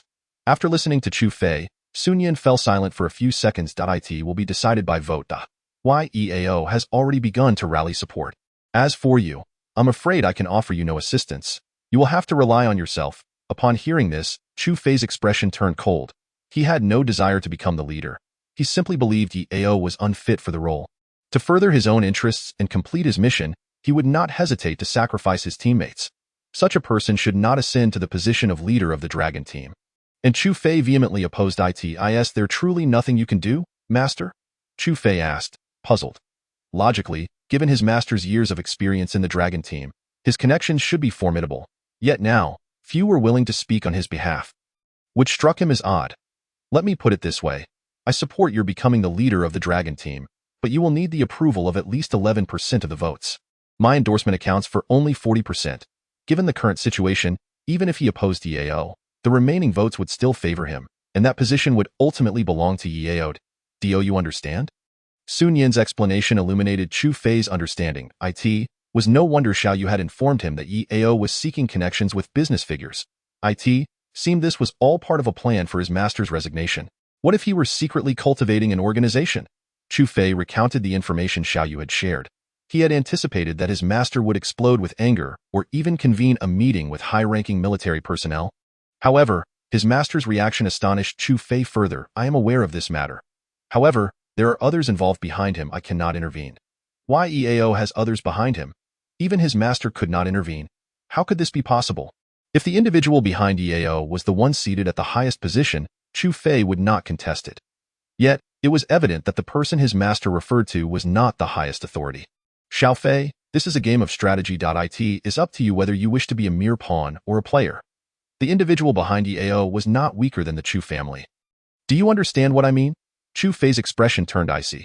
His master was well aware of his identity. Since his master had spoken, it indicated that the individual behind YEAO was indeed formidable enough to rival the Chu family. It was no wonder his master could not intervene. Master, does the opposing party not fear provoking the ire of the highest authority? Upon hearing this, Sun Yin sighed deeply.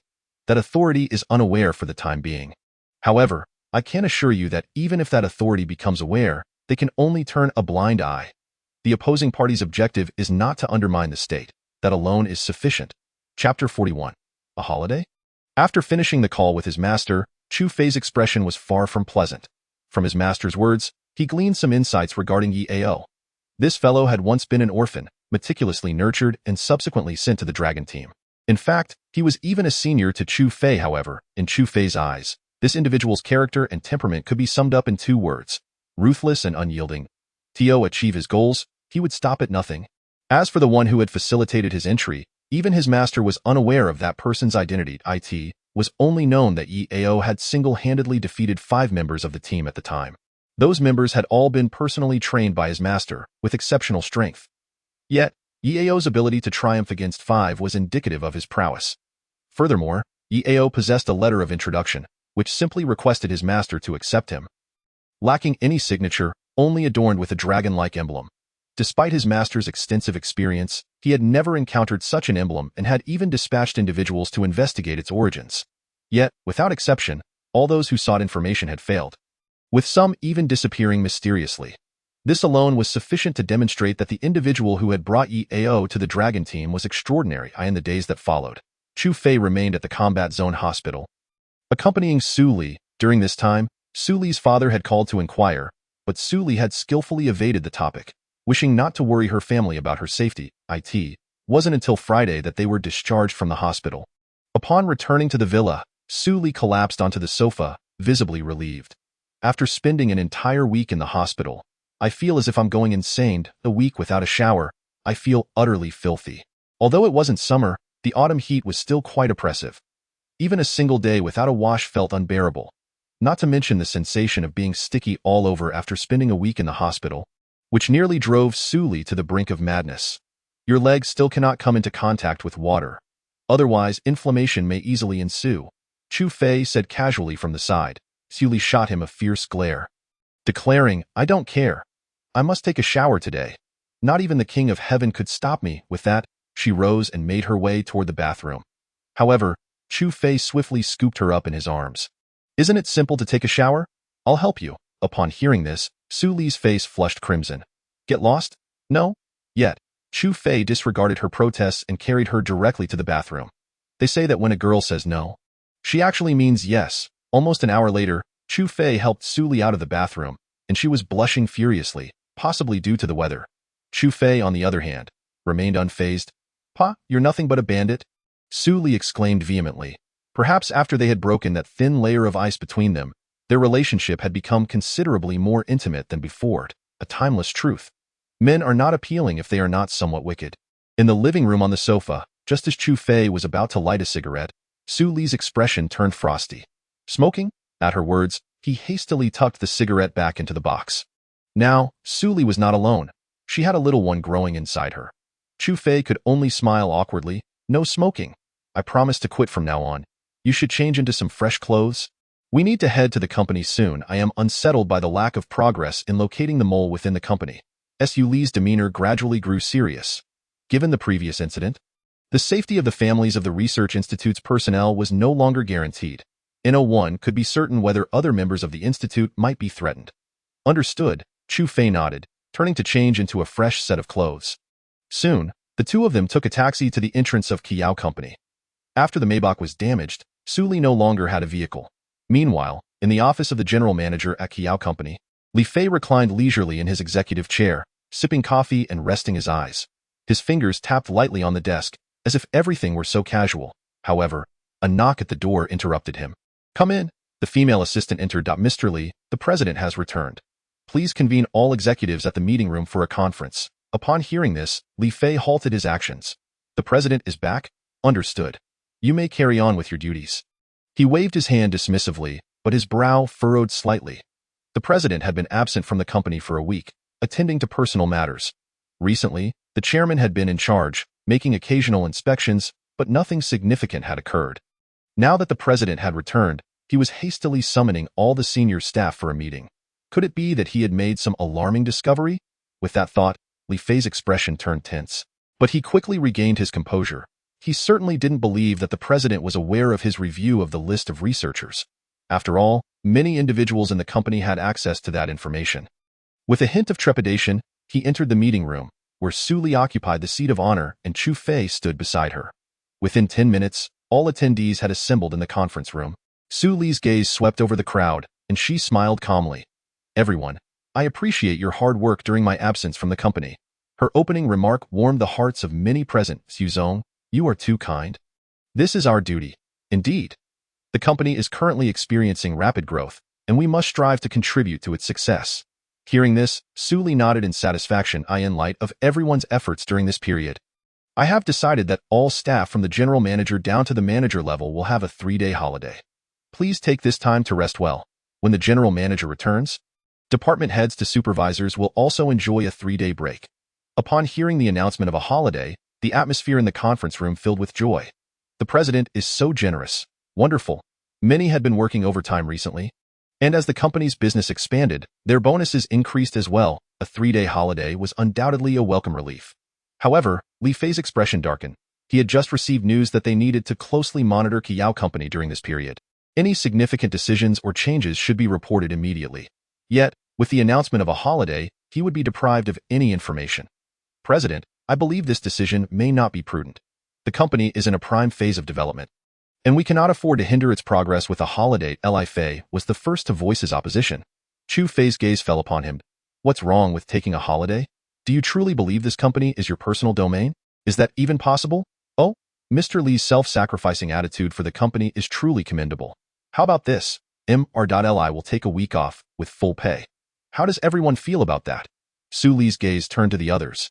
In their eyes, the position of general manager was not only significant but also laden with responsibilities.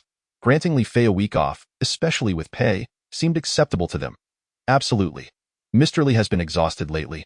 Just look at those dark circles under his eyes. He certainly deserves a good rest. The crowd chimed in, and Li Fei was left dumbfounded. He had anticipated that his remarks would persuade the president to allow him to work diligently at the company. To his surprise, she had instead granted him a paid week off. If it weren't for the exorbitant price offered by that individual, Li Fei would have considered himself fortunate to work at Kiao Company. President, that's not what I meant. I simply wish to contribute meaningfully to the company. Therefore, I don't require a holiday. Li Fei adopted a righteous demeanor, prompting applause from the other executives. Our Li is a role model for us all. The vice president interjected, encouraging everyone to learn from Li Fei. The others nodded vigorously, praising Li Fei as their exemplar. Mr. Li's dedication has not gone unnoticed by me. Therefore, please don't be polite with me regarding this matter. Su Li was not naive. She understood Li Fei's underlying intentions. In the workplace, everyone was there to earn a living. Aside from a select few who were willing to contribute for promotions or financial gain. Who would refuse a paid holiday? Li Fei's unwillingness to take a break, even expressing a desire to stay and work overtime, raised suspicions. President, Before Li Fei could finish his sentence, Su Li raised her hand. All right. It's settled then. Li will take a week off, while the rest will have 3 days. Meeting adjourned. With that, Su Li turned and exited the conference room. Once back in her office, she sat down in her chair, a pained expression crossing her face. She had barely managed to maintain a facade of normalcy in front of everyone, but her wound was on the verge of bursting open. What's wrong? Did the wound reopen? Noticing her discomfort, Chu Fei quickly approached, lifting the edge of her skirt to examine the bandage underneath. The pristine white gauze had already absorbed a hint of blood, but thankfully, it wasn't too severe. It's nothing. Just a little bleeding from the wound. A few days of good rest should suffice. As soon as Chu Fei's words fell, the office door swung open. Fang Qing stepped in and was taken aback to find Chu Fei crouched beneath Su Li's skirt. His head tilted up, she froze in place, her mouth slightly agape. What are you two doing? A vivid image flashed through her mind. Had she not barged in unexpectedly, perhaps they would have. Fang Qing regretted entering at that moment. Had she waited just 2 more minutes, who knows what might have transpired? Chu Fei calmly lowered Su Li's skirt, stating, nothing much. Meanwhile, Su Li's face was already flushed red. Did you not knock before entering? Fang Qing grinned at her, her eyes sparkling with understanding. Who would have thought that our esteemed president would have a moment of weakness? In the office, she teased, TSK. Su Li, upon hearing this, immediately exploded. Shut up. It's not what you think. Fang Qing laughed heartily and approached, playfully patting Chu Fei's shoulder. Chu bodyguard, does the president have a salty flavor? Is it reminiscent of the sea? Chu Fei licked his lips. Would you like to give it a taste? Fang Qing looked at him with disdain. Get lost. After that, she walked over to Su Li's side. Are you feeling better? I actually knew you were injured. Her earlier remarks had merely been playful banter. Much better. I can walk, albeit with some difficulty. By the way, what brings you here? Su Li inquired curiously, as Fang Qing had been busy with her modeling agency lately. During Su Li's hospital stay, they had often chatted on the phone. From Fang Qing, she had learned that her ex-boyfriend's company had been aggressively poaching talent from hers, with many promising models being lured away for high prices. Now, her modeling agency was in crisis, and collaborations had dwindled significantly. I'm here to share some good news with you.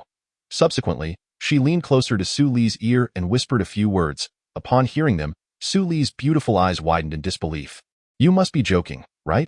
Is this for real? Fang Qing nodded earnestly. Of course it's true. Soon after, both women's gazes fell upon Chu Fei. In that moment, Chu Fei felt as though he were being stalked by a fierce tiger. Why are you looking at me? Is there something on my face? Su Li smiled gently. Chu, dear handsome, do you have any idea of the impact that set of model photos you shot at Xiao Qing's company had? Chu Fei appeared somewhat perplexed. It's just a set of photos. How could it have any significant impact? Besides, I'm covered in scars. Who would actually like such pictures? What influence could they possibly hold? With a hint of curiosity, he inquired further. Fang Qing slowly replied, the outfits you wore in those photos have seen a dramatic surge in sales. The merchants we previously collaborated with are eager to produce them in bulk, and they've even sent over a few new styles recently. This revelation, Chu Fei's expression fell. It dawned on him that Fang Qing had come to recruit him as a model. Absolutely not. You're not offering me any payment. Is it amusing to exploit my services for free every day? Fang Qing's eyes widened in astonishment. You want money? Do you really lack such a trivial amount? To her, Chu Fei was merely a top-tier rich heir. Indeed, I'm juggling the responsibilities of 3 roles, bodyguard, secretary, and even caretaker. Not to mention, I have to warm the bed occasionally, and still, I'm not receiving any compensation. Is this easy for me? Chu Fei's remark nearly prompted Su Li to leap to her feet. What are you talking about? When did I ever ask you to warm the bed? Don't make baseless claims. However, Fang Qing found the situation amusing. I asked that how it is. Why not join me? Not only will I pay you, but I'll offer quite a bit. Chu Fei resolutely shook his head. I refuse to engage in any illegal activities. I am a law-abiding citizen. Fang Qing shot him a piercing glare. You are truly something else. Come on, sis, let us ignore him. Wasn't your car broken? Let's go buy a new one. For Su Li, the idea of purchasing a car held minimal appeal. Yet, lacking transportation was inconvenient. She promptly contacted the manager of the Mercedes-Benz dealership, requesting a top-of-the-line Maybach AS for her choice of brand. Su Li could only say that these cars were built to endure. The three then proceeded to Fang Qing's modeling agency, aiming to convince Chu Fei to shoot a few more sets of model photos. However, it seemed their timing was less than ideal. In the lobby of the agency, a man and a woman were seated on the sofa. The man, with a decent appearance, resembled a pretty boy, casually smoking while propping his leg. The woman beside him appeared to be older, at least in her 40s. Her face heavily coated in foundation, resembling a frightful mask, idly playing with her phone. In front of them were several attractive female models. I've promised. Join my company, and your monthly salary will double. Moreover, let me tell you, my agency has received numerous orders. If you decide to switch, I guarantee your career will flourish 100 times more than at this small firm. Some of his abrasive remarks caused Fang Qing's complexion to darken. She could scarcely believe that her ex-boyfriend, Lin Shui, had the audacity to show up at her agency and poach her talent. Was he really so brazen as to defecate on her head? Lin Shui? Fang Qing stormed into the lobby, her face livid. Su Li and Chu Fei followed closely behind, observing quietly. Hearing his name called, Lin Shui turned around, his face instantly lighting up upon seeing Fang Qing. Xiao Qing, you've returned, just in time. I wanted to discuss something with you today. The woman beside him, noticing Fang Qing, set her phone down. So, you must be President Fang? Not much to look at, I must say. I wonder how my dear Lin ever found you appealing. Their taunts transformed Fang Qing's charming face into a mask of fury. Suppressing her rage, she declared, You are not welcome here. Please leave. Yet, Lin Shui seemed disinclined to exit. Instead, he chuckled, Xiao Qing, that's rather unkind of you. After all, this place was built through our joint efforts. Although we parted ways, I still hold feelings for you. I came to discuss the terms of acquiring your company. Listening to their exchange, Su Li furrowed her brows. Such a scoundrel was beyond comprehension. Unable to contain herself, she interjected, A person must retain their dignity. When one loses it, they are invincible, but a tree without bark is doomed. Her words were clearly directed at Lin Shui. Upon turning, Lin Shui spotted Su Li and Chu Fei standing a short distance away and smirked. If it isn't President Su. Why apologies for the oversight. I didn't realize you were here to take photos with Xiao Qing. However, you could certainly approach me as well. I could offer you a free shoot. The implication was unmistakable. Get lost, leave now. Or I'll call security. Fang Qing, unwilling to witness Su Li being belittled, erupted with anger. Lin Shui merely scoffed, believing that Fang Qing's agency had no competitive models left. The owners of fashion brands would naturally hesitate to hire a model agency lacking in talent. Fang Qing, I've already taken your top models. What do you have left to challenge me? He continued. I'm giving you two options. Either sell your company to me, and in light of our past, I'll offer you a position as general manager, or you can watch your company fade away. Fang Qing found herself momentarily speechless, unable to counter his claims. With several of her top models poached by Lin Shui, the remaining ones were only staying due to high salaries. Otherwise, they would have left long ago. Chu Fei furrowed his brow slightly. He typically preferred to avoid meddling in others' affairs. However, since Fang Qing was a close friend of Su Li's, and given Lin Shui's recent derogatory comments towards Su Li, he felt compelled to speak up. At that moment, Lin Shui's gaze landed on Chu Fei. His brow furrowed in recognition, as he felt a sense of familiarity with the young man. Suddenly, a thought struck him, and he regarded Chu Fei with surprise. You're the new model Fang Qing hired, right? Quite impressive. Last week at Fashion Week, you were chosen for the cover of the men's magazine.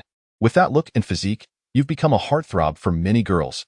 He also understood that this model had come from Fang Qing's agency. Brother, name your price. Join my agency, and I guarantee you'll earn twice what you're making here. Lin Shui adopted a demeanor of arrogance, assuming that all models were motivated solely by money.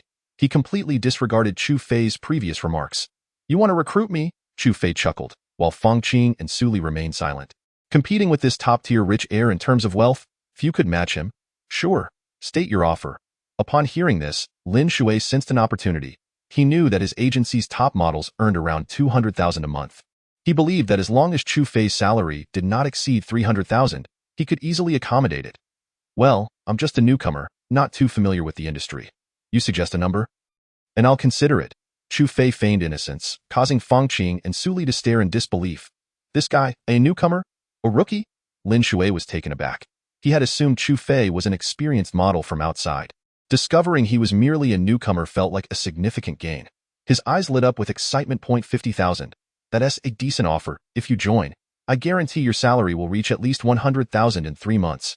For a newcomer, that was an exceptional rate. No model agency would offer such a salary to an inexperienced model. However, Chu Fei was different. He had made a striking debut by landing the cover of a modeling magazine, showcasing immense potential. 50,000, that seems a bit low. How about 100,000? After contemplating for a few seconds, Chu Fei proposed his own price. Lin Shui took a moment to think, but quickly agreed. 100,000 a month, done? Yet, Chu Fei looked at him with a hint of surprise. I believe you've misunderstood. I was referring to a salary of 100,000 per minute. Per minute? Upon hearing this, everyone was stunned.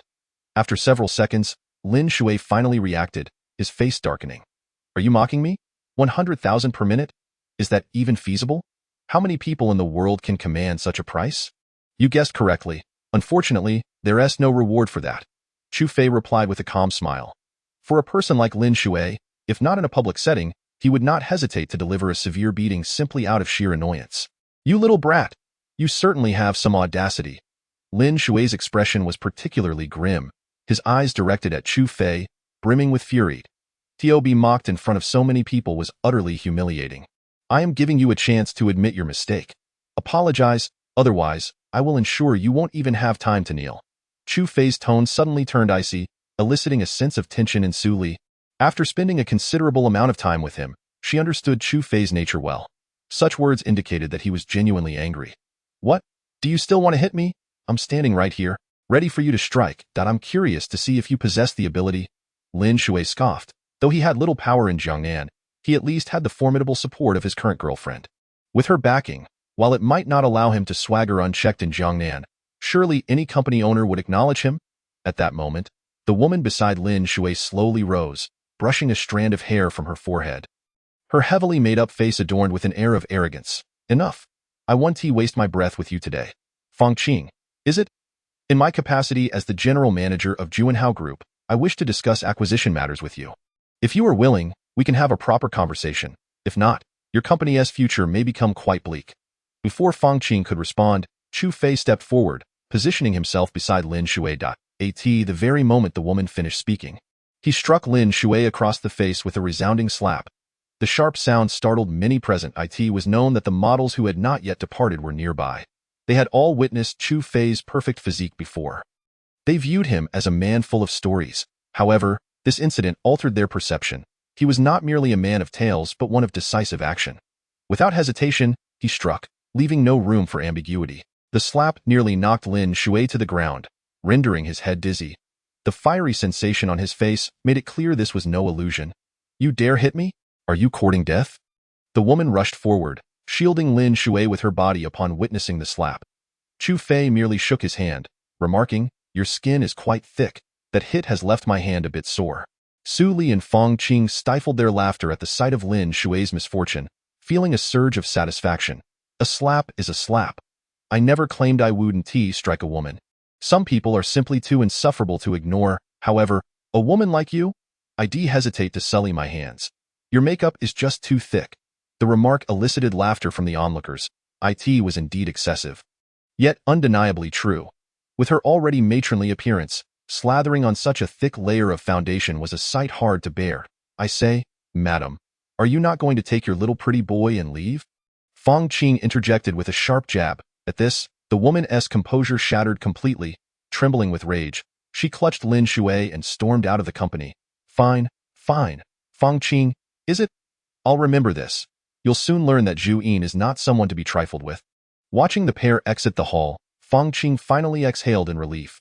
Her gaze fell upon the other models, revealing a hint of disappointment. Since you are all present, I want to say much more. If you wish to leave, I want to stop you. We all have our needs. If other companies offer higher wages, I cannot compete.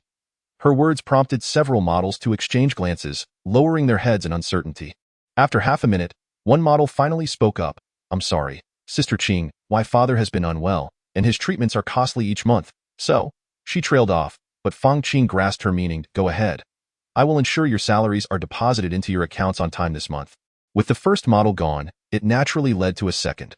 Out of the 6 models, only 2 remained. Are you not leaving? The 2 models exchanged glances. They too contemplated departing, but the earlier excuses had been exhausted. Sister Qing, Fang Qing waved her hand dismissively. If you wish to leave, then do so. They shared one last look before hastily exiting the company. Consequently, apart from the essential staff and those involved in shooting, not a single model remained in the company. Now, Fang Qing was faced with the daunting task of recruiting new talent. During this interim, the company would be unable to operate. Fang Qing's expression darkened as she sank into a nearby sofa. Her brow furrowed in deep thought. Don't worry, if it comes to it, I can help you find some models to be. By the way, what exactly is this Juanhao group? They seem to have some intentions aimed at you. Su Li absorbed the words spoken by the woman named Zhu Ying earlier. She had little interest in the general manager of Juanhao Group, but was well aware that the group operated subtly within Jiangnan. She distinctly recalled that among the investors from their last meeting was the president of Juanhao Group, Wang Xie. In truth, Juanhao Group was not merely a local enterprise, it was a provincial conglomerate, encompassing numerous companies and boasting significant scale. The Jiangnan branch was merely a subsidiary of their vast operations. This modeling agency was merely a casual investment by that woman for Lin Shui, and it held little bearing on their core business. Hearing this, Su Li's eyes widened in shock. She had assumed Juanhao Group was a local firm, only to discover it was a provincial powerhouse with substantial resources. If that is the case, doesn't it imply your company is being targeted by them? Fang Qing offered a wry smile and nodded. Indeed, that is the case. Listening to the exchange, Chu Fei interjected. Juanhao Group, why does that name sound so familiar? He felt as though he had heard it before but couldn't quite place it. That moment. Su Li chimed in. Wasn't Wang, the president of Juanhao Group, among the investors who visited our company last time? Upon hearing this, Chu Fei's memory sparked, and no wonder it sounded familiar. It was Wang Xie's company. That made things simpler. He would just need to speak to Wang Xie about the matter. As for this so-called general manager, to him, she was merely a minor character. With a single word from Wang Xie, she could be dismissed. The question remained, how could he persuade Wang Xie to assist? Do you know someone from their company? Su Li couldn't help but ask, intrigued by Chu Fei's demeanor. Well, sort of, just at a lower level. Chu Fei smiled, choosing not to elaborate further. Hearing this, the two exchanged knowing glances. Actually, Chu, I'm genuinely curious about your identity. Can you share what it is? The so-called elite second-generation rich kid must have a more complex background. Previously, when Su Li was injured, they had broached this topic but had never fathomed why Chu Fei would come to be by Su Li's side. If it were solely for her, it seemed unnecessary for someone of his wealth to make such an effort. I've already stated, my true identity is that of a top-tier rich heir. Without any significant connections. In essence, I'm simply a nouveau riche. My family received a substantial payout from a redevelopment project. The two exchanged incredulous glances upon hearing this. You really expect us to believe such a tale? They rolled their eyes, dismissing him. If you're not going to elaborate, then we have no interest in pursuing it. The two resumed their idle chatter in the hall, just as Chu Fei intended to take a seat and relax. He received a phone call. Recognizing the familiar number, he turned to Su Li, saying, I'll step outside to take this call. You two continue chatting. Noticing they seemed uninterested, he exited the hall. Once outside, he pressed the answer button. Xiao Yu, what's the matter? The caller was indeed Xiao Yu. Brother Fei, the person you asked me to investigate has yielded some information. However, due to my limited access, I can't view all the details. I can only confirm that this Su Jinghua is still alive and remains within our military.as for his exact position. I'm not privy to that. Surprised, Chu Fei pondered the implications. The fact that Su Jinghua was alive suggested that Su Li's grandfather was likely a significant figure within the military. After all, at over 70 years old and having spent many years in the military, he must at least hold the rank of a major general. If he had climbed even higher, he could be of an even loftier rank. Yet, in Chu Fei's recollection, he couldn't recall any individual named Su Jinghua among the ranks, from privates to generals. And Brother Fei, it seems Su Jinghua has changed his name. The records I accessed were from before he made the change. After changing his name, I find myself unable to locate his identity. Perhaps it is only through your authority that his information can be accessed. Upon hearing this, Chu Fei felt a surge of frustration. A name change? That complicates matters considerably. After all, there are numerous individuals within the military. If he has been assigned to a particular combat zone or stationed at the border, Locating him would prove to be quite a challenge. Very well. I have acknowledged this information. Are there any other matters? Chu Fei casually inquired. This question prompted Xiao Yu to reveal that there was indeed more to discuss. Brother Fei, actually, what I wish to convey is not this, but rather the recent developments concerning EAO. Recently, a small meeting has been convened at the headquarters of the combat zone, which many attended, excluding you. Even Brother Luo was present. The primary topic of discussion was regarding the team leader's retirement. The question of who should succeed his position. Upon hearing this, Chu Fei's brow furrowed slightly. Have they commenced discussions on this matter so soon? It seems I must find an opportunity to return to the capital. I cannot allow them to dictate my actions indefinitely. I understand. There are no further developments, correct? After a brief hesitation, Xiao Yu slowly responded, there is something, though I am uncertain if it pertains to you. Chu Fei's brow furrowed again. What is it? I have heard that EAO's subordinates seem to be targeting a small company. I am not sure which one it is. A small company? Chu Fei instinctively thought of Su Li's Kaio company. However, upon further reflection, that did not seem plausible. Given EAO's status, dealing with a minor entity like Su Li's company would be a trivial matter. Moreover, if he intended to target Su Li's company, I would certainly uncover some clues. Should I catch wind of it, he would undoubtedly face repercussions. I see. If there is nothing else, I shall hang up. After concluding the call, Chu Fei returned to the hall where Feng Qing and Su Li were engaged in conversation. Upon his entrance, Su Li waved him over. Come here for a moment. I have something to discuss with you.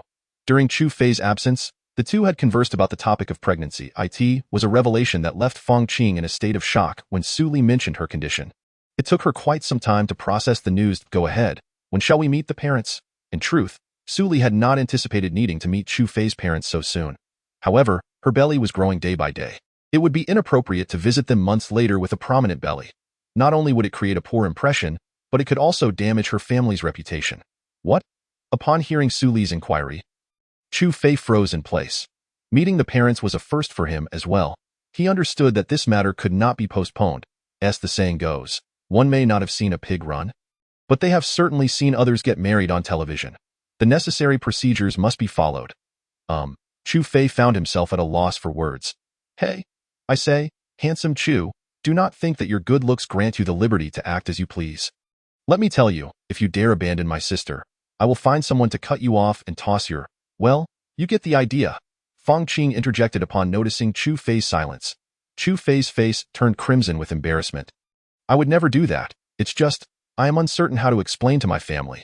You know my identity, it is somewhat unique. In reality, it wasn't that Chu Fei was unwilling to introduce her to his family. The current situation at home was rather unclear, and they were in the midst of a conflict with the immortal bird family. If they were to discover Su Li's identity, they might selectively target her. While he could endure the consequences, should anything happen to Su Li, the situation would escalate dramatically. Chu Fei, I must inform you. My sister's belly is growing, and she is expecting a child. You must meet the parents, whether you like it or not. Just tell me when we can go. Chapter 46. You are injured. Do not move. Feng Qing's words left Chu Fei in a quandary. At present, he genuinely could not ensure a safe return for Su Li. If they did go back, he was certain troubles would follow in quick succession.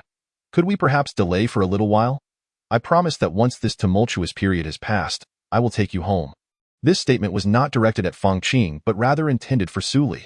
However, he was unaware that his words left Su Li with a tinge of disappointment. Every girl dreams of marrying into a good family. While she may not have considered it previously, now that she was carrying a child, such matters could not be postponed. Hearing Chu Fei express uncertainty left her feeling disheartened. It's fine. A little delay is acceptable. Su Li managed a forced smile, her eyes betraying her disappointment. Chu Fei recognized her inner turmoil but felt powerless in the current situation. Chu Fei, let me make this clear. If you dare to abandon my dear sister like those scoundrels, I will stop at nothing to find you and break your legs. Feng Qing's face was filled with fury, clearly not in agreement with Chu Fei's sentiments. Chu Fei nodded solemnly, raising 3 fingers. I swear, I shall never abandon you. I promise to give you the most perfect wedding in the world. I, Chu Fei, am a man of my word. If I fail, may heaven strike me down. He had never sworn oaths to anyone nor made promises about the future. Yet, for Su Li, he was willing to change, even if not immediately. That is all I need to hear. Su Li felt a pang of sorrow at his words, prompting her to speak up. However, Feng Qing added a mischievous remark from the side. Just be careful you don't find yourself struck by a sudden bolt from the blue one day. Despite her words, Fang Qing's face wore a smile. Witnessing her dear friend finding happiness was the best outcome possible. Let us go. I am eagerly anticipating your upcoming fashion photos. If next week's model magazine features you, you will truly gain fame. Fang Qing grinned wickedly at Chu Fei. The latter's expression soured, but for Su Li's sake. He had no choice but to comply. He realized he had fallen prey to the whims of these two women. By the time they returned to the villa from Fang Qing's modeling agency, it was already 8 in the evening. As for dinner, Fang Qing had already treated everyone at a restaurant, declaring it a reward for Chu Fei. After all, her modeling agency had completed its assignments, and Chu Fei was the only external aid she had. It was because of him that her agency could manage to stay afloat for a while longer. In the bedroom, Su Li sat at the edge of the bed. Chu Fei crouched beside her, holding fresh gauze, alcohol, and medicinal powder. The hem of her long dress had slightly lifted, revealing her fair calves, which were wrapped in a bandage stained with dried blood. It may sting a little. Bear with me, I will finish shortly. Chu Fei was knowledgeable in basic care. During his previous missions, he had sustained numerous injuries. To stop the bleeding, he often resorted to makeshift methods using tobacco or gunpowder to cauterize the wounds. Since he could not carry gauze and hemostatic drugs with him, he had to rely on rudimentary means to staunch the bleeding. After completing a mission, he would need to address his wounds promptly. The longer the delay, the higher the risk of inflammation and infection. Su Li nodded gently, her gaze fixed on his chiseled features. Chu Fei remained oblivious to her scrutiny, slowly unwrapping her bandage. As he neared the final layers, Su Li remained silent, though her face had turned pale from the pain. When Chu Fei finally removed the gauze and began to disinfect the wound with alcohol, Su Li could no longer suppress a soft moan. The sensation felt akin to countless needles pricking at her injury. Does it hurt? Chu Fei looked up, noticing the sheen of cold sweat appearing on Su Li's small face. It's fine, just carry on. She bit her lip, trying to suppress her cries. Observing her stubborn demeanor, Chu Fei felt a pang of guilt. I am sorry. I will not allow you to be hurt again, he silently vowed in his heart. He swiftly applied the medicine and rewrapped her wound. All done. Rest well. In a few days, once the wound has scabbed over, you will be fine. Good night. Chu Fei gently wiped the sweat from her forehead and leaned down to place a kiss on her rosy lips. However, Su Li wrapped her arms around his neck, gazing at him with longing in her beautiful eyes. Chu Fei, not being oblivious, understood her unspoken request. All right, but let me make it clear. You must not move around too much. Your foot is still injured. Before he could finish his sentence, Su Li had already thrown herself at him. Meanwhile, at a booth in the Houting bar, Su Hui, wearing a troubled expression, addressed Water Brother. What's wrong with you? If there's anything, just tell me, and I'll help you sort it out. If Chu Fei were present, he would undoubtedly recognize that the one speaking was Su Hui, the same fellow he had slapped several times at the previous bar. Don't mention it today. I was struck across the face and yet I dared not retaliate. A surge of pent-up frustration swells within me. Lin Shui, with a countenance full of gloom, downed a substantial gulp of alcohol. Before his former girlfriend, he had been audaciously slapped by a mere model, and now subjected to mockery. The indignation brewed within him, refusing to dissipate. Thus, he sought out Su Hui to share a drink at the bar. Damn! How dare that little brat strike my brother Shui? Shui brother, tell me who he is, and I shall assist you in delivering a well-deserved lesson to him. To vent your anger, Su Hui abruptly rose from his seat, exuding an air of determination to defend Lin Shui. Lin Shui shook his head and patted his shoulder. Let it go. After all, he is affiliated with Curson Company. In Lin Shui's eyes, Curson Company was indeed a formidable entity, far surpassing his own modeling agency. So what? I am not targeting his company. I simply find him intolerable and wish to give him a thrashing. This matter is straightforward. Shui brother, do you have a photograph of that individual? I will wait for them to arrive at work and confront him beneath their office. Upon hearing Su Hui's declaration, Lin Shui, emboldened by the alcohol, replied, Fine. My brother Xiaowei is worth having. As for the photograph, I have it. He then retrieved his phone from his pocket and displayed an image. It was the cover of this week's modeling magazine. However, when Su Hui beheld the man in the picture, he was rendered speechless. Brother Hui, the person you mentioned, it cannot be him, can it? Lin Shui, puzzled by Su Hui's reaction, inquired, What, do you know him? When asked this, Su Hui's face flushed with embarrassment. It seemed the events of that day were still vividly etched in his memory. The stinging pain on his face was something he could not forget. To him, that individual was undoubtedly no ordinary person. Would provoking such a figure yield any favorable outcomes? Clearly, it would not. Nevertheless, in front of Lin Shui, he would not display any signs of fear. Shui brother, I am not exaggerating. I have encountered that brat before. The last time I was at a lounge, I had a scuffle with him and managed to subdue him. Although I sustained considerable injuries, he certainly did not fare any better. Su Hui assumed a posture that suggested he had utterly vanquished the man. Lin Shui, however, appeared taken aback. Really? Now I feel reassured. Shall we? Come, let us drink. Tonight, I must arrange for a few lovely ladies to keep you company. But remember, when it's time to take action, call me. I want to witness this drama unfold.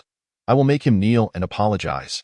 Upon hearing this, cold sweat broke out on Su Hui's forehead. Make that fellow kneel? Unless he was seeking a premature end to his own life. Nevertheless, he was certain the man was not present. That much was guaranteed. The next time I encounter him, I will ensure he kneels to apologize to you. Come, let us drink. Chapter 47. The four great families. The following morning, as Chu Fei awoke from his slumber, Su Li was still asleep, her arms wrapped around his. After gently extricating his arm, he performed a quick wash-up before heading to the kitchen to prepare a sumptuous breakfast for Su Li. After all, it was not just Su Li who needed to eat. There was also a little one to consider.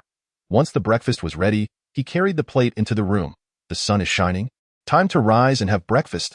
He softly called out. Su Li, still somewhat dazed, murmured, No, I want to sleep a bit longer. Noticing her reluctance to awaken, Chu Fei opted not to press further and gently closed the door behind him. Stepping into the yard, he pulled out his phone, gazing at the number displayed on the screen. After a prolonged moment of contemplation, he finally pressed the call button. Soon, a jovial male voice resonated from the other end. You little rascal, you finally decided to call me? What is the matter? Speak up. I'm rather busy at the moment and don't have time for you. Chu Fei's expression darkened at his father Chu Tianquang's words. After all, it was quite a feat to get him on the line. Yet he spoke as if Chu Fei were the one desperate to reach out. Chu Tianquang chuckled heartily. All right, the moment your butt rises. I know what you're about to unleash. What trouble have you stirred up? In his eyes, Chu Fei seldom called unless he found himself in a predicament or faced an issue beyond his personal capabilities. Dad, I wanted to inquire if there truly is no one from our family within the military. At this question, Chu Tianquang fell silent for a few seconds before responding slowly. You know the ancestral rules cannot be broken. While there are no direct descendants of our family in the military, many have benefited from our support in the past. Seeking assistance from those individuals does not imply we are without allies. Why are you asking this all of a sudden? The Chu family's rule is that any direct descendant is prohibited from entering the national military. Violators face the family's justice. As for Chu Fei, his initial entry into the Long Group was merely to learn from his mentor. Once he had acquired the necessary skills, he intended to withdraw. Nothing serious. There is someone in our Long Group by the name of Yao, and his background seems rather impressive. The family behind him appears capable of challenging ours, which is why I wanted to ascertain his true identity. Upon hearing this, Chu Tianquang's tone shifted slightly. Families capable of standing against us are few.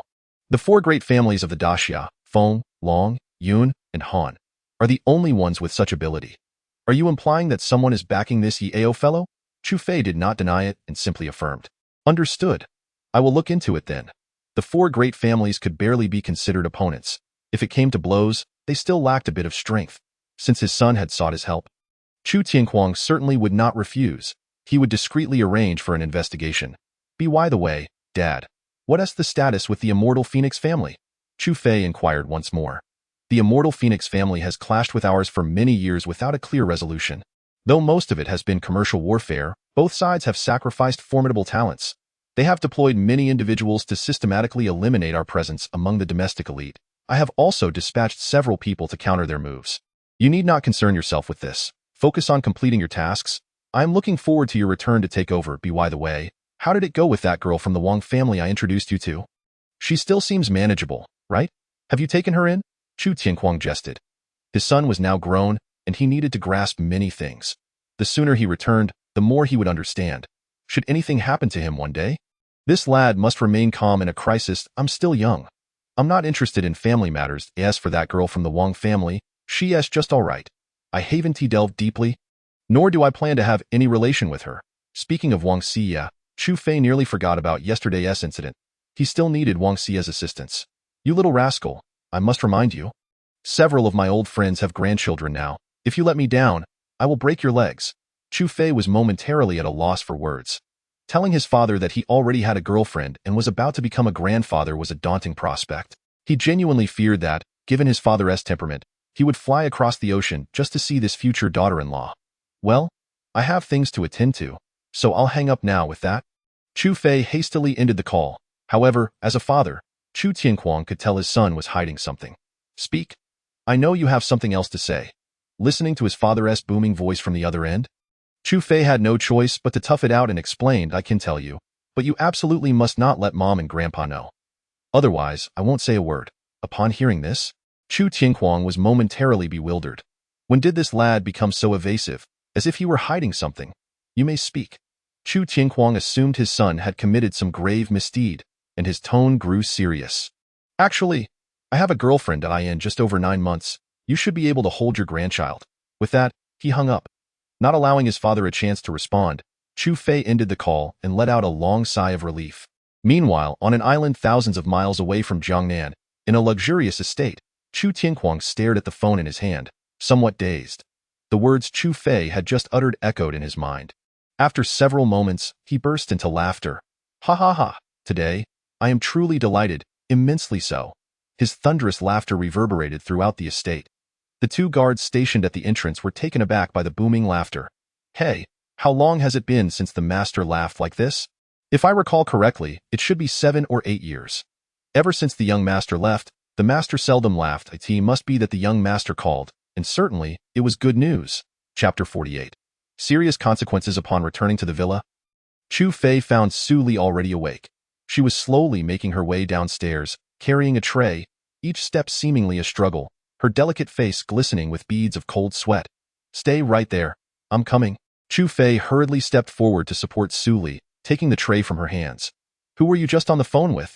Su Li asked, her curiosity piqued. It was early in the morning. Who could Chu Fei possibly be calling? Who else could it be? Naturally, it was my family, Chu Fei replied, his face a picture of helplessness. He had reluctantly mentioned this matter to his father. Given his father's tendency to gossip, the entire household was likely in an uproar by now. He could easily imagine his mother and grandparents at home, bursting with joy. Perhaps they might even show up in Jiangnan at any moment. You told your family? Su Li felt a sudden wave of uncertainty.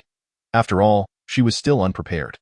Although she had spoken about wanting to meet Chu Fei's parents, the reality of the day made her feel a bit timid. I did, but don't worry, I assured them that they wouldn't be coming over for a while. They should only come once they resolve their own matters at home. By the way, isn't today Saturday? You should be returning home for the family banquet, right? Every Saturday was a day for Su Li's family gathering, and today was no exception. The main concern was how to explain Su Li's injury to his family. Let's tidy up a bit. We should be on our way. The 2 quickly organized themselves and drove to the Su family villa. Upon seeing Chu Fei, Su Li's grandmother warmly invited him to sit down. As they chatted about trivial matters, she even expressed her intention to introduce Su Li to Chu Fei. Xiao Fei, you're not so young anymore. Why, little Li is also growing up. I see a couple-like resemblance between you two. Why not? Give it a try. Jiang Taiying's wrinkled face was adorned with a benevolent smile. Su Li, sitting beside her, felt her cheeks flush slightly. Grandma Jiang Taiying chuckled softly, gently patting her hand. You should be grateful to have such a good young man by your side, especially since he has been taking care of you after your injury. Where else could you find someone like him? The reason behind Su Li's injury was lightly glossed over with a small lie, claiming it was an accidental cut. Unable to evade the topic any longer, Chu Fei spoke up. Grandma, last time you asked me to help find information about Grandpa, I inquired a bit through a friend, and it appears that Grandpa Su Zhenghua is still alive. However, Grandma, has he perhaps changed his name? Upon hearing the initial sentences, Jiang Taiying's cloudy eyes suddenly focused on Chu Fei, disbelief flooding her expression. Even Su Li's gaze towards Chu Fei shifted. Su Wu, who had been watching the news nearby, stood up in shock, staring at him. What did you say? The old man is still alive. Jiang Taiying seemed hesitant to believe it. Yet her eyes were already glistening with tears. She raised her aged hand to wipe the tears streaming down her cheeks. Is it true? Are you serious? Su Li found it hard to accept as well. After all, her grandfather had been missing for decades, with no news whatsoever. She couldn't fathom that he was still alive. Chu Fei, are you sure you're not joking? Su Wu's expression turned icy, suspecting that this young man was merely trying to please the elderly lady with false hope. Chu Fei nodded earnestly. Grandma, I truly asked a friend, and there is indeed a person named Su Zhenghua in the military who is alive, but he has changed his name. To access more comprehensive information, my friend lacks the necessary clearance. As he spoke, Chu Fei was not fabricating. It was indeed the case. With Xiao Yu's clearance, they could not locate Su Li's grandfather's real records. What they could access were only outdated documents. This information simply confirmed that Su Li's grandfather was still alive, but beyond that, there was little knowledge. He would have to wait until he had time to return to the capital to utilize his own clearance to uncover more details. As long as he is alive, that is enough. Alive is enough. Jiang Taiying's tears flowed freely, as though she had waited many years for this affirmation. Seeing her grandmother in tears, Su Li felt a lump in her throat. Her eyes turning, our Edith Yu sat silently beside them, and it was clear that Chu Fei was not lying at least.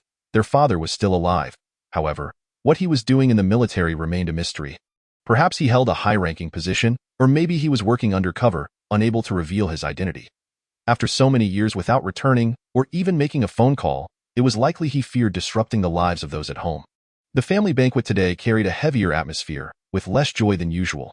After dinner in the courtyard, Xiao Fei, could you do me a favor? If possible, could you find a way to contact Xiao Li's grandfather? Or if your friend sees him, could you ask him to send a letter home? Looking into the elderly lady's longing eyes, Chu Fei was unsure how to refuse. All right, if possible, I will certainly ask him to send you a letter. He could only grit his teeth and agree. Whether he could find or meet Su Li's grandfather was another matter entirely. By the way, Grandma, has Grandpa really not changed his name? Or does he have any nicknames? If so, could you tell me? That would increase my chances of finding him.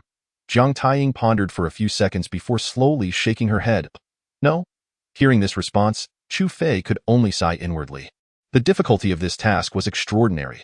With so many military districts and individuals nationwide, locating someone who had changed their name was akin to searching for a needle in a haystack. However, with his clearance, he could explore further when time permitted. Grandma, please don't be too sad. I believe Grandpa will surely return to see you. Yuli gently comforted Jiang Taiying, who merely nodded in silence, her cloudy eyes still glistening with tears. After sitting in the courtyard for over 10 minutes, the two finally drove back. On the way, Su Li pondered, if my grandfather is still alive, why hasn't he returned to see Grandma? She couldn't understand. If he was alive and working in the military, why had he not made a single phone call or left even a letter? You don't understand. It's not that they don't want to, but that they can't, and if their identities were revealed, it could endanger their family's safety. That's why they dare not contact their loved ones, Chu Fei replied, shaking his head slightly. Those working in certain special departments of the military might not see sunlight for years, let alone make phone calls. This is not only for their own safety, but also for the safety of their families. The identities of those working in special departments are classified at the highest level. Only a select few can access this information, and those with insufficient clearance who attempt to pry into it would be captured for questioning. Perhaps Su Li's grandfather was one of those working in such a special department. Yet, he also found it hard to comprehend. At over 70 years old, even if he had good health, he should have reached retirement age. How could he still be working in the military? But could he really endure the longing for his family without making a single call? Su Li couldn't grasp how a mere phone call could pose such a threat to family safety. If you can endure, then there's no problem. The consequences of not being able to endure are only two: death or treason. Which one do you think you would choose? Chapter 49. She has provoked my wife, understand? Death? Treason? Su Li fell silent, momentarily taken aback. She had not anticipated that a single phone call could lead to such severe consequences. Regardless of either option, neither was a choice anyone could make. The only solution was to sever contact with family until retirement, at which point, everything might have changed. I understand. Su Li could only nod in resignation. Chu Fei remained silent, knowing there was another option. Having a powerful family as a backing that no one would dare to challenge. Clearly, the Su family was not that kind of family, which might also explain why Su Li's grandfather refrained from contacting them. The next day at noon, after having lunch with Su Li, Chu Fei received a call from Wang Xiedam, my handsome boyfriend. Where are you? I'd like to take you out on a date. Hearing the flirtatious voice on the other end of the line, Chu Fei's expression darkened. The timing of the call was utterly inappropriate, especially since Su Li was sitting right beside him. Who is it? Someone asking you out on a date. Su Li's lips curled into a cold smile as she pinched Chu Fei's ear. Their relationship was now clear, yet Chu Fei still had another girlfriend. Wasn't he that akin to straddling two boats? For any woman, such a situation was unacceptable. Wait a moment. I'll call you back shortly. With that, Chu Fei hung up the phone, turning to Su Li with an expression of helplessness. Well, She's actually a blind date arranged by my family. I never liked her. She just insists on clinging to me. Moreover, you're not a stranger to her. Upon hearing the initial sentences, Suli felt somewhat more accepting. After all, given Chu Fei's affluent background, it was understandable for his family to arrange blind dates. However, the last statement left her puzzled. Did I know her? Who? She didn't know many people. The president of Juanhao Group, Wang Xiya. Chu Fei spread his hands in exasperation, but Suli gazed at him in utter disbelief. President Wang, are you joking with me? What kind of status does President Wang hold to go on a blind date with you and pursue you relentlessly? Just the other day, Fang Qing informed me that Juanhao Group is a provincial enterprise group. Its standing far exceeds that of ordinary companies. The Juanhao Group in Jiangnan is merely a branch that I assure you. I speak the truth. If you doubt me, would you care to accompany me? Noticing Su Li's skepticism, Chu Fei resolved to take her along to meet Wang Xiya, intending to inform that woman that he had a girlfriend now, and to request she cease her pursuits. After all, there could be no fruitful outcome. He was not a fickle person. He would never straddle two boats. Su Li's gaze was filled with doubt, yet she ultimately waved her hand. Trust must be mutual, since Chu Fei had already spoken. It would seem petty for her to follow him, lest she appear jealous. You go ahead, I shall not accompany you. Although she was the president of Juanhao Group, there should be no entanglements with her. Otherwise, I will have Shao Qing find someone to castrate you. Observing Su Li's silly demeanor, Chu Fei chuckled. Rest assured, my relationship with her is merely professional. She seeks my assistance in certain matters, and I require her help in others. Hence our communication. Upon hearing Chu Fei's explanation, Su Li nodded. Go ahead and return early. After bidding farewell to Su Li, Chu Fei drove off, calling Wang Xiya to arrange their meeting place. Half an hour later, he arrived at an opulent Western restaurant. Observing Wang Xiya seated on the sofa, Chu Fei felt a twinge of confusion. Approaching, he sat down with a thud. You can't possibly have summoned me for a date? The dining table was adorned with a bottle of red wine, 2 perfectly cooked prime steaks, and 2 bouquets of roses. It certainly resembled a romantic rendezvous. What else could it be?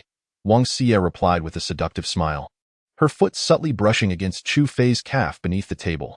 Come on, we're both perceptive individuals. Let us dispense with the pleasantries and get to the point. This woman was no fool. If it were merely a date, there would be no need for such extravagant displays. She was not one to place value on material things, as she already possessed what she needed. As expected of you, young Master Chu. A man like you always ignites in me an impulse to conquer. Alas, as a mere mortal woman, I am not worthy of your attention. This statement elicited a slight smile from Chu Fei. It appeared Wang Xiya was already aware of his background, though he was not surprised. After all, given the Wang family's status, uncovering his identity was not a challenge. The Wang family had numerous enterprises overseas and maintained economic ties with his own family. I do indeed have a matter that requires your assistance. However, it may necessitate the use of your status. Wang Xiya's words caused Chu Fei's brow to furrow. Utilizing his status, this matter must be significant. Moreover, revealing his identity was out of the question. I'm afraid I cannot assist with that. He pondered for less than 2 seconds before declining politely. Wang Xiya shot him an exasperated glare. Not your identity as young Master Chu, but your identity as chairman of Chu Min Group. If it were to require the young Master Chu identity, the Chu family would undoubtedly flay me alive. Hearing this, Chu Fei finally let out a sigh of relief. You gave me quite a scare. The fact that Chu Min is under my name surely cannot be hidden from Wang Xiya. Please elaborate. As he spoke, he busied himself with his knife and fork, savoring the steak. Several prominent businessmen from the capital have come down, likely under the aegis of the 4 major families. They intend to develop some business ventures in Jiangnan and are hosting a large commercial gathering. Numerous companies have been invited, yet I sense their intentions are far from simple. The businesses they intend to involve encompass a wide array, including your company, Qi. At the mention of Qi, Chu Fei set down his knife and fork. Qi is on their list? It's important to note that Qi is merely a third-tier company in Jiangnan. Before the drug is developed, it wouldn't even rank. Yet, Wang Xiya claims that Qi is included in their plans. He sensed that their intentions were far from straightforward. What are your thoughts? Chu Fei's gaze fell upon Wang Xiya. Quite simply, they wish to intervene in Jiangnan, disrupting the plans I have meticulously laid over the years. Hence, I wish to collaborate with you to ensure they leave empty-handed. Wang Xiya took a sip of red wine and stated coolly. The family has been establishing itself in Jiangnan for 2 years now, and the plan is already halfway through. Many enterprises in Jiangnan hold shares in Juanhao Group. While the stakes are not large, we are certainly stakeholders. Should the four major families wish to intervene, it would mean snatching a livelihood from my hands.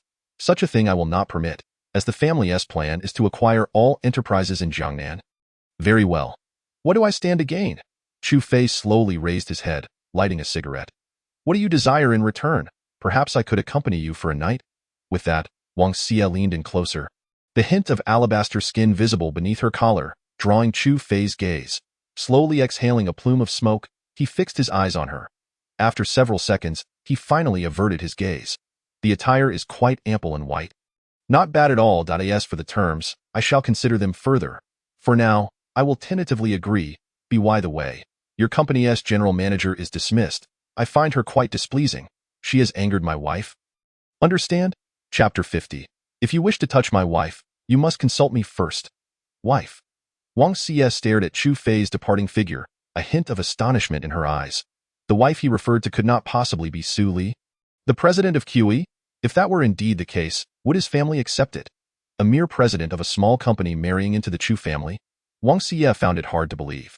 After all, a person of no standing or status, such as the president of a small company, aspiring to join a prestigious family like the Chu seemed rather far-fetched.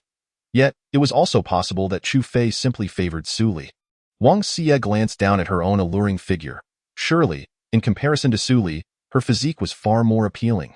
Why then, did Chu Fei not take a liking to her? She could not comprehend. However, recalling Chu Fei's parting words, she retrieved her phone and called her secretary. President, the gentle voice of the secretary came through the line. Please notify that the general manager of the company has been replaced. Let the vice president take over. The general manager is stepping down. Upon hearing Wang Xie's words, the secretary did not question her further. For the president's word was the ultimate authority. Understood. I shall notify her immediately and follow up with an email.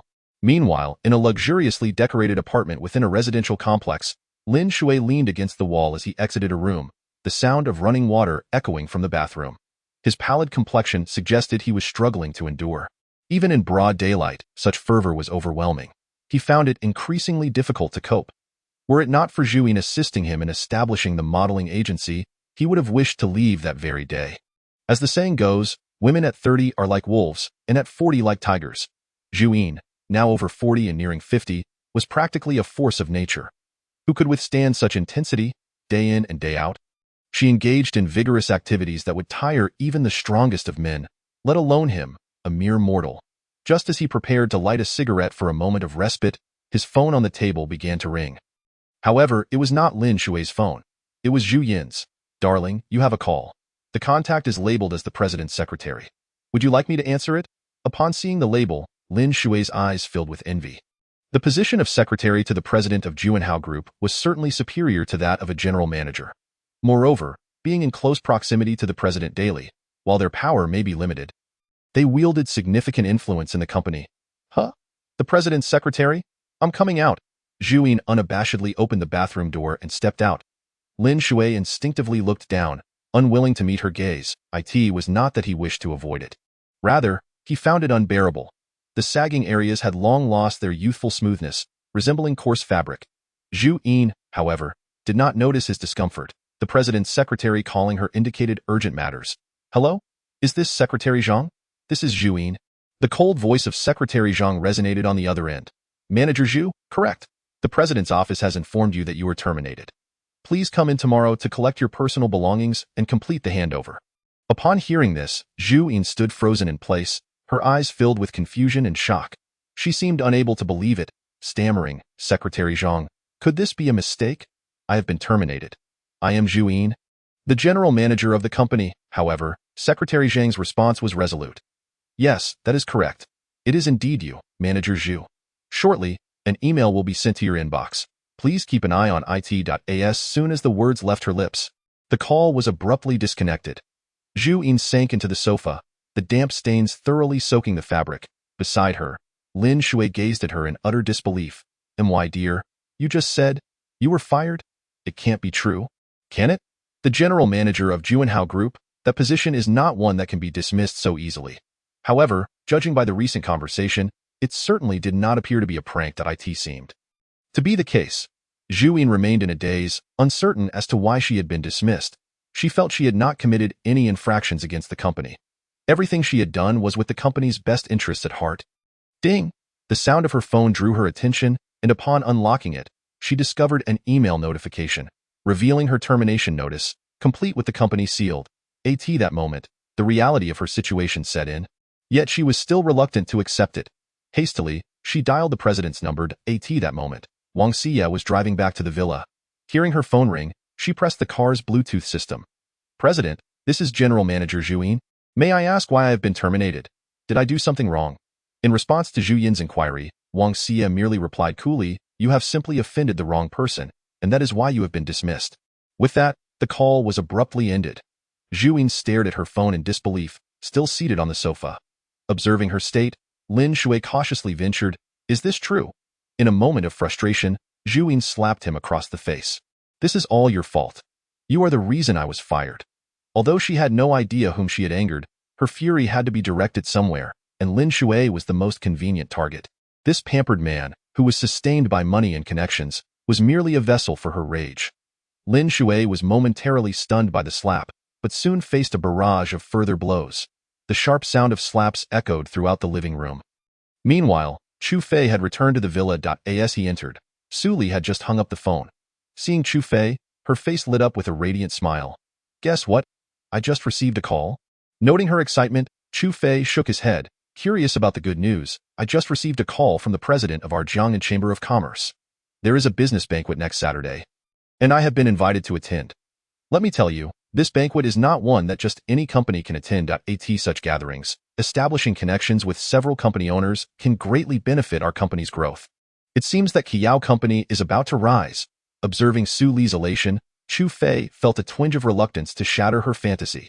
He feared that this business banquet was specifically aimed at her company. Just recently, his father had informed him that Yao was likely backed by one of the four prominent families. It hadn't been long, and the other party was already organizing a business banquet in Jiangnan. The intent seemed overly direct. If he were absent, Su Li, in her naivety, would undoubtedly fall into their trap. However, a cold glint flickered in Chu Fei's eyes. "If they wish to make a move against my wife, they will first have to consult me." Chapter 51. Just put on a show for a while. Do not play for real. After a period of rest, Su Li's injuries had nearly healed. The wounds had scabbed over, and she was able to move freely. The two arrived at the company early in the morning. However, upon their arrival, the secretary approached with a report. "President, the general manager has come to work." "Come to work?" Su Li's expression turned noticeably cold. "I granted him a week's leave, and now he returns to work? Only 2 days have passed, and there are still 5 days left until the official return. Including Saturday and the weekend, he has an entire week of rest remaining. Understood. Please inform him to come to my office." After the secretary departed, Chu Fei spoke up. "If all goes as expected, the list of research personnel should have been leaked by him. The last meeting convened for the senior management, where I granted everyone a holiday, was intended to ascertain whether anyone among them would betray the company. The most suspicious individual now is General Manager Li Fei. Why would he return to work rather than enjoy his holiday? It's suspicious. What do you intend to do? Will you fire him or?" Chu Fei sought to gauge Su Li's thoughts on handling this traitor. "Dismissing him would not benefit the company. I intend to gather evidence and have him imprisoned, as well as apprehend the individual behind this." Su Li displayed considerable boldness. Though she was uncertain who was targeting her company, the adversary had already crossed the line, and she could not simply swallow her anger.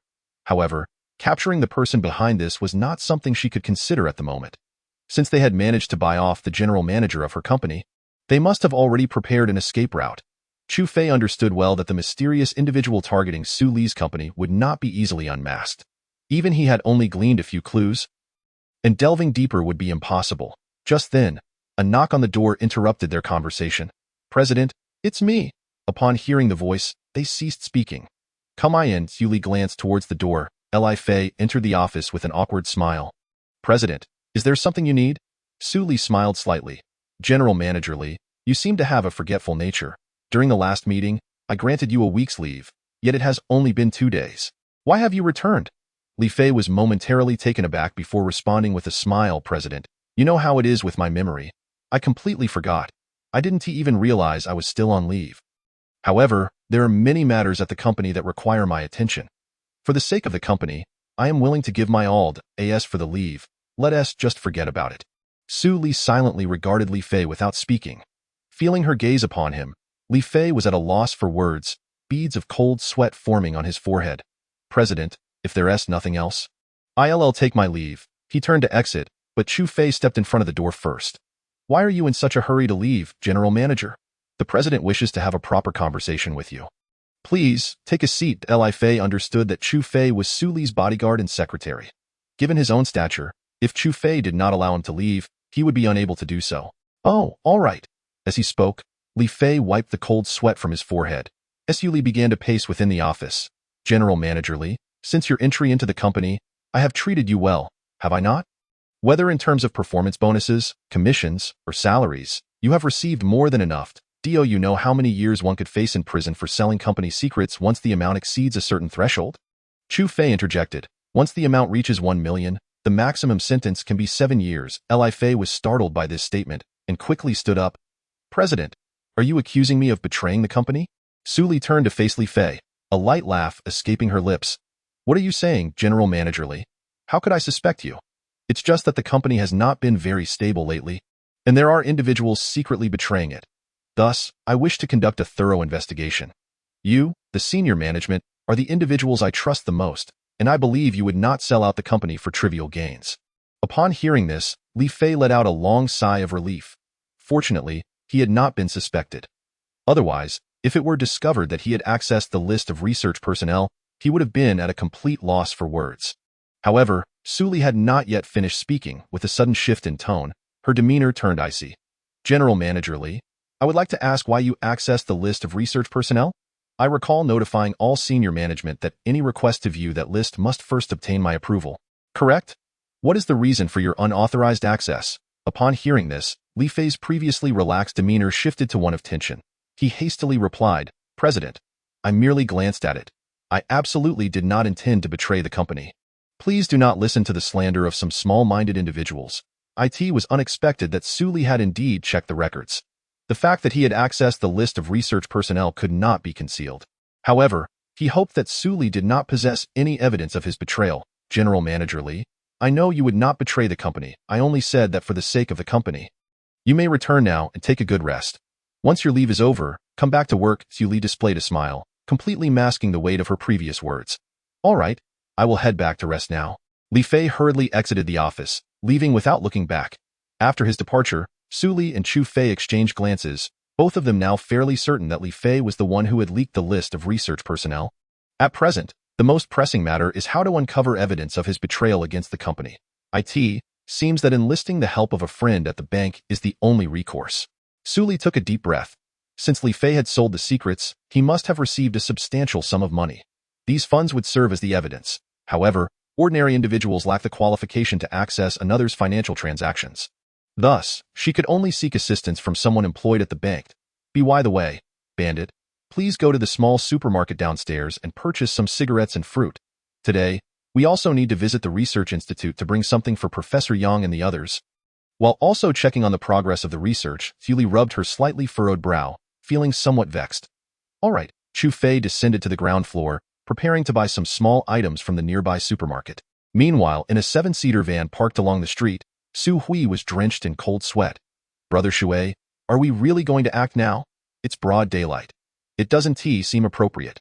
Observing Lin Shui's face, which was swollen like a pig's head, he felt puzzled. What had transpired to leave him in such a state? Lin Shui's expression was ominous, his gaze fixed intently on Chu Fei as if he longed to deliver a few punches. The stinging sensation on his face was still unbearable. Zhuyin had been dismissed, and all his anger was directed at himself. Over 100 slaps had nearly driven him to madness. But who could blame that woman for having wealth? His company still needed her support to remain operational. If she withdrew her backing, the company would inevitably collapse. Unable to find an outlet for his frustration, he could only channel his rage towards Chu Fei. Until he dealt with Chu Fei, his heart would remain unsettled. Whatever happens, I'll take responsibility for it. There are 2 million in here. Consider it the team money for the brothers. Gazing at the bank card being offered, Su Hui was genuinely hesitant to accept it. After all, he had no intention of getting involved. Confronting that guy was merely asking for trouble. However, he had boasted about it earlier. If he didn't take action now, where would he save face? At worst, he would just get beaten again. Fine. Since Brother Shui has said so, If I don't act, it would seem I lack loyalty. Brothers, let us get out. Just as Chu Fei was waiting at the traffic light, he noticed a van across the street with its doors swinging open. Su Hui, accompanied by several henchmen, was slowly stepping out of the vehicle. Each of them glared at him with menacing expressions as if he had murdered their family. He was taken aback. This kid still hadn't he learned his lesson? How dare he come to trouble him again? But soon, he spotted Lin Shui trailing behind the crowd. Had he not possessed a good memory, he might have failed to recognize this fellow. What on earth had happened? His face was grotesquely swollen. It seemed his slap hadn't he possessed such immense power after all, as the green light illuminated. Chu Fei remained motionless, standing quietly as he awaited Su Hui and his group to approach. Seconds later, they arrived before him. Lin Shui pushed his way to the forefront, his fierce gaze locked onto Chu Fei. Kid, if you have the guts, shall we step into the alley and see? With that, he gestured towards a nearby alley. Chu Fei, uninterested in engaging with him, instead focused his attention on Su Hui. He was somewhat surprised to find that Lin Shui was acquainted with this lad. It appeared Su Hui had been summoned by Lin Shui to deal with him. Su Hui wiped the cold sweat from his brow. Well, if you have the guts, let us step into the alley and see. As he spoke, he dared not meet Chu Fei's gaze directly. Chu Fei chuckled. All right, with that, he strode towards the alley, leaving Lin Shui in a state of shock. Let us go. Lin Shui was infuriated. This kid truly had audacity. If he did not properly teach him a lesson today, he would not consider himself a man. Watching Lin Shui follow after Chu Fei, Su Hui felt his heart leap into his throat. This fool, he vowed never to associate with him again. Why provoke someone like this? Glancing at Lin Shui, who was just a few meters ahead, Su Hui whispered, Brothers, let us just put on a show later. Don't get too serious. Chapter 52. Do not forget, I am a top-tier rich second generation. Within the alleyway by the street, Chu Fei slowly withdrew a cigarette from his pocket, lighting it and inhaling deeply. The thick smoke wafted away on the breeze. Lin Shui stepped forward, confronting Chu Fei, a sinister smile spreading across his swollen face. Kid, if you kneel and beg for mercy now, I might show some mercy and let you go. Otherwise, you won't even have the chance to kneel later. The very same words now escaped Lin Shui's lips. Chu Fei shook his head and chuckled, his gaze shifting to Su Hui among the crowd. Did he give you the courage to speak to me like that? Step forward. As he spoke, he beckoned Su Hui with a finger. Su Hui, steeling himself, stepped forward, trying to adopt a fierce demeanor. It's me. So what? Let me tell you. This is Brother Shui. His wife is the general manager of Juanhao Group. If you cross Brother Shui, you'll have no good days ahead. I advise you to admit your mistake now. We don't want to resort to violence. For some reason, Su Hui's voice trembled as he spoke. The memories of the last incident were still vivid in his mind, and his cheek still felt tender. Before Chu Fei could respond, Lin Shui could no longer contain himself. Snatching the iron rod from a nearby henchman, he pointed it at Chu Fei. Xiao Hui, why waste breath on him? Just beat him into submission. At Lin Shui's command, he intended for Su Hui's companions to spring into action. However, Su Hui remained silent, and none dared to move. They exchanged glances, all standing still. Only Lin Shui foolishly charged forward. Ready to confront Chu Fei, Chu Fei slowly tossed aside his cigarette, but, exhaling a plume of smoke. Observing Lin Shui rushing towards him, he lifted his leg and delivered a kick to Lin Shui's abdomen. I ask you, how dare you seek trouble with me in this state? Didn't the last lesson suffice? Lin Shui was sent sprawling, expecting Su Hui and the others to rush in and help him pummel Chu Fei. Yet, he soon realized they remained rooted in place, motionless. Xiao Hui, you? He couldn't comprehend why they had agreed to act together. Yet he found himself alone, taking the beating. Su Hui finally mustered the courage to step forward. Wearing a sheepish grin as he faced Chu Fei, big brother, could you go easy on me? I have a dinner party tonight. Seeing Su Hui's demeanor, Lin Shui was utterly dumbfounded. Was this really the same arrogant young master? Why was he showing such deference to a mere model? Chu Fei had no intention of engaging Su Hui. This lad was somewhat sensible, refraining from joining Lin Shui in his assault. Otherwise, he would have dealt with both of them simultaneously. Lightly patting Su Hui's face, he said, You are quite sensible. From now on, you shall be my little brother. Upon hearing this, Su Hui felt a mix of astonishment and joy. This trip was far from in vain. Not only had he gained a powerful older brother, but one with martial prowess. If he encountered any trouble in the future, he could simply call on his older brother, and it would surely be resolved effortlessly. Yes, big brother. Witnessing Su Hui's flattery, Lin Shui felt as though he were dreaming. This couldn't be real. Xiao Hui, you? His eyes were filled with confusion as he looked at Su Hui. Yet, unbeknownst to him, Su Hui paid him no mind and instead addressed Chu Fei, big brother. Should we give him a good beating? It was he who incited us to come and deal with you. Chu Fei glanced at Lin Shui, who lay on the ground, his face pitifully wretched. Forget it. He has already had enough misery. He drinks goji berries daily to bolster his health and still has to endure beatings. Sigh. I'm off now. By the way, my number is 13. Call me if you need anything with that. Chu Fei departed. Big brother, take care. Su Hui watched as Chu Fei exited the alley, disappearing from view, before letting out a long sigh of relief. Brother Shui, it's not that I don't want to help you. It's just that this person is beyond my reach. As he spoke, he reached out to assist Lin Shui in getting up. But the latter forcefully swatted his hand away, glaring at him with resentment. Su Hui, I'll remember this matter today. From now on, consider me a stranger to you. With that, he limped toward the other exit of the alley. Watching Lin Shui depart, Su Hui scoffed at a pretty boy, acting tough. What a joke. If it weren't for my recent financial struggles, I wouldn't even bother with you. Brothers, let us go grab a drink. Meanwhile, Chu Fei had finished his shopping, placing everything in the trunk of his car. Yuli had just exited her company, and the two of them set off directly towards the research institute. After nearly an hour, they finally arrived at the institute. In the reception area, Yang Chenghua, Xiao Bei, and several key researchers were present. Professor Yang, how is the research progressing? Suli was most concerned about this.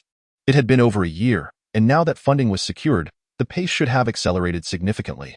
The progress should be around 90%. However, our only shortcoming is the experimental subjects. Without them, the research can only be deemed quite difficult to succeed. Yang Chenghua's words left Suli in a quandary.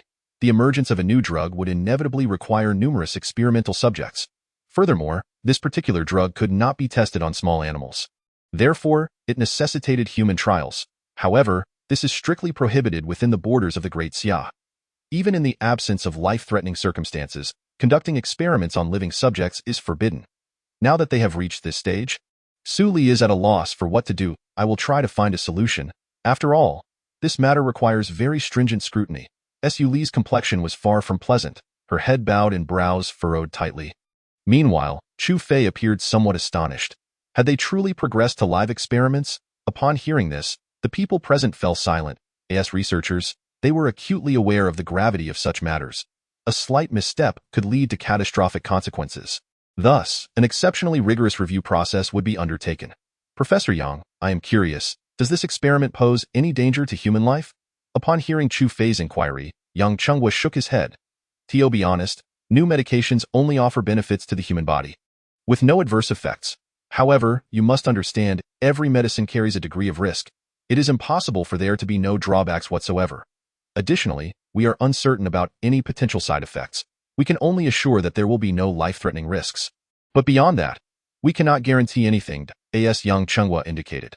Once a drug enters the body, aside from the absence of life-threatening dangers, everything else remains unpredictable. It could potentially lead to paralysis, or even result in deafness, muteness, or cognitive impairment. The outcomes are entirely unknown. By the way, Secretary Chu, I must thank you for the last incident. When Chu Fei visited previously, he had assured the safety of his family. Indeed, when he called his family the next day, it was his wife who answered, confirming their safety and allowing him to focus on his research without worry. No need to mention it, it was nothing.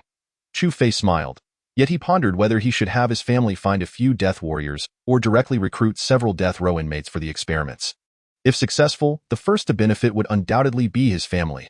After all, Su Li was essentially his wife, thus not an outsider. How about I give it a try? Chu Fei suddenly suggested. This statement startled everyone present. What kind of international joke is this? Absolutely not. Su Li immediately rejected the idea without a second thought. She could not allow Chu Fei to put himself at risk. She would rather see the experiment come to a halt than risk any misfortune befalling him. Did not Professor Yang say there is no life-threatening danger? I can try it. I won't die. Chu Fei chuckled. He had returned from the brink of death countless times. What was one mere experiment in comparison? Secretary Chu, that is out of the question. Although based on our maximum side effect assessment, the worst-case scenario would be only partial paralysis, we cannot afford to explain any mishaps to your family. Yang Chenghua also rejected Chu Fei's proposal. Don't even think about it. Suddenly, Su Li stood up. Professor Yang, I will find a way regarding the experimental subjects. We shall take our leave now. Please take care of matters here. With that, she grasped Chu Fei's hand and headed towards the parking area. Are you out of your mind? You want to become the experimental subject? Have you considered the consequences? Do you wish for our child to be born without a father? Su Li scolded Chu Fei, her eyes reddening. Chu Fei fell silent. He had indeed not considered this aspect and overlooked Su Li's feelings. In the past, he had lived a solitary life, indifferent to life and death. But now, things were different. He had a wife and a child, and he seemed to bear an added responsibility. I am sorry. I overlooked your feelings. It won't happen again. As soon as he finished speaking, Su Li threw herself into his arms, quietly sobbing. Chu Fei gently patted her back. It's all right, it's all right. I was wrong. Su Li held him tightly, unwilling to let go. After a moment, Chu Fei continued. Could you please stop squeezing me? I can hardly breathe. It's too tight. Upon hearing this, Su Li immediately released her grip, her face flushed crimson. She shot him a fierce glare. Pa, you filthy bandit. All you do is behave like a rogue. Chu Fei laughed heartily, finding solace in her naive demeanor. Being with Su Li always alleviated the pressure he felt inside. By the way, you need not worry about the experimental subjects. I will find a way.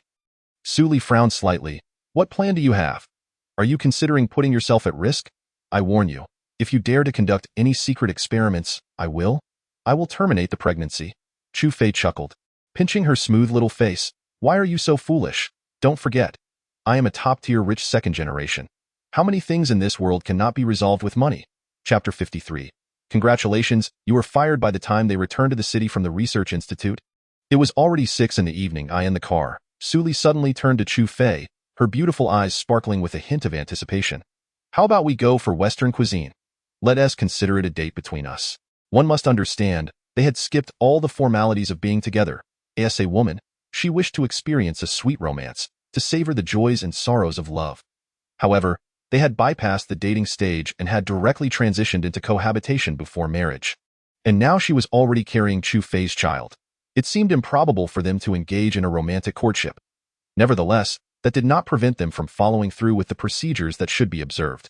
All right, I agree. In response to Su Li's request, Chu Fei found no reason to refuse. Perhaps it was also a means to compensate for the romance they had missed out on. The two drove to a renowned Western restaurant in Jiangnan City, the Longfeng Western Restaurant. Those who dined here were typically affluent. Ordinary folks could hardly afford it. A single meal could cost thousands, which was the equivalent of an average person's monthly salary. As they entered the restaurant hand in hand, the attendant greeted them with a smile. May I ask if you two prefer the main hall or a private room? We still have one VIP room available. For Su Li and Chu Fei, a private room would undoubtedly be the better choice. Before they could respond, a mocking voice interrupted from behind. Excuse me, make way. Good dogs don't block the path. The arrogant tone caused Chu Fei's brows to furrow slightly. Turning to look, he saw a portly bald man accompanying a young woman in her 20s approaching them. What are you staring at? Haven't you seen a wealthy person before? Hurry up and move. Don T blocked the entrance. Noticing Chu Fei's gaze, the man spoke again, his eyes filled with derision. Have you eaten shit and not brushed your teeth? Why are you spewing filth? Chu Fei retorted without holding back. The man sneered, sizing Chu Fei up and down. Someone like you dares to dine here? What a waste of such a beautiful woman. He continued. One meal here would probably cost you a month's salary. Then, addressing Su Li directly, he added, Beautiful lady, would you care to join me for dinner? I have a VIP room. He brazenly attempted to woo Su Li right in front of Chu Fei. Any man would find this intolerable. After saying this, the man pulled out a restaurant membership card from his pocket and handed it to the attendant. Seeing the membership card, the attendant's demeanor shifted to one of respect. Sir, please come in. You arrived just in time. Our VIP room has only one left. He then turned to Chu Fei and Su Li. You two, I will arrange a table for you in the main hall. Please do not linger in the entrance. Upon hearing this, Su Li was infuriated. She possessed a membership card for this restaurant as well. She had often dined here with Feng Qing and had obtained the card for convenience. What? Is it acceptable for your restaurant to cut in line? A VIP room, you say? I want it, she declared, retrieving her membership card from her bag and handing it over. The attendant, looking at the two membership cards in his hand, appeared quite embarrassed. Now, there was a dilemma. Both members wanted the private room, but there was only one available, and he would be at odds with whichever one he chose. Just then, the restaurant manager seemed to notice the commotion. Upon seeing the portly bald man, he hurried over. "Oh, I assent to this, Mr. Liu. Please, come in. Shaoli, what are you still hesitating for? Quickly arrange a private room for Mr. Liu." The manager, seeing that the attendant Shaoli was still uncertain, scolded him angrily. Meanwhile, Suli frowned. She had not seen this manager before, suggesting he was new. The previous manager must have resigned. "But manager, both have membership cards," she replied, handing over her card with a complex expression. The manager then realized that both parties sought the private room but knew very well whom to favor.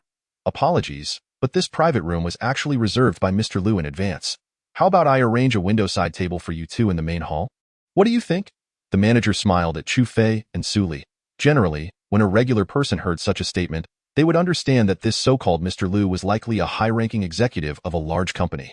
They might choose to retreat or settle for a table in the main hall. "Sorry that we arrived first, so we are entitled to this private room." Chu Fei's tone remained calm as he spoke, merely stating his position. Beside them, the bald man scoffed derisively. "First come, first served. Kid, do you think having a membership card entitles you to a private room? Let me enlighten you. Status and identity hold the true power. I am Lu Kai, the manager of the Chumin Group. If you know what's good for you, you'll obediently take a seat in the lobby. This meal is on me, but if you choose to be troublesome." Lu Kai's words trailed off, his face a mask of cold amusement as he regarded Chu Fei. Meanwhile, Suli furrowed her brow slightly. The manager of the Chumin Group? That position is no trifling matter. Besides, Chumin has a partnership with her company. It would be unwise to escalate such a minor issue. Thus, she gently tugged at Chu Fei's sleeve. "Perhaps we should just sit in the lobby." However, Chu Fei remained unmoved. Since Lu Kai was indeed the manager of their group, this would be a simpler matter to resolve. "The manager of the Chumin Group? How impressive," he remarked.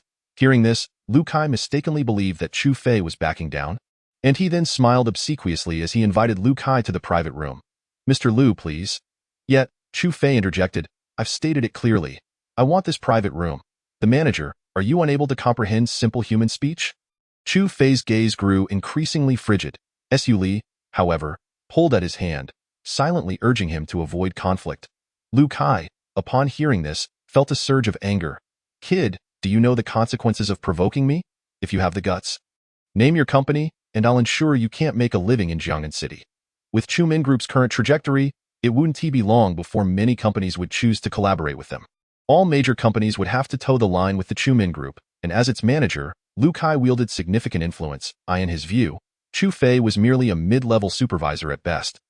And this woman was likely just a lowly employee. With such meager status, how could he possibly stand on equal footing with him? One word from Lu Kai could see Chu Fei's superior or boss dismiss him. "Is that so? I would very much like to see how you intend to make my life difficult in Jiangnan." "The manager of the Chumin Group, Lu Kai, is it? Congratulations, you're fired." This pronouncement left Suli momentarily stunned, while the restaurant manager and Lu Kai appeared equally bewildered.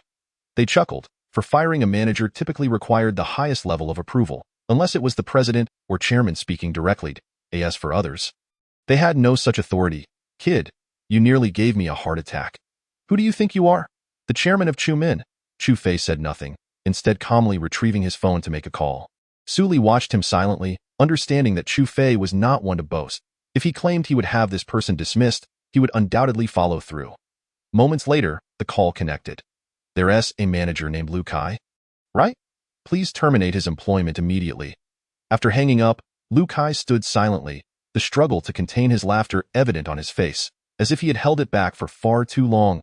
Ultimately, he burst out laughing. "Kid, some bravado is best left unpracticed. I'm just going to quietly watch your act. If you manage to get me fired today, I'll kneel and call you Grandpa." Chu Fei regarded him with an air of indifference. "Apologies, but I have no need for a disobedient grandson like you." Upon hearing this, Lu Kai's face darkened with fury. This kid was a stubborn one. "Fine, kid, today." Before he could finish, Lu Kai's phone rang. Upon seeing the caller ID, his expression shifted dramatically. He looked up at Chu Fei, confusion and doubt flickering in his eyes. Could it be that this kid truly had the power to fire him? Impossible. Suli, too, regarded Chu Fei with a mix of curiosity and disbelief. Although she was unsure who he had called, his tone had suggested he was speaking to a subordinate. "What? Afraid to answer?" Chu Fei smiled slightly, his gaze fixed on Lu Kai. Lu Kai furrowed his brow and pressed the answer button. The voice on the other end was not loud, yet it was crystal clear to everyone present. Mr. Lu Kai, correct? You are terminated. Please prepare to collect your personal belongings and complete the handover process. Hearing the president's secretary on the line left Lu Kai utterly dumbfounded, while the restaurant manager turned pale with shock. One sentence was all it took to dismiss a manager. What kind of identity did this young man possess? Su Li looked at Chu Fei, her eyes filled with confusion and astonishment. This guy? Just how much was he hiding from her? To have someone fired with a mere word, did that not imply that his status was on par with the president? Perhaps even higher? Who are you? Lu Kai's gaze towards Chu Fei was now devoid of its previous arrogance, replaced instead by sheer trepidation. I'm merely a small player in this game. Manager Lu, do take care. With that, Chu Fei turned to the restaurant manager. So, can I have the private room now? At this point, the restaurant manager dared not offend Chu Fei. He had worked hard to reach this position, and certainly didn't he wish to be dismissed over a private room. Yes, sir. Please follow me. In the private room of the Western restaurant, steak and red wine had already been served. Perhaps due to the wine, Su Li's cheeks were flushed with a rosy hue. About what just happened? Shouldn't you provide me with an explanation? Su Li was curious about the incident and Chu Fei's identity that allowed him to dismiss a manager of the Chumin Group. I've mentioned before, I am a top-tier rich second generation, acquainted with some influential figures. Nothing outrageous, right? The president of Chumin Group was actually a former subordinate of mine. With a simple call, he readily acquiesced to my request. Chu Fei feigned exasperation, spreading his hands in a gesture of helplessness. Su Li shot him a disapproving glance. She had lost count of how many times he had used that excuse. Nevertheless, it seemed to work well enough. After all, given Chu Fei's financial prowess, it wouldn't be far-fetched to claim he was a top-tier rich second generation. However, Su Li still found it peculiar. Something felt off, yet she couldn't quite put her finger on it. All right, let us eat. I'm starving. With that, she unceremoniously cut a large piece of steak and stuffed it into her mouth. Frankly speaking, Chu Fei found Western cuisine rather unpalatable. Not only did it fail to satiate hunger, but it was also exorbitantly priced. Even a simple stir-fry on the roadside would be far more satisfying. Seeing him like this, Su Li chose not to press the matter further. If Chu Fei was unwilling to speak, there must be his reasons. As his wife, she needed to understand that some matters would eventually come to light. After they finished their meal and exited the restaurant, Chu Fei smacked his forehead. Oh no, we both had wine. We can't drive. It's simple. Don't drink and drive, and don't drive after drinking. We can just call a designated driver. The vicinity of the Western restaurant was bustling with designated drivers, as most patrons indulged in alcohol. Although it wasn't liquor, red wine was still alcohol. Designated driver. Su Li called out to a nearby driver. Instantly, 3 drivers hurried over. However, upon spotting the gleaming new Maybach parked nearby, 2 of them promptly turned away. A mere scratch could cost them a month's salary in repair fees. The final driver, however, remained silent. Sir, can you be our designated driver? Just a short distance to the Huarong Villa area. The driver nodded slightly, folding his bicycle and placing it in the trunk before taking his seat in the passenger side. Chu Fei and Su Li settled into the back seat. Yet, Chu Fei's gaze remained fixed on the designated driver. It wasn't due to the driver's appearance, but rather the faint aura of menace he sensed emanating from him. Moreover, the driver's eyes were unlike those of ordinary people. Reminiscent of a commoner encountering a seasoned general from the battlefield. Just a single look was enough to instill fear. Thug, I'm feeling a bit drowsy. I'll rest for a while. Wake me when we arrive. A small amount of red wine posed no harm to her body, and perhaps due to her pregnancy, Su Li often felt sleepy. She settled back, closing her eyes for a brief nap. Chu Fei remained calm. Unaffected by the wine to him, that small amount of red wine was akin to drinking water. He leaned back casually, yet he was ready to eliminate the designated driver at a moment's notice. The journey was uneventful until they arrived at the villa entrance, where Su Li had already drifted into slumber, emitting soft snores. Upon seeing this, the designated driver exited the vehicle, and Chu Fei followed suit. Just as he stepped out, a sharp killing intent surged towards him. Instinctively, he turned his head, narrowly avoiding the sharp blade that sliced through the air beside his neck. But that was merely the beginning. Immediately after, a powerful kick aimed at Chu Fei's abdomen followed. He crossed his arms defensively in front of him. Bang! A muffled thud resonated. Chu Fei staggered back 2 steps, slowly straightening his posture. His gaze now icy as he regarded the designated driver before him. Your prowess is commendable, however. The chauffeur merely smiled coldly. Killing you is sufficient. As he spoke, he advanced once more, the dagger in his hand swiftly aimed at Chu Fei's vital points. Chu Fei's eyes narrowed slightly. This individual was no ordinary foe. Every strike was aimed to kill, clearly intent on ending his life. Given this, there was no need for Chu Fei to hold back. With a sudden jolt, he evaded the lethal thrust and retaliated with a powerful punch to the assailant's chest. Bang! The man staggered back several paces, blood seeping from the corner of his mouth. In that moment, astonishment flickered in his gaze as he regarded Chu Fei. Seemingly taken aback by his formidable strength, it appeared there was a slight discrepancy from the reports he had received. He brushed the dust from his chest. While his power was impressive, killing him was still quite improbable. The man sprang forward, closing the distance quickly. Chu Fei remained motionless, his gaze fixed intently on the man's movements. Just as the dagger was about to pierce his chest, Chu Fei acted. He suddenly stepped back, using his toe to pivot and launched a kick. At that moment, the man realized he had been deceived. However, it was too late to react. He swiftly raised his arm to shield his neck, but Chu Fei's astonishing strength exceeded his expectations. Bang! The forceful kick sent him crashing to the ground, plunging him into darkness. Almost unconscious, before he could recover, Chu Fei was already in front of him, crouching down with one leg pressing against the man's neck. His fist was clenched tightly, the knuckle of his middle finger aimed directly at the man's temple. The man had no doubt that if he dared to move, Chu Fei would send him straight to the netherworld. "You are quite strong. Go ahead and make your move." The man relinquished his struggle. Failure of the mission meant death. He had anticipated this outcome before arriving. It was that so-called Brother Yi again. Was it not? The man trembled slightly but remained silent. "It seems you are quite persistent." As Chu Fei's words fell, he delivered a punch to the man's neck, knocking him unconscious. He then flipped the man over and deftly dislocated his arms. Afterward, he tossed the man into the trunk of the car. Once all was set, he gently opened the car door, carried Su Li back to the room, covered her with a blanket, and then returned to the garage. Upon opening the trunk, the man was still in a state of unconsciousness. Chu Fei retrieved a bottle of icy water from the back seat fridge and doused the man's head. The man abruptly opened his eyes, instinctively trying to move, only to discover that, apart from his feet, his hands had been dislocated. Chu Fei pulled him out of the trunk with one hand and threw him onto the ground. Lighting a cigarette, he took a deep drag. "Will you speak, or shall I assist you?" The man regarded Chu Fei in silence. Torture was of no consequence to him. He had come prepared for death. Not going to talk? Very well. Chu Fei chose not to employ torture. Instead, he calmly stated, "Since you are here, you must be aware that Kiao Corporation is researching new pharmaceuticals. Coincidentally, we are in need of live subjects for testing.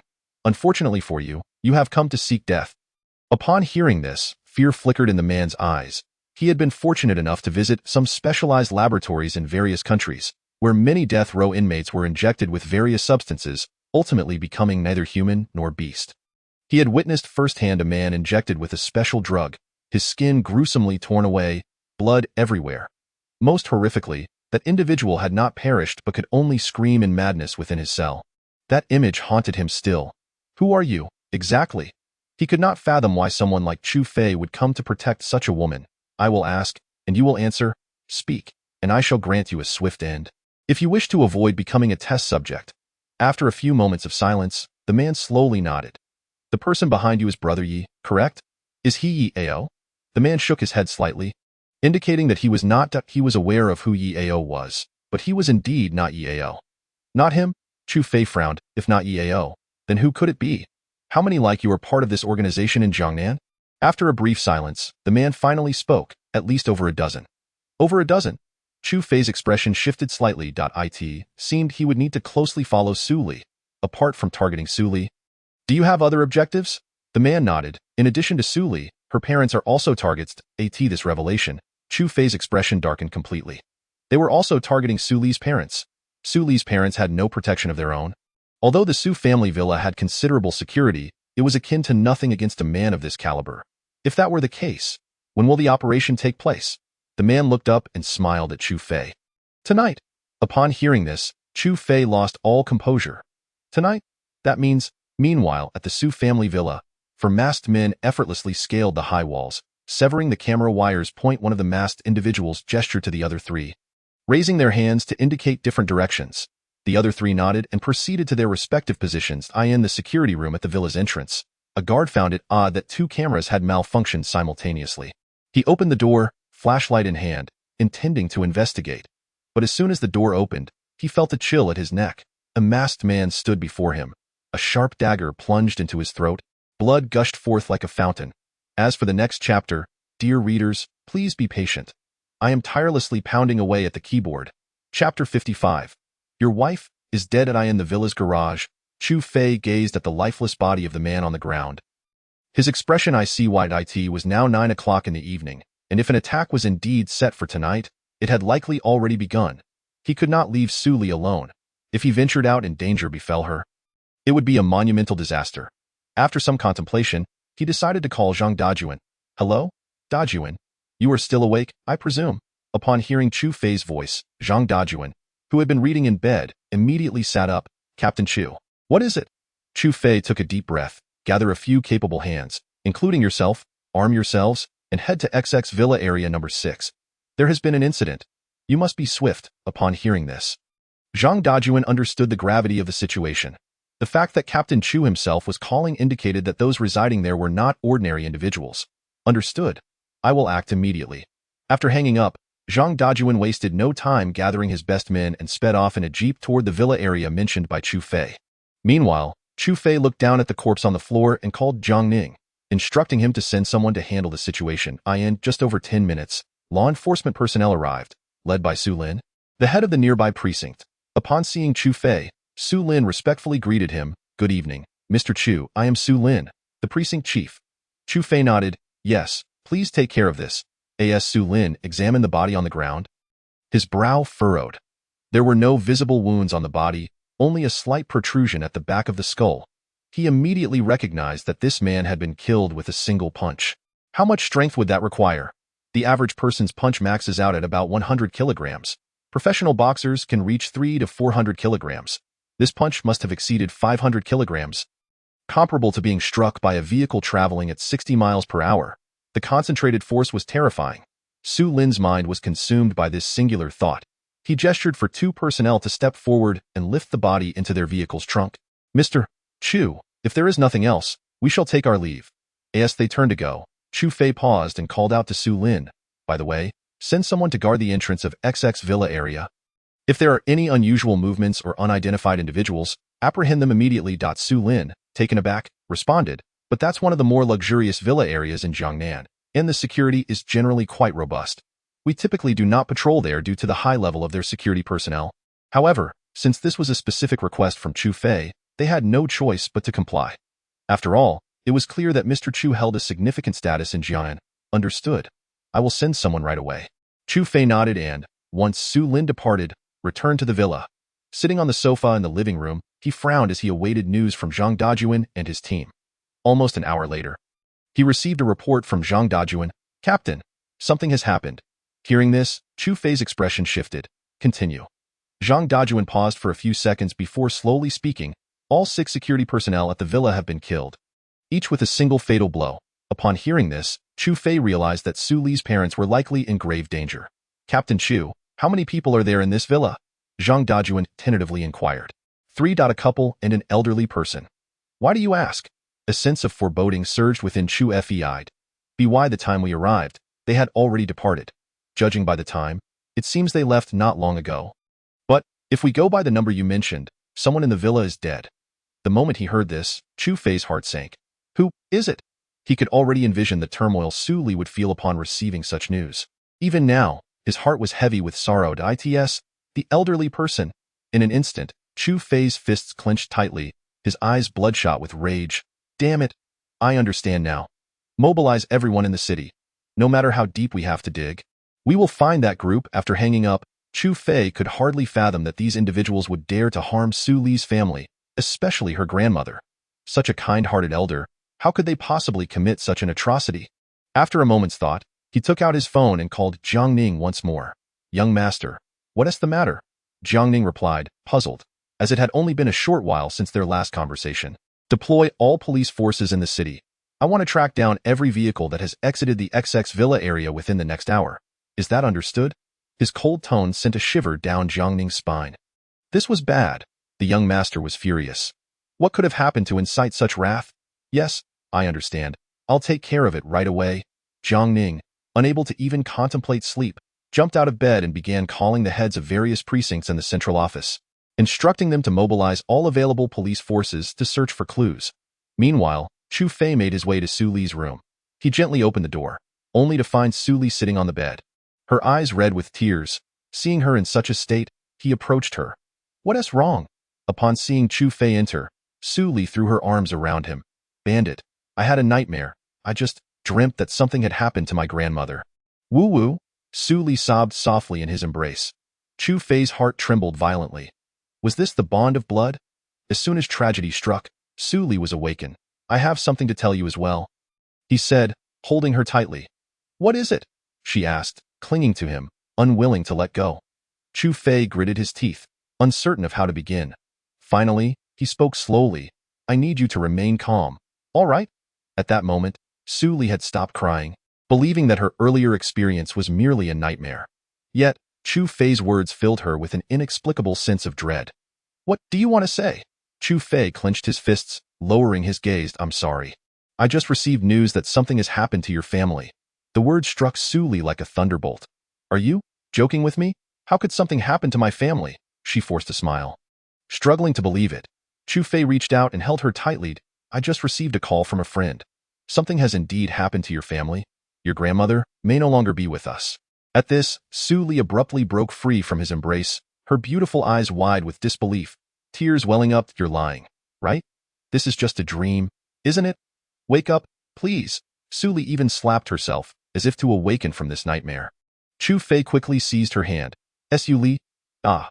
Su Li could no longer contain herself and collapsed into Chu Fei's arms. Why? Why? Tell me this isn't true." Chu Fei was at a loss for words, only able to hold her tightly. Minutes later, Su Li looked up at him with red-rimmed eyes. "I want to see my grandmother." Chu Fei nodded and drove straight to the Su family villa. After more than half an hour, they arrived at the community where the villa was located. However, the area was now enveloped in flashing blue and red lights. Countless people stood beyond the police line, murmuring amongst themselves. Chu Fei guided Su Li toward the restricted area. Zhao Dajuan, anticipating Chu Fei's arrival, stood at the entrance waiting. Upon seeing Chu Fei, he quickly signaled the guards to let them through. "Captain Chu," Zhao Dajuan greeted, his gaze shifting to Su Li. If he wasn't mistaken, the villa that had met with tragedy belonged to this girl's family. As they reached the villa's entrance, Su Li caught sight of the bloodstains on the ground and the 7 bodies covered with white sheets nearby. Trembling uncontrollably, this was her first encounter with such a horrifying reality, an experience that most people would likely never face in their lifetime. Chu Fei glanced at Zhao Dajuan, who silently indicated that the last body belonged to the elderly woman. "Xiao Li." Su Li bit her lip so hard that it broke the skin, completely oblivious. Blood trickled down her chin, mingling with the tears on her cheeks. "Which one is it?" Her voice quivered. Chu Fei led her to the first body on the left. Holding her tightly, he slowly crouched down. "Can we not look?" he gently asked. But Su Li stubbornly shook her head. "I want to see my grandmother one last time." With that, she trembled as she reached out to lift the covering from the body. The moment she beheld her grandmother's peaceful visage, Su Li could no longer hold herself together. She collapsed to the ground, tears streaming down her face. She clutched Chu Fei's arm tightly, her nails digging into his flesh. Chu Fei felt no pain, for her anguish was greater than his own. Meanwhile, far away at the headquarters in the capital, in a room within the Dragon Team's living quarters, Su Ninying sat on a chair, holding a photograph of a young woman. If Su Li were present, she would instantly recognize that the woman in the photo was her grandmother in her youth, smiling brightly. "Xiaoying, soon I will be able to return. I wonder how you have been all these years," he murmured to himself. Suddenly, a knock sounded at the door. Su Ninying quickly concealed his smile and tucked the photograph away. "Come in," however, upon seeing who entered. His expression changed dramatically. "There's been an incident at home. Your wife has died." Chapter 56. "I will exact a bloody revenge." Upon hearing those last 2 words, Su Ninying sprang to his feet, his icy gaze fixed on the man before him. He had people monitoring the situation at the Su family. Any incident would be reported immediately. Who did this? A terrifying murderous intent erupted from him, chilling the man standing before Su Ninying to the bone.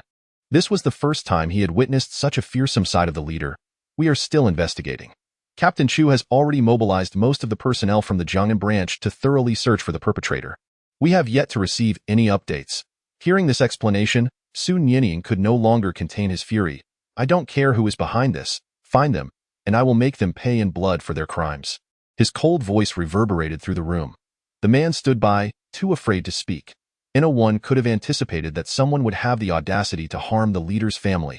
If they were not apprehended, it would be one thing, but if discovered, no matter who was behind them, they would undoubtedly face a bloody reckoning.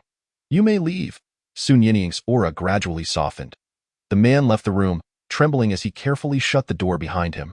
Once alone, Su Nianying took out the photograph from his pocket. Looking at the familiar face, his eyes glistened with unshed tears. I'm sorry. It was my fault. This time, I will not choose to retreat. I will ensure that those responsible accompany you in death, he muttered to himself before retrieving a lighter from his pocket and incinerating the photograph completely.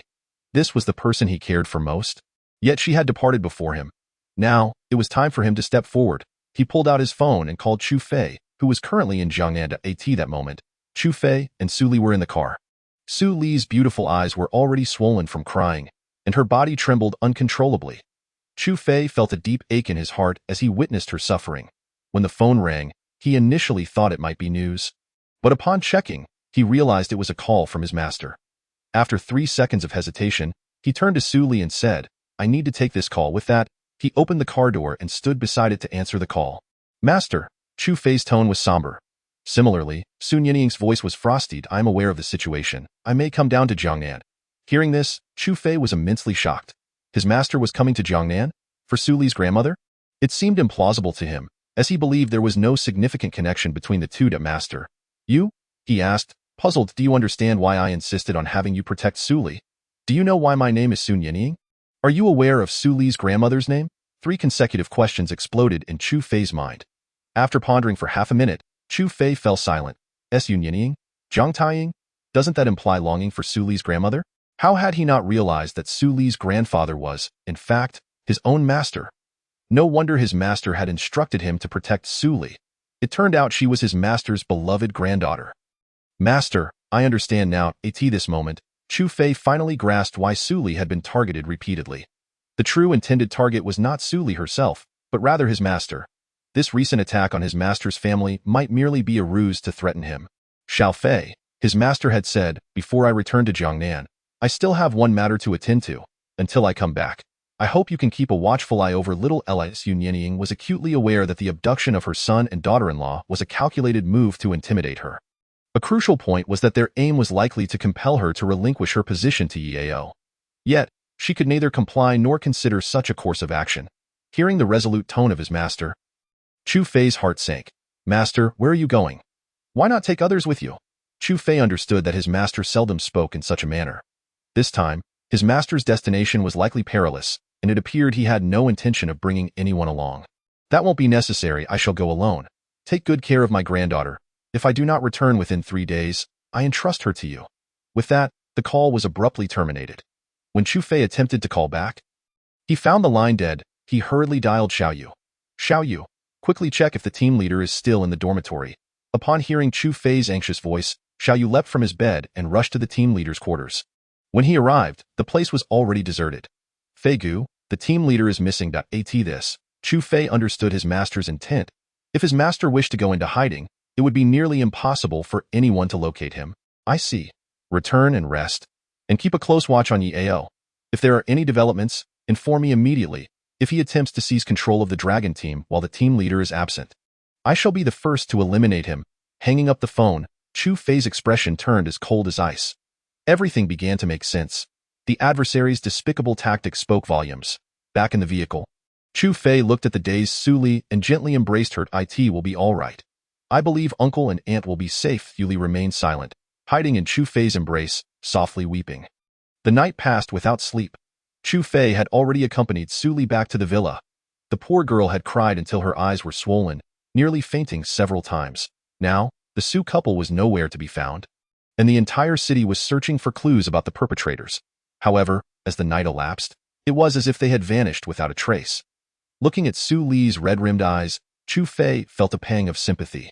You should rest for a while. If there are any leads, I will call for you. Su Li lay on the bed, her hands gripping the blanket tightly. The agony of losing a loved one is an experience that those who have not endured it can never truly understand. It's fine, I just want to wait for news about my parents. Seeing her stubbornness, Chu Fei could only offer her a few words of comfort. The priority now was to locate the whereabouts of those responsible. Just as Chu Fei was about to call Jun for an update, Su Li's phone rang. Anxiously, she picked up, initially hoping it was her parents calling, only to see an unfamiliar number on the screen. Who is it? Su Li shook her head and pressed the answer button. Immediately, a cold voice came through the line. May I ask if this is Miss Su? Hello, your parents are currently in our custody.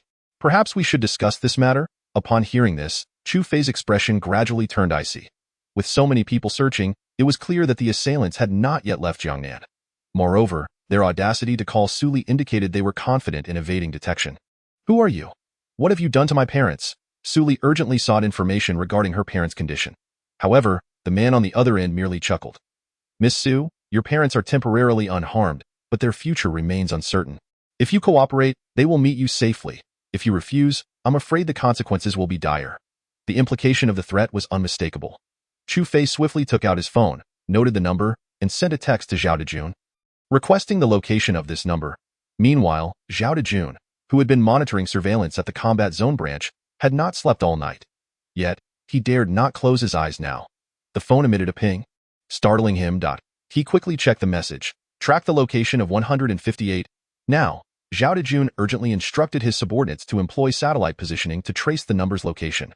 Back at the villa, Su Li, in a state of panic, pleaded, "What do you want? I can give you anything I have." Miss Su, are you so compliant? Very well, please come alone to the Nanchi Industrial Zone. Remember, it must be just you. If there are any additional individuals, or if that bodyguard of yours is present, we will not show mercy. With that, the man's call was disconnected. Meanwhile, Chu Fei received the location information from Zhao Dejun. The perpetrators were indeed at the Nanchi Industrial Zone, but their precise location remained unknown. Taking a deep breath, Chu Fei instructed, "You stay at home, I will bring your uncle and aunt back." As soon as he finished speaking, Su Li vehemently objected. No. I must go. If they realize you are with me, they will surely harm my parents. Su Li's sole desire was to see her parents as soon as possible. Only then would her heart be at ease. Su Li, what can you accomplish by going? You are not alone, do you understand? Chu Fei was keenly aware that the adversary's strategy was to leverage Su Li's parents to force her compliance. If she went, she would become a pawn to threaten his master. His master had just instructed him to protect Su Li. There was no way he would allow her to take such a risk, especially with her unborn child in her womb. I am going. Su Li cried, her eyes red, attempting to push past Chu Fei, but he gently struck her neck, just enough to render her unconscious. I'm sorry. Silly girl. I cannot allow you to take such a risk. He then took out his phone and called Zhao Dejun. Send someone to guard Miss Su's villa. If any suspicious individuals are detected, apprehend them immediately. If they resist, execute them on the spot. Equip heavy weaponry and bring 3 men. I'm about to unleash a massacre. Chapter 57. The captain of the first team, Yin Wang. 40 minutes later, Zhao Dejun arrived at the villa area with a contingent of soldiers. With a single command, the entire villa was surrounded. Residents of the other villas looked on in shock. They all knew that the occupant of this villa was Su Li, the president of Qiao Company. However, no one had anticipated that Su Li would have such a significant identity.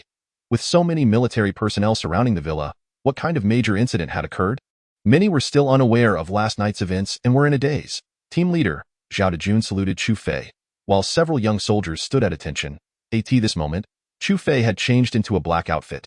Let's go. Chu Fei sat in the back seat of a military green jeep, his cold demeanor causing the driver and the soldier in the passenger seat to feel an icy chill in the air. Meanwhile, in a damp factory within the Nanchi Industrial Zone, which had long been abandoned and was unlikely to attract visitors anytime soon, Su Li's parents were bound to a massive stone pillar, injected with sedatives, and currently unconscious. 4 masked men, armed and seated beside some equipment, exchanged words. Do you think that woman will come alone? One man wearing a monkey mask suddenly inquired. Is that even a possibility? Replied another, indicating that the bodyguard was no ordinary individual, capable of mobilizing personnel from the combat zone branch, thus suggesting a significant identity. Another man, donning a pig mask, scoffed. If the organization hadn't mandated the completion of this mission, we wouldn't even be here. Then why are we just waiting around? Why not kill them directly? At that moment, the man wearing a tiger mask cast his gaze toward the unconscious Su couple. To them, these two were expendable. After all, the individuals mentioned above are merely that woman, Su Li. These two are merely tools to threaten each other. Killing them is not out of the question. However, as stated above, it is preferable not to kill. If there is no other option, then it can be done later. The man in the lion mask let out a derisive laugh before retrieving a cigarette from his pocket and lighting it. Meanwhile, the man in the monkey mask glanced at his watch, noting that it was nearly time. "Let us go," he said as they spoke. Several of them untied the ropes binding Su Wu and his wife, and then led the couple towards the back door of the factory. They were planning to relocate. When they made that phone call, they were aware that their position would be identified by the other party. With time drawing near, after relocating, they would use another phone to call Su Li and inform her to go to another location. As for themselves, they would intercept her midway to that new place, thus completing their mission. Once the adversaries departed, Chu Fei and Zhao Dajuan had already arrived at the industrial area. The desolate expanse of the industrial zone was devoid of life, yet Chu Fei remained unperturbed. Holding Su Li's phone in his hand, he knew the other party would undoubtedly contact her. Keep a watchful eye on the surroundings. If any suspicious individuals are spotted, act immediately. The driver and the soldier in the passenger seat exited the vehicle to survey the area, while Chu Fei and Zhao Dajuan remained in the car, awaiting the moment the phone would ring. In less than 10 minutes, the phone rang once more, this time displaying the contact name of Su Li's father. Zhao Dajuan immediately understood, hastily pulling out a laptop to trace the location of the number. Within mere seconds, the location was confirmed.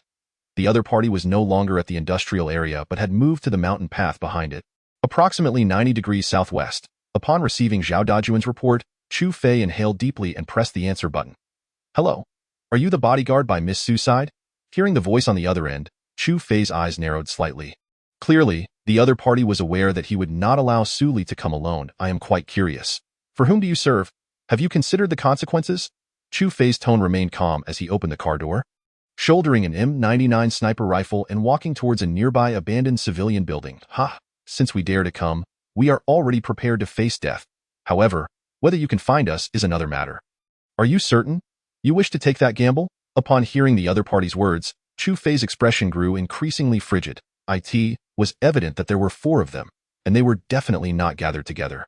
Even if he were to eliminate the one who called him, he would not be able to locate the other 3. Moreover, Su Li's parents were also in danger. "You have indeed surprised me. However, I do not quite understand. Have you truly thought through the outcome of opposing me?" Chu Fei had not encountered such a tenacious opponent in a long time. It appeared that this time, the other party was fully prepared to engage him to the end. "In fact, I am quite curious about your identity. How about this? Why not tell me who you are? If your background frightens me, I might consider releasing that woman's parents." On the mountain path behind the industrial area, the man in the monkey mask sat on a rock, calmly conversing with Chu Fei. From the information he had received, the bodyguard beside that woman was a high-ranking individual with formidable strength. Their true identity remained unclear, even to the organization backing them. Chu Fei simply smiled quietly. "Want to know my identity? Why not meet in person? Isn't it better to speak face-to-face?" As he spoke, Zhao Dajuan had already led his team racing towards the distant mountain path, while Chu Fei reached the rooftop, setting up the M99 sniper rifle. This heavy sniper rifle possessed a power that rivaled the world-renowned Barrett sniper rifle, and in certain fields, it even surpassed it. Within a kilometer range, one shot could obliterate a human being. Such a weapon was capable of penetrating the steel plating of a tank within a kilometer, demonstrating its terrifying power. I presume that while you speak, your men are already approaching me with weapons. However, I'm afraid I am alone, and that woman's parents are in peril." Chu Fei's expression darkened considerably.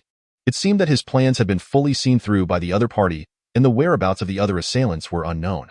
Most importantly, Su Li's parents were still in their hands. "Very well, you have indeed thought this through. Since you are so eager to know my identity, I shall tell you that I am the captain of the first team of the Dragon Squad, Chu Fei, also known as the King of Hell." This time, Chu Fei revealed his military identity without any concealment. Upon hearing this, the other party fell silent. The monkey mask wearer would never have imagined that the individual was actually Chu Fei, the captain of the first team of the Dragon Squad. The terror associated with this figure, renowned worldwide as the King of Hell, was evident from his history. He had single-handedly penetrated the South Tower military zone, eliminating the highest-ranking commander of the opposition and retreating unscathed. He had entered the Yama Death Zone alone, destroying an enemy biochemical research facility and killing 72 enemy soldiers, including 3 high-ranking leaders, before returning injured. Such astonishing achievements were enough to astound the world. Those targeted by him were left trembling in fear. "Are you satisfied? Chu Fei observed the silence on the other end and continued. The King of Hell, you are indeed formidable. If it were not for necessity, I would not wish to be your enemy. Yet, I have my own reasons that compel me. After the other party uttered this statement, the call was abruptly terminated. Chu Fei stared at the disconnected phone, slamming his fist against the wall, which instantly left a deep dent, debris scattering. Damn it! It was clear that the other party knew his identity, yet still chose to oppose him, indicating that their organization had leverage over these individuals, compelling them to serve. Meanwhile, the monkey had already vacated the area. Among the bushes, he spotted a jeep speeding towards them. After a few minutes of maneuvering, he met up with Tiger and the others. So, that woman hasn't come, right? As Tiger spoke, he had already aimed his submachine gun at Su Wu's head. That moment, Su Wu had regained consciousness and looked at the four masked men before him with a frigid expression. He realized he had no chance of escape. She hasn't come. The monkey shook his head. Tiger instinctively prepared to pull the trigger, intending to send Su Wu and his wife on their way. However, the monkey abruptly stopped him. Do you know who our opponent is? The monkey removed his mask, gazing calmly at the four. The others were startled to see the monkey unmasking, knowing full well that removing one's mask was a sign of imminent death unless absolutely necessary. Seeing the monkey unmask, Tiger, Lion, and Pighead followed suit. The monkey took a deep breath, looking at the three. The person beside that woman is the King of Hell. Upon hearing this, the three were momentarily stunned. Then a flicker of fear crossed their eyes. You are not referring to that King of Hell, are you? The monkey's face bore a wry smile. Otherwise, what do you think? Instantly, the group fell silent. If their opponent truly was the King of Hell, then even if they managed to kill Su Wu and his wife, their fate would be sealed. A dead end with no retreat. Damn it! The man in the pig mask smashed his mask onto the ground in a fit of rage. His face contorted with anger. The higher-ups didn't even inform us who our opponent was, and now, we're truly going to meet the King of Hell, damn it. The monkey looked at the furious pig. Forcing a smile, he told me himself. Otherwise, I wouldn't have known. Right now, we have only two choices. Either betray the organization and negotiate with the King of Hell, or die. Let us vote to decide. Dear esteemed readers, could you kindly lend a hand and give a nudge for updates and a favorable review? Thank you. There is one more chapter, and I am fervently typing it up. Chapter 58. The King of Hell did not promise you mercy. The monkey gazed at the three. Taking a deep breath, those who choose negotiation, raise your hands. With that, he raised his own hand. The remaining three exchanged glances, then raised their hands as well, the unanimous agreement for negotiation. Since everyone agreed to negotiate, it indicated that none wished to die. After all, the world is vast, and the organization would not be able to find them. I will make the call. As he spoke, the monkey exchanged glances with Tiger and Pighead. Instantly, they understood, advancing towards Su Wu and his wife with a swift hand strike, knocking both unconscious. Meanwhile, atop the abandoned residential building, Chu Fei was contemplating how to lure out all of the other party's members when his phone rang again. Still the same number. King of Hell, let us negotiate. The condition is that we leave Daxia alive, and we will release the two of them. Upon hearing this, Chu Fei slowly exhaled a breath of stale air. Since the other party chose to negotiate, there was still room for maneuvering. All right. It was evident that upon hearing Chu Fei's response, the monkey also breathed a sigh of relief. With a gesture of okay directed at the three individuals, they immediately understood and began to gather their belongings. You should order the checkpoints on the nearby roads to be removed. After we leave, I will send you the location of that woman's parents. Rest assured, I guarantee that not a single hair on their heads will be harmed. Upon hearing this, Chu Fei fell silent for a few seconds. All right, give me 2 minutes. After hanging up the phone, Chu Fei called to Jun and Jiangning, instructing them to withdraw all checkpoints from the city entrances. Once this was accomplished, he set up his sniper rifle, scrutinizing all the vehicles in the vicinity. He understood that the other party would only contact him to reveal the location of Su Wu Fei's parents once they were outside the city. However, he could not allow them to leave the Great Xiao alive. Their hands were already stained with the blood of his master's wife. This vendetta must be avenged. As vehicles passed beneath his scope, he noticed something unusual about one of them. Through the lens, he observed a small black car containing 5 men. The driver's eyes filled with terror. It was evident that they had kidnapped the driver to facilitate their escape from the city. Seeing the direction they were heading, Chu Fei immediately called Zhao Dajuan, who was on his way. Dajuan, come here right now. Hurry. 5 minutes later, the jeep arrived at the foot of the apartment building. Chu Fei entered the vehicle and coldly commanded, Southwest City exit, quickly. Meanwhile, at the Southwest City exit, the monkey knocked out the small car's driver with a punch and unceremoniously tossed him out of the vehicle. Let us go. Zhu Tu floored the accelerator. While in the car, the monkey composed a text message to inform Chu Fei of Su Li's parents' kidnapping location. After sending the message, he discarded the phone into a roadside drainage ditch. Phew, finally alive. Meanwhile, several kilometers behind them, Chu Fei received the text. He promptly forwarded it to Jiangning, instructing him to pick up Su Li's parents. As for himself, he had to keep the 4 individuals behind. For certain people, there was no need to adhere to any rules. Death was their best return. Simultaneously, in a luxurious villa in the capital, there's still no news. A middle-aged man in his 50s sat on the sofa. A premium cigar clutched between his fingers. Not yet. Should I call their leader to inquire? A young man in his mid-20s stood beside him. If Chu Fei were present, he would surely recognize this young man as his formidable rival. Yi Ao? Ask. If this mission fails again, you know the consequences. The middle-aged man exhaled a plume of smoke, his heavy brows exuding an air of authority. Rest assured, Uncle Gang. This time, it will definitely succeed. Yao replied with utmost respect. Then retrieved his phone to make a call. Respectful voice answered on the other end. Brother, what is the matter? Shao Qi, how has the mission progressed? Any updates? In a bid to cultivate his own power, he had adopted many orphans, encouraging them to fight amongst themselves. Only Yi Qi had emerged victorious from among the hundreds of orphans, and Yi Ao regarded him as his brother. He was also the leader of Yi Ao's private organization. Known as Brother Ye. In previous missions, he had instructed Yi Qi to send people, but they had all ended in failure. This time, he had ordered Yi Qi to dispatch his most trusted subordinates. Ensuring the mission's success, brother, they haven't replied to me yet. Should I call them for an update? Yi Ao's expression darkened. Give me the phone. I'll call myself. Yes. Moments later, the phone number was sent to Yi Ao's device. However, when he dialed, no one answered. His face fell, furrowing his brows. He called again. But this time the call was abruptly disconnected. Alarmed, he dialed once more, only to find the phone turned off. What is going on? The man named Uncle Gang noticed Yi Ao's troubled expression and inquired. The phone is off. It seems deliberate. Yi Ao's countenance darkened ominously. He could not fathom why Yi Qi's subordinates would turn off their phones. Could the mission have failed? It seemed improbable. His plan was flawless. Even if Su Li had a skilled protector, the 4 subordinates sent by Yi Qi were undoubtedly top-tier experts, their strength only slightly below Yi Qi himself. Uncle Gang snorted, his tone laced with anger. Yi Ao's expression shifted. Rest assured, I will contact them. After speaking, he dialed Yi Qi again. Where are they?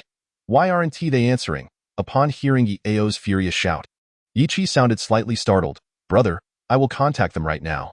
After hanging up, less than 2 minutes passed before Yi Ao's phone rang again. Brother, I can't reach them either. Hearing this, Yi Ao's expression turned anxious. Uncle Gang seemed to sense something amiss, slamming his cigar onto the ground. If this matter fails, I will report to the family and have you recalled. Upon hearing this, Yi Ao became agitated. Uncle Gang, trust me, it will not fail. Perhaps they are currently in action. He had worked hard to attain his position, enjoying privileges that few had experienced. The power to control the lives and deaths of countless individuals had ensnared him. This time, he had proactively sought family approval to assume the position of Dragon Group leader, thereby bringing greater benefits to the family. After deliberation, the family decided to support his rise. However, the foremost obstacle was Sun Yenying. His ascension depended on her consent. Yet, this old man had persistently refused, intent on having Chu Fei take his place. Unbeknownst to him, just before his retirement, he had sent Chu Fei on a mission, thereby granting Yi Ao ample opportunity to seize control of the Dragon Group. Now, 2/3 of the Dragon Group already supported his ascension, needing only Sun Yenying's nod for him to claim the position. Regrettably, the old man remained unyielding. Thus, he intended to threaten Sun Yenying's family to force his resignation. However, the recent failures had left the family disappointed in him. Once you succeed, inform me, Uncle Gang declared before preparing to leave. Yet, just then, Uncle Gang's phone rang. Upon hearing the words on the other end, his expression changed dramatically. What? He went alone? How dare he? The astonishment on his face left Yi Ao incredulous. Since meeting Uncle Gang, he had never witnessed such a reaction. All right, I understand. I'm heading back immediately. Uncle Gang hung up, taking a deep breath. Without warning, he slapped Yi Ao across the face. Yi Ao stood there, dazed and confused. Uncle Gang, Before he could finish his sentence, he was interrupted. "This is your doing, threatening his family, and you think you did well. Your men even dared to kill his wife. Quite impressive indeed. Now, Su Nianying has reached the family's doorstep. If the family suffers significant losses this time, prepare for the consequences." With that, Uncle Gang turned and exited the villa, leaving Yi Ao frozen in place, the stinging pain on his face a stark reminder that this was no mere illusion. He had never anticipated that the individuals he dispatched would actually kill Su Nianying's wife. On the road from Jiang'an City to Jiangbei City, the four monkeys synchronously discarded their phones. They had received 2 consecutive calls just moments ago. However, they had now betrayed the organization, and no longer belonging to the organization meant they were free individuals. From now on, they would never have to return to that hellish place where death lurked daily. The world was vast. Where couldn't they go? The tiger let out a long sigh of relief, and the other 3 laughed, their voices filled with lightheartedness. They had longed to escape that prison-like inferno, and now they finally had a chance. However, a vehicle in pursuit caught Zhu Tu's attention. "Monkey, someone else following us." At this, the expressions of the group shifted. They turned to see a jeep racing towards them. Fear flickered in their eyes. Could it be that he would not keep his word? The lion's voice trembled slightly. Meanwhile, in the pursuing jeep, Chu Fei coldly retrieved a rocket launcher from the trunk. "Open the sunroof." The soldier driving pressed a button, and the sunroof opened. Chu Fei hoisted the rocket launcher, exposing half his body. "I'll spare your lives," he declared. "But the King of Hell has not promised you mercy." Chapter 59. If you don't return, prepare for your corpses to be collected. With a deafening explosion, the small car was reduced to mere fragments. In the wake of that blast, the 4 men vanished without a trace. Chu Fei stowed his weapon and returned to the vehicle, his expression as icy as ever. Returned to the villa. Zhao Dajuan observed the burning wreckage of the small car ahead and began calling contacts to arrange for the scene to be cleaned up. Otherwise, the media would undoubtedly catch wind of the incident. Approximately half an hour later, Chu Fei and the others returned to the villa. "Very well, you may leave now. I am sufficient here." Zhao Dajuan nodded before leading his team away. As Chu Fei approached the door, he was abruptly met with the sound of weeping emanating from the living room. A heaviness settled upon his expression, yet he refrained from entering. Instead, he silently retreated to the pavilion in the courtyard. Lighting a solitary cigarette and inhaling deeply, this matter demanded retribution from those who lurked in the shadows. Although the murderer had met his demise, the mastermind remained at large, potentially resurfacing at any moment. Until he could unearth the identity of his adversary, Chu Fei felt an incessant unease, as if a thorn were lodged in his back. Regarding today's events, it was evident that the opposition had anticipated all his possible maneuvers. Had the 4 individuals not chosen to negotiate with him, the lives of Su Li's parents would have been irrevocably lost. After smoking one cigarette after another, nearly half an hour elapsed before the sobbing in the living room gradually subsided. He extinguished the cigarette and discarded it into a nearby trash bin before finally pushing open the door and stepping into the living room. Su Li and her parents were huddled together. The mother and daughter's eyes swollen from tears, while Su Wu wore a frown that betrayed his heavy heart. Upon noticing Chu Fei's entrance, Su Wu spoke, "Let us step outside to converse." Chu Fei cast a glance at the grieving Su Li and nodded slightly, following Su Wu to the pavilion in the courtyard. "Care for a smoke?" Su Wu offered, producing a cigarette from his pocket. Chu Fei accepted without hesitation. "Thank you for today," he expressed. He understood that without his intervention, the family might have met a tragic fate. "There is no need for gratitude. It is merely my duty. Ensuring Su Li's safety is my responsibility." Perhaps previously, Chu Fei had merely served as Su Li's bodyguard. However, circumstances had evolved. Their relationship was now transparent. Her affairs were intrinsically linked to his own. "Although I do not comprehend your motivations for becoming Su Li's protector, there are matters I must address with you. I am grateful for your rescue of my wife and me. Should you desire any form of compensation, I will do my utmost to fulfill your requests. However, I implore you to distance yourself from Su Li henceforth." Su Wu's words left Chu Fei puzzled. He could not fathom the reasoning behind Su Wu's request. Had it not been for his presence, they might have already been captured. "Since you entered my daughter's life, she has repeatedly encountered peril, and now our entire family is embroiled in this turmoil. Even her grandmother has succumbed to the consequences of these events. If you genuinely care for her, you would keep your distance. Consider this my earnest plea." Su Wu's eyes, weathered by hardship, remained fixed on Chu Fei. His thoughts were straightforward. All misfortunes stemmed from Chu Fei's involvement. Without him, perhaps none of these troubles would have arisen. If Chu Fei were to leave, their family could return to a semblance of peace. Upon hearing Su Wu's explanation, Chu Fei chuckled softly, believing that departing would resolve the situation. Would those adversaries truly spare his master's family? Moreover, he had no intention of leaving. Uncle Su, may I address you as such? I wonder if you recall my earlier mention of having information regarding Su Li's grandfather. I can now definitively state that it was Su Li's grandfather who requested that I safeguard her. Even if I were to depart, your safety would not be assured. Furthermore, I have no plans to leave. At this revelation, Su Wu's expression shifted, shock evident in his gaze. He appeared incredulous at Chu Fei's claims. His father had been missing for decades, and over the years, he had resigned himself to believing him deceased.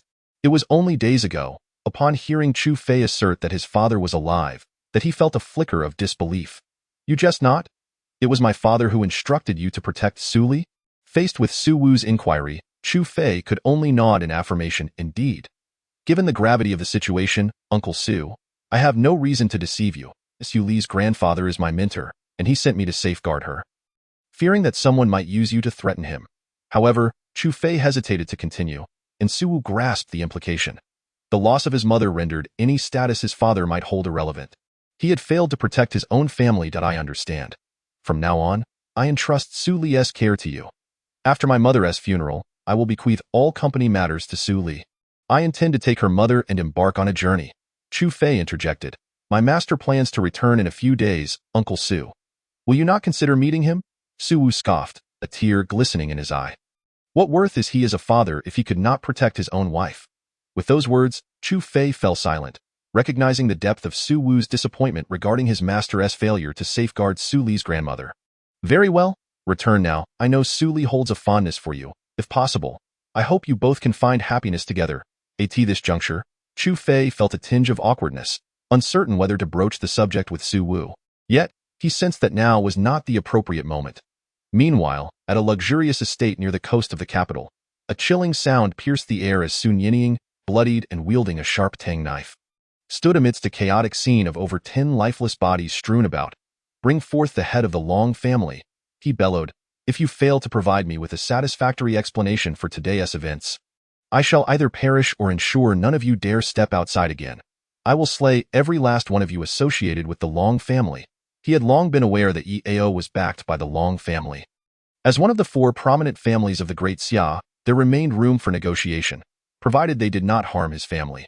Yet now, with his wife deceased and uncertainty surrounding the fate of his son and daughter-in-law, he could only be grateful that his sole granddaughter had been shielded by Chu Fei. He could not fathom the lengths to which they would go to preserve their own power. The guards stationed at the Long family estate had already fallen to his blade, and word had been dispatched to the upper echelons of the Long family, who were now on their way. No one could ascertain the madness that had overtaken the leader of the Long group, who had descended into chaos. Once a formidable figure, few could match his prowess. The Long family did not employ the weak. Yet none could withstand the wrath of this seasoned warrior, who would draw blood within 3 strikes. Su, you are exceedingly arrogant. The Long family is not a place you can enter and exit at will. After slaying so many of my men, what is your true objective? A stern-faced man emerged from the opulent villa of the Long family, his expression dark as he regarded Sun Yinying. He was the only one present capable of addressing Sun Yinying, for none other possessed that privilege. Long Xiao, you lack the standing to converse with me. Summon Long Quang immediately. Long Zhao's countenance soured at the demand. According to familial hierarchy, Sun Yinying and his father were of equivalent status. As a mere junior, he had no right to negotiate with him. However, he was the only one in the Long family who could make decisions at that moment, as his father and others were still en route. Should they fail to return soon, he would be compelled to order his subordinates to resort to firearms. Yet even with weapons at his disposal, he did not dare to strike with lethal intent. The repercussions of using firearms against someone of Sun Yinying's stature would be catastrophic, and my father is on his way. If you do not mind, Before he could finish his sentence, Sun Yinying kicked the heavy iron gate open, sending it crashing down before Long Xiao. The latter's expression darkened, but he dared not react. The guards around him could only watch, paralyzed by fear. Even though Sun Yinying was over 70, his combat prowess remained formidable. Any attempt to confront him would only drain their energy while risking their own lives. 10 minutes. Should Long Quang fail to return, prepare to collect your remains. The cold words escaped Sun Yinying's lips. Sweat beaded on Long Zhao's forehead as he realized the gravity of the situation. He had no doubt that Sun Yinying would follow through on his threat. In this moment, all status was rendered moot. Only the weapons in hand held true value. Sun Yinying could end anyone's life with ease unless a senior family member intervened or his brothers returned. Long Zhao stood by, paralyzed by fear, praying for his father's swift return lest he face the grim fate wrought by Sun Yinying. If my father and the others do not return, I fear I shall meet my end here today. He can already sense the chilling aura of bloodlust emanating from his opponent. Such a presence can only be forged through the trials of blood and storm. The bodyguards surrounding him could only hold off the adversary for a mere minute at most. You have 30 seconds left. Speak your final words. I shall convey them to your father. Sun Yinying's expression remained icy, his grip on the tang knife unwavering. The bloodstains upon it appeared to have dried, and he gently wiped it against his clothing, erasing the traces of crimson. Witnessing this action, Long Zhao could hardly restrain himself. Old Su, I truly do not comprehend why you are so furious. Could you not consider your own standing? Now, all he could do was attempt to quell Sun Yinying's wrath as best as he could. Yet, he was unaware that the fury of a husband who had lost a beloved wife of decades would not easily subside. Even if he were to die, it would not quell the hatred. You have 10 seconds. Sun Yinying's arm fell naturally, the tip of his tang knife pointing straight at the ground. Simultaneously, several masters beside Long Zhao stealthily approached him. Their sole objective was to gain more time. 3, 2, 1. Time is up. With a swift motion, a blade severed the throat of a bodyguard, who hadn't even registered Sun Yinying's movement before being silenced. The remaining few dared not underestimate the situation and rushed forward. Meanwhile, Long Zhao sprinted towards the exit, driven solely by the instinct to survive. In a matter of mere seconds, the masters around Long Zhao had all been slain. The blood-soaked garments of Sun Yinying did not trouble him in the least. He turned to pursue Long Zhao, who had already fled 100 meters away. The man he sought to kill would not be impeded by anyone. However, just as he burst through the doorway, several luxury vehicles appeared at the intersection. Sun Yinying halted, his gaze coldly fixed on the approaching cars. They came to a stop not far from him, and several middle-aged men, along with an elder of similar age to Sun Yinying, disembarked. This elder was none other than the head of the Long family, Long Quang. It has been a while, Old Su. Though Long Quang had surpassed 70 years, his physical prowess was on par with Sun Yinying's. Hand over everyone involved, and this matter shall be laid to rest. Otherwise, one of us will surely perish.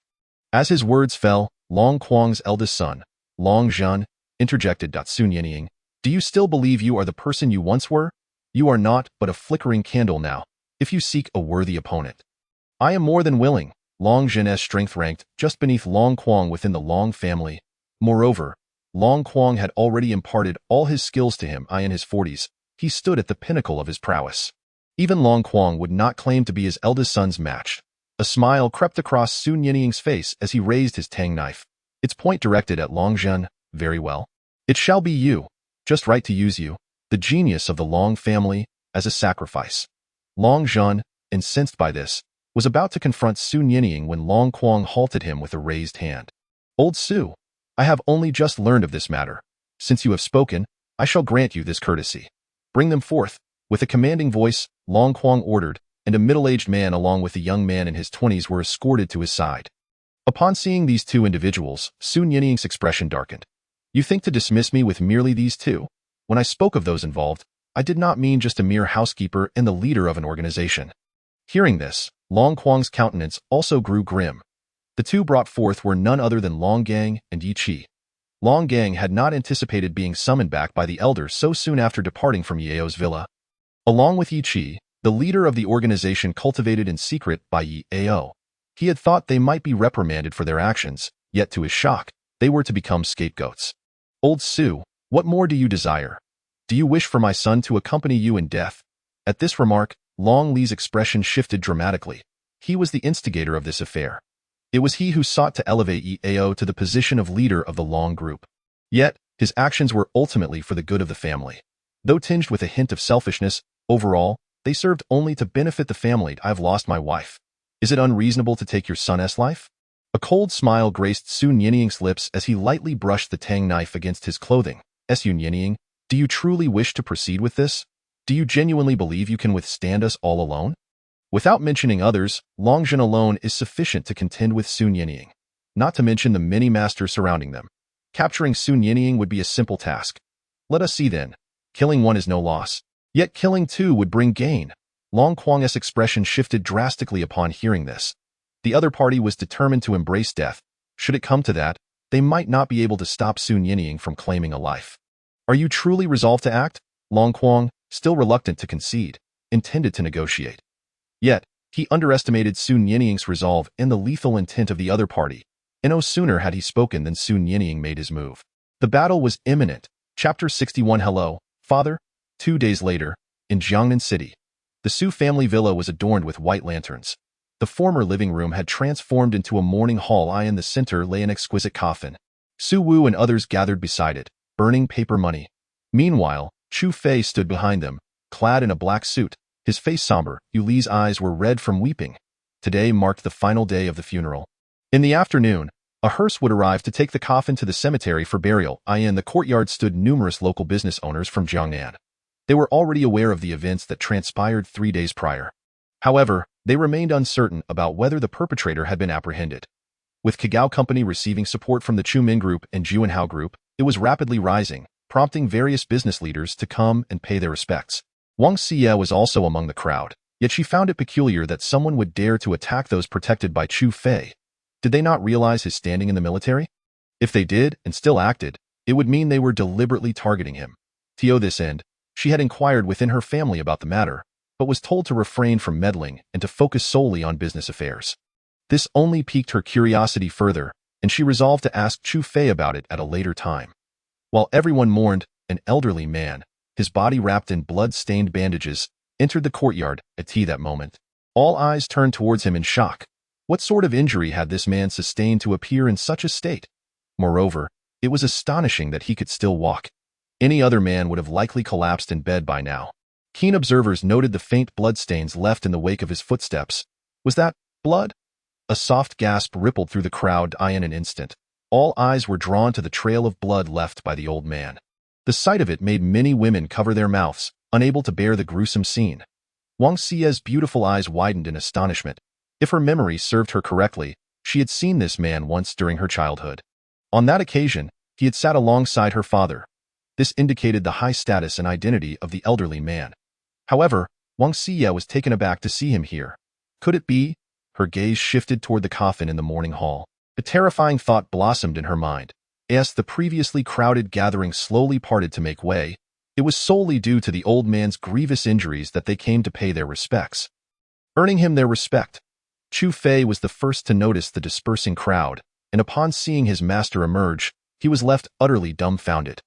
What on earth had transpired for his master to be so gravely injured? Just as he was about to rush forward, Sun Yinying's piercing gaze halted him. Su Wu and the others also recognized the bloodied elder. Su Wu's tall figure trembled slightly, as childhood memories surged forth in his mind. The familiar visage of his father began to merge with that of the old man before him. In that moment, Su Wu's eyes reddened instantly. Enraged, he surged forward, ready to strike Sun Yinying. Many onlookers gasped at the sight. Yet just as his fist was about to land on Sun Yinying, Su Wu halted. What are you doing here? Damn it, this is a funeral. You are unworthy to appear. In my mother's heart, you have long since perished. Do you understand? Perished? Su Wu shouted at Sun Yinying, tears streaming down his face. Sun Yinying uttered not a word, merely stepping past Su Wu with trembling steps to stand before the coffin. Looking at Jiang Taiying lying within, he smiled. I'm sorry. I returned too late. Those words sent shockwaves through the hearts of all present. This man was indeed the husband of grandmother Jiang.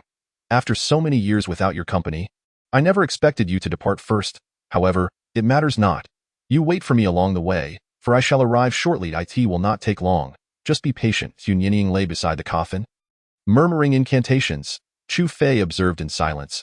Perhaps the person his master had wronged the most in this lifetime was indeed his mistress. Meanwhile, Su Li encountered her grandfather for the first time. Upon seeing the blood-soaked bandages wrapped around him and the crimson footprints staining the floor, she pressed her lips together, striving to stifle her sobs. What had her grandfather done? Why was he so grievously injured? It was not only her yearning to know. Chu Fei too harbored the same curiosity.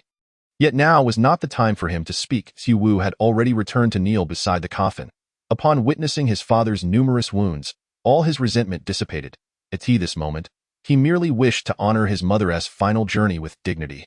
At 2 o'clock in the afternoon, at the cemetery, all present gazed solemnly at the slowly descending coffin, heads bowed in silent tribute. Only after the earth had covered it did Su Wu turn to the gathered guests and bow deeply. "Thank you all for taking the time out of your busy schedules to attend my mother's funeral. I am truly grateful." The attendees nodded in acknowledgement before gradually dispersing. After everyone had departed, Sun Yinying could no longer maintain her composure and fell backward. Chu Fei reacted swiftly, catching her. "Master!" Su Wu exclaimed, "Quick, get her to the hospital." 2 hours later, the surgeon finally emerged from the operating room. He looked at the anxious Chu Fei and others waiting at the door and spoke slowly, who was the immediate family member of the patient. Su Wu stepped forward, declaring, "I am his son."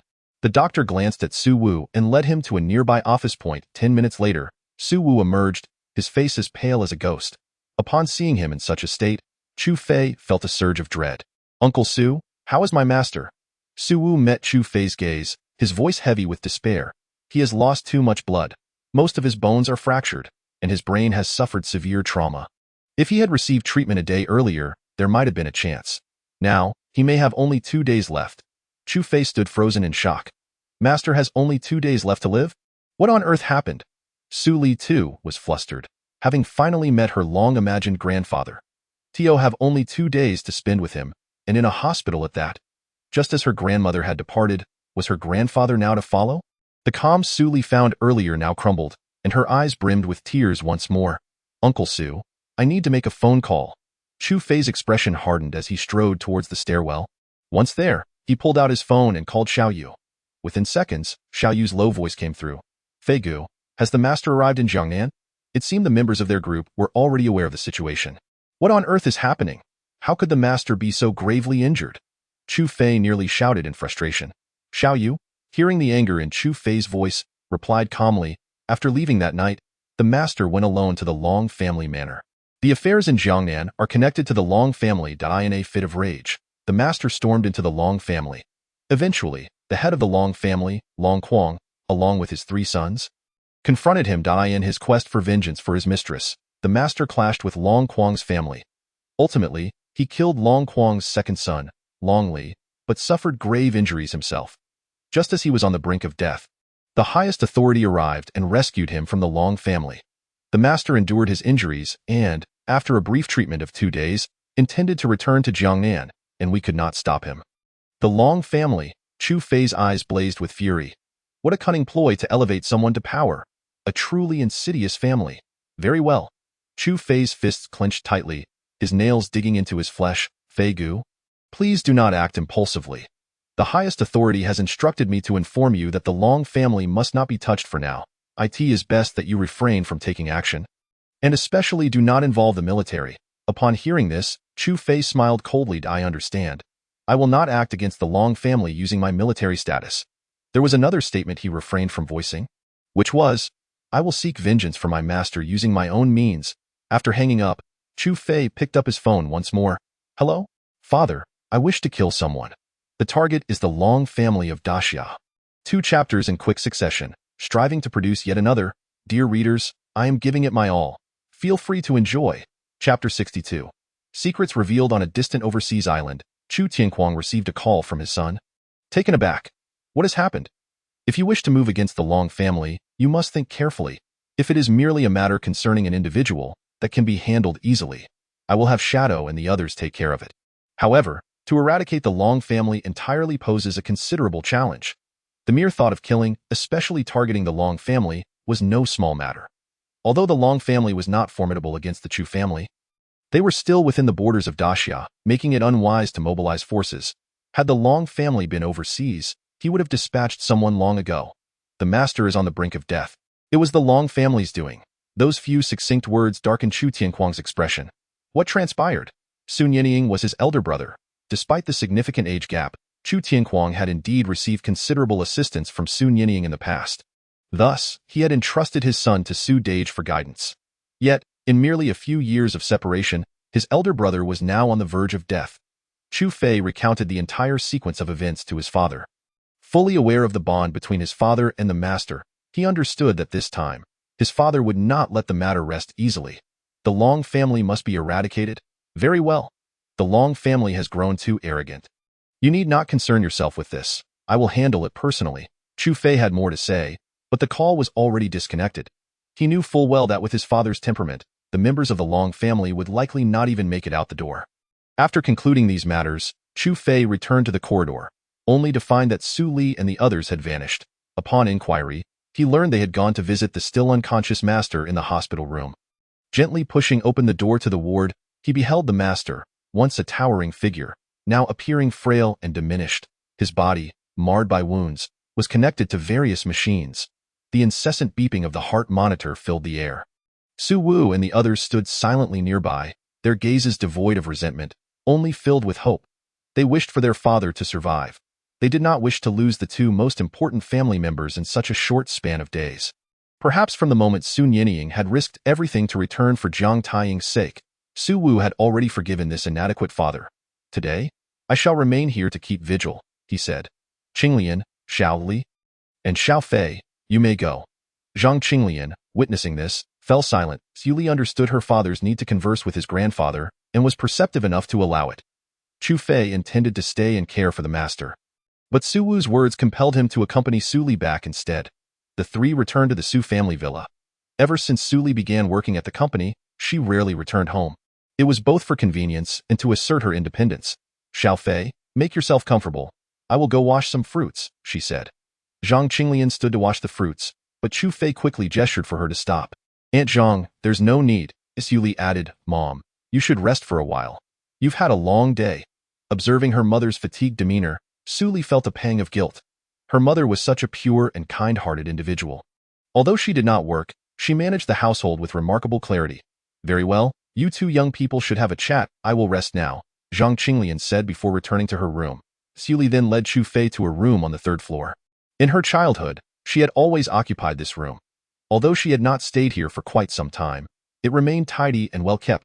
On the desk lay a family photograph. As she gazed at her grandmother's image, Su Li felt tears welling up once more. Sensing her distress, Chu Fei stepped forward and gently embraced her. There, do not be sorrowful. Grandmother's spirit surely does not wish to see you weep so. Su Li merely pressed her lips together, finding solace in Chu Fei's warmth. It seemed that in his embrace, she discovered a sense of security. Sleep now. I will keep watch by your side, he said. Guiding her to the bed and tucking her eye in, Su Li grasped Chu Fei's hand, her beautiful eyes fixed upon him. Bandit, do you think our child will be a boy or a girl? Chu Fei smiled slightly. Why not twins? Moreover, it is time for you to go for a checkup at the hospital. You haven't rested well these past few days, and the baby surely hasn't either. Get some sleep. We will visit the master and check on you first thing in the morning. Su Li nodded gently, drifting into a light sleep. The next morning, when Su Li awoke, Chu Fei had already vanished. After changing her clothes and performing her morning routine, she made her way downstairs. Chu Fei had prepared breakfast, and upon seeing Su Li, he greeted her with a smile. Awake. Come down for breakfast, at that moment. Zhang Qinglian emerged from the kitchen, holding a bowl of red date porridge. Come eat. I will take breakfast to your father afterward. Today, the company attempted to reach you via phone, but since your mobile was switched off, they contacted your father instead. He then called me to convey that there are matters at the company requiring your attention. During breakfast, Su Li felt her mother's gaze upon her incessantly. Mom, what are you doing? Why do you keep staring at me? Is there something on my face? Su Li inquired, sipping her bowl of red date porridge, casting a puzzled glance at her mother. You must learn to cherish those around you. You are not a child anymore. Zhang Qinglian's intentions were becoming increasingly evident. She wished to facilitate a union between Chu Fei and Su Li. This morning, she had initially planned to prepare breakfast for the two. But to her surprise, Chu Fei had already risen ahead of her and was in the midst of cooking. She approached to lend a hand, thereby gaining insight into Chu Fei in her estimation. She was quite pleased with his character and temperament. If her daughter were to marry Chu Fei, she would wholeheartedly approve. Mom, it's still too early for that. Besides, he's just my bodyguard, Su Li pouted. Shooting an indignant glare at Chu Fei, harboring the suspicion that he had spoken to her mother about something. Oh, what if he's a bodyguard? Our family doesn't concern itself with social status. What matters is that he is a good person. Rest assured, I am quite satisfied with Xiao Fei. If you were to bring someone else to meet me, my attitude would not be the same. Zhang Qinglian feigned anger, prompting Su Li to glare at Chu Fei once more. I understand. I understand. Chu Fei remained silent, not uttering a word. After breakfast, he drove Su Li to the company. She had been absent for several days, and a backlog of documents awaited her approval. However, upon arriving at the office, the secretary entered. Miss Su, you're finally back. For some reason, many companies have been seeking to collaborate with us over the past few days. Moreover, the investment amounts are substantial, mostly exceeding 100 million, and upon hearing this, Su Li's expression turned inquisitive. Investing over 100 million. When did so many companies in Jiangnan become interested in collaborating with us? Which companies are we talking about? The secretary then opened a file folder and began to list the names of the companies. As Su Li listened, her brows knitted in confusion. Companies that have no connection to our field are seeking collaboration with us? A significant portion of the companies mentioned had no ties to pharmaceuticals whatsoever, including those in timber, aquaculture, real estate, infrastructure, and more. She found it perplexing as to why these firms would wish to collaborate with them. What benefit could it possibly bring them? I find it strange as well, Ms. Su. Should we arrange a meeting? After contemplating for a moment, Su Li was about to suggest meeting the company heads when Chu Fei interjected. It's best not to. Upon hearing him speak, Su Li sensed that the matter was far from simple. She gestured to the secretary. You may leave for now. The secretary cast a bewildered glance at Chu Fei before exiting the office. Why? Su Li asked, her eyes wide with surprise. Chu Fei took a deep breath. I suspect that the secrets of our company's research have already been exposed. How could that be? Su Li's eyes were filled with disbelief. The research conducted by the company had always been confidential, known to but a few. Even if Li Fei were the mole who accessed the list of researchers, there was no way he could have discerned the specifics of their pharmaceutical projects. If that were not the case, why would so many companies choose to invest in us? Consider how many companies opted to terminate contracts before the Zhao Group left us. Now, with so many companies eager to collaborate, they must have two motivations, your identity and the potential for profit. Chu Fei elucidated clearly. Recent events may have revealed to several Jiangnan entrepreneurs the impressive background of Qiao Company, prompting them to seize the opportunity to invest and strengthen ties. However, it seemed improbable that even unrelated companies would pursue collaboration without any benefit to themselves. Unless they were interested in Su Li's identity and background, their intentions must be profit-driven. They were eyeing Qiao Company's future, wishing to secure a portion of shares before its rise. Once Qiao Company fully ascended, their shares would be worth a fortune compared to their initial investment, which would have been negligible. Yet Su Li still struggled to comprehend who could have leaked the company's secrets. Only a handful were privy to such information, and the researchers had no opportunity to divulge it to outsiders. Who could it be? We'll have to wait for tomorrow's business banquet. Chu Fei replied. At the banquet, representatives from the 4 major families will be present. Perhaps they have learned of certain details and wish to stake their claim in the market ahead of time. That's all we can do for now. Su Li furrowed her brow slightly. As the afternoon drew to a close, she received a call from her father. Are you and Xiao Fei at the company? Have you resolved the matter? Come to the hospital. Your grandfather wishes to speak with Xiao Fei. Upon hearing this, Su Li's heart sank.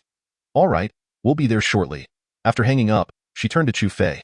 My grandfather wishes to speak with you. We're heading to the hospital now. Hearing this, a hint of tension crossed Chu Fei's face. They drove to the hospital, gently pushing open the door to the ward. Sun Yinying was awake and able to speak, albeit with great difficulty. His physical injuries remained severe, and his voice lacked the deep resonance it once possessed. When Sun Yinying saw Chu Fei and Su Li enter the room, a faint smile graced his aged face, as if this moment was precisely what he had longed for. Yet, in Chu Fei's eyes, the once formidable master had transformed into an ordinary old man. His proud countenance replaced by the marks of age. Master! Chu Fei whispered softly. Su Li gazed at her grandfather lying in the bed and affectionately uttered, Grandpa. Sun Yinying nodded in satisfaction. Ah, my dear granddaughter. Come here so I can have a good look at you. Su Li approached his side, and as he scrutinized her from head to toe, a smile of contentment spread across his face. Very well, very well. Truly, you are the daughter of the Su family. Excellent. If this young man, Chu Fei, dares to bully you, don't hesitate to give him what for. No need to hold back, understood. Sun Yinying nodded vigorously, his eyes brimming with mirth, while Su Li remained silent, her eyes slightly moist. All right, my dear, you and your father may step outside for a moment. I have matters to discuss with Xiao Fei. Sun Yinying spoke slowly. Seeing this, Su Wu led Su Li out of the ward. At that moment, only Chu Fei and Sun Yinying remained in the room. Come here, you rascal, Sun Yinying called out to Chu Fei sharply. Chu Fei hurried to his side, a flicker of sorrow in his eyes. I say, old man, don't be stubborn. Focus on your recovery. You can scold me once you're well again. Su Nianying attempted to raise his hand to give him a playful jab, but his arm was immobile, so he had to forego the gesture. I am well aware of my condition. I have only a few days left to live. I've already informed the highest authorities that you are my choice for the leader of the dragon group. However, whether the others will choose you, I cannot say I do not wish for that position to fall into the hands of another. Even if you return home in the future, that position must be passed to someone you trust. Su Nianying's words were akin to a final testament. Should the dragon group fall under the control of any one of the 4 major families, its power would eclipse that of the others, disrupting the balance of power. This would undoubtedly lead to significant backlash, and the domestic situation would likely deteriorate.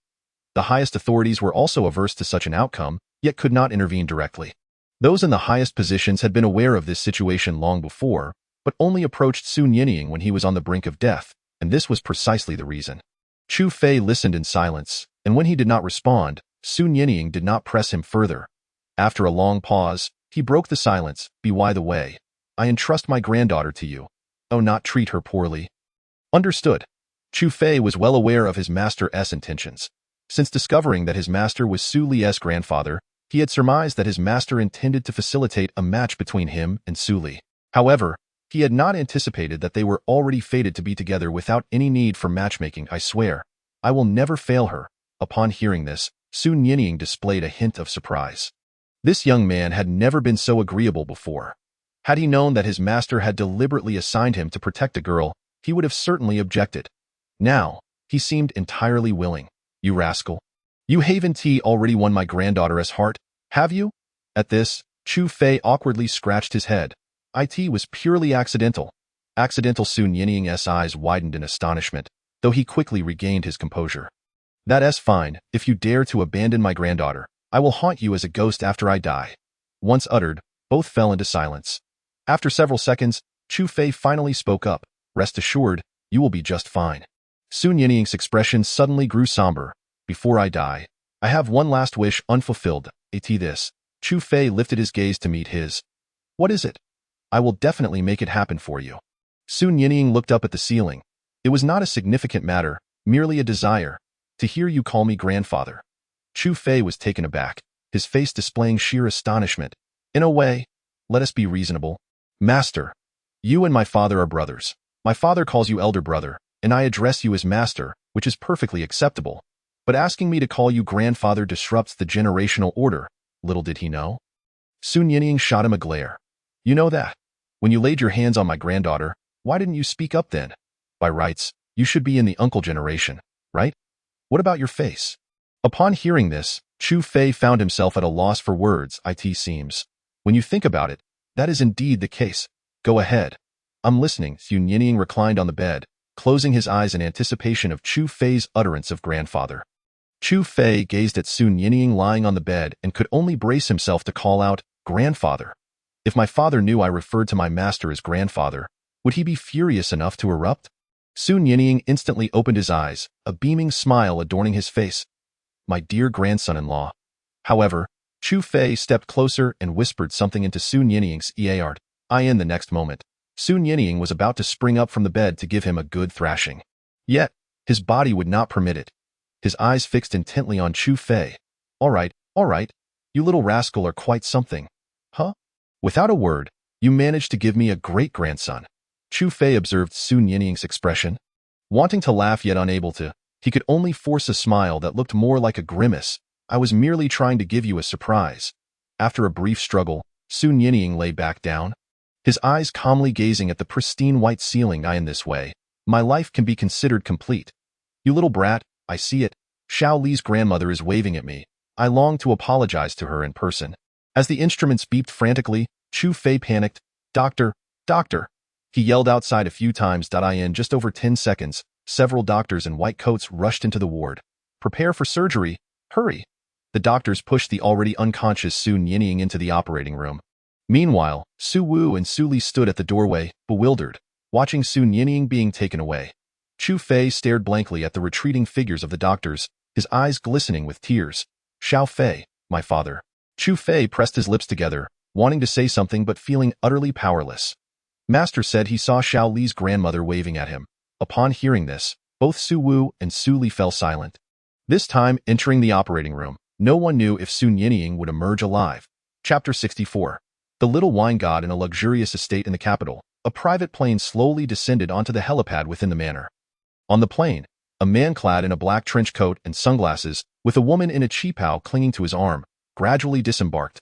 The estate's butler had received the news earlier and had been waiting for about half an hour. Upon seeing the guests, he quickly approached to pay his respects. Sir, madam. Chu Tianquang slowly removed his sunglasses, his sharply defined features bearing an icy demeanor. Have we ascertained the movements of the Long family? The butler nodded slightly, replying, yes, we have it all figured out. Hearing this, a cold glint flashed in Chu Tianquang's eyes. Excellent, await my command. With that, he led the woman into the villa, so exhausting. It has been years since I returned, and I never expected such significant changes. Chu Tianquang reminisced about when he left. There were hardly any villas in the vicinity. Back then, this area was merely a development zone. After hearing about the construction of luxurious villas, he had someone purchase a top-notch estate here for his future retirement. After all, this land is where he was born and raised. Although he had left for reasons of safety, there are nearly no threats to him in the current Great Xia. Indeed, when I left with you, Chu Fei was merely 6 months old. Who would have thought that in the blink of an eye, Chu Fei is already 23. The woman beside Chu Tianquang was none other than Chu Fei's mother, Yunyu, whose figure and beauty belied her age of over 40. 23? I thought he was only 22. Chu Tianquang gazed at his wife in disbelief. She reached out and pinched his ear, scolding him. With that memory of yours, you can't even remember how old our son is. What can we expect from you? The butler watched from the side, lowering his head to suppress a laugh. There are still people present. Show me some respect. Chu Tianquang awkwardly removed his wife's hand before addressing the butler. You may leave for now. Inform everyone that tonight, I intend to make the Long family suffer a loss of at least half of their upper management. Upon hearing this, the butler trembled slightly. Understood. I will take care of it right away. Yunyu's expression remained unchanged, as if she had grown accustomed to such matters. After being with Chu Tianquang for so many years, she knew a great deal. Initially, he planned on bringing her along this time. However, she came not for this affair but to meet her future daughter-in-law. From what Chu Tianquang said, it seems that Chu Fei is about to make her a grandmother. This thrilled her immensely, prompting her to insist on accompanying him. By the way, are you truly going to take down the Long family regarding Su's matters? Will those higher-ups not interfere? Remembering Sun Yinying's situation, Yunyu's brows furrowed slightly. The Long family's status in the Great Xia is not low, as they control many commercial lifelines. If the Long family falls, many enterprises may be affected, causing a negative impact on the economy of the Great Xia. Interfere? I would love to see who dares to stop me. If it weren't for those people's faces, I would have bombed the Long family long ago. Chu Tianquang's face was filled with rage. He and Sun Yinying shared a bond of life and death. If it weren't for him, perhaps he would have already perished. Now, Su's brother was nearly killed over a mere family. Had it not been for Chu Fei informing him of this matter, he would have remained oblivious. Chu Tianquang had previously told Sun Yinying that if ever there were a need for assistance, he would undoubtedly lend a hand. However, he understood that Sun Yinying was reluctant to trouble others. Yet this time, he required those individuals to pay a price, making certain people in the Great Xia aware that not everyone can be provoked. Must you always be so stubborn? Yunyu frowned slightly. All right, my dear wife.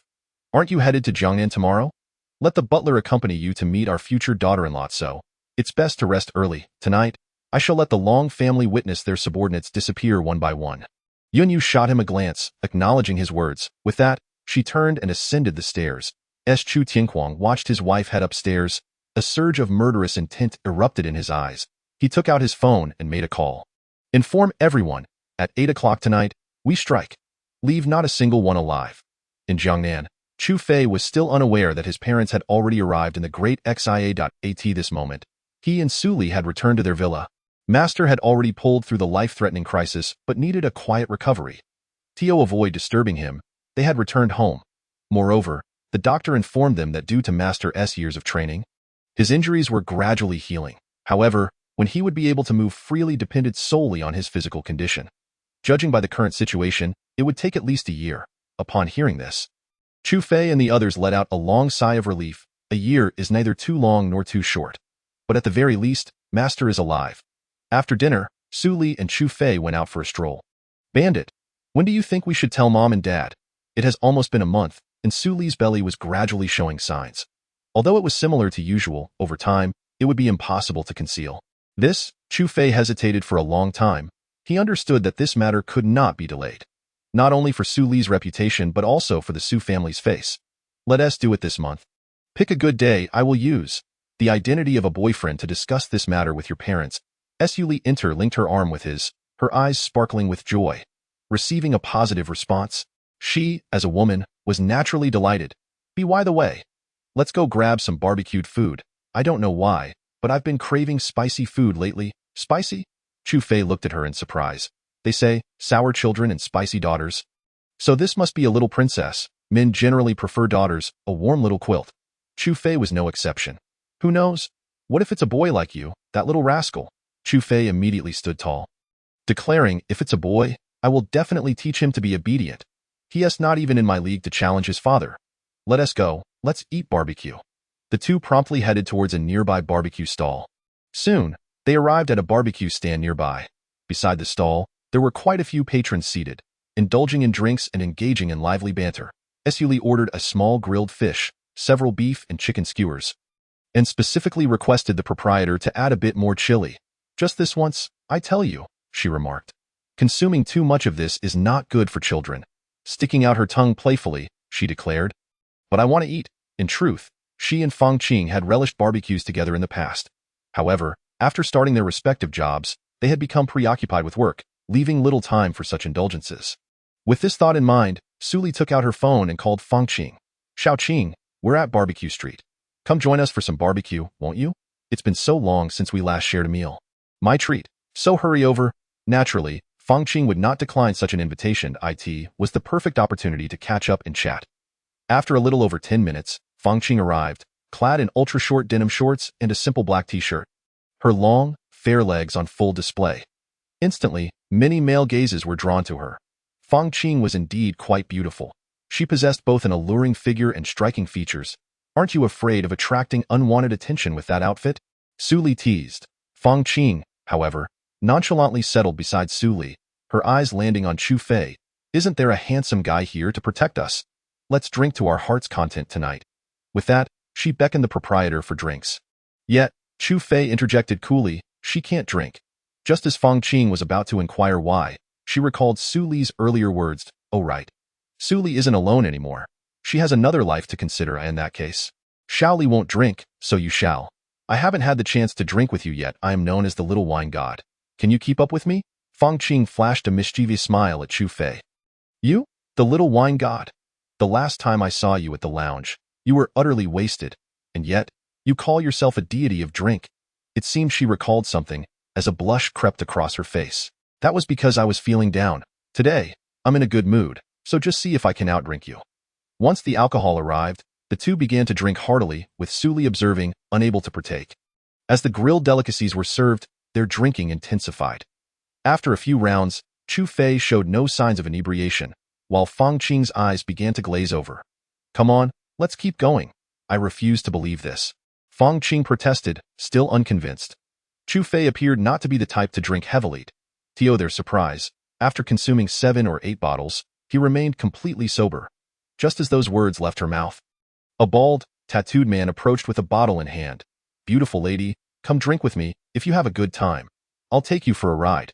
His swaying demeanor indicated he was quite intoxicated. Nearby, a group of burly men watched, remaining silent. Fang Qing, slightly tipsy, shook her head. Excuse me, but who do you think you are to drink with me? As soon as she spoke, Chu Fei sensed trouble brewing. Sure enough, the bald man's expression darkened. What? You look down on me. Today, I'll show you what I'm worth. He reached out, attempting to forcefully embrace Fang Qing. Before his hand could touch her, Chu Fei rose and seized his wrist. You're drunk. There's a hotel over there, go rest. His cold tone only incensed the bald man further. Who do you think you are? Get lost, he shouted, trying to push Chu Fei away. Meanwhile, the group of brutes at the adjacent table stood up. In a typical scenario, one might choose to avoid confrontation or call for help. However, Chu Fei's expression hardened, and he tightened his grip slightly. The man yelped in pain. Ah, let go of me with his other hand. He raised the bottle to strike Chu Fei. Yet, Chu Fei was not one to engage in idle talk. He kicked the bald man squarely in the stomach, sending him flying over 2 meters to crash heavily onto the ground. The burly men at the other table immediately charged towards Chu Fei, while onlookers had already retreated in fear, some discreetly filming the unfolding drama. Chapter 65. The revenge against the Long family. A few burly men helped the one Chu Fei had knocked down to his feet, glaring at him. Kid, wasn't that a bit too harsh? One of the more robust men stepped forward, gripping a bottle of alcohol. It was clear that if words failed, a brawl was imminent. The onlookers held their breath, their eyes wide, as if anticipating an imminent clash. Meanwhile, Su Li and Fang Qing sat calmly at their table, enjoying their barbecue. Fang Qing turned to Chu Fei, saying, "Hurry up, we haven't settled the score yet." Her words only served to infuriate the men further.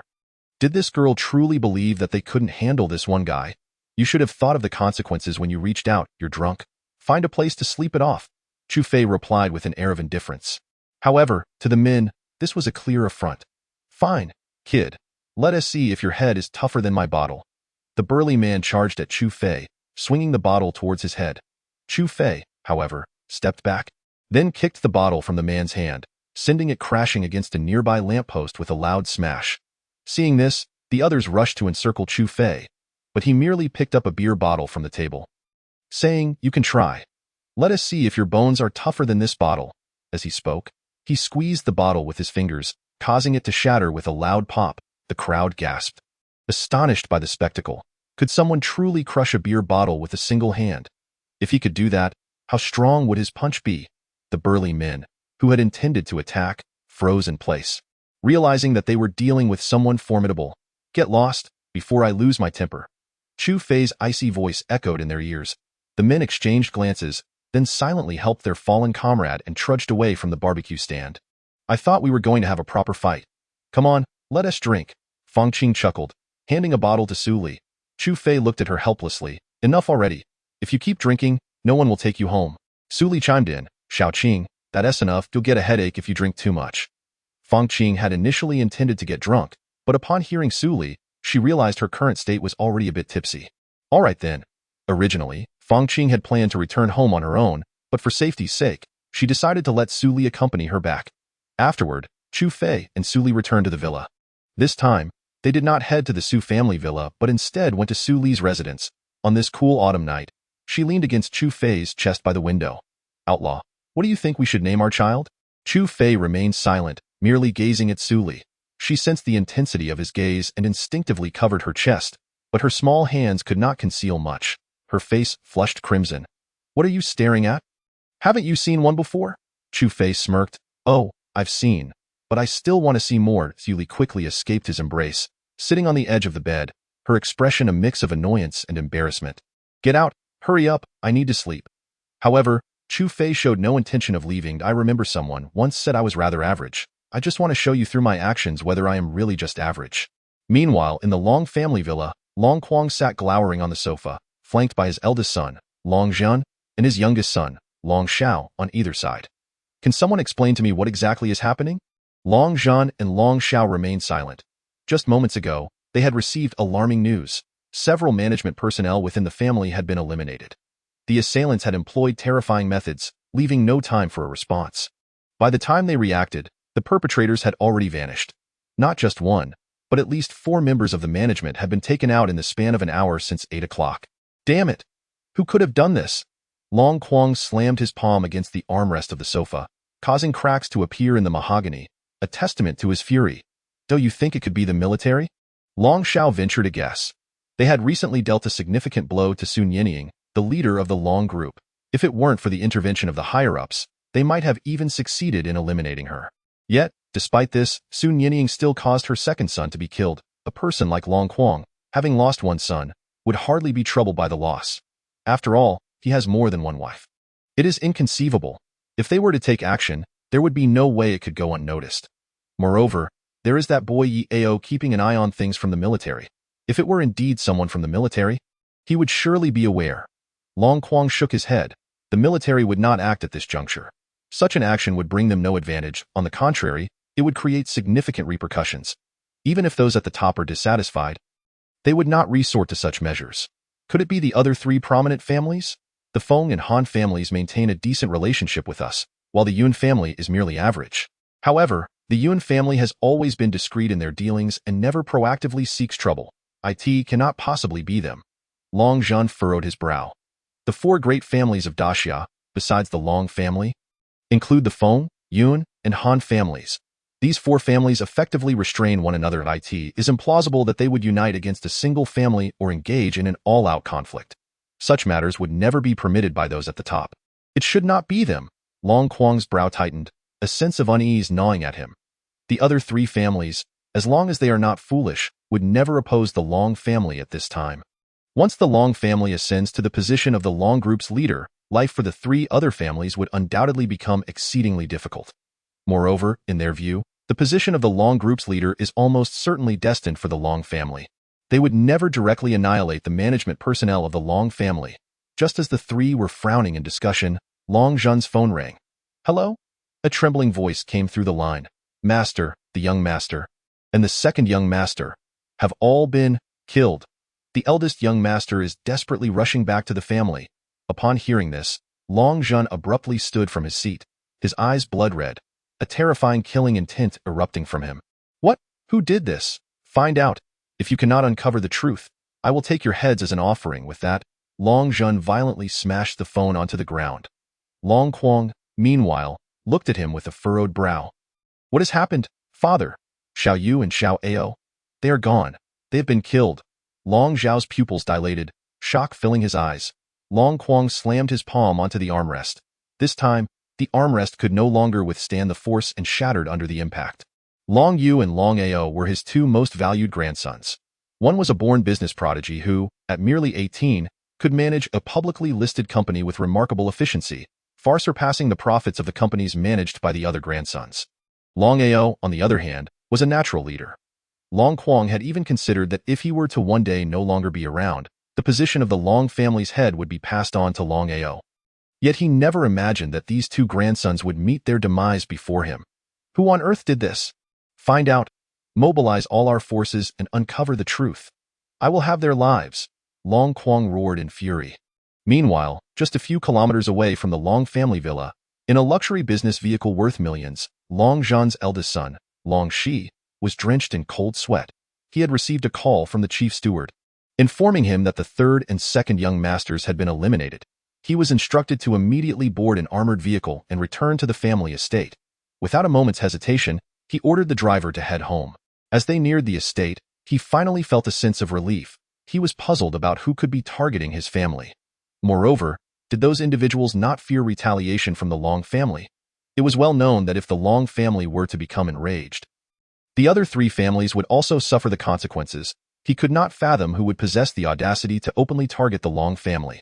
However, as Long Shi contemplated these matters, a jeep without a license plate began to pursue them closely from behind.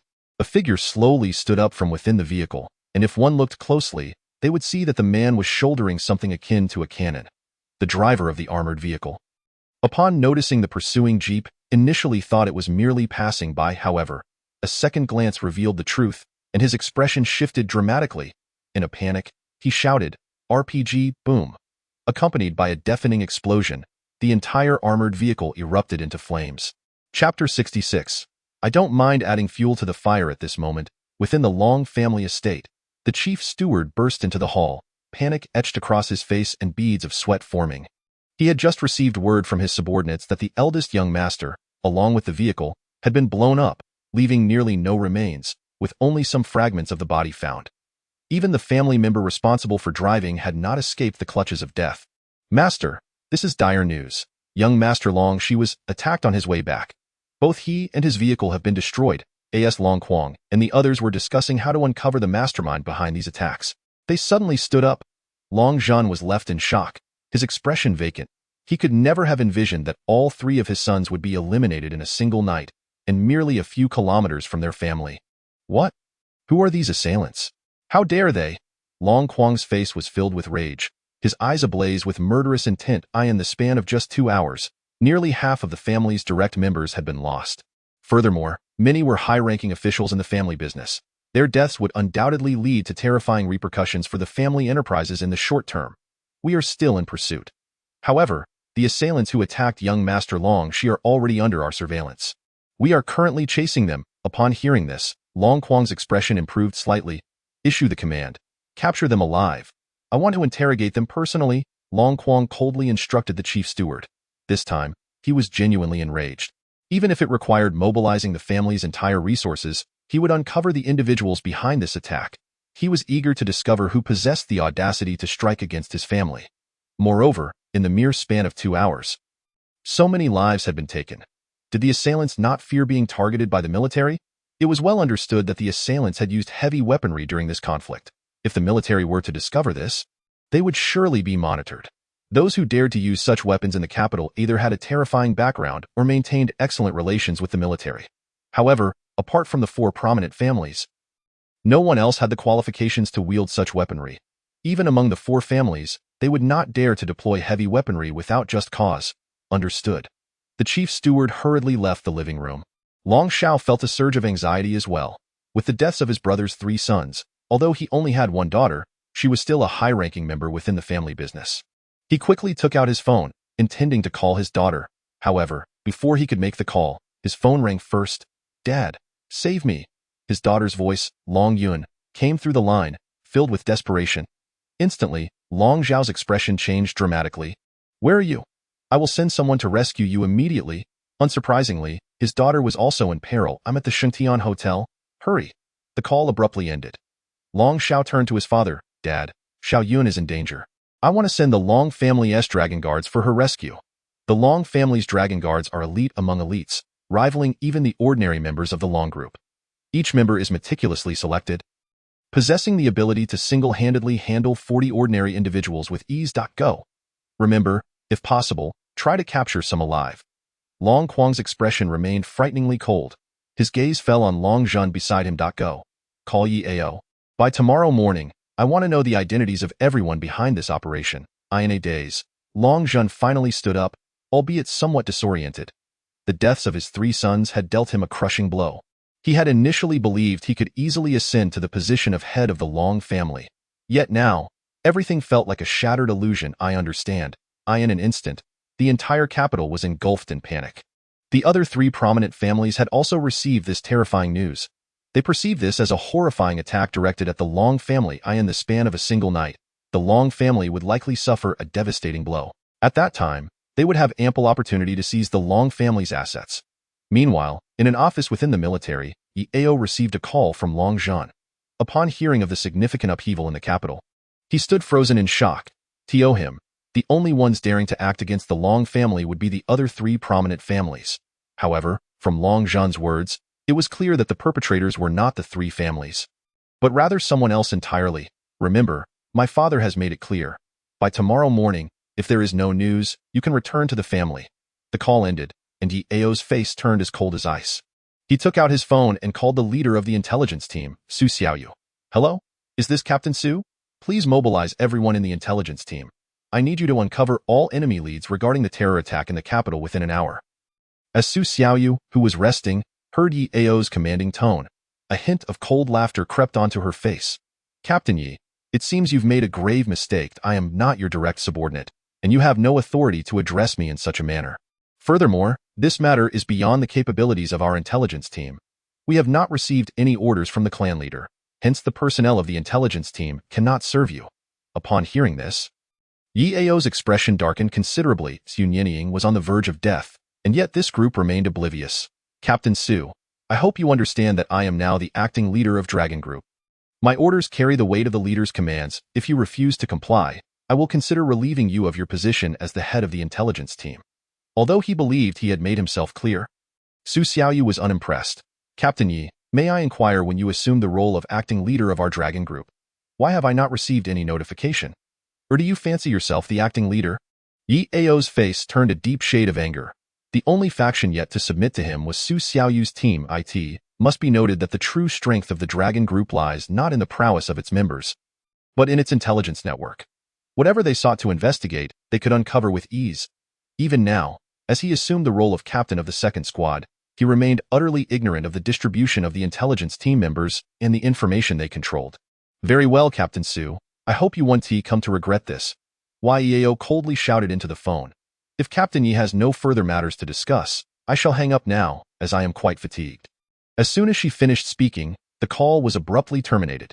Yeao could only place the phone down on the table with a frosty expression, without the intelligence team following his orders. It would be nearly impossible for him to gather the identities of those targeting the Long family tonight with his meager organization. Damn it. He slammed his fist against the wall, contemplating how to address the unfolding situation. Meanwhile, Su Xiaoyu had already risen from her bed and retrieved her phone, dialing a number for Chu Fei. That moment. Far away in Jiangnan, Chu Fei had just emerged from the bathroom. Xu Li was already asleep, and he planned to dry his hair before resting. Just then, his phone rang. Upon seeing the caller ID, he was surprised to discover it was Xiaoyu. "What is the matter, Xiaoyu?" he wondered, curious about why she was calling him so late at night. "Fei Gu, there has been a grave incident in the capital." Upon hearing this, Chu Fei halted his actions and removed the towel from his head. "What happened?" "According to the intelligence I have gathered, it seems the Long family is being targeted by a mysterious and powerful clan. From around 8 o'clock this evening, a premeditated assassination operation commenced. In just over 2 short hours, nearly half of the Long family's senior members have fallen, including several of Long Quang's grandchildren.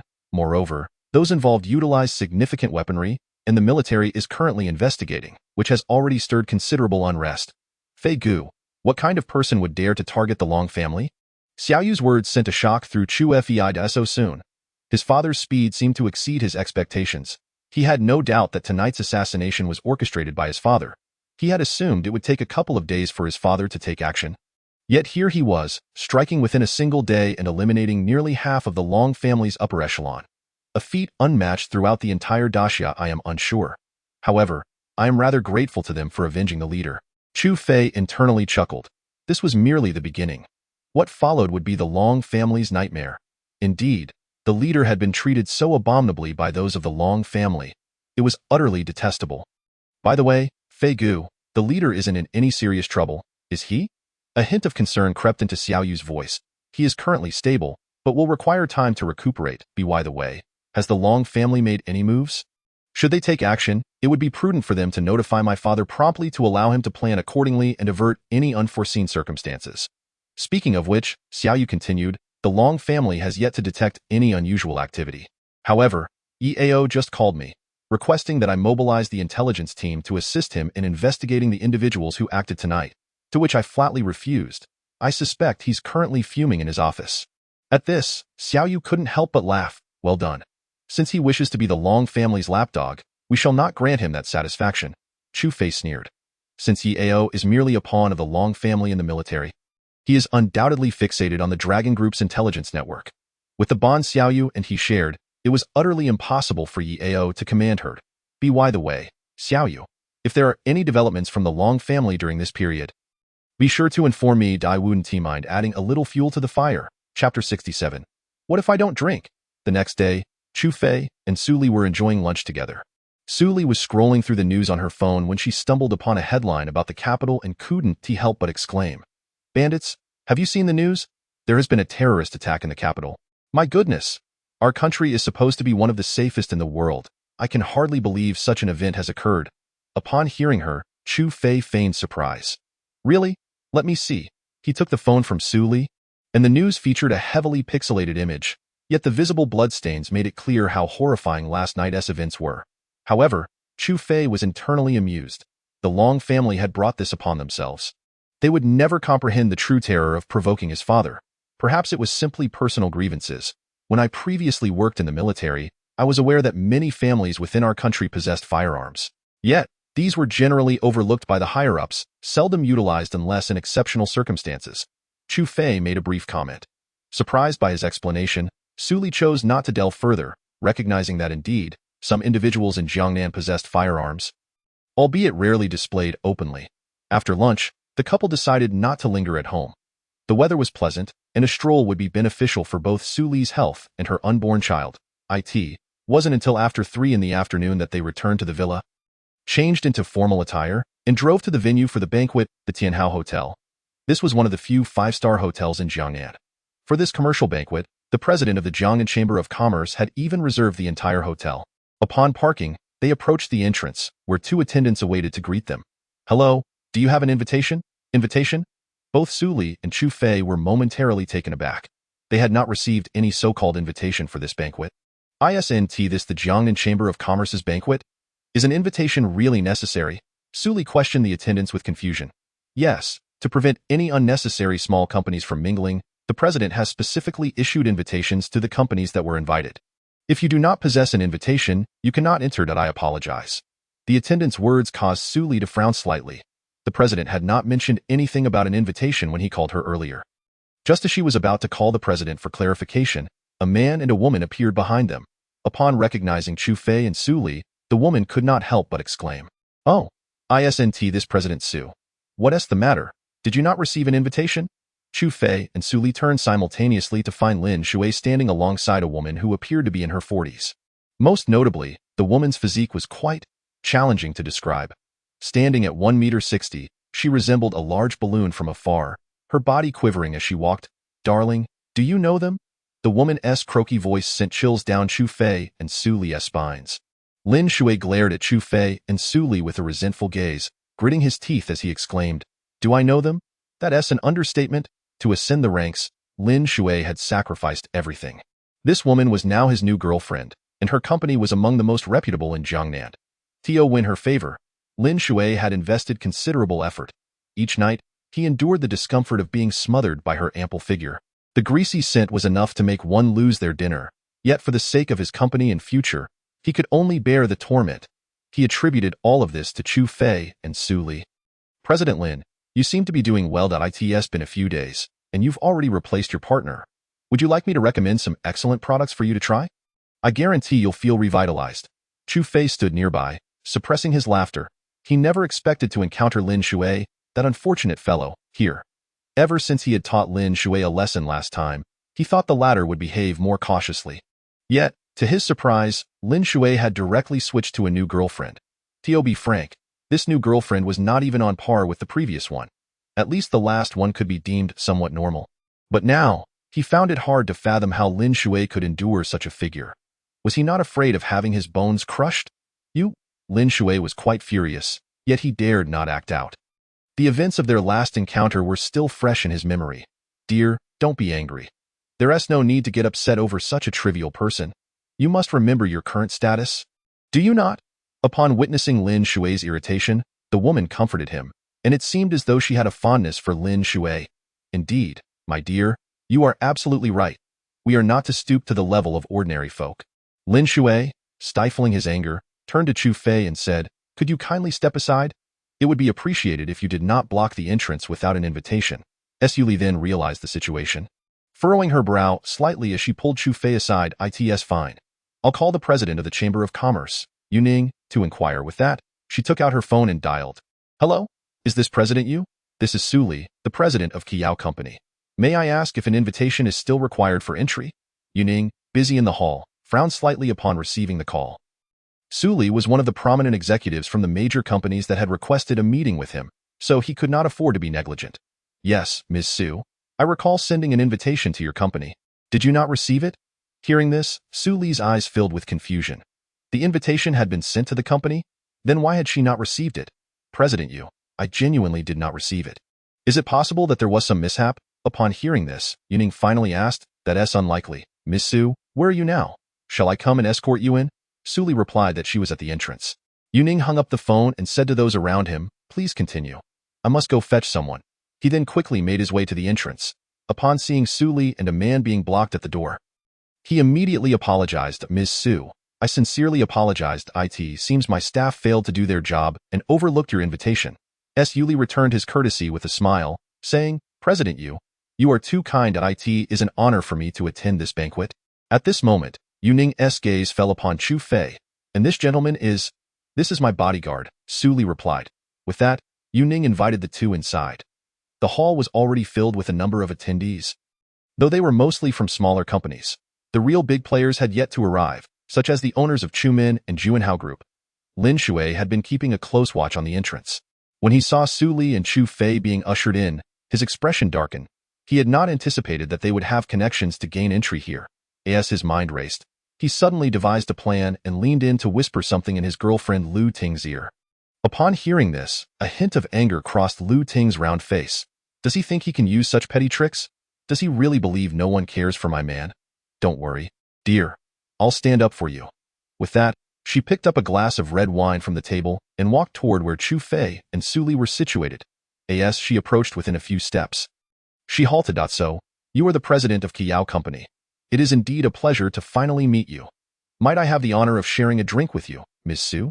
Su Li frowned slightly, glancing at the woman beside Lin Shui.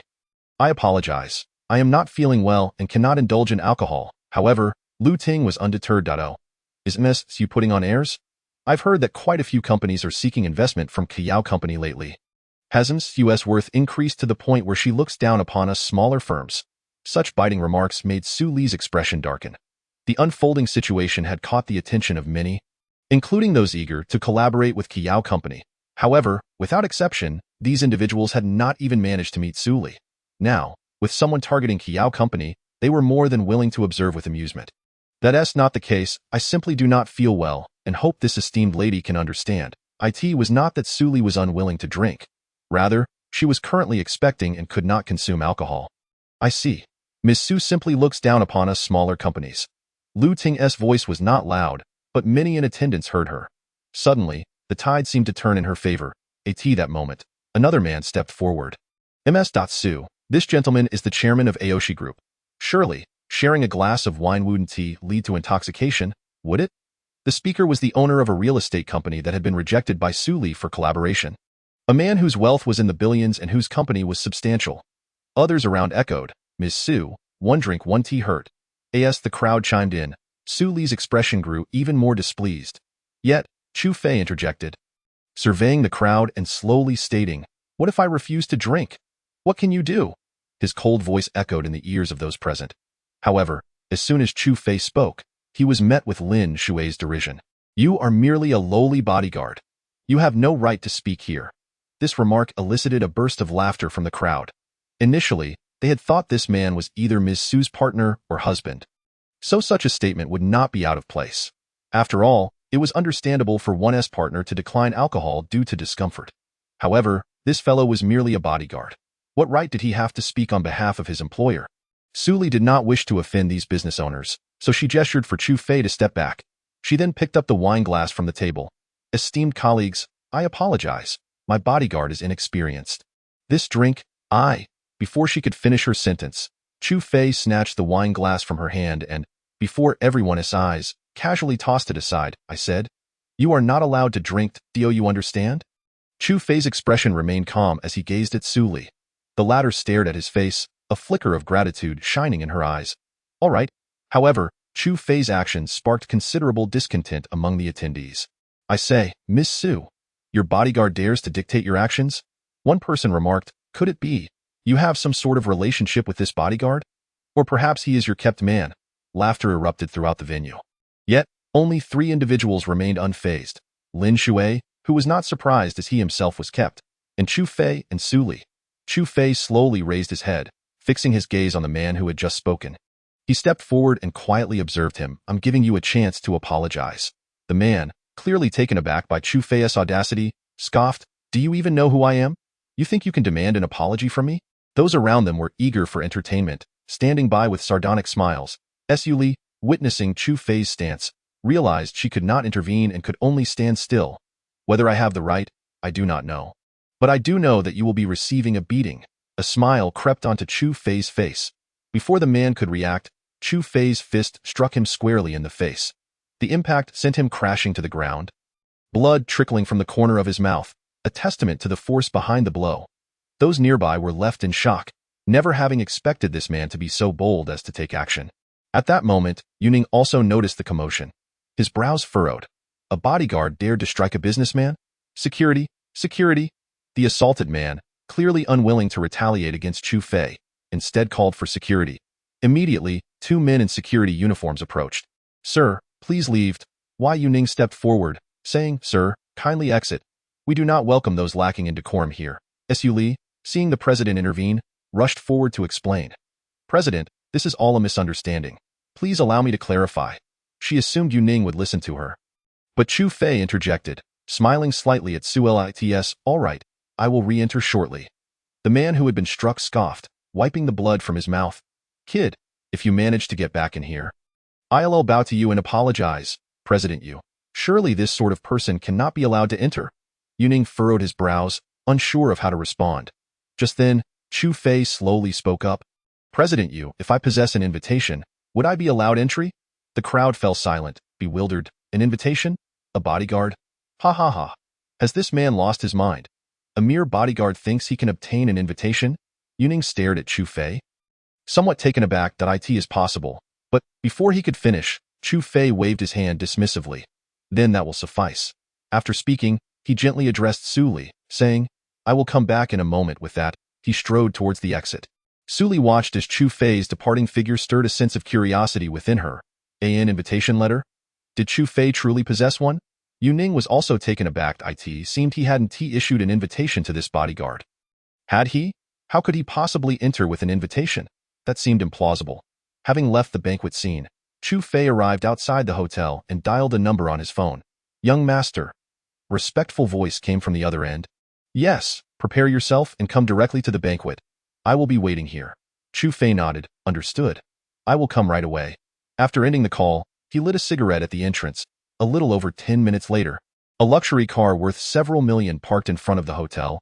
A man dressed in an expensive suit stepped out and, upon spotting Chu Fei smoking by the roadside, hurriedly approached him. Young master. Chu Fei glanced at the man. Chu Yu. Where's the invitation? Chu Yu promptly pulled the invitation letter from his pocket. Let us go, he declared, intending to re-enter the venue with the invitation in hand. However, Chu Yu interjected, Young master, given that we are a top-tier group, are you really going to enter dressed like that? I have prepared a suit for you in the car. Why not change? Initially, Chu Fei was reluctant to change. But after a moment's thought, he stepped into the car and donned a brand new suit, worth hundreds of thousands. When he emerged from the vehicle, he appeared as if he had transformed into an entirely different person. Coupled with black sunglasses, he bore no resemblance to the bodyguard he had been moments before. Let us go, he said, lightly adjusting his collar as he and Chu Yu made their way towards the venue. The waitstaff at the entrance observed the entire scene, their eyes nearly popping out in astonishment. The man who had just been expelled possessed a luxury car worth millions. As Chu Fei approached two waitstaff, they dared not intervene, nor did they even glance at the invitation. A figure of his caliber was not someone they could stop. Upon entering the venue, many gazes turned towards him. However, with his sunglasses on, he appeared somewhat unfamiliar to many. Yet, seated among the guests, Su Li instantly recognized him, her eyes widening with surprise and delight. This guy had changed outfits, looking like a completely different person.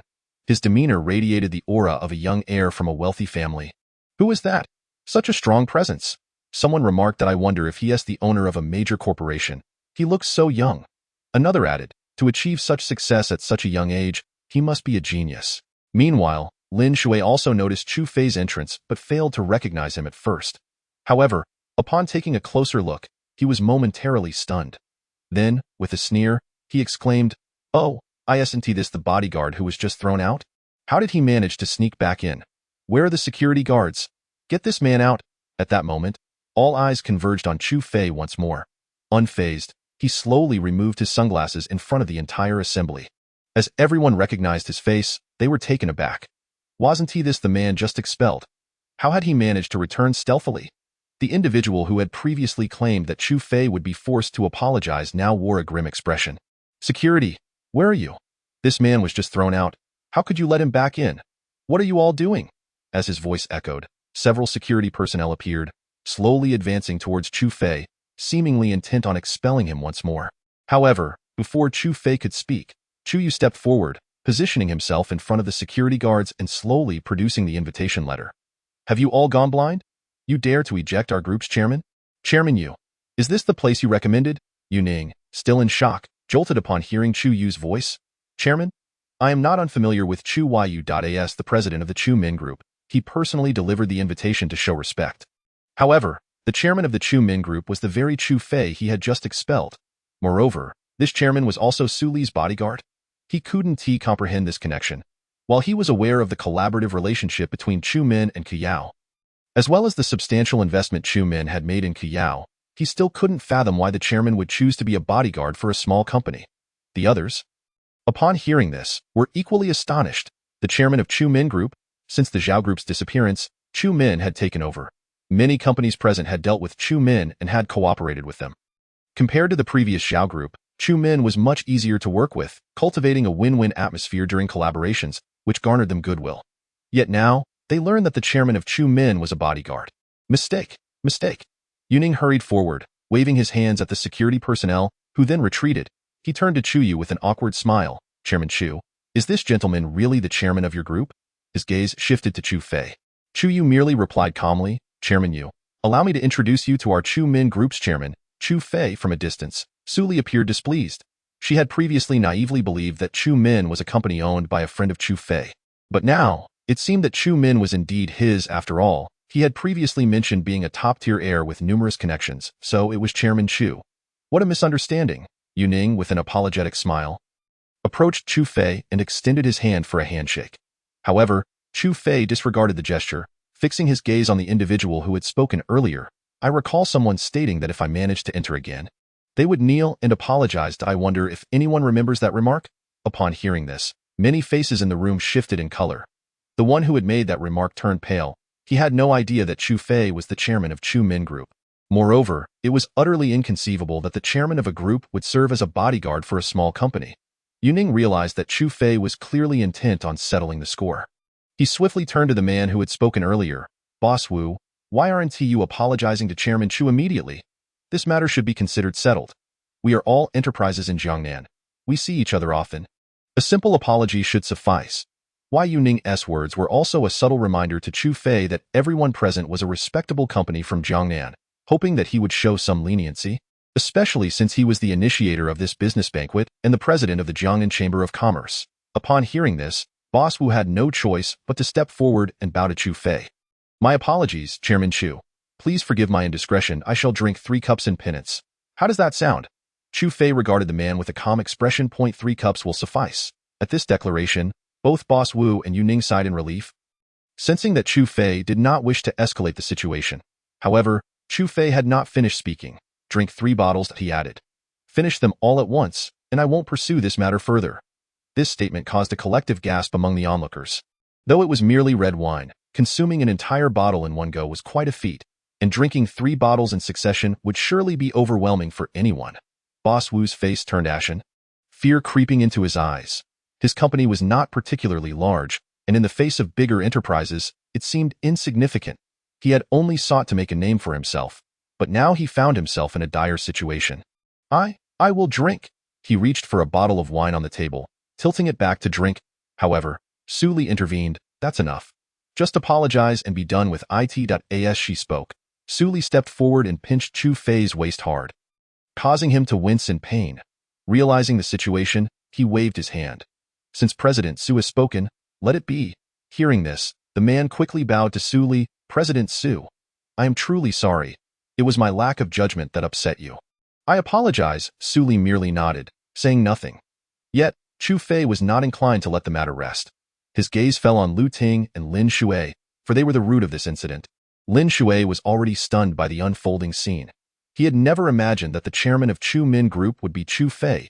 He had previously foolishly sought revenge against him. No wonder he had suffered such a crushing defeat. Chu Fei had not regarded him as a threat at all. Lu Ting's expression also shifted to one of fear. Her company was trivial compared to Chu Min. If the other party wished to ruin her company, it would be a matter of mere words. Recalling the terrible advice Lin Shui had given her earlier, her anger flared, and she delivered a fierce slap across Lin Shui's face. Get lost? Useless. What good are you? Lin Shui was caught off guard by the slap, stunned and clutching her face. Darling. You? Who is your darling? Get lost. From this moment on, I am breaking up with you. Leave, and do not let me see you again. Lin Shui stood there, completely dazed. She never anticipated that this newly found girlfriend, from whom she had yet to extract even a penny, would so abruptly sever their ties. What, then, was the torment she had endured during this time? Was it merely a form of breakup compensation? A staggering sum of billions, almost draining her of vitality? Chapter 70. Her grandmother's house. As the clock approached 5 in the afternoon, the number of attendees began to swell, including several renowned enterprises from Jiangnan. The owners of these companies engaged in animated discussions regarding the latest market trends.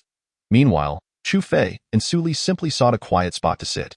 For Chu Fei, Today's banquet was merely an opportunity to accompany Su Li and observe how the so-called four great families planned to target Su Li's company. Yuli had no intention of collaborating with the multitude of companies vying for partnership. After the recent events, her priority was simply to protect her own territory. Ah, so you are here. I've been searching for you. A clear voice broke through, prompting the two to turn around. They discovered Wang Xie had arrived, beaming at them. President Wang. Upon seeing Wang Xie, Su Li quickly rose from her seat and extended her hand for a handshake, which Wang Xie graciously accepted. May I sit here, President Su? She inquired, pointing to the seat beside Su Li. Of course, Su Li replied, more than willing to oblige, especially since Wang Xie had previously invested 500 million in her company. Once seated, Wang Xie's gaze shifted to Chu Fei. Chairman Chu, it has been a while.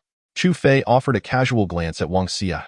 Indeed, it has been some time. In truth, Su Li was aware that the two had known each other for quite a while, as Chu Fei had previously mentioned their acquaintance, leaving no room for jealousy on her part. However, I seem to have caught wind of some intriguing news. I wonder if you two would be interested in hearing it. Upon hearing her words, both Su Li and Chu Fei focused their attention on her. President Wang, what news has piqued your interest? Su Li inquired, sensing the peculiarity of Wang Xie's enthusiasm. Wang Xie's company was among the leading enterprises in Jiangnan. Thus, matters that could capture her attention were likely to be few. Interestingly, this matter is significantly related to your company, President Su.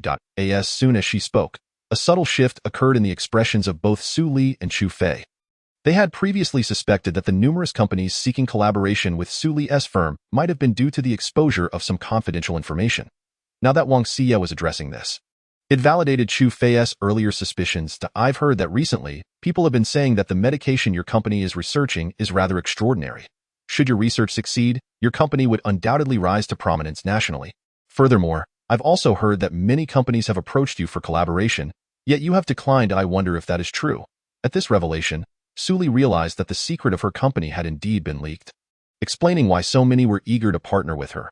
However, among these individuals, Wang Xie stood apart, as she had chosen to invest during the company's most perilous times, which deeply touched Su Li. Who did you hear this from? Chu Fei's expression turned icy. Initially, he had suspected that the Long family was manipulating events from the shadows, but given their current precarious situation, it seemed implausible for them to meddle in so many affairs. This information has circulated among many of my employees. I am uncertain of its exact origin, but I have dispatched someone to investigate, Wang Xie replied, fully aware of Su Li's significance in Chu Fei's eyes. This situation posed a potentially catastrophic threat to Su Li's company. Should she choose to collaborate, the company's shares would certainly be diluted, and if the research proved successful, their original value would plummet by more than half. Conversely, if she refused to cooperate, it was inevitable that her company would face relentless targeting. At that moment, Chu Fei's eyes narrowed slightly, a flicker of coldness passing through them. He had initially presumed that only the Long family was involved, but it appeared that more than one family was now implicated. Presently, there seemed to be no immediate danger. He and Su Li held nearly half of the shares in Qixiao Company, with the remainder belonging to Su Li. Together, the three of them constituted the largest shareholders. As long as they kept the drug's details under wraps, their shares would remain secure. The primary concern now was to identify the source of this leaked information and discern their motives. Chu Fei had thoroughly contemplated the situation. Capturing the person behind this leak would undoubtedly prove challenging, and since Wang Xie had already initiated inquiries, he could not afford to remain passive. Just as the three were conversing, a trumpet heralded the arrival of four prominent figures from the capital. Let us welcome the four esteemed bosses from the capital, the voice announced, and the individuals making their entrance were none other than Feng Yao, the president of Fenghua Group. Upon hearing this, the trio turned their gaze toward the entrance, where a long red carpet had been laid out, extending to the podium at the front. At that moment, Yuning stood on the podium, enthusiastically introducing the guests. Chu Fei and Wang Xie exchanged glances, both understanding that this newcomer was likely a managerial figure from the Feng family, one of the four great families. As the first individual entered, the next soon followed. Now, let us welcome Han Ming, the esteemed president of Han Corporation. Under Yuning's solemn introduction, the three families, Feng, Yun, and Han, had all arrived. However, when it came to the Long family, Yuning received an unexpected piece of news. On the podium, Han Ming leaned in and whispered to Yuning, whose face drained of color, revealing a hint of shock in her eyes. It seemed she could hardly believe the news she had just received. Yet, Han Ming nodded slightly, confirming its truth. Thus, Yuning raised the microphone and addressed the audience. Ladies and gentlemen, I apologize for the unforeseen incident. The president of Long Corporation has unfortunately passed away due to an accident. Therefore, he will not be attending today. Let us all take a moment of silence for President Long. Upon hearing this, the attendees were taken aback, their faces displaying a mix of shock and disbelief. The Long family would not be present, and it was due to an unexpected demise. However, Chu Fei remained unfazed. If someone from the Long family were to attend, that would indeed be a surprise. Yet, the presence of the Yun family was somewhat unexpected, considering the Yun family was his maternal family. Chapter 71. Apologies. No need. At Jiangnan Airport, Yun Yu descended from the plane accompanied by her chief steward. Oldly, the environment here is rather pleasant, she remarked. I had never visited Jiangnan in my youth, but today's view is rather satisfactory. Oldly, as she referred to him, was in fact Li Yu? The chief steward responsible for the majority of affairs pertaining to the Chu family in the capital. On the surface, he appeared to be the power behind several large corporations, but in reality, he was the chief steward of the Chu family. Nevertheless, the stature of a chief steward was akin to that of the heads of the four great families in Daxia. The madam is jesting. Jiangnan has always boasted a fine environment. Although the capital is bustling, its air quality cannot compare to that of Jiangnan, Li Yu explained with a slight bow. Yun Yu nodded thoughtfully. Indeed, it's quite nice. Perhaps you and the young master can discuss purchasing a larger estate here in Jiangnan. Yes, madam, Li Yu replied with a slight nod. By the way, did you check the young master's whereabouts before coming? Yun Yu had not consulted Chu Fei prior to her visit, intending instead to surprise both of them. Madam, I did check. There is a commercial banquet happening in Jiangnan today, and the young master and young mistress are likely attending it. Li Yu informed her. Hearing this, a gentle smile graced Yun Yu's face. Then let us go and take a look. It's been many years since I last saw that little rascal. I find myself missing him. As they spoke, the two exited the airport, where a vehicle awaited them. Liu and Yun Yu entered the car, heading straight for Tianhao Hotel. Meanwhile, in the hotel's grand hall, guests were seated, listening to Yuning discuss the latest commercial news. After a lengthy discourse, Yuning cleared her throat and announced, Ladies and gentlemen, it is now my pleasure to invite President Feng of Fenghua Group to share his investment plans. With that, she stepped aside. Feng Yao ascended the stage, wearing a pleasant smile that immediately put everyone at ease. He appeared youthful, likely in his 30s. Esteemed business leaders of Jiangnan, on behalf of Fenghua Group, I express my gratitude to all friends present at this banquet. After finishing, he bowed slightly in appreciation. The attendees, eager to honor him, rose and applauded. President Feng's words are too kind. It is our honor to have you here. Indeed, it is evident that Feng Zong's visit this time undoubtedly signifies a substantial project. Feng Yao smiled faintly, acknowledging the truth in the boss's statement. Indeed, our purpose for coming this time is to embark on a significant endeavor. On this occasion, our Fenghua Group has brought along a staggering sum of 10 billion, intending to invest in some promising companies present here. For instance, there is Zhanghai's infrastructure company, which has recently garnered government support for such projects. Moreover, there is Lu Nian's new energy company, which is also receiving considerable backing from the state. The executives of the companies mentioned beamed with delight, their eyes narrowing in joy. Being acknowledged by a company under one of the four prominent families means their fortunes are about to improve significantly. Once substantial funds are injected, their status and identity will rise accordingly. It won't be long before they stand on equal footing with established firms. The companies I mentioned are merely a fraction. There are others yet to be named, so there is no need for concern. This time, we intend to engage with the majority of enterprises in Jiangnan. Even if my company does not receive investment, I am confident that Yun Zong and Han Zong will also invest. Feng Yao observed the uneasy expressions of the executives below and slowly began to clarify. Upon hearing these words, smiles immediately returned to those faces. Most of them are long-established companies in Jiangnan, and the market has remained stable without significant fluctuations. Furthermore, they lack the resources to explore new markets. However, with the investment from the prominent families, the situation is bound to change. Sitting beside Chu Fei, Wang Xie furrowed her brow slightly. Chu Fei, what do you think their true intentions are? She inquired. Is it possible they aim to monopolize all enterprises in Jiangnan? Chu Fei remained silent, merely observing, if this were solely about investment, there would be no necessity for such a grand display. Yet, it remains uncertain whether the other party harbors ulterior motives. Li sat quietly beside them. Pondering, initially, she had hoped to secure a round of investments for her company. However, Chu Fei's earlier comments had left her feeling uneasy. Had the company's secrets been exposed? This is indeed a serious concern. After Feng Yao concluded his speech, it was Han Jia's turn. Their statements were similar, filled with pleasantries about investing in various companies to boost the local economy. When it was Yunjia's turn, Chu Fei's gaze finally shifted towards them. This time, the representative from Yunjia was a young woman, introduced by Yuning as Yun Yuelon. She appeared to be in her 20s, wearing glasses, with her lustrous black hair cascading casually over her shoulders. She was indeed quite lovely, though in terms of stature, she paled in comparison to Su Li. If memory serves correctly, this Yun Yuelon should be the daughter of his mother's younger sister, making her his cousin. During his childhood, his mother often took him back to the country to visit his grandparents. Over the years, he had remained stationed in the military and had little time to visit them. Once the opportunity arose to return to Beijing, he vowed to find time to see them. This time, our Yun family group has come to Jiangnan, not only to stimulate the local economy but also because we have heard of a commendable pharmaceutical company that aligns with our business interests. Therefore, we intend to offer substantial support to this company, known as Kashao Company. Upon hearing this, a flicker of confusion crossed Chu Fei's eyes. He was aware that the Yun family had long been involved in the pharmaceutical industry. However, how did they come to know about Kashao Company? After all, Kashao Company had only a modest reputation in Jiangnan and was unlikely to attract attention from the Yun family. If there were no hidden motives, he would find it hard to believe. When Wang Xie heard this, she realized that the Yun family had their sights set on Kashao Company. As for the Feng and Han families, their intentions were likely similar.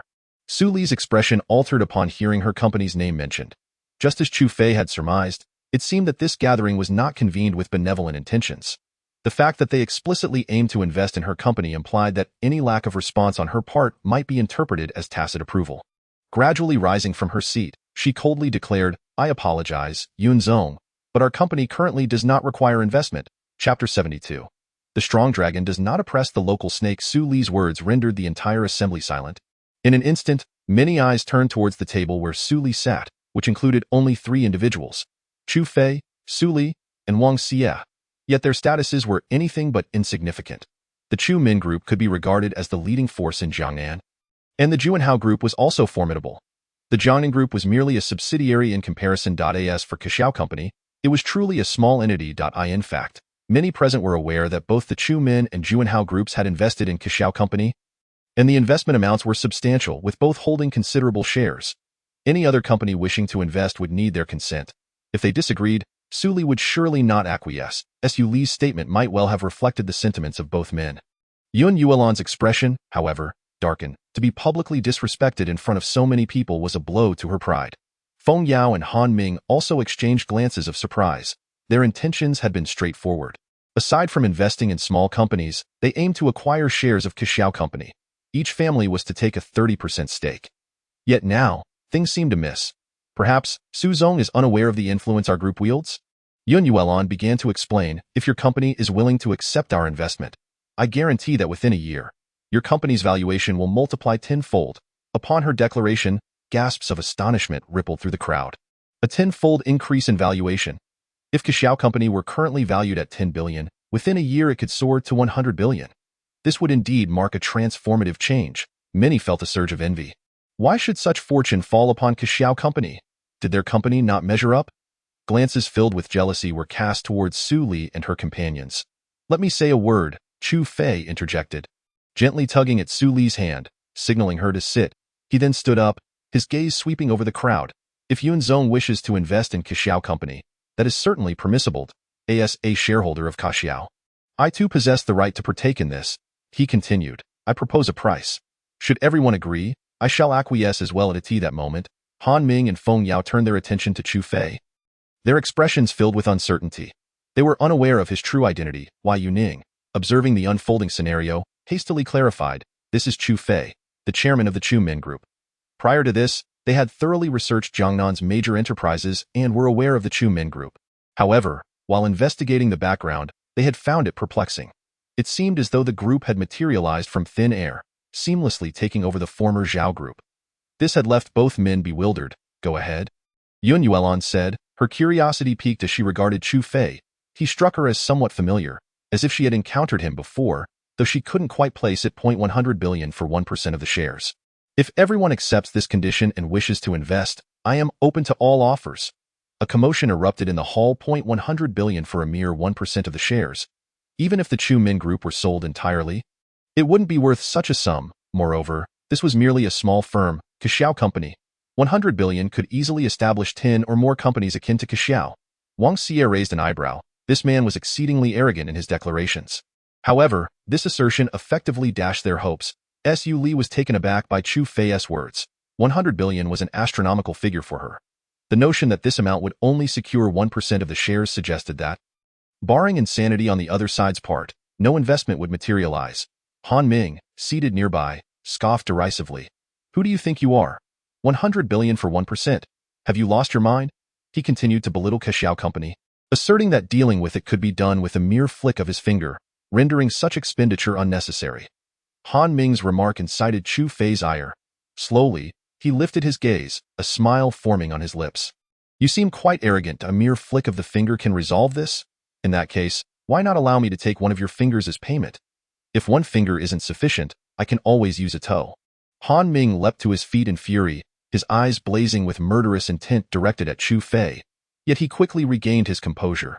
You have quite the audacity. Do you know the consequences of provoking me? Chu Fei chuckled, unfazed. Consequences? I cannot say. However, I can assure you that should you lay a finger on Kaxiao Company, the repercussions will be dire. Why Yuning, sensing the rising tension, broke in. Everyone, resorting to threats is unwise. We are all business people here. Let us discuss matters of commerce instead. Yet, Yun Yuelan's gaze towards Chu Fei shifted, a flicker of recognition passing through her mind as she recalled a figure from her past, merging it with the present visage of Chu Fei's. Oh, it is you. You who bullied me in our youth. This time, I shall ensure you pay dearly. In truth, Yun Yuelan and Chu Fei were of similar ages. However, Yun Yuelan was born a few months earlier than Chu Fei, and logically speaking, Chu Fei should address her as cousin I in their childhood. This little rascal often bullied her. He would deliberately throw firecrackers near her feet, startling her. Occasionally, he would catch frogs and toss them onto his own hands, leaving her frightened for days. Yet, she found it somewhat peculiar that Chu Fei had come to Jiangnan. Over the years, this fellow had never returned home to visit his grandparents, and they never mentioned where he had gone. Chairman Yu, I am currently discussing business. However, some individuals are unwilling to relent.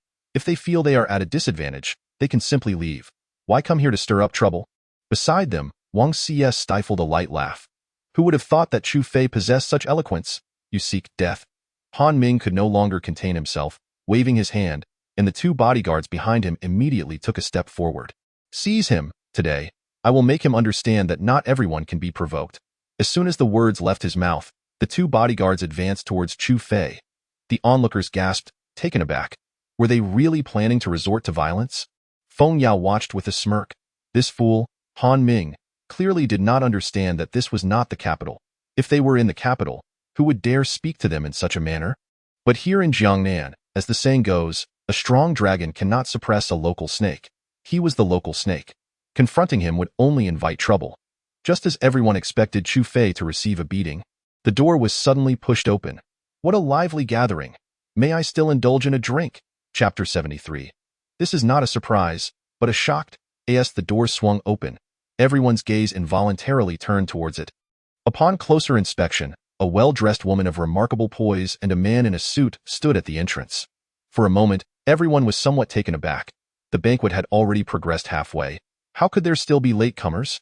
Yet, when Chu Fei recognized the newcomers, he froze in place, seemingly unable to believe his eyes, rubbing them vigorously. Only when he confirmed that it was indeed his mother did he awkwardly utter two words. No way. He knew that after calling his father to announce that he had a girlfriend who was pregnant, this secret could no longer be hidden. He had thought that his parents might take a month or two to come by. But it had only been a few days, and here was his mother. Without a doubt, his father must have come as well. Moreover, the matters in the capital were surely orchestrated by his father. On stage, Yun Yuelan was equally startled upon seeing the newcomer. Sangu? She had not seen her aunt for several years, and did not expect her to appear here. This seemed somewhat off. She turned to look at Chu Fei, knowing that her aunt had come for him. Excuse me, madam, may I inquire who you are? Yuning was taken aback upon seeing Yunyu, but her demeanor suggested a significant background. At the very least, she was not someone he could provoke. Yet, he could not recall having sent an invitation to such an esteemed individual. Who I am is of no concern to you. I merely came to observe the festivities. Do continue without minding me. After speaking, she scanned the room. When her gaze landed on Yun Yuelan, a hint of surprise flickered in her eyes. Little girl, You are here too? Come down so your aunt can see you, little girl, aunt. The attendees gasped collectively. The person who had appeared was actually Yun Yuelan's aunt. The Yun family was one of the 4 prominent families of the Daxia. And if this woman was indeed Yun Yuelan's aunt, her status was formidable. Everyone held their breath, as if a heavy stone were pressing down on them. Yun Yuelan gracefully descended from the podium and approached Yunyu, affectionately taking her hand. Aunt, why have you come? You didn't even let me know, so I could have sent someone to greet you. Upon hearing this, the crowd understood that her identity was genuine and undeniable. Feng Yao and Han Ming were equally astonished. A direct descendant of the Yun family had actually appeared here. They remembered that the Yun family had not dispatched any direct members. I merely came to check on my cousin. I arrived rather suddenly, hence did not inform the family as she spoke. Yun Yu's gaze swept across the room once more, ultimately settling on Chu Fei. A glimmer of tenderness flashed in her eyes. While Chu Fei's expression was one of acute embarrassment, he had not anticipated his mother's arrival would be so sudden. What's this? Your mother is here, and you don't come to greet her? At this remark, the crowd was once again taken aback. There was someone here who was the son of this noblewoman? At that moment, Chu Fei sheepishly stepped forward. Mom, could you have given me a heads up before you arrived? I was completely unprepared. Boom. In that instant, everyone in the room shared a singular thought. Chu Fei's mother was from the Yun family? Han Ming, witnessing this scene, was utterly dumbfounded. He could never have imagined that Chu Fei's backing was the Yun family. Furthermore, throughout this entire affair, Yun Yuelan had never mentioned Chu Fei's name at all. Why Yuning felt cold sweat trickling down his forehead as if doused in water. Now, he finally understood why Chu Fei had dared to say what he had earlier. He had no fear at all. The Yun family and the Han family were of equal standing. If you dare to harm my people, I will obliterate you, no questions asked. Moreover, the fact that his mother was a direct member of the Yun family only reinforced that point. Thus, his earlier words were completely justified. However, it was not only him who was shocked. Su Li was also bewildered. Chu Fei's mother had arrived. Did that mean she should also go and pay her respects? As his girlfriend, it would be quite rude not to. Wang Xia also stood up. She had seen Yunyu when she was younger and had called her Aunt Yun back then. Thus, the 2 women followed Chu Fei towards Yunyu and Yun Yuelan. Chu Fei felt a bit awkward as he saw Su Li approached. Mom, this is my girlfriend. Su Li, this is my mother. Su Li blushed deeply and bowed. Nice to meet you, Aunt. Yunyu examined Su Li from head to toe, unable to suppress a nod of approval. Finally, with a beaming smile, she reached for Su Li's hand and said, No need to be formal. From now on, just call me Aunt Yun. At this moment, the crowd was utterly thrown into disarray.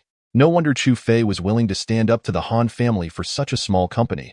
This was his girlfriend, and how could he not protect her? Everything that had transpired began to make sense. Han Ming's complexion darkened, looking as if he had just consumed something foul. He had no idea that there was such a connection. Had he known, he would never have uttered those earlier words. Though he was a member of the Han family, he was not a direct descendant. But the woman who had just appeared was undoubtedly a direct member, far beyond his capacity to provoke. The family would never choose to oppose a direct member of the Yun family for his sake.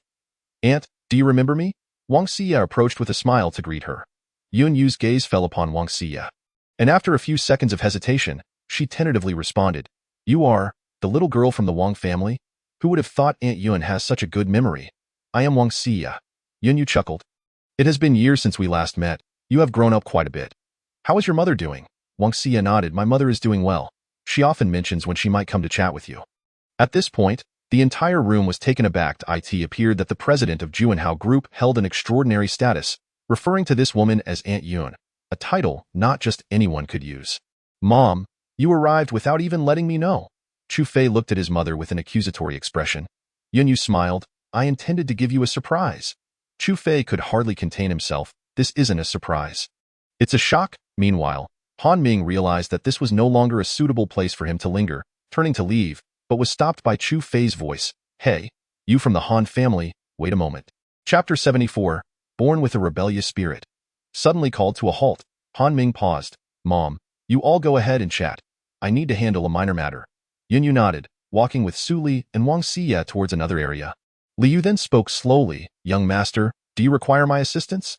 Chu Fei was certainly familiar with Li Yu, the head steward of the Chu family, the only one who had retained his original name despite being from another family.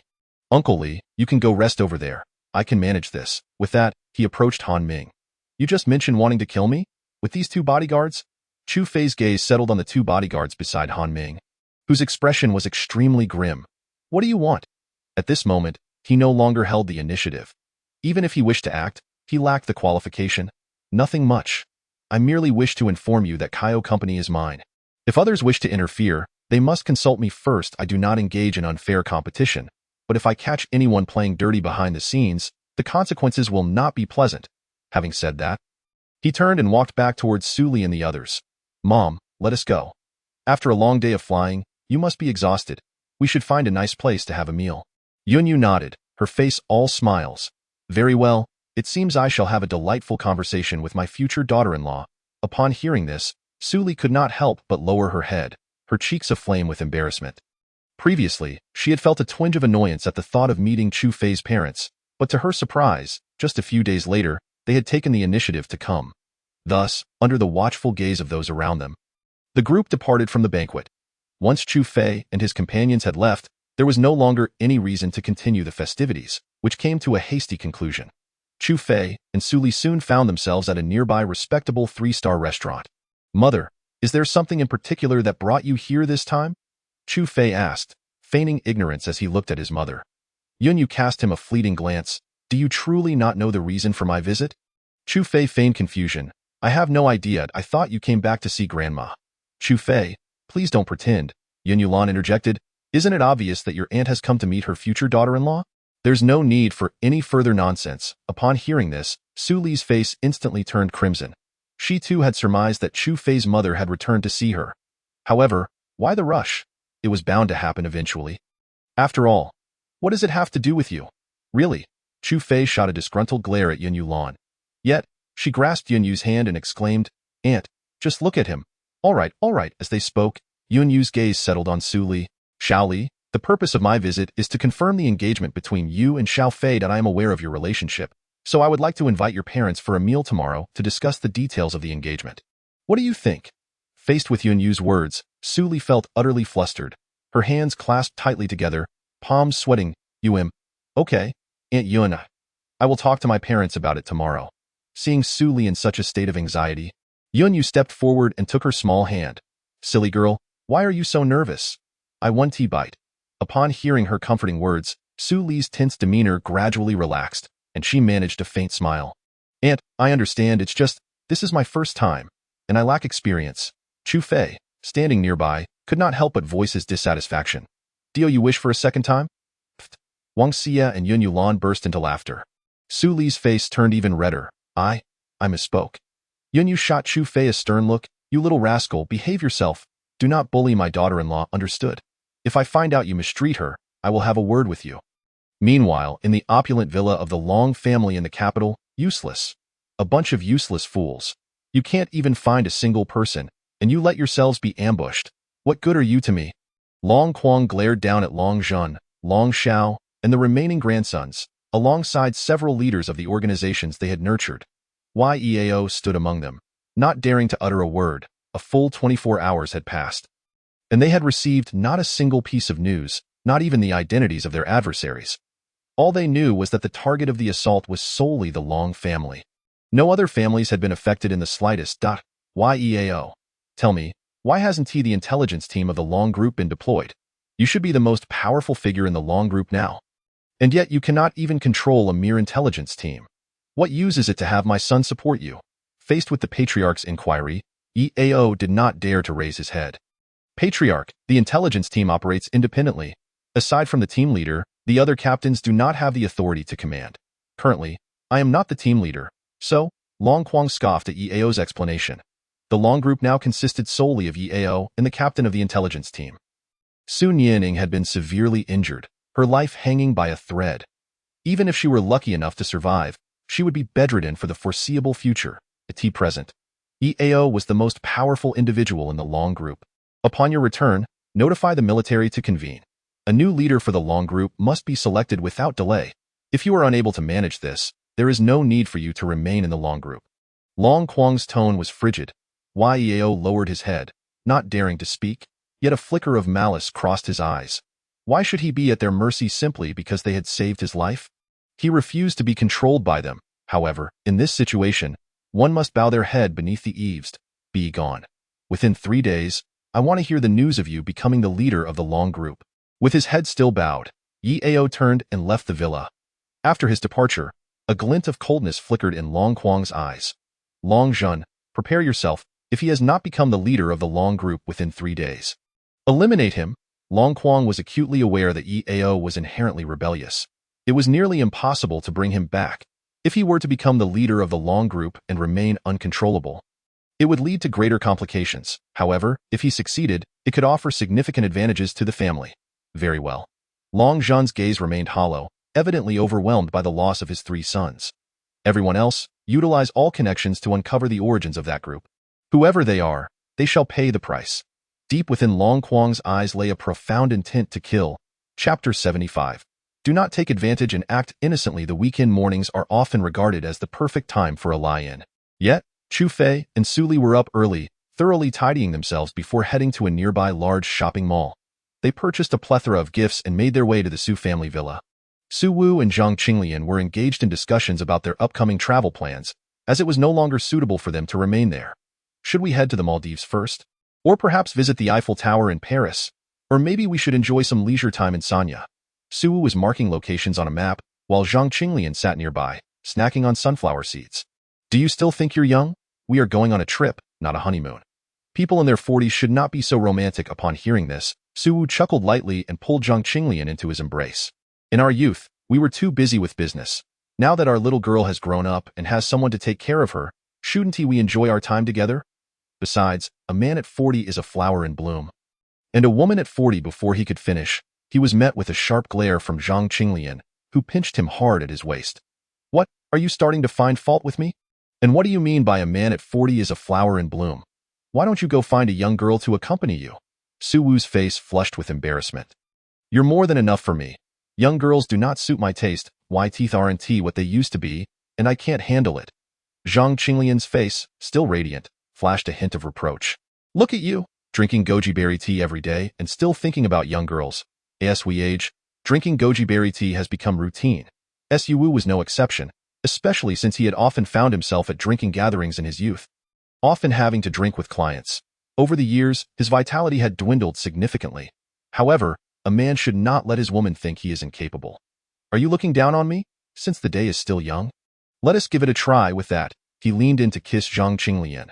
Just then, the door swung open, and Su Li and Chu Fei entered, arms laden with gifts. Upon witnessing this scene, both were taken aback.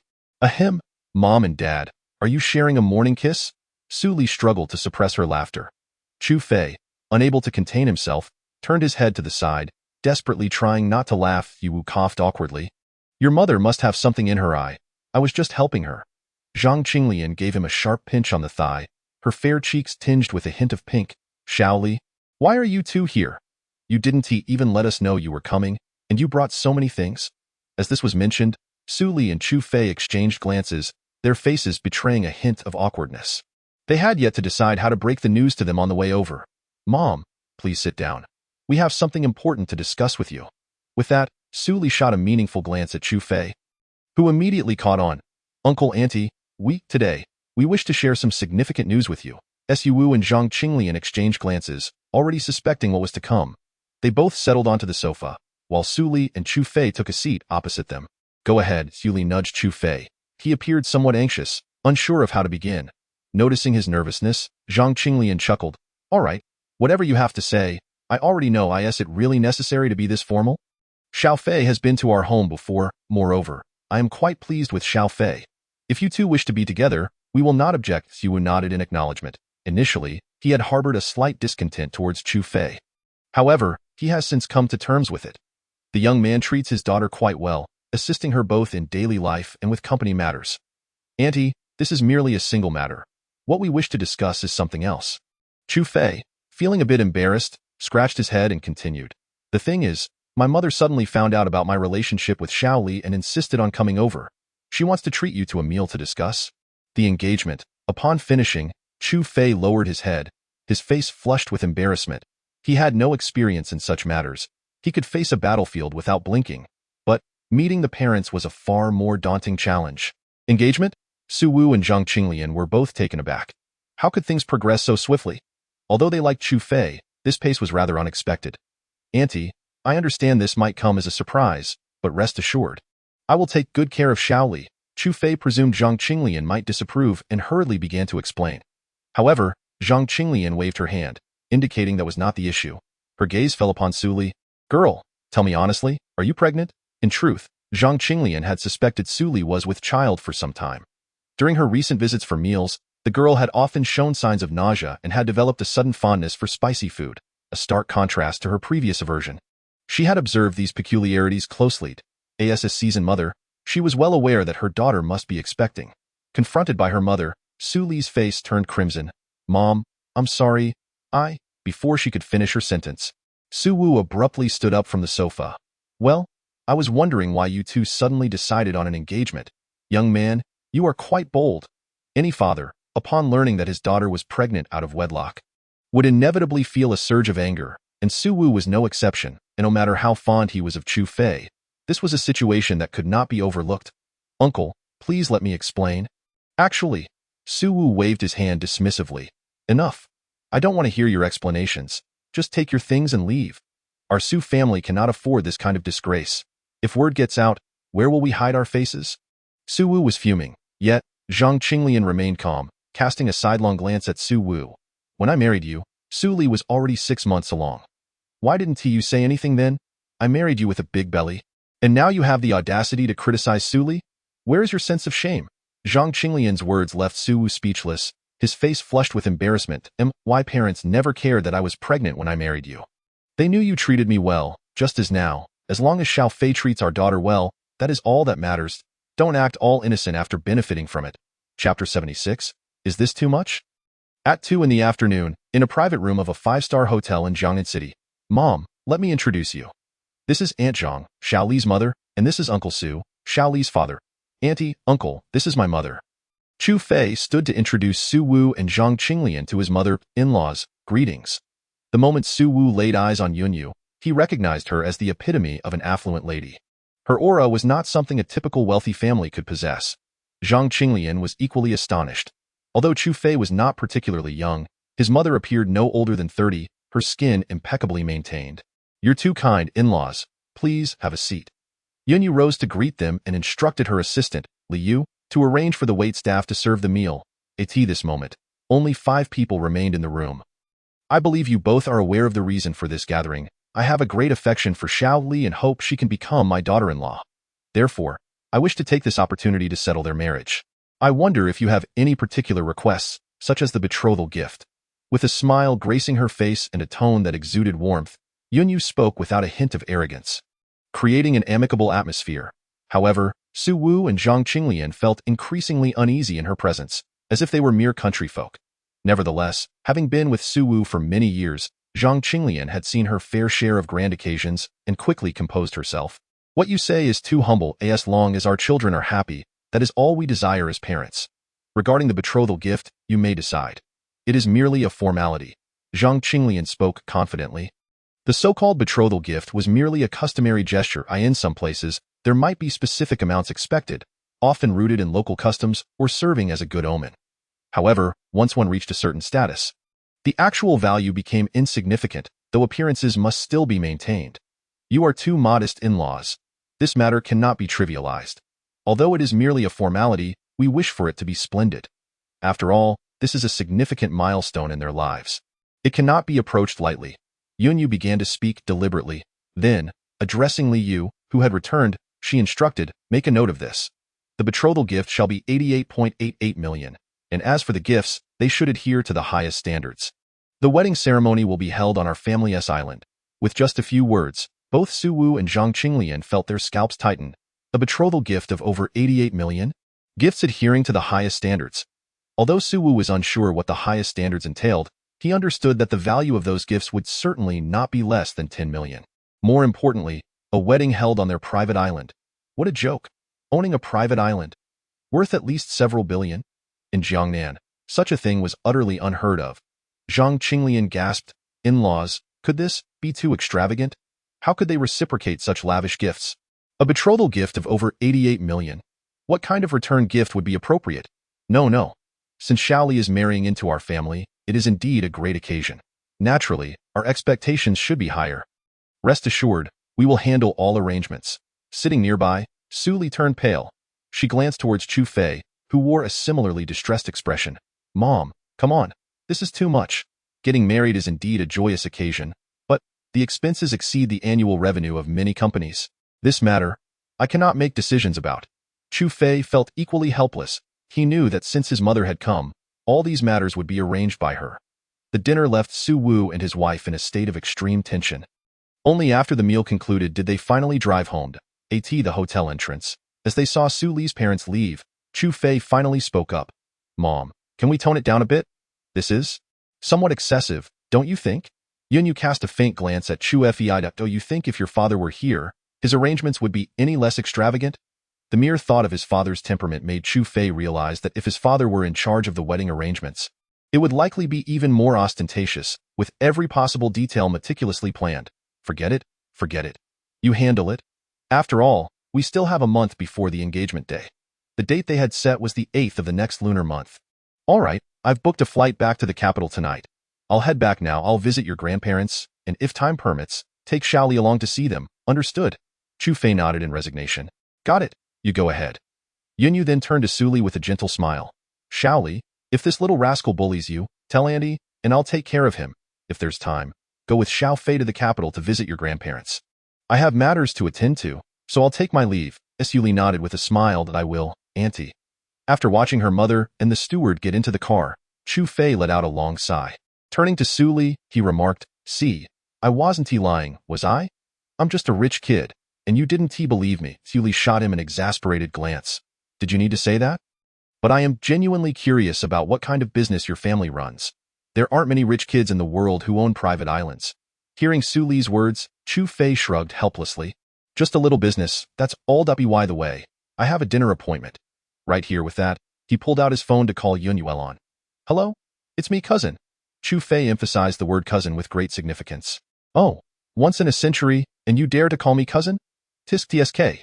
Laughter erupted from Yunyu on the other end of the line. It is worth noting that Chu Fei has never referred to her as cousin before. Enough. Stop the chatter. I am waiting for you in room 188 at the Tianhao Hotel. There are matters I wish to discuss with you. Hurry over, for time waits for no one. Half an hour later. In the private room, Yunyu met with Chu Fei and Su Li. Cousin, Su Li courteously addressed Yunyu. At least my sister is polite. Unlike some people, Yunyu remarked as she pulled Su Li's hand and settled into her seat. Come on. You're merely a month or two older than me. What else with the arrogance? Chu Fei replied, somewhat disgruntled. Even if it's just a day, being older counts. What is it to you? If you disagree, feel free to start over. Yunyu showed no mercy to Chu Fei, clearly leaving him at a loss for words. After a prolonged silence, he finally said, You may be older, but in other respects, you haven't matured much. What a pity. Yunyu's temper flared at his words. This struck a nerve. Unlike her other sisters, who had developed properly, she remained flat as a pancake, akin to a dumpling. In other words, if Chu Fei were to compare muscle definition, she would find herself at a disadvantage. You, Chu Fei. I could just kill you. Frustrated, Yunyu lunged at him in mock fury. Look at your temper. No wonder you haven't grown up. I advise you to take more massages. It might do you some good. Chu Fei laughed heartily, leaving no room for her dignity. Yunyu was seething with anger, and had it not been for Su Li's restraining hand, she would have surely retaliated against Chu Fei. Cousin, don't listen to his nonsense. You will definitely grow.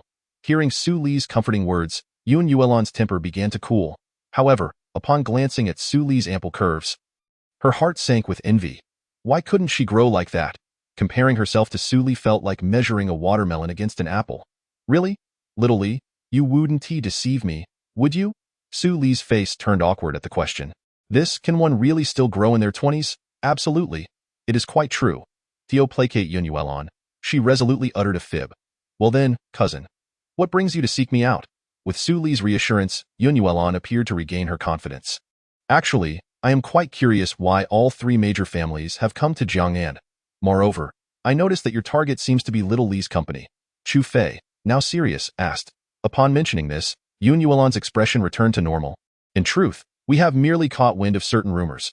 Word has it, Little Li's company is researching a particularly unique drug. It is said that once developed, it could prolong human life.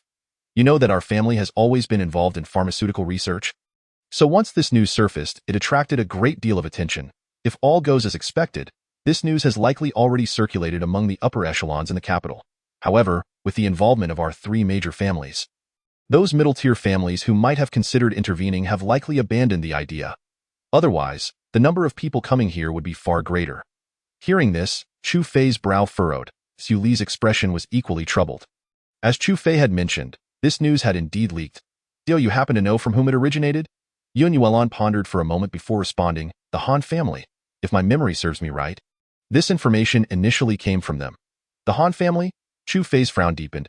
If it were due to Master S influence that the Long family threatened Su Li's family, that could be explained. But what connection does the Han family have to this matter? Could it be that they are also involved? Logically, both the Han and Long families are part of the four major clans, and the Long family would surely not allow outsiders to learn of such a secret. They wouldn't share it with others when they have yet to benefit from it themselves. By the way, little Li, is this rumor true? Yun Yuelon, too, was curious. They were unsure of the truth behind the rumor, but any hint of speculation would prompt them to invest without hesitation. Su Li glanced at Chu Fei, who nodded in affirmation. Yes, my research institute is currently working on this drug. We are in the final stages, but what we lack is a living subject. We need to conduct live experiments to determine the drug's stability and side effects. Yun Yuelon was taken aback. She had thought this research was just getting started, not realizing it was already in its final phase.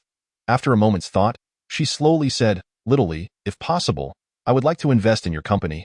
As for the live experimentation, I will make arrangements. Just as Chu Fei said, I'll invest 1 billion for a 10% stake. What do you think?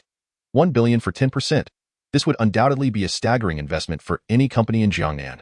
Before Su Li could respond, Chu Fei interjected, I say, what a daydream you're having. I mentioned 1 billion for a 1% stake. Take it or leave it. Yun Yuelon was infuriated. You little brat. You're going too far. This is 1 billion, not 10 million. What company can afford such terms? Moreover, once the family intervenes, the Han and Feng families will surely think twice before meddling. At this point, Chu Fei's brow furrowed slightly. Yun Yuelon had a point. Once the Yun family became involved, the other two families would likely back off. However, you seem to have forgotten one thing. I am part of the Yun family myself. With my mother blocking the way, do you think the other three families would dare to interfere? Chu Fei laughed heartily, leaving Yun Yuelon momentarily stunned. Indeed, she had overlooked this detail. Chu Fei was, in a sense, half a member of the Yun family. However, if you wish to invest, it is not impossible. You could directly establish a branch office in the capital, with this being the headquarters. For the branch office, a 10% stake would suffice. Additionally, casually inform the other families that the Yun family has already intervened. Anyone wishing to meddle must first consult you. Chu Fei's proposal indirectly offered significant benefits to the Yun family, while also avoiding potential troubles. Upon hearing this, Yun Yuelon's face lit up with a smile. Now that makes sense. By the way, Little Li mentioned the need for living experiments. I will consult with my uncle and second uncle. They should have the means. Once the research succeeds, the entire world will go mad. Just thinking about it is exhilarating. Yun Yuelon envisioned the frenzy that would ensue among the wealthy once the experiment succeeded. What is so exhilarating about it? Just consider how insignificant you are. Do you really think two of you together weigh a pound? Chu Fei scoffed from the side. Yun Yuelon instantly exploded in anger. Chu Fei, if I do not take you down today, I shall not bear the Yun surname. At the hotel entrance, Su Li waved goodbye to Yun Yuelon as she got into her car. Once Yun Yuelon had departed, a hint of worry crossed Su Li's face. Bandit, who do you think it could be? Besides the researchers, the only ones aware of our institute's secrets are my father and me. And no one else knows. Chu Fei furrowed his brow slightly. Do you remember your company's general manager? He reviewed the list of researchers, but that doesn't mean he only looked at Professor Yang. Professor Yang's family is safe. It can't be him. That leaves only the others from the research institute. He considered carefully. The individual who reviewed the list of researchers would not limit their focus to just one person. Professor Yang, being a key figure at the institute, would naturally be the first to be controlled. However, just because Professor Yang is safe does not guarantee the safety of the others. Are you suggesting there is a traitor among us? Su Li expressed disbelief. It was not entirely out of the realm of possibility. Chu Fei was not yet certain whether the problem lay within the institute, but their primary objective remained to capture Li Fei and question him thoroughly. His previous leave had long expired, and with Monday approaching, they could seize him under the guise of work. Currently, they could not ascertain who the traitor was, nor how the secret had leaked. However, there was no need for excessive worry. After all, with Yun Yuelon and others supporting them from behind, ordinary individuals would think twice before attempting to harm their company. What concerns me is the possibility of those individuals playing tricks behind our backs. We must remain vigilant. The local companies in Jiangnan naturally no longer harbor any intentions toward Kiao Company. A mere 1% stake in 100 billion is hardly worth the trouble.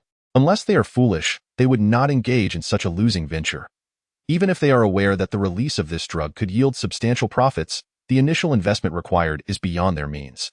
Furthermore, he has already promised Yun Yuelon to establish a branch in the capital with a 10% share.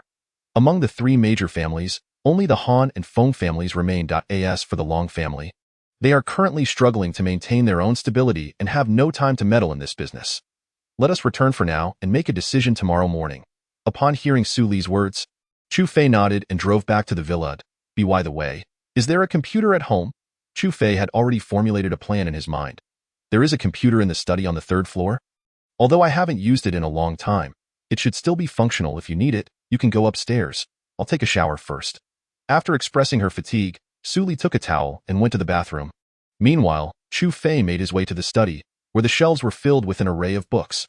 However, knowing Su Li's character, these books were likely just for show. Many were still unopened and placed on the shelves. Sitting beside the computer, he took a USB drive from his pocket and plugged it into the port. After powering on the machine, he retrieved his phone and called Xiaoyu. Xiaoyu seemed to be free. Her tone light and relaxed.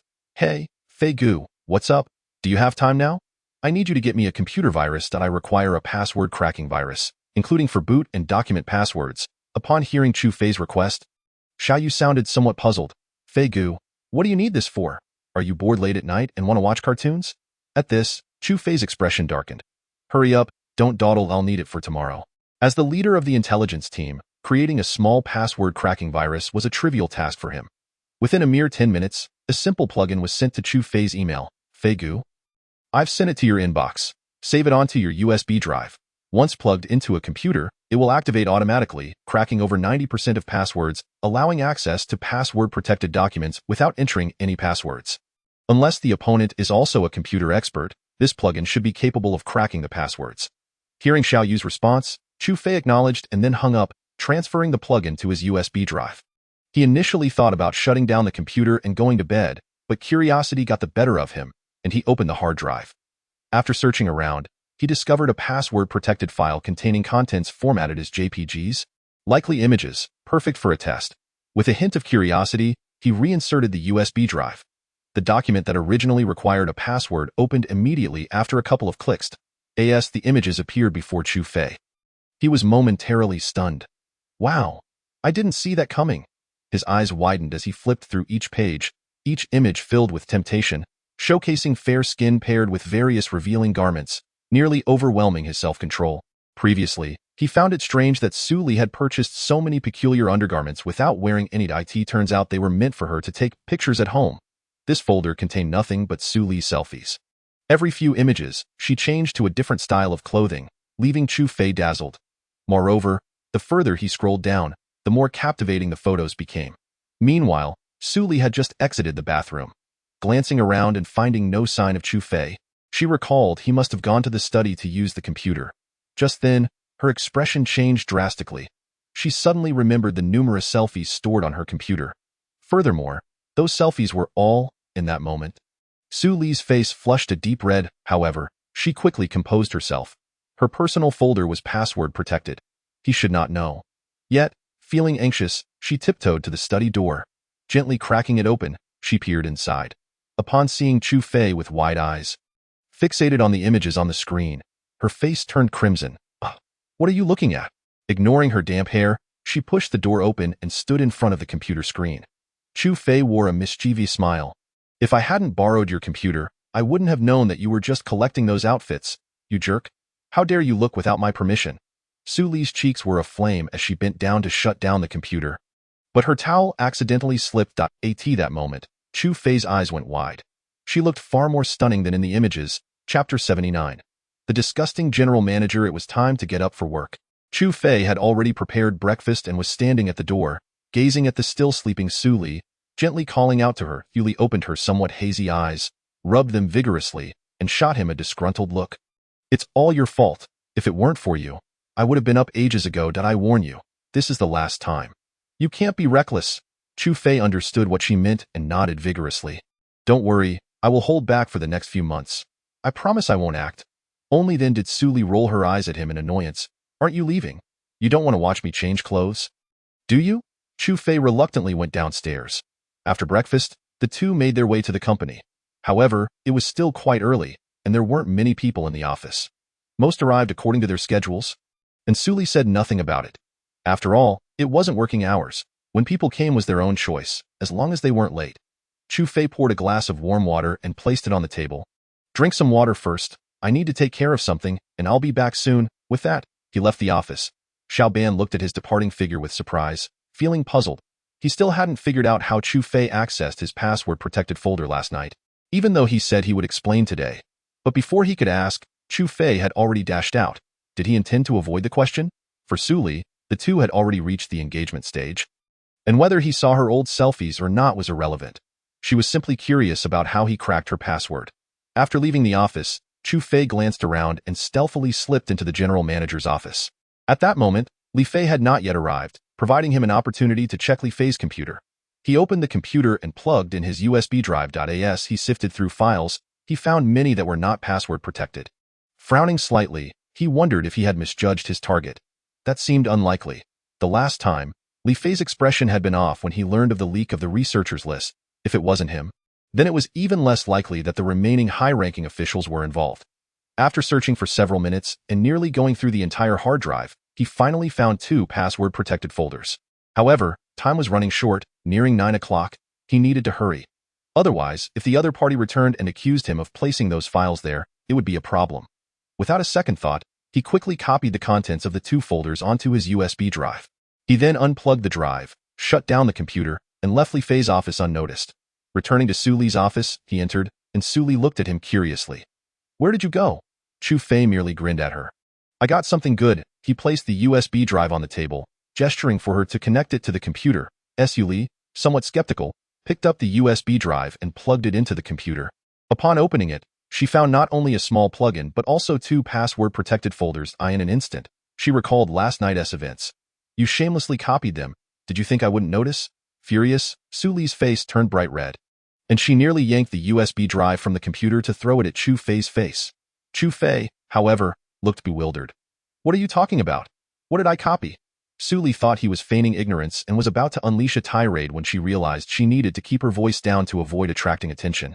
"You snooped on my photos last night, and now you've copied them. Don't act innocent here. I'm deleting them right now.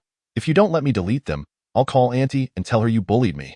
Hearing this, Chu Fei finally understood. So she thought he was one of those shameless people. "Could you open it first? What could possibly be better than the real deal? Why would I want to look at photos when I have a beauty right in front of me?" Upon hearing his explanation, Su Li's expression softened somewhat. However, her gaze remained suspicious. "Then what is inside?"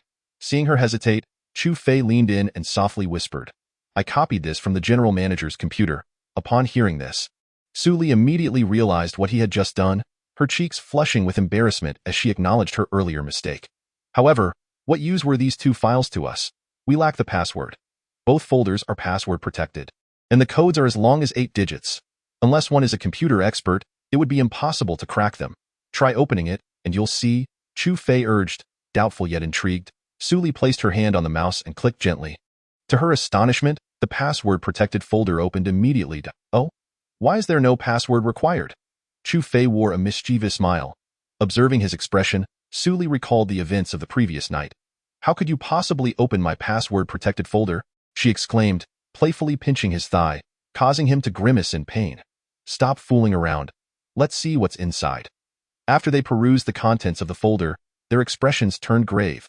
The first folder contained a comprehensive list of all researchers, including their names, addresses, identification numbers, and even emergency contact information. To her shock, he had saved all of this. It appeared they had finally identified the mole within the company. Su Li's face darkened with anger. She prided herself on treating all employees equally and had never shown any favoritism. Moreover, the company's benefits were well known among staff. Yet, to her dismay, Li Fei, the general manager, had betrayed the company. Let's see what the next folder holds. Chu Fei suggested. They opened the remaining folder, only to find it filled with videos. Clicking on one, they were both taken aback. The perspective of the video revealed a restroom, where a girl was unbuttoning her pants in preparation for a moment of relief. Su Li quickly covered Chu Fei's eyes. Don't look. She hastily shut off the video, and the subsequent clips were disturbingly similar, merely featuring different individuals. With a face twisted in anger, she declared, I truly did not expect the general manager to be such a repulsive person. Chapter 80. Playing tricks at 9 in the morning, Li Fei arrived at the office with a carefree demeanor. His mission was accomplished, and the money was already in his possession. Even if he were to be dismissed from the company now, it mattered not. That sum was sufficient for him to live comfortably for the remainder of his life. The thought thrilled him. Time to check out my little videos, he mused, humming a tune as he settled into his office chair. He opened his computer, glancing around to ensure no one was present, and accessed the private video folder. Just as he prepared to indulge in the delightful views of the young ladies, a sudden knock at the door interrupted him. His previously enthusiastic demeanor instantly soured. Who is it? Come in. His good mood evaporated, and he felt irritation rising as he swiftly closed the video and folder, lighting a cigarette while casting a glance toward the entrance. At that moment, Chu Fei entered. Upon seeing him, Li Fei immediately stood up. It's Secretary Chu. What brings you here? Chu Fei maintained a calm gaze and replied, The president has requested your presence in the office. Li Fei nodded nonchalantly. All right, Secretary Chu, I'll head there now. Chu Fei moved aside to let him pass. Li Fei was somewhat taken aback by Chu Fei's sudden politeness. As they entered the office, Su Li was already seated at her desk. Manager Li, you look much better than last time. I trust your rest has been beneficial. Li Fei nodded in acknowledgement. Thank you for your concern, President. I am quite well. After this period of recuperation, I believe I can contribute even more to the company. Having navigated the corporate world for many years, Li Fei was well versed in such pleasantries. In that case, I have something I would like you to review, Su Li continued. I believe you will find it quite intriguing. As she spoke, Su Li turned her computer screen towards Li Fei, revealing a video. She pressed the spacebar, and the video commenced playing, the sound of rushing water filling the air. When Li Fei saw the video, he stood frozen, perplexed as to how the contents from his computer had appeared on Su Li's. Moreover, his folders were encrypted. President Su, let me explain, he stammered, panic setting in. If this were reported, he could face years in prison. Hundreds of videos, thousands of hours. May I inquire, Manager Li, do you possess any peculiar inclinations? Why install a pinhole camera in the women's restroom? Su Li's face was flushed with indignation. Such matters occurring within her company were absolutely intolerable. Should this information leak, it would severely tarnish the company's reputation, leading to dire consequences. President Su, Li Fei was drenched in cold sweat, momentarily at a loss for words. This is merely a minor issue. I do not wish to escalate it or harm the company. However, there is one thing I am quite curious about, Su Li interjected, opening another folder in front of Li Fei. When he saw that Su Li could access his folder without a password, his face drained of color. The folder contained a list of researchers along with their personal information. As the names and details appeared on the screen, Li Fei felt his body weaken, nearly collapsing to the floor. Could you kindly explain, Manager Li, why you have stored the researchers' names and personal data? I distinctly recall addressing all senior executives, explicitly stating that they must not access or retain the researchers' details. Faced with Su Li's inquiries, Li Fei found himself unable to provide an explanation. Yet, failing to do so would leave him with concrete evidence against him. Leaking company secrets, coupled with those disturbing videos, could land him in prison for a decade. Who knew what the world would look like upon his release? At that moment, Chu Fei interjected, Manager Li, I believe this is not something you undertook voluntarily. Someone must be orchestrating this from behind the scenes. Am I right? As Chu Fei spoke, Li Fei felt a chill run down his spine. The truth could no longer be concealed. Su Li followed up, Manager Li, I present you with two options. First, I report you to the authorities with this evidence, and you will spend 10 years in prison. Alternatively, you divulge who is behind this, and we will consider this incident as if it never occurred, allowing you to continue as general manager. What do you say? The two options were worlds apart. After a brief hesitation, Li Fei spoke up, President Su, I actually do not know the individual's name. Only that he goes by Brother Yi. He offered me 5 million to procure the list of researchers and their personal details. In a moment of greed, Li Fei slumped to the ground, his face ashen. Su Li furrowed her brow. You trusted him so readily? Li Fei explained. He provided me with a 2 million deposit, and after I sent him the files, he transferred the remaining 3 million. Hearing this, Su Li felt an overwhelming urge to kick Li Fei out of the window. Manager Li, I have treated you well, yet you chose to betray the company for 5 million. You shall spend the rest of your life in prison. With that, she picked up a recording pin. Capturing their entire conversation, as Li Fei saw the recording device, despair filled his eyes. He realized that Su Li was employing such tactics against him. Turning sharply to Chu Fei, he recognized that Su Li would not act on her own. This was undoubtedly Chu Fei's scheme. It was you? Chu Fei smiled slightly. Indeed, it was I. But regrettably, this was all for the company's sake. Therefore, I must insist, your future will be spent in prison. As he spoke, he opened the office door. 2 Uniformed men entered. Li Fei, you are suspected of selling confidential information from Kiao Corporation and violating others' privacy. Please accompany us. With that, the 2 men escorted Li Fei out of the office. Once he had been taken away, Chu Fei's expression turned serious. It was this brother Yi again. The troubles that had arisen were all due to him. Little did he know that the company's secrets had been leaked because of this individual. If he did not uncover the truth, the resentment within him would remain unquenched. Taking a deep breath, he said to Su Li, I need to make a call. Chapter 81. The traitor at the Research Institute at the corner of the staircase. Just as Chu Fei was about to call Xiao Yu to investigate the individual known as Brother Yi, he was surprised to receive an incoming call from Xiao Yu. Xiao Yu, I was just about to call you. What brings you to contact me? There has been an incident at the military department. It was evident that Xiao Yu typically did not call him directly.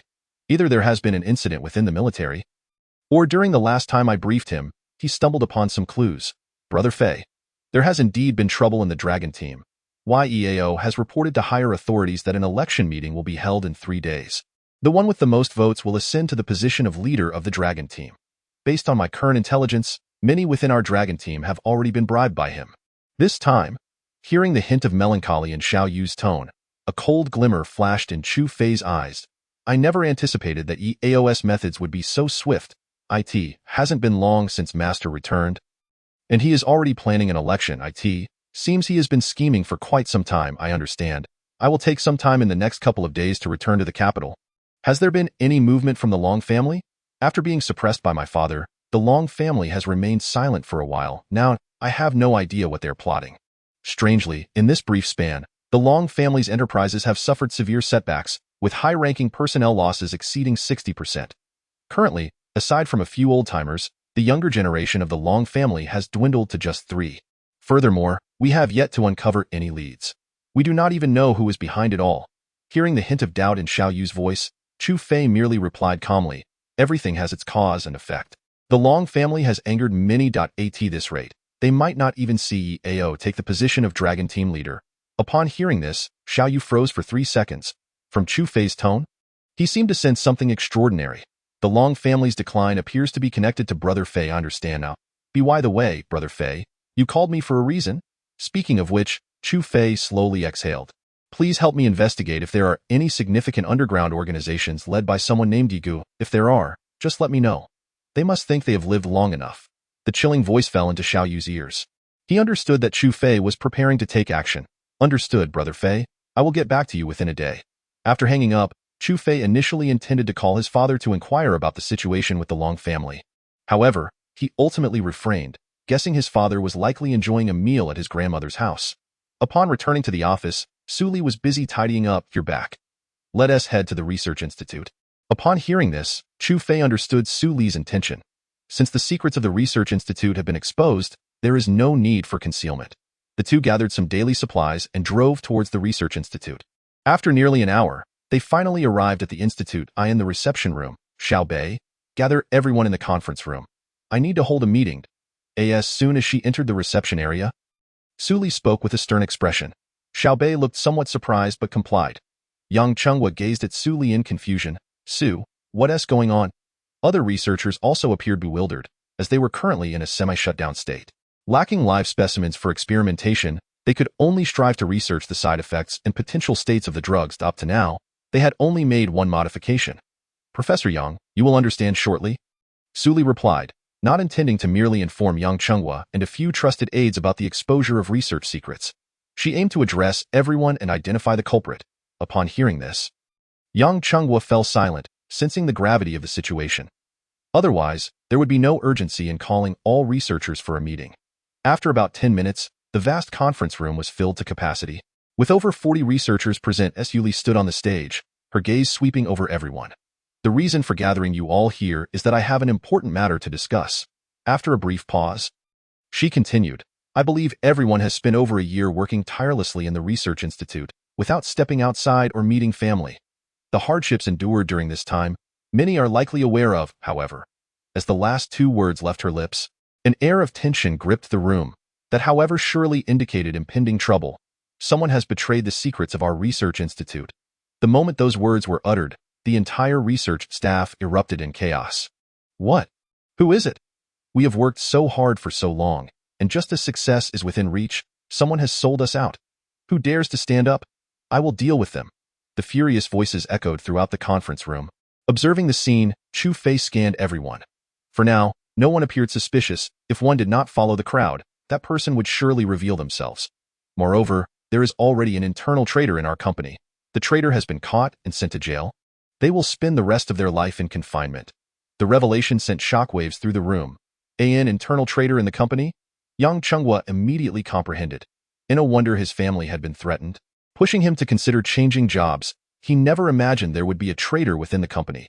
Tio reduced his sentence. He had already handed over the list of those who betrayed the company's secrets to me.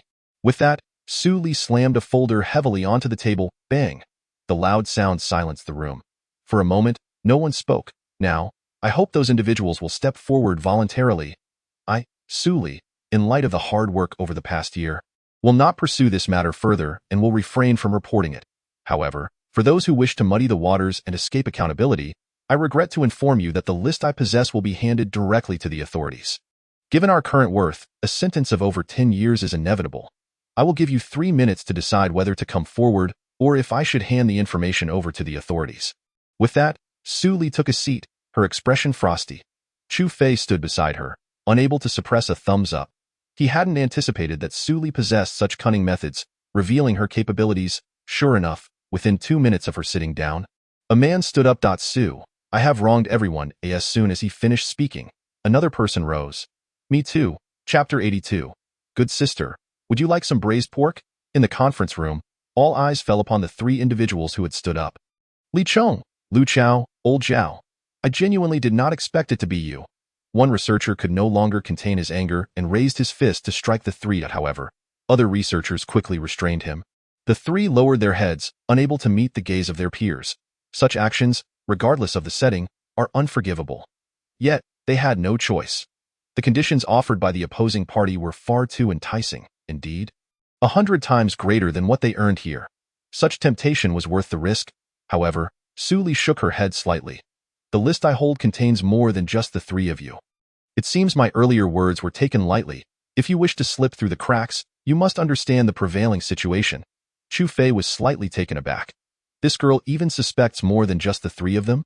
No wonder Su Li was able to become the CEO of Kiao Company at such a young age. With such intelligence and strategy, she is not someone to be underestimated. Silence once more enveloped the conference room. Even the 3 who had just stood up, Li Chong and his companions, were left dumbfounded. They were unaware that others had also betrayed the company's secrets. However, according to Su Li's statement, those who sold out the company far exceeded just the 3 of them. Su Li scanned the room. No one else? In that case, I will be blunt. Li Chong, Lu Chao, Zhao Wan, I will not hold this against you. I will ensure your salaries for this month are deposited into your accounts after I return. As for those who were unwilling to stand up, I regret to inform you. Before she could finish, an elderly man sitting beside Yang Chenghua slowly rose. Upon seeing this elder, Su Li's face revealed a look of shock. Even Yang Chenghua was taken aback. Old Wang, you? He never expected that Wang Goen would be among those who had betrayed the secrets of the Research Institute. Wang Goen was also a professor at the institute. Albeit responsible for a different area, he focused on data collection while Chu Fei handled the main development. Little Su, I apologize, I was blinded by greed. Sigh. Wang Goen lowered his head, his face filled with shame. As he stood, 2 more researchers joined him. Witnessing this scene, Chu Fei fell silent. One must admit, Su Li's intellect is truly remarkable. A fictitious list effectively exposed the traitors within the Research Institute. Yuli looked at the individuals who had stood up. Disappointment etched across her face. Old Wang, I never imagined you would do such a thing. With that, she revealed the list in front of everyone. The folder contained blank A4 paper, devoid of any writing. When the others saw the empty sheet in Su Li's hand, they froze in place. The rest fell into silence. A fictitious list had ensnared 6 traitors.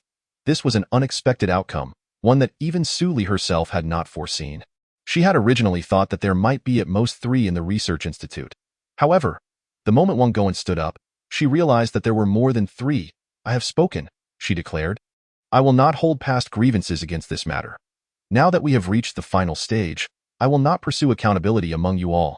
Gather your belongings and take your leave." With that, Su Li turned and walked briskly out of the conference room, with Chu Fei following closely behind. After their departure, an eruption of furious shouting filled the room, followed by a cacophony of noise. Once outside in the fields, Chu Fei took a deep breath. "Surprised, are you?" Su Li gazed at the distant barren mountains, a hint of a bitter smile gracing her lips. Wang Lao was one of them. Someone I had not anticipated. But that is no longer significant. The company's secrets have long been divulged to so many. Concealment has become irrelevant. Upon hearing this, Chu Fei remained silent, sitting down on a nearby ridge and plucking a blade of grass to chew on. Indeed. Now we await the live specimens for experimentation. Once the experiment succeeds, it can be unveiled. Su Li smiled faintly at this. Yes. So many have labored for so long. It is indeed time. She then looked up at the cerulean sky. Inhaling deeply, Chu Fei observed her delicate, porcelain-like face, hesitating momentarily. But, it must be said, sooner or later, by the way, I might need to return to the capital tomorrow. Would you care to accompany me? Su Li looked at him. Surprised. Return to the capital? What business do you have there? Chu Fei raised his gaze to the sky. I have some matters to attend to. It may take around 3 to 4 days, this time. His return to the capital was not solely for the election, but also to deal with the Long family. It was time for that family to vanish. In the capital, a tripartite balance was sufficient. For factions, after all, lead to instability. I understand. I shall not accompany you. There are numerous matters awaiting my attention at the company. Now that the company had entered a phase of growth, there was certainly much to attend to. As the president, she could not afford to be away for such an extended period. Very well. The two rose and departed the research institute, driving back to the villa. Just as Chu Fei was about to don an apron to prepare dinner, his phone rang. The voice of Yun Yuelon came through the line. "Little brother, would you like to hear some good news from your sister?" Chu Fei's expression darkened. "Speak plainly. If you have something to say, say it quickly." On the other end, Yun Yuelon chuckled mischievously. "I have informed the family about the situation here, and they have agreed to establish a branch in the capital. Furthermore, the documents for the live specimen experiments have already been submitted for review. Barring any unforeseen circumstances, they should be approved by tomorrow. I intend to visit the research institute to observe." Hearing this, Chu Fei's eyes lit up. "Yes, that's so? Excellent news. By the way, dear sister, I am preparing dinner now. Would you like to sample your brother's culinary skills? I guarantee you will be enchanted." Upon hearing this, Yun Yuelon immediately sensed that he must have ulterior motives for inviting her over and promptly declined. "No. Do you think I would fall for your tricks to cook for me? Do I look foolish to you?" Chu Fei did not expect that she would see through his intentions. In truth, his desire to have Yun Yuelon come over was so she could stay with Su Li. During his absence from Jiangnan, having Yun Yuelon around would ensure that those with ill intentions would think twice. The wrath of the 4 great families was not something to be trifled with. "All right, my dear sister. I will send you the location now. Hurry, I'm about to prepare your favorite braised pork." Chapter 83. Let us both go together. The next morning, Chu Fei boarded the flight back to the capital. Prior to this, he had managed to convince Yun Yuelon to stay with Su Li for the next few days, alleviating his concerns for her safety. After several hours of flight, Chu Fei finally returned to the capital. However, he was not in a rush to return to the military headquarters. Once he did, Yi Ao would undoubtedly be aware of his return, and there was no telling how many traps awaited him. Seizing this opportunity, he decided to visit his grandmother and the others first. He took a taxi to a secluded courtyard. The grand red wooden door was flanked by 2 stone lions, one male and one female. There were 2 large iron rings on the door, used for knocking. He lifted one of the rings and gently tapped it 3 times. Before long, the door opened. An elderly man looked at the unfamiliar young man standing at the threshold, his expression one of surprise. "Young man, whom do you seek?" Chu Fei smiled slightly at the elder. "Uncle Yun, do you not recognize me?" Upon hearing that familiar voice and address, Yunin examined Chu Fei from head to toe. Finally, he remembered. "You are Little Fei?" Chu Fei nodded. After all those years, Uncle Yun still appeared as robust as ever. Yunin laughed heartily. Come in, Your parents are here as well with that, Yunin called out to the people in the courtyard. Everyone, guess who has arrived? As Chu Fei walked in, he noticed a stone table in the center of the courtyard surrounded by several people, including Chu Tianquang and Yunyu. His grandmother, grandfather, father, mother, elder uncle, second uncle, and fourth aunt were all present. Everyone turned to look at Chu Fei, their faces lighting up with joy. I wondered why there were magpies calling at the door today. So it's you, young man, who has returned. His elder uncle, Yun Wu, waved him over.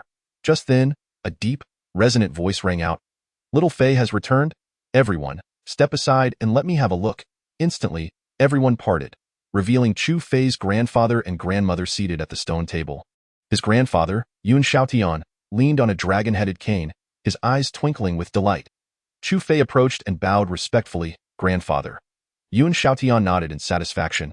Over the years, you have certainly matured into a more refined man. His grandmother, Tang Huiying, looked at him with adoration. After all this time, my little Fei has become even more manly. Do you have a girlfriend? Would you like me to introduce a few? At this remark, everyone burst into laughter. Chu Fei scratched his head, feeling a bit embarrassed. Grandmother, hasn't my mother told you yet? Hearing this, everyone's eyes turned to Yunyu, who finally spoke up to explain. The reason for this visit is actually related to this young man's marriage. Mom, you need not worry about girlfriends. She is a fine girl, one I truly like, and little Fei likes her too. Upon this declaration, a satisfied smile spread across Tang Huiying's wrinkled face. I thought so. That's why you hurried back. It must be for little Fei's wedding. This is indeed a significant matter. After chatting for quite some time in the main courtyard, Chu Fei finally found an opportunity to speak with his father alone. In a side courtyard, Chu Tianquang looked at Chu Fei with a smile in his eyes. In just half a year, I might be able to hold my grandchild. How could I not be happy? You rascal, what brings you to me? Chu Fei rolled his eyes at him. You promised not to tell Mom and the others, yet here you are, bringing Mom along. Chu Tianquang chuckled awkwardly. I just wanted to make your mother happy. You know how it is at home. I am the one with the least authority. Let us not discuss anything else. While Chu Tianquang might be a formidable figure outside, at home he was utterly submissive. Especially in the presence of Chu Fei's mother, it was a situation defined by one word. Love. All right, Dad. I'm not one to hold grudges. It's fine that she came. It saves me some trouble. But what's the situation with the Long family? At this, a glint of icy menace flickered in Chu Tianquang's eyes. The Long family is now a mere shadow of its former self. Apart from a few old men holed up in their estate, no one else dares to show their faces. I have no interest in dealing with the small fry. The Long family is nearing its end. As long as we can eliminate those last few, they will be completely finished. At that point, the capital will be a tripartite balance, with the Yun family standing as the most powerful. Not for any other reason, but because the Yun family has me backing them. All these years, while the Yun family has kept a low profile, they have never shied away from a challenge. To outsiders, the Yun family has always been seen as honest and straightforward. Never the instigators of trouble. Yet, it is often the honest person who is the most formidable. Is that so? Chu Fei pondered for a moment, his brow furrowing slightly. After a few seconds of contemplation, he slowly spoke. How about this, Dad? Lend me a few skilled fighters. I want to pay a visit to the Long family estate. Chu Tianquang looked at him, astonished. You intend to take action? Chu Fei nodded. His gaze growing cold. My master is still in critical condition in the hospital. Although he is out of danger, there may be lingering effects even after recovery. I will settle this score with the Long family. The ones who attacked were the Long family's head, Long Quang, along with his eldest son and several subordinates. I do not wish to let any of them escape. Hearing Chu Fei's words, Chu Tianquang burst into hearty laughter. He patted Chu Fei's shoulder heavily. Not bad, not bad. You possess a hint of the vigor I once had in my youth. Since you wish to pay a visit to the Long family, it seems fitting for me to test my skills after all these years of inaction. I shall accompany you. At this moment, it was Chu Fei's turn to be astonished. He had always been in a state of uncertainty regarding his father's prowess. According to his father's own words, his master could at most draw with him. To engage in combat with oneself would indeed be akin to a father chastising his son. Father, are you not concerned about being discovered by the military? Those individuals have been relentlessly pursuing leads. Should we take action, it would undoubtedly attract their attention, possibly leading to considerable trouble. Humph. Some of those old fogies in the military still harbor unresolved grievances with me. If they dare utter a single word, I would not hesitate to deal with them as well. Chu Fei felt a twinge of embarrassment. His father's temperament was truly, very well, Let us proceed. Tomorrow afternoon, we shall confront those trifling characters from the Long family together. Should they dare to lay a hand on my elder brother, I will ensure they understand the true meaning of fear.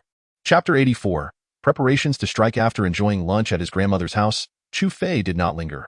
Yesterday, Xiao Yu had informed him that he would need a day to gather information regarding that ego. Considering the passage of time, it was about time. Xiao Yu, any news? At that moment, in the office of the Long organization's intelligence team, Xiao Yu was intently focused on the computer screen, which displayed a series of documents. After thorough verification, he concluded that these documents were indeed what Chu Fei had instructed him to find. Fei Gu, the person you asked me to locate, resides in the suburbs just outside the capital. He lives in a self-built villa, and from what I understand, he has trained quite a number of formidable individuals. It appears he is in service to a high-ranking official within our military. Xiao Yu studied the information, his brows furrowed in concentration. In a short span, he had not been able to ascertain exactly whom these individuals served. However, it was evident that there was a military connection behind this organization. Is that so? Chu Fei's expression grew increasingly somber. Send the address to my email, then go find Hazy and the others. Inform them that I will be waiting for them on Qinghua Street. Also, ensure they bring weapons. I intend to take down this organization myself. Upon hearing this, Xiao Yu's expression turned tense. Fei Gu, won't this be a bit reckless? The team leader is currently absent, while the captains of each squad have the authority to command their own teams. Executing a mission requires the leader's approval. If we embark on a mission without authorization, it could lead to punishment. Should any members be injured or sacrificed, it could result in military tribunal. Do not worry. This is the leader's directive, Chu Fei replied with a cold smile. His master may still be bedridden, but he could easily assert that this was the leader's intention. Even if his master were to awaken, he would not refuse Chu Fei's actions. After all, the deed was done, and he would not be blamed. I understand. I will notify Hazy and the others right away. After hanging up the phone, Xiao Yu pondered for a moment before rising to leave the office. On the training grounds of the Long organization, for burly men were engaged in intense training. Their muscles bulged, rivaling those of bodybuilders. Each one bore the weight of several dozen pounds of stones as they sprinted across the field, their clothes drenched in sweat. Huff, huff. Heavy breaths escaped their lips, and beads of sweat cascaded down their faces. In just 2 minutes, Xiao Yu arrived. Spotting the 4 men on the field, he waved at them. Hey Z, come over here. The 4 men, upon seeing Xiao Yu, were taken aback before gradually slowing their pace to approach him. Xiao Yu, what brings you here? As the leader of the intelligence team, Xiao Yu could not easily leave his post. His visit to find them surely meant something important. The one speaking was Hazy. His skin slightly tanned, with thick brows and large eyes. After scanning the area and finding no one else, Xiao Yu began. Fei Gu called. He wants you 4 to prepare and bring your gear to Qinghua Street to meet him. There's a secret mission for you to undertake together. The 4 men were startled. Fei Gu has returned? What about the team leader? Aside from the intelligence team, Hazy and his trio were the only ones who had not allied with Yao. Their captain was none other than Chu Fei himself. However, the first team comprised 4 squads, each with 5 members. Chu Fei led the first team and was also the captain of their squad. Yet, the other 3 squads seem to have aligned themselves with Yao's faction. The team leader is currently safe and recuperating. By the way, you all should exit through the back door of our intelligence team. Taking the main entrance will draw the attention of Yao's people. This is also Fei Ge's instruction. Exchanging glances, the group nodded in agreement. Back at the dormitory, they quickly showered, changed into fresh clothes, and gathered their gear before heading to the intelligence team. They discreetly exited the military through the back door. Once outside, they hailed a taxi and headed straight for Qinghua Street. This moment. In a milk tea shop at the intersection of Qinghua Street, Chu Fei sat sipping his drink, his gaze scanning the bustling crowd around him. In his estimation, Hazy and the others should be en route by now. Finishing his milk tea, he settled the bill and stepped outside. A taxi pulled up across the street, and 4 robust men emerged, each carrying a small package and wearing sunglasses. Anyone unfamiliar with their attire might assume they were on a film set. As their appearance resembled that of movie assassins, Chu Fei's expression darkened. Why were these 4 acting so ostentatiously? Were they not concerned about drawing attention? As the 4 men stepped out of the car, they spotted Chu Fei across the street. Just as they were about to greet him, he shook his head. The 4 were puzzled by his gesture. What is Fei Gu up to? He calls us over, but doesn't want us to meet him? Iron Bull, a member of the group, asked in surprise. Who knows? Perhaps he thinks we're too handsome and fears we might overshadow him. Xiao Wu chuckled, brushing his hair back with a self-satisfied grin. Just then, A luxury vehicle pulled up beside Chu Fei. "Young master, the car has arrived." The driver was Li Yu, who had received Chu Fei's call to fetch a business vehicle. Chu Fei accepted the car keys and nodded. "Good, you may return now. By the way, inform my parents that I probably won't be home tonight." With the keys in hand, Chu Fei approached the vehicle and waved at Hazy and the others from a distance. The four men, carrying their packages, opened the car doors and climbed in. Once inside, Hazy could no longer contain his curiosity. "Fei Go, what brings you back? I've heard that Yao has been quite bold lately. Are you planning to deal with him?" "I do have such intentions, but first, we need to find something to occupy ourselves with. There's an individual who has persistently been a thorn in my side during my missions, and I intend to take care of him." Chu Fei's gaze turned icy. This individual had repeatedly attempted to create trouble for him, truly believing him to be an easy target. "That's great. Ever since you left for your mission, we've nearly gone stir-crazy. Day in and day out, just training. It's utterly tedious." Xiao Wu chuckled before opening his bag and beginning to assemble firearms in front of the others. "What the heck? Xiao Wu, you brought out the sniper rifle?" The others were taken aback. Fei Gu had asked them to bring their gear, but he hadn't specified bringing such heavy weaponry. Even they knew that taking such items required prior reporting. Chapter 85. Late-night infiltration. Hearing this while driving, Chu Fei felt a wave of embarrassment. Truly, what a good brother, bringing out the sniper rifle. However, Xiao Wu was the designated sniper of the team, so it was not entirely inappropriate for him to have it. "Let it be. We will be facing a considerable number of adversaries, and they likely possess weapons as well. Remember to wear your bulletproof vests. Since they are in service to some high-ranking official in the military, they are bound to have an arsenal at their disposal. Even if they lack heavy weaponry, they certainly possess a variety of automatic rifles." "Fei Gu, are you suggesting that these individuals are terrorists hiding in the capital?" "Those who possess weapons are not to be trifled with." The usually taciturn Kai Huang also spoke up.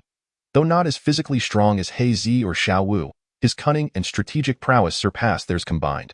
With Kai Huang on their team, executing missions was always a breeze. As for his name, it needed no introduction. He was well known in gaming circles for a character named Kai Huang, despite often facing defeat.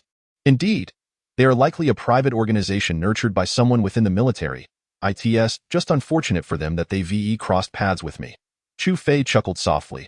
Yet, everyone understood that of all the people to provoke, it was unwise to challenge Fei Gu. That would be akin to courting disaster. After all, the title of King of Hell was not one he earned without cause. "All right, let us hasten and assemble our weapons." After the appointed time, they first assessed the situation. Following a remark from Chu Fei, their pace quickened once more. After nearly an hour and a half, they finally arrived at the location described by Xiao Yu. They parked their vehicle in a nearby wasteland and subsequently ascended a small hill nearby. Chu Fei took the binoculars handed to him by He Zi, gazing at the distant luxurious mansion. The estate was not particularly large, spanning approximately 1,000 square meters. At its center stood a grand villa, accompanied by several gazebos. At the entrance of the estate, 2 security guards stood vigil in their booths. It was reasonable to assume that weapons were stored within those booths. Numerous individuals could be seen moving about the estate, seemingly patrolling. However, the situation inside the villa remained unclear for the time being. "Hazy, change into a different outfit and scout the area," commanded Chu Fei. "Understood." Hazy promptly removed his clothes, donning a simple outfit that made him resemble a laborer. Within minutes, under Chu Fei's watchful gaze, Hazy arrived at the estate's entrance. The 2 security guards immediately approached and stopped him. After a brief exchange, Hazy was permitted to pass. Observing from a distance, Chu Fei noted that as Hazy approached the estate, the patrolling personnel had already gathered behind the main gate. The frontal assault seemed improbable. Moreover, judging by the bulging fabric at their waists, it was evident that they were armed. Several minutes later, Hazy returned. "Fei Gu, these individuals are quite cautious. Additionally, there are weapons in the security booths. Even if we manage to eliminate the 2 guards swiftly, we might still risk exposure." Chu Fei furrowed his brow slightly, once again lifting the binoculars for a closer look. As he lowered them, he inhaled deeply. "Xiao Wu, you will set up your rifle here. Ensure the sniper rifle is equipped with a silencer. Kai Huang, you and Tainyo should circle to the back of the estate and lay in ambush. If anyone attempts to flee through the back door, shoot to kill without hesitation. He Zi and I will infiltrate from the side under the cover of night." Chu Fei swiftly formulated a plan. This estate was easy to defend but challenging to assault. However, if He Zi and he were to strike from within, it would undoubtedly catch them off guard. The time was now 6:30, with only half an hour remaining until darkness enveloped the land. After nightfall, await my command to act. Kai Huang and Tainyo should head to the back door to lie in ambush. And do not forget to wear night vision goggles. Simultaneously, within the villa, Ichi paced restlessly in the living room, his brow furrowed with concern. He had just received news from Yao, initially believing there was a task to undertake. Yet, the content of the message left him astounded. For no other reason than that Yao intended to betray the Long family. Yao had already allied himself with the Han family. And once he ascended to the position of Long group leader, they would become the closest of collaborators. As for the Long family, it had long since become a mere shell of its former self. Collaborating with such a family was utterly incongruent with his current identity. Moreover, Yao had informed him over the phone to prepare for decisive action. Once an opportunity arose, they would eradicate the Long family entirely. He had already summoned back those currently on missions, for the election was merely 2 days away. They intended to launch a final assault on the Long family during this critical time, aiming to obliterate them completely. Gu. Isn't it somewhat unwise for the elder brother to oppose the Long family at this juncture? Queried a man beside Yi Chi, his brows knitted in concern. This was Sun Gong, Yi Chi's trusted subordinate and a capable individual. Whatever our elder brother instructs, we shall follow. Once our people return, we must prepare without delay. The Long family's estate is not so easily breached. Presently, according to the intelligence he had received, all personnel from the Long family had returned to defend their estate.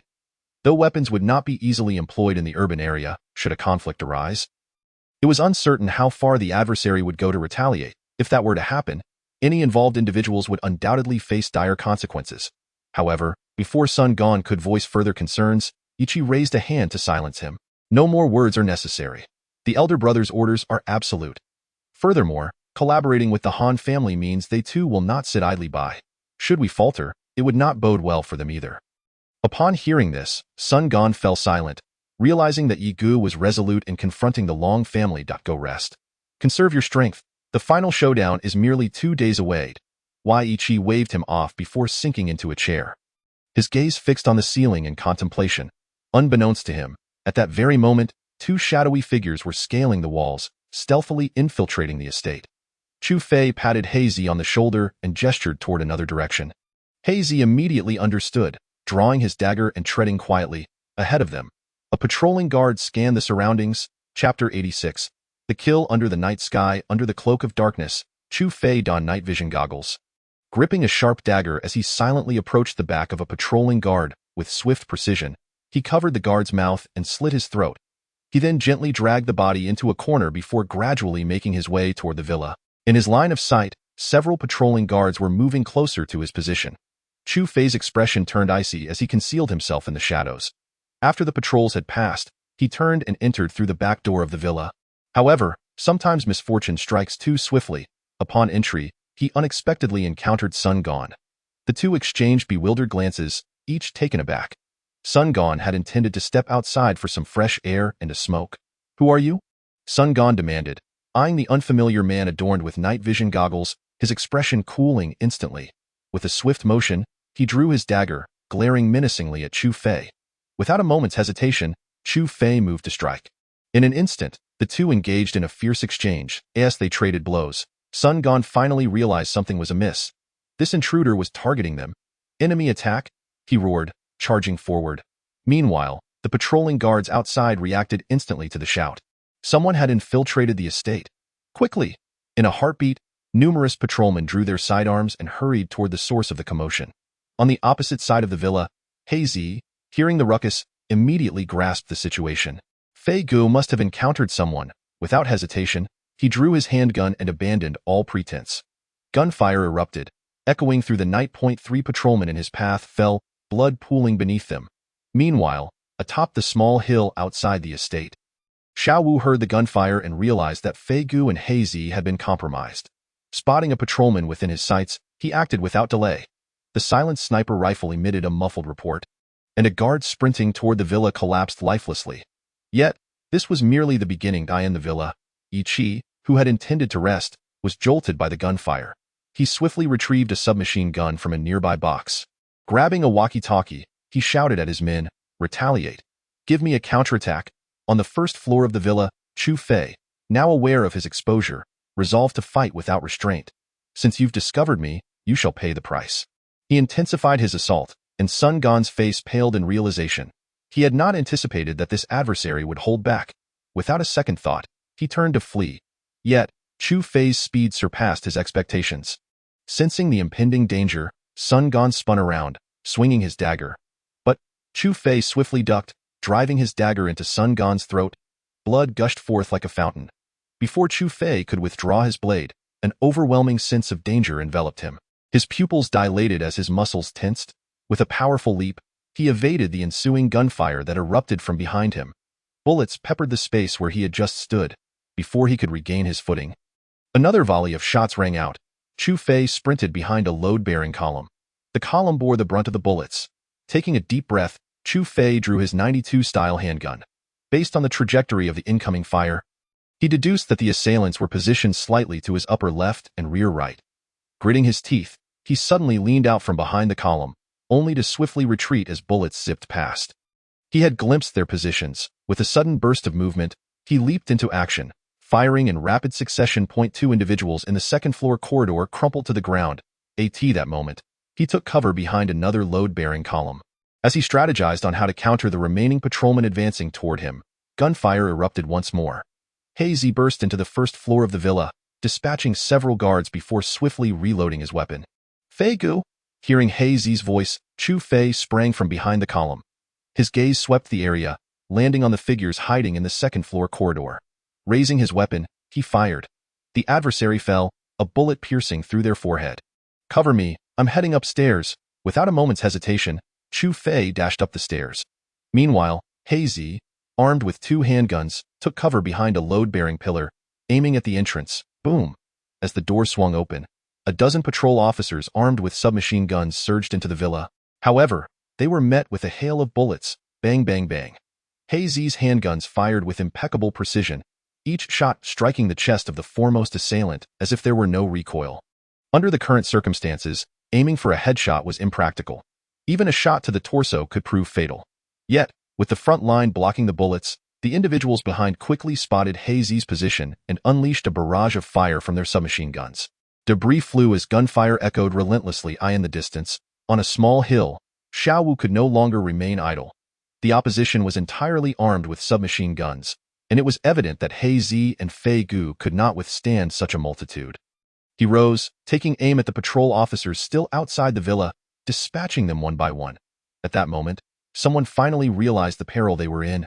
With a roar, he shouted, "Be careful, there's a sniper." But as the words left his mouth, a bullet pierced his skull. Hidden at the back door of the villa, Kai Huang and Tainyo exchanged glances. The situation here appeared to be quite unexpected. From the sound of gunfire, it was evident that this was no mere small armed organization. "Should we proceed inside?" Tainyo inquired, looking at Kai Huang. Kai Huang's expression grew serious as he gripped his Type 95 automatic rifle. Firing 2 shots at the lock of the iron door, he kicked the door open, rushing to assist Fei Gu and Hazy. Both Tainyo and Kai Huang entered the estate back-to-back, swiftly surveying their surroundings. However, they noticed that the guards who had been stationed at the back door had already rushed to the front for support. "Let us go." To the front door, Kai Huang signaled, and the two split up. At this moment, Chu Fei had reached the 3rd floor. Click! He replaced his magazine with one fully loaded, charging up the staircase. Yet in the next instant, several bullets whizzed past his head. "Who are you? How did you know we were here?" The one who had just fired was Yi Qi, accompanied by only 2 subordinates, all armed with submachine guns. Listening to the sounds emanating from the staircase, Chu Fei took a deep breath. "You must be Brother Yi, right? Apologies, but someone has come to collect your life." Chu Fei's tone was chilling as he tightened his grip on his handgun. "Do you think a few of you are enough to challenge me?" At this, Yi Qi roared in anger, suddenly rising and unleashing a furious spray of bullets towards the source of the sound. Chapter 87. Total annihilation. Chu Fei ducked behind the staircase, his expression icy. The wall before him was already riddled with bullet holes, and below, the gunfire continued. It seemed that Kai Huang and Tainyo had arrived to assist. These individuals had no intention of retreating, and they were clearly aware that their numbers were fewer. It appeared they were intent on taking him down. "I am quite curious about your private armed organization. Who supplies you with such weapons? To have acquired submachine guns, your backers must hold considerable influence." Chu Fei spoke slowly, the dark muzzle of his gun still aimed at the staircase. As soon as the enemy dared to show their face, it would result in a fatal headshot.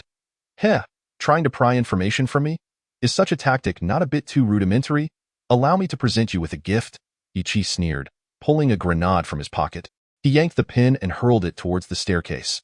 The moment he threw it, Chu Fei's expression changed dramatically. He leaped with all his might, springing from the staircase to the corridor on the second floor.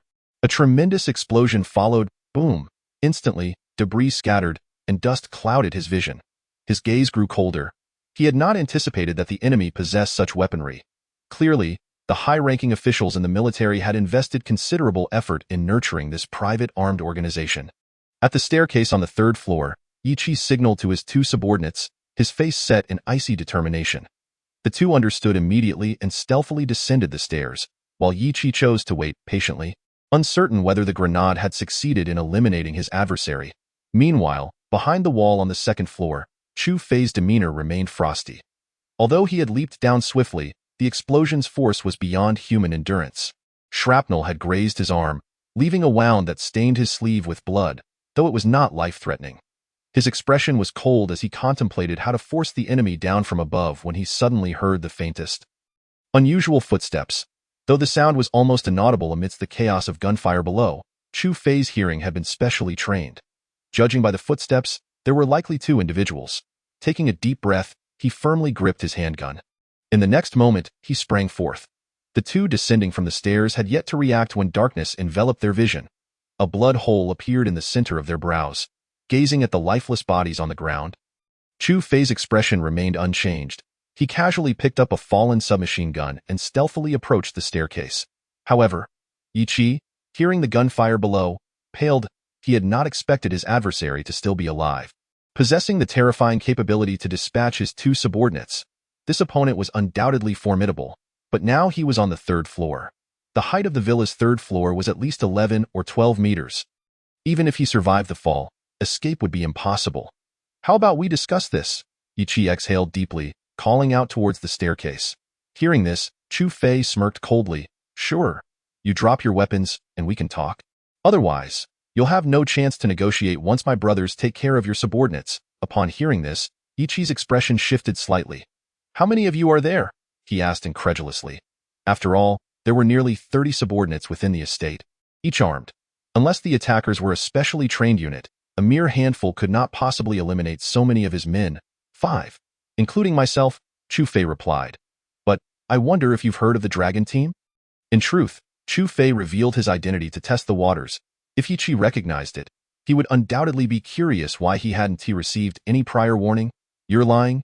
You're from the Dragon Team? Impossible. Ichi refused to believe that these few intruders were from the Dragon Team. Nowadays, aside from the intelligence squad, most members had already aligned with the Big Brother. Moreover, anyone capable of entering armed would surely be on a mission. If it were a mission, Big Brother would undoubtedly know. Hearing Ichi's firm denial, Chu Fei narrowed his eyes. It seemed that Ichi belonged to an organization nurtured by someone within the Dragon Team. Most likely, he had connections to EAO. I assume you're not unfamiliar with EAO, are you? Upon hearing this probing tone, Ichi realized he had exposed himself. The adversary had deduced who was backing him. Since you know, do you still dare seek death? Aren't you afraid my big brother will end you? As he spoke, Ichi suddenly leaned forward, unleashing a flurry of gunfire towards the staircase. However, Chu Fei had already taken cover beside the staircase on the second floor, so, your backing is EAO. That makes things simpler. Allow me to inform you, after you die, it won't be long before he comes to join you. As he spoke, Chu Fei swiftly advanced to the corner of the staircase. At that precise moment, Ichi was exposed to his line of sight. Ichi instinctively reached for his weapon, but his reflexes were a fraction too slow compared to Chu Fei. Bang! A bullet pierced his wrist. Clatter! The gun fell from his hand. He reached out with his other hand to retrieve it, but Chu Fei denied him that chance. Another gunshot rang out. Bang! The other hand was shot through the wrist. At this moment, Ichi knew he was finished. Despair filled his gaze as he looked at Chu Fei. He felt a sense of familiarity with this man, and a photograph flashed in his mind. The person in the picture overlapped with the one before him. Itsu, Chu Fei, captain of the Dragon Team's first squad. The one they call the King of Hell. Long ago, he had seen Chu Fei's photograph. But he had never imagined that the one coming for him was indeed him. Dato? It seems EAO has shown you my picture. Chu Fei approached the edge of the corridor, glancing down. The gunfire below was nearing its end. Those who could escape had fled, while those who could not lay dead. Unfortunately, they had never had a chance to flee the estate, on a distant hill. Xiao Wu coldly lowered his sniper rifle. Outside the villa, at least 7 or 8 corpses lay scattered. The gunfire had ceased. This organization had been completely annihilated. Chapter 88. Survive for yourself. Chu Fei sat on the railing of the third-floor corridor.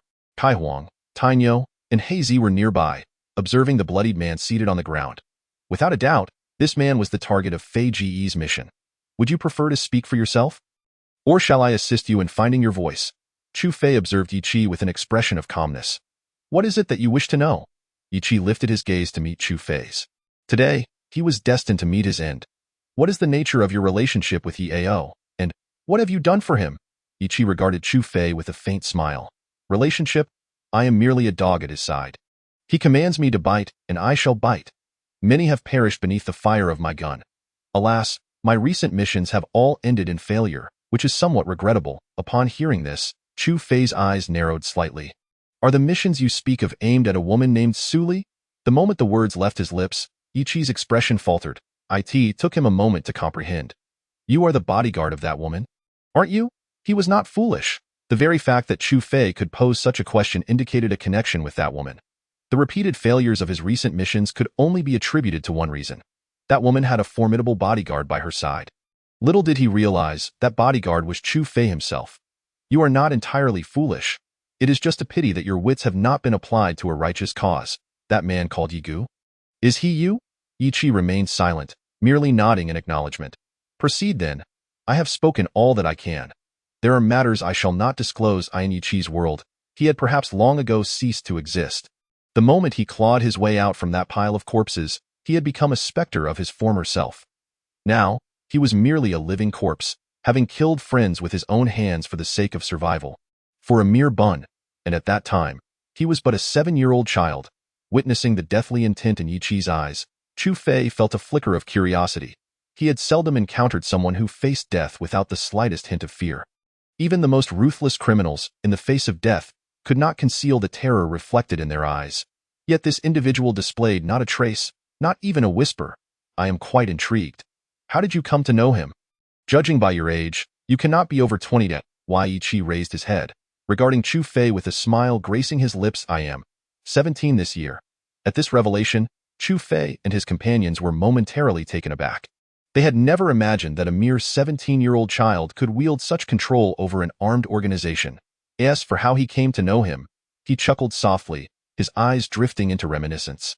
At that time, I was merely away from a small nation, fighting tooth and nail with stray dogs for scraps of bread or remnants of food from garbage bins. One day, a man approached me, promising an endless supply of food if I were to follow him.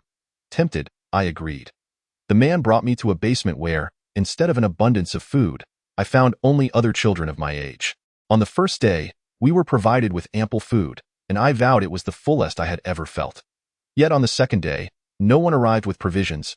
We were left hungry, forced to peer out the door into an endless, desolate wasteland. On the third day, the fourth day, it was not until the fifth day that the man reappeared before us, a bucket filled with buns at his feet.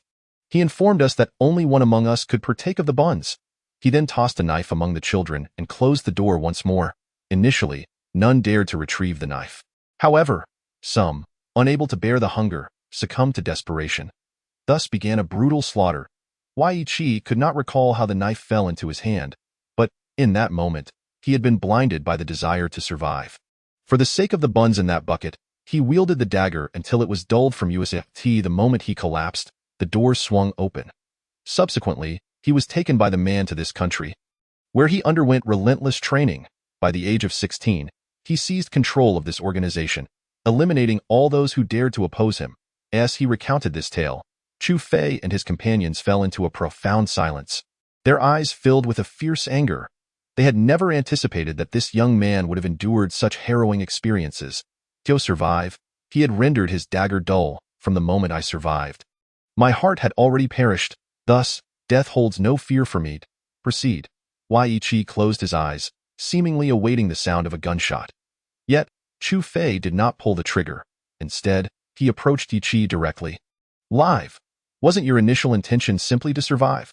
To live for yourself? Why Yi Chi was momentarily taken aback. He opened his eyes, gazing at Chu Fei in confusion. Why? Are you not afraid that I may seek revenge against you later? Chu Fei replied with a placid smile. If you still wish to follow Yao, then the next time we meet, I shall personally send you on your way. I am not a good person. But neither am I a villain. You indeed deserve to die long ago, but not now. With that, Chu Fei gestured to Heizi and the others, who turned and departed, walking towards the manor's exit, as Yi Chi watched their retreating figures. A flicker of resolve to live ignited amidst the deathly intent in his eyes. I in the car. Fei Gu, why did you let that boy go? They inquired, perplexed. You release a tiger back into the mountain, leaving future troubles. Moreover, with Yi Chi's youth, if allowed to grow unchecked, who knows how far he could ascend? He merely desires to survive, does he not? He has already faced death once, oh you believe? He will continue to follow Yao? Upon this question, a heavy silence enveloped them. They had all listened to Yi Chi's tale. This was not his fault. He merely wished to live. Should he continue to foolishly follow Yao, the next time they met would mark his true demise. Chu Fei's voice turned icy. Heizi and the others exchanged glances, remaining silent. All of this stemmed from Yao's actions. If one were to identify the true perpetrator, it would be Yao. Fei Gu. Will you return to the team with us, or? They wished for Chu Fei to accompany them back, especially since many in the Long group had already aligned themselves with Yao. If Chu Fei did not return, he might struggle to maintain order. However, Chu Fei shook his head. I have tasks to attend to and shall not return for the time being. Be cautious upon your return. Do not engage in conflict with Yao's people. I shall be present at the election 2 days hence. Chapter 89. I am so scared. After escorting them back near the military base, Chu Fei sought out a decent hotel to stay. He needed to rest well for the following day's confrontation with the Long family. Though it could not be termed a bloodbath, the Long family's power was not to be underestimated. Just after emerging from the bathroom, having finished his shower, a knock sounded at the door. Upon opening it, he found a drunken woman standing there, her eyes hazy. Judging by her figure, she was undoubtedly stunning. Moreover, her attire bespoke quality rather than cheapness. Miss, have you taken a wrong turn? Chu Fei, towel in hand, wiped his hair while casting a puzzled glance at the woman. No, this is room 1306, isn't it? She slurred, pointing to the room number. Chu Fei leaned out to glance at his own door, which bore the number 1309. You are mistaken. This is room 1306. He attempted to close the door, but the woman stubbornly pushed past him, entering the room uninvited. She then flopped onto the bed. Chu Fei frowned, contemplating calling the front desk to have her removed. Yet, the woman seemed to have completely claimed the space as her own. With both hands, she reached behind her back, unfastening her bra, which she tossed aside onto the floor. Chu Fei's expression darkened. What was going on? He was, after all, a married man. Such actions would betray Su Li, a line he would never cross. However, he thought it harmless to observe. He leaned against the wall, awaiting her next move. Just then, as she discarded her bra and pulled back the covers to crawl beneath them, she tossed out a pair of black lace panties, which fortuitously flew straight towards Chu Fei. He caught them with a swift motion and tossed them onto the bed. Hey, this is my room. Please be mindful, he called out to the woman sprawled on the bed. Yet, she paid him no heed. Sinking into a deep slumber, Chu Fei's expression darkened further, and he resolved to seek assistance from the hotel staff.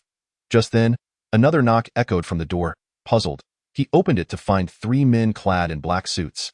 The man in the center, appearing youthful, perhaps in his 20s, offered a polite smile. I apologize. My friend has mistakenly wandered into your room. May I take her away? The man was courteous, and Chu Fei had no intention of prolonging the conversation. By all means, the man nodded, leading his 2 subordinates into the room. However, upon seeing the discarded bra and the panties on the bed, their expressions turned icy. The man spun around to face Chu Fei. Brother, what have you done to my friend? Sensing the anger radiating from the man, Chu Fei waved his hand dismissively. She barged in and began undressing herself. I have not wronged her in any way. At most, I merely admired her figure, which is quite impressive, ample and fair. Surely, I cannot be blamed for this. Chu Fei did not speak falsely. This woman had barely entered for less than 5 minutes when these individuals arrived. Were it not for the fact that this man spoke rather courteously, he might have suspected that the other party was engaged in some dubious scheme. Admiring her figure, the man's expression visibly shifted, his eyes glinting with intense hatred. Take him to the restroom. Let him understand that not everyone is permitted to gaze upon my woman's form." The young man gestured to the two bodyguards beside him. The pair immediately approached Chu Fei, clearly intent on delivering a thrashing. However, Chu Fei merely chuckled softly. "If you cannot manage your own woman and she runs amok, barging into my room and undressing, how can you blame me?" Evidently, the man grew even angrier upon hearing this. "Break his legs for me." His tone was laced with fury. Chu Fei's expression also turned increasingly frigid as he regarded the two approaching bodyguards. Discarding the towel in his hand, "I advise you to leave with your woman peacefully. Resorting to violence is not a commendable course of action. A misstep could lead to unintended injuries," the man scoffed. "Is that so?" As a direct descendant of the Feng family, Feng Qihang's status is not something ordinary individuals can contest. In his eyes, Chu Fei was merely a hotel guest, at best, the owner of some company. But what of that? Compared to him, he was insignificant. Break his legs and throw him out. With that, he strode towards the bedside, clearly planning to indulge himself. This time, Chu Fei no longer held back. He had extended kindness. And if it was unheeded, he could not be held accountable. As he watched the two bodyguards charge at him, he lifted his leg and delivered a powerful kick. Bang! The bodyguard had not anticipated that Chu Fei would dare to resist and was sent sprawling. The immense force fractured several of his ribs, leaving him writhing in pain on the floor. The other bodyguard, witnessing this, lunged forward in a fit of rage. He swung a fist, aiming a heavy blow at Chu Fei's head. Chu Fei's face turned as cold as ice. He raised his arm to block the man's punch. With his left fist clenched, he struck the bodyguard squarely in the abdomen. The bodyguard's eyes nearly bulged from their sockets as he crumpled to the ground. "Curled up like a boiled shrimp that I told you. Why don't you believe me? Now look what you've done. You've injured yourself." As he spoke, Chu Fei had already settled onto a nearby sofa. Feng Qihang gazed icily at him, a flicker of murderous intent in his eyes. "Very well. You dare to lay hands on me. Do you know who I am?" He seemed unconcerned about Chu Fei's potential retaliation. Once he revealed his identity, no matter how grand Chu Fei's background may be, he would have no choice but to beg for mercy, unless this fellow was a direct descendant of one of the other four prominent families. Regrettably, while he recognized most members of the other four families, he had never encountered the man before him. "I care not who you are. If you wish to take this woman away, I would be more than willing. It would save me the trouble. However, should you lay hands on me, that would not be acceptable. Now, you may leave with your people, and I shall pretend nothing has transpired.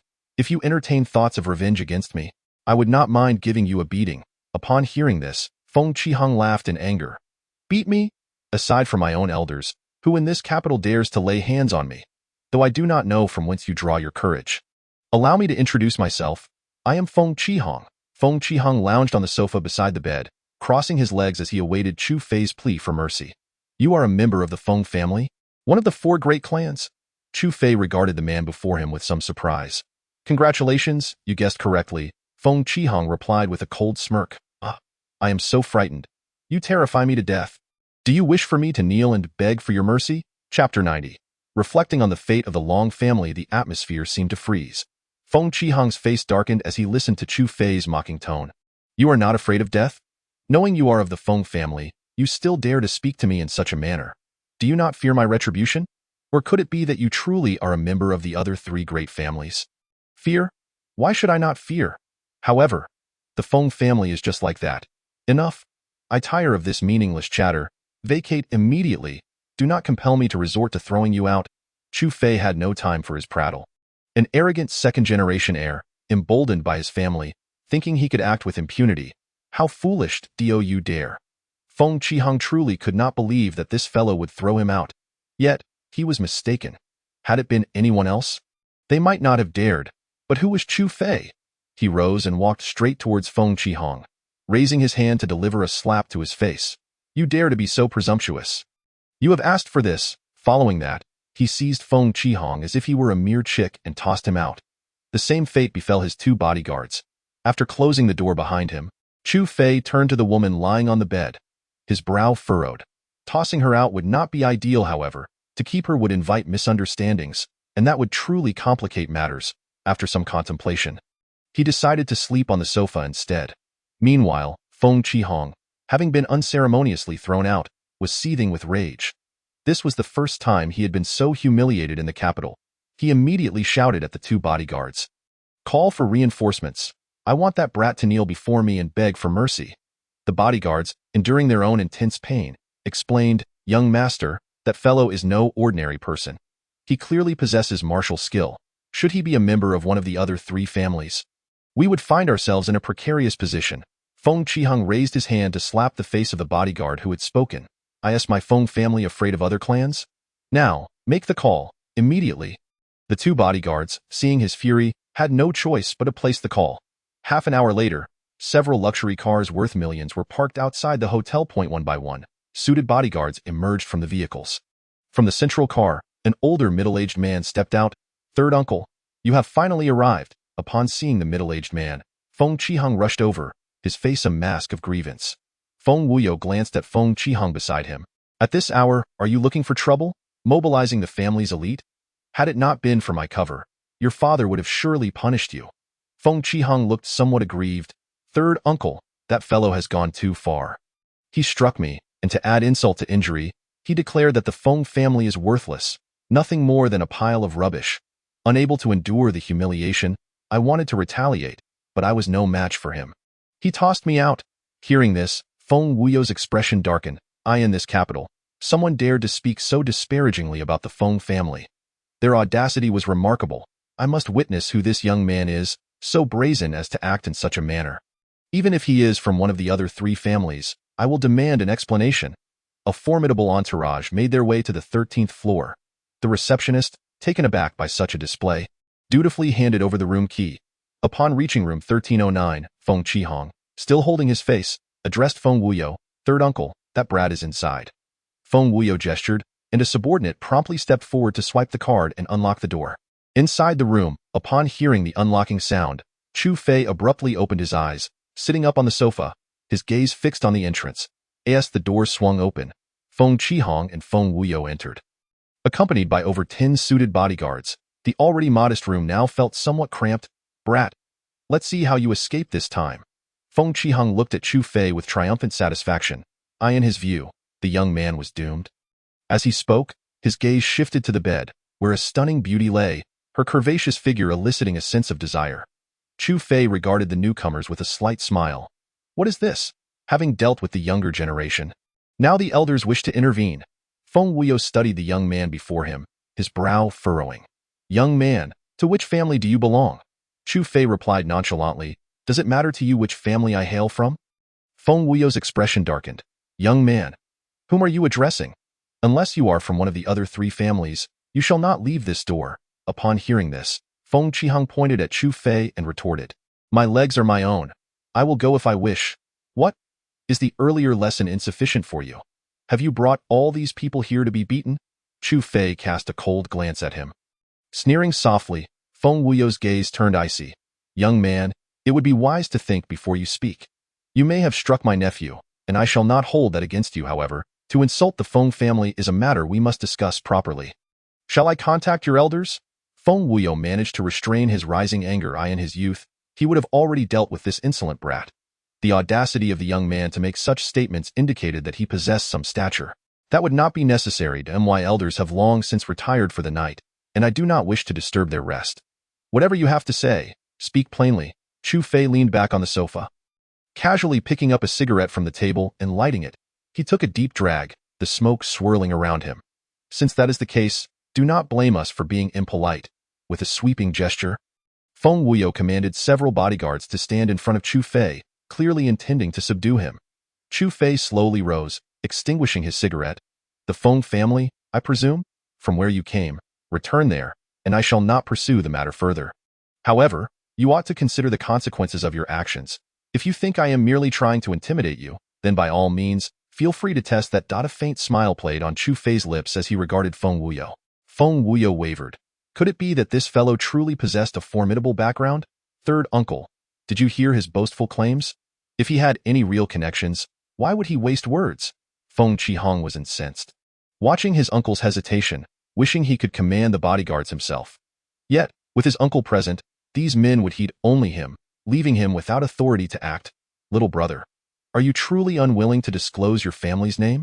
Feng Wuyo spoke once more. If Chu Fei remained silent, They would have no choice but to accede. It would be a disgrace for the Feng family if word got out that they could not handle a mere youth. Do you truly wish to know? Chu Fei looked at Feng Wuyo, a smile gracing his face. Feng Wuyo's expression darkened as he urged, "Speak." Chu Fei shook his head. "Are you determined to pry until the end? Very well, let me share a word with you." With that, he pushed past the bodyguards and leaned close to Feng Wuyo's ear, whispering a single phrase, "Consider the fate of the Long family." At these words, Feng Wuyo was taken aback, fear flickering in his eyes as he gazed at Chu Fei. "You?" Chu Fei's countenance turned cold. "I have said all that needs to be said. Whether to stay or leave is your choice." Chapter 91.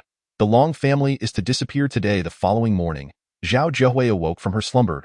As she opened her eyes, she was startled to see a man's face before her. Ah! A piercing scream nearly shattered Chu Fei's eardrums. "Stop! Don't scream!" Yet Zhao Zhehui paid no heed, continuing to shriek, for she had no recollection of the man before her. As she attempted to rise from the bed, she realized something was amiss. Upon lifting the covers, her face drained of color. It was as white as her own skin. What have you done to me?" Zhao Zhehui curled up at the head of the bed. Gripping the sheets tightly, her gaze towards Chu Fei filled with terror. "Enough! There's no need for such a pitiful demeanor. I did nothing." Would she believe such words at this moment? Clearly, she did not. "Where is my phone? I need to call the police." Her eyes welled with tears, instinctively fearing she had been sullied. She could recall nothing of the previous night, only that she had gotten drunk and returned to her room to rest. Upon waking, this man was here. "Are you out of your mind? You truly have no sense at all, do you? Though, I must admit, you are rather well endowed." Upon hearing this, Zhao Zhehui became even more convinced of her disgrace. Next month, she was to be married, yet she had been violated by a stranger. The thought caused tears to stream down her cheeks. Chu Fei observed her tear-streaked face, furrowing his brow. "Why are you crying? You may have entered the wrong room, but you stripped in front of me. Thankfully, I am a gentleman." At these words, Zhao Zhehui finally regained her composure. She looked at Chu Fei with a mix of confusion and disbelief. "Entered the wrong room?" Chu Fei regarded her as if she were a fool. "Enough. I have no time to waste with your nonsense. If you doubt me, check the surveillance footage to see if it was indeed you who made the error. I have matters to attend to, so I shall take my leave. Also, while I may be a rogue, I have my limits. I did not touch you. If you don't believe me, investigate for yourself." With that, Chu Fei turned and exited the room. As the door clicked shut, Zhao Zhehui snapped back to reality, hurriedly gathering her clothes from the table where Chu Fei had neatly placed them. Once outside, she glanced at the room number, 1309. She froze. Had she truly made a mistake? She distinctly recalled not having erred. Theo confirmed the man's claim. She decided to review the surveillance footage. Upon realizing she had indeed entered the wrong room, she exhaled a sigh of relief. It seemed the man had not deceived her. However, the subsequent footage made her expression change slightly. Feng Qihong? She clearly saw Feng Qihong accompanied by two bodyguards, engaging in a confrontation with the man from earlier. Before entering the room, moments later, Feng Qihong was thrown out by that very man. That moment, she finally grasped the gravity of the situation. In an attempt to connect with the Feng family, she had invited Feng Qihong to dinner, drinking excessively for the sake of a contract. Though the contract was signed, the surveillance suggested that if not for this man, she might have. She dared not dwell on it, feeling a chill of dread. Thankfully, that man had been a good person. Otherwise, yet he had dared to lay hands on Feng Qihong. The thought filled Zhao Zhehui with concern. In this capital city, the Feng family was a prominent clan. Provoking them would surely lead to dire consequences, especially since that man had assaulted Feng Qihong. I must find him. She hastily exited the surveillance room.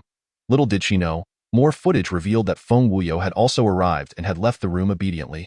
On another front, Chu Fei had driven to his father's estate in the capital. Upon entering the villa, he found Chu Tianquang dining with Yunyu. "You rascal! Where were you last night?" Upon seeing Chu Fei, Chu Tianquang immediately inferred that his son had been out seeking trouble. "Nothing much, just out engaging in some physical activity." Chu Fei chuckled, casually pulling out a chair to sit. "Uncle Li, please prepare a breakfast for me as well." Li Yu smiled faintly. "Of course, young master." He then turned and entered the kitchen. "Father, when are we setting out?" "I'm quite eager." Yunyu shot a sidelong glance at Chu Fei. "Must you chatter so much while eating? Can't we discuss it after the meal?" With his mother speaking, Chu Fei had no choice but to fall silent, as she ruled the household. After breakfast, Yunyu changed into a different outfit and addressed her son and husband. I'm going out shopping with the girls. Once she had left, Chu Fei and Chu Tianquang exchanged knowing smiles. Father, shall we depart now? Chu Tianquang shook his head, instead directing his gaze at Li Yu. Boldly, inform Shadow and his team to come over. Li Yu nodded slightly, understood. Sir. He immediately contacted Shadow and his crew. Chu Fei felt a surge of excitement. The Shadow team was one of his father's most formidable squads. He had been trained by them in his youth. And now, after so many years, he wondered how much stronger they had become. Not long after, Shadow and his team arrived. Sir, young master. The one speaking was Shadow, donning a black devil mask. Shadow, long time no see. Come take a punch from me. Chu Fei rushed forward, fist clenched, and aimed a punch at Shadow. Shadow smiled nonchalantly, stepping back a pace. He readied his fist to meet Chu Fei's bang.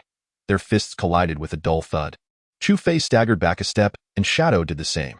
The exchange revealed them to be evenly matched. However, Chu Fei had only exerted 40% of his strength, while Shadow had used 30%. Shadow, you truly are impressive. I used 40%, and you barely used 30%. Chu Fei shook his slightly pained fist, astonished. Shadow chuckled. Young master, your progress over the years has exceeded my expectations. IT1TB long before you and I are on par. In Shadow's view, Chu Fei's rate of improvement was remarkably swift. AT just 23, possessing such prowess was indeed extraordinary. Chu Tianquang waved his hand, chuckling. Enough, you rascal, always eager to spar with your brother Shadow. Let us go. Once we reach the Long family, you can fight to your heart's content. His tone suddenly turned cold. The Long family is to vanish today. Chapter 92. Today, I, the King of Hell, come to collect Soul's Long family estate. Nearly a week had elapsed since the attack, yet no useful information had surfaced. Those involved seemed to have vanished into thin air. Inside the villa, Long Quang's face was particularly grim. During this time, the decline of the Long family had become a foregone conclusion. Among the three prominent families, aside from the Yun family, both the Feng and Han families had begun to encroach upon the smaller companies under the Long family. Moreover, the leaders of both families had come directly to discuss potential collaborations. Father, surely those people have left by now. They have not made any further moves during this time. Long Xiao tentatively inquired. However, Long Quang's expression remained sour. I have been contemplating a matter these past few days. Upon hearing this, the others present were momentarily taken aback, puzzled by his statement. Father, do you mean? Long Zhan looked at his father with a hint of confusion. Long Quang slowly began to speak. Given the strength of the military department in the capital, it should not be a challenge to locate those who have utilized heavy weaponry, should it? Yet, despite the passage of time, there has been not a whisper of news. Have you not pondered the implications of this matter? If the highest authority has decreed that the military is not to investigate, then the personnel therein would naturally refrain from doing so. Upon hearing this, Long Zhan and the others were momentarily taken aback. It seemed. There was a modicum of truth to this, asked the leader of the entire Disya. The highest authority's word would compel the military to comply. In this light, everything appeared to fall into place. However, I fail to grasp the rationale behind the highest authority's decision. The demise of our Long family brings him no advantage. On the contrary, the entire economy of Disya would suffer. Would he, as a leader, truly act in such a manner? Long Xiao voiced his doubts. After all, a leader must consider the implications of their decisions. The disappearance of the Long family, leading to a financial crisis, is hardly a favorable outcome. Perhaps he has reached some sort of accord with those involved? Long Quang scoffed. Previously, when the highest authority took Sun Yinying from him, he had been opposed to it. Yet, due to the other party's stature, he had not dared to act decisively, allowing them to leave with a barely conscious Sun Yinying. Just as doubts about the highest authority began to circulate among the group, the butler rushed in from outside the villa, flustered. Sir, there are people here seeking trouble. This announcement. Long Quang's expression instantly darkened. In this dire time, who would dare to come seeking conflict? Do they truly believe the Long family to be a soft target? In an instant, Long Zhan and the others rose from the sofa. Come, let us see what this is about. As he spoke, Long Quang led the way, with Long Zhan and the others following closely behind. Upon arriving in the expansive courtyard outside the manor, they spotted two luxury vehicles parked at the entrance. In front of the cars stood 7 individuals. Tio Long Quang, 6 of them were unfamiliar. The last one, while not completely unknown to him, was nonetheless recognized. Chu Fei? He immediately identified Chu Fei among the group, his gaze growing icy. Long family head. I never anticipated you would recognize me. This is somewhat surprising. Chu Fei responded, taken aback that the other party knew him. However, given Long Quang's status, it was not entirely unexpected. Pray tell, what brings you, the King of Hell, to my Long family? Or is it that you seek revenge for your master? Long Quang chuckled derisively, his eyes filled with disdain. If Sun Yinying was no match for them, how could Chu Fei hope to prevail? As for the individuals he had brought, in Long Quang's eyes, they were merely members of the Long organization. You hit the nail on the head. As the King of Hell, I do not appear lightly. When I do, it is to collect souls. So, are you prepared to meet your end? Chu Fei's fists clenched, a flash of icy killing intent sparking in his eyes. Long Zhan stepped forward. And just who do you think you are? Do you truly believe you possess the qualifications to challenge my father? Come, let me see if this King of Hell is genuine or merely a fade. He beckoned toward Chu Fei, the challenge unmistakable. At that moment, Chu Tianquang, who had remained silent until now, spoke up. Long Quang, you certainly possess a great deal of audacity. Go lay hands on my son is one thing. If he is slain due to his own inadequacy, that is his failing. However, to assault my elder brother in a group is rather excessive. Don't you think? It was only then that Long Quang and his companions turned their attention to Chu Tianquang. In that instant, they realized a startling truth. This man was actually Chu Fei's father? They had never heard of him before. Moreover, who was this elder brother of his? Could it possibly be Sun Yinying? Who are you? Long Zhan's countenance darkened as he inquired coldly. Chu Tianquang chuckled, producing 2 cigars from his pocket and tossing one to Chu Fei. Who am I? My surname is Chu, and my given name is Tianquang. You may not have heard of me, but that is of little consequence. What matters is, I have come for revenge. Are you prepared to face your demise? He lit the cigar and took a deep drag, exhaling a thick cloud of smoke that bore notes of coffee. Chu Fei, however, did not light his. He simply stowed it away, a cold smile creeping across his face as his gaze turned frigid. His piercing eyes bore down on Long Quang and his companions. Aside from Long Zhan and Long Xiao, there were several other skilled fighters from the Long family behind them in terms of numbers. Chu Fei's side found itself at a disadvantage, as the opposition boasted over a dozen members. Additionally, numerous bodyguards were hastening to join the fray. In a mere 2 minutes, their ranks swelled to over 30. All armed with formidable machetes. While I am unsure from whence you derive the audacity to trouble my Long family, since you have come, I assure you that you will not depart empty-handed. You seek vengeance, do you? Excellent. The Long family has not encountered such a challenge in quite some time. Today, let your head serve as a testament to the entire Xia that the Long family is not to be trifled with. Long Quang bellowed. In an instant, over 30 individuals charged towards Chu Fei and his companions. Father, leave this to me. That old man is mine. I will not fight you for him, Chu Tianquang declared, discarding his cigar. A fierce killing intent erupted in his eyes. No problem. I, too, could use some exercise. Shadow, you take care of those miscellaneous pests. Shadow remained silent, drawing his weapon, a sleek Tang Dao. The sharp blade glimmered ominously in the sunlight. Addressing his 3 companions, he stated, "Leave none alive." With a powerful push of his legs, he surged forward, leaving a deep imprint in the ground. The battle erupted in an instant.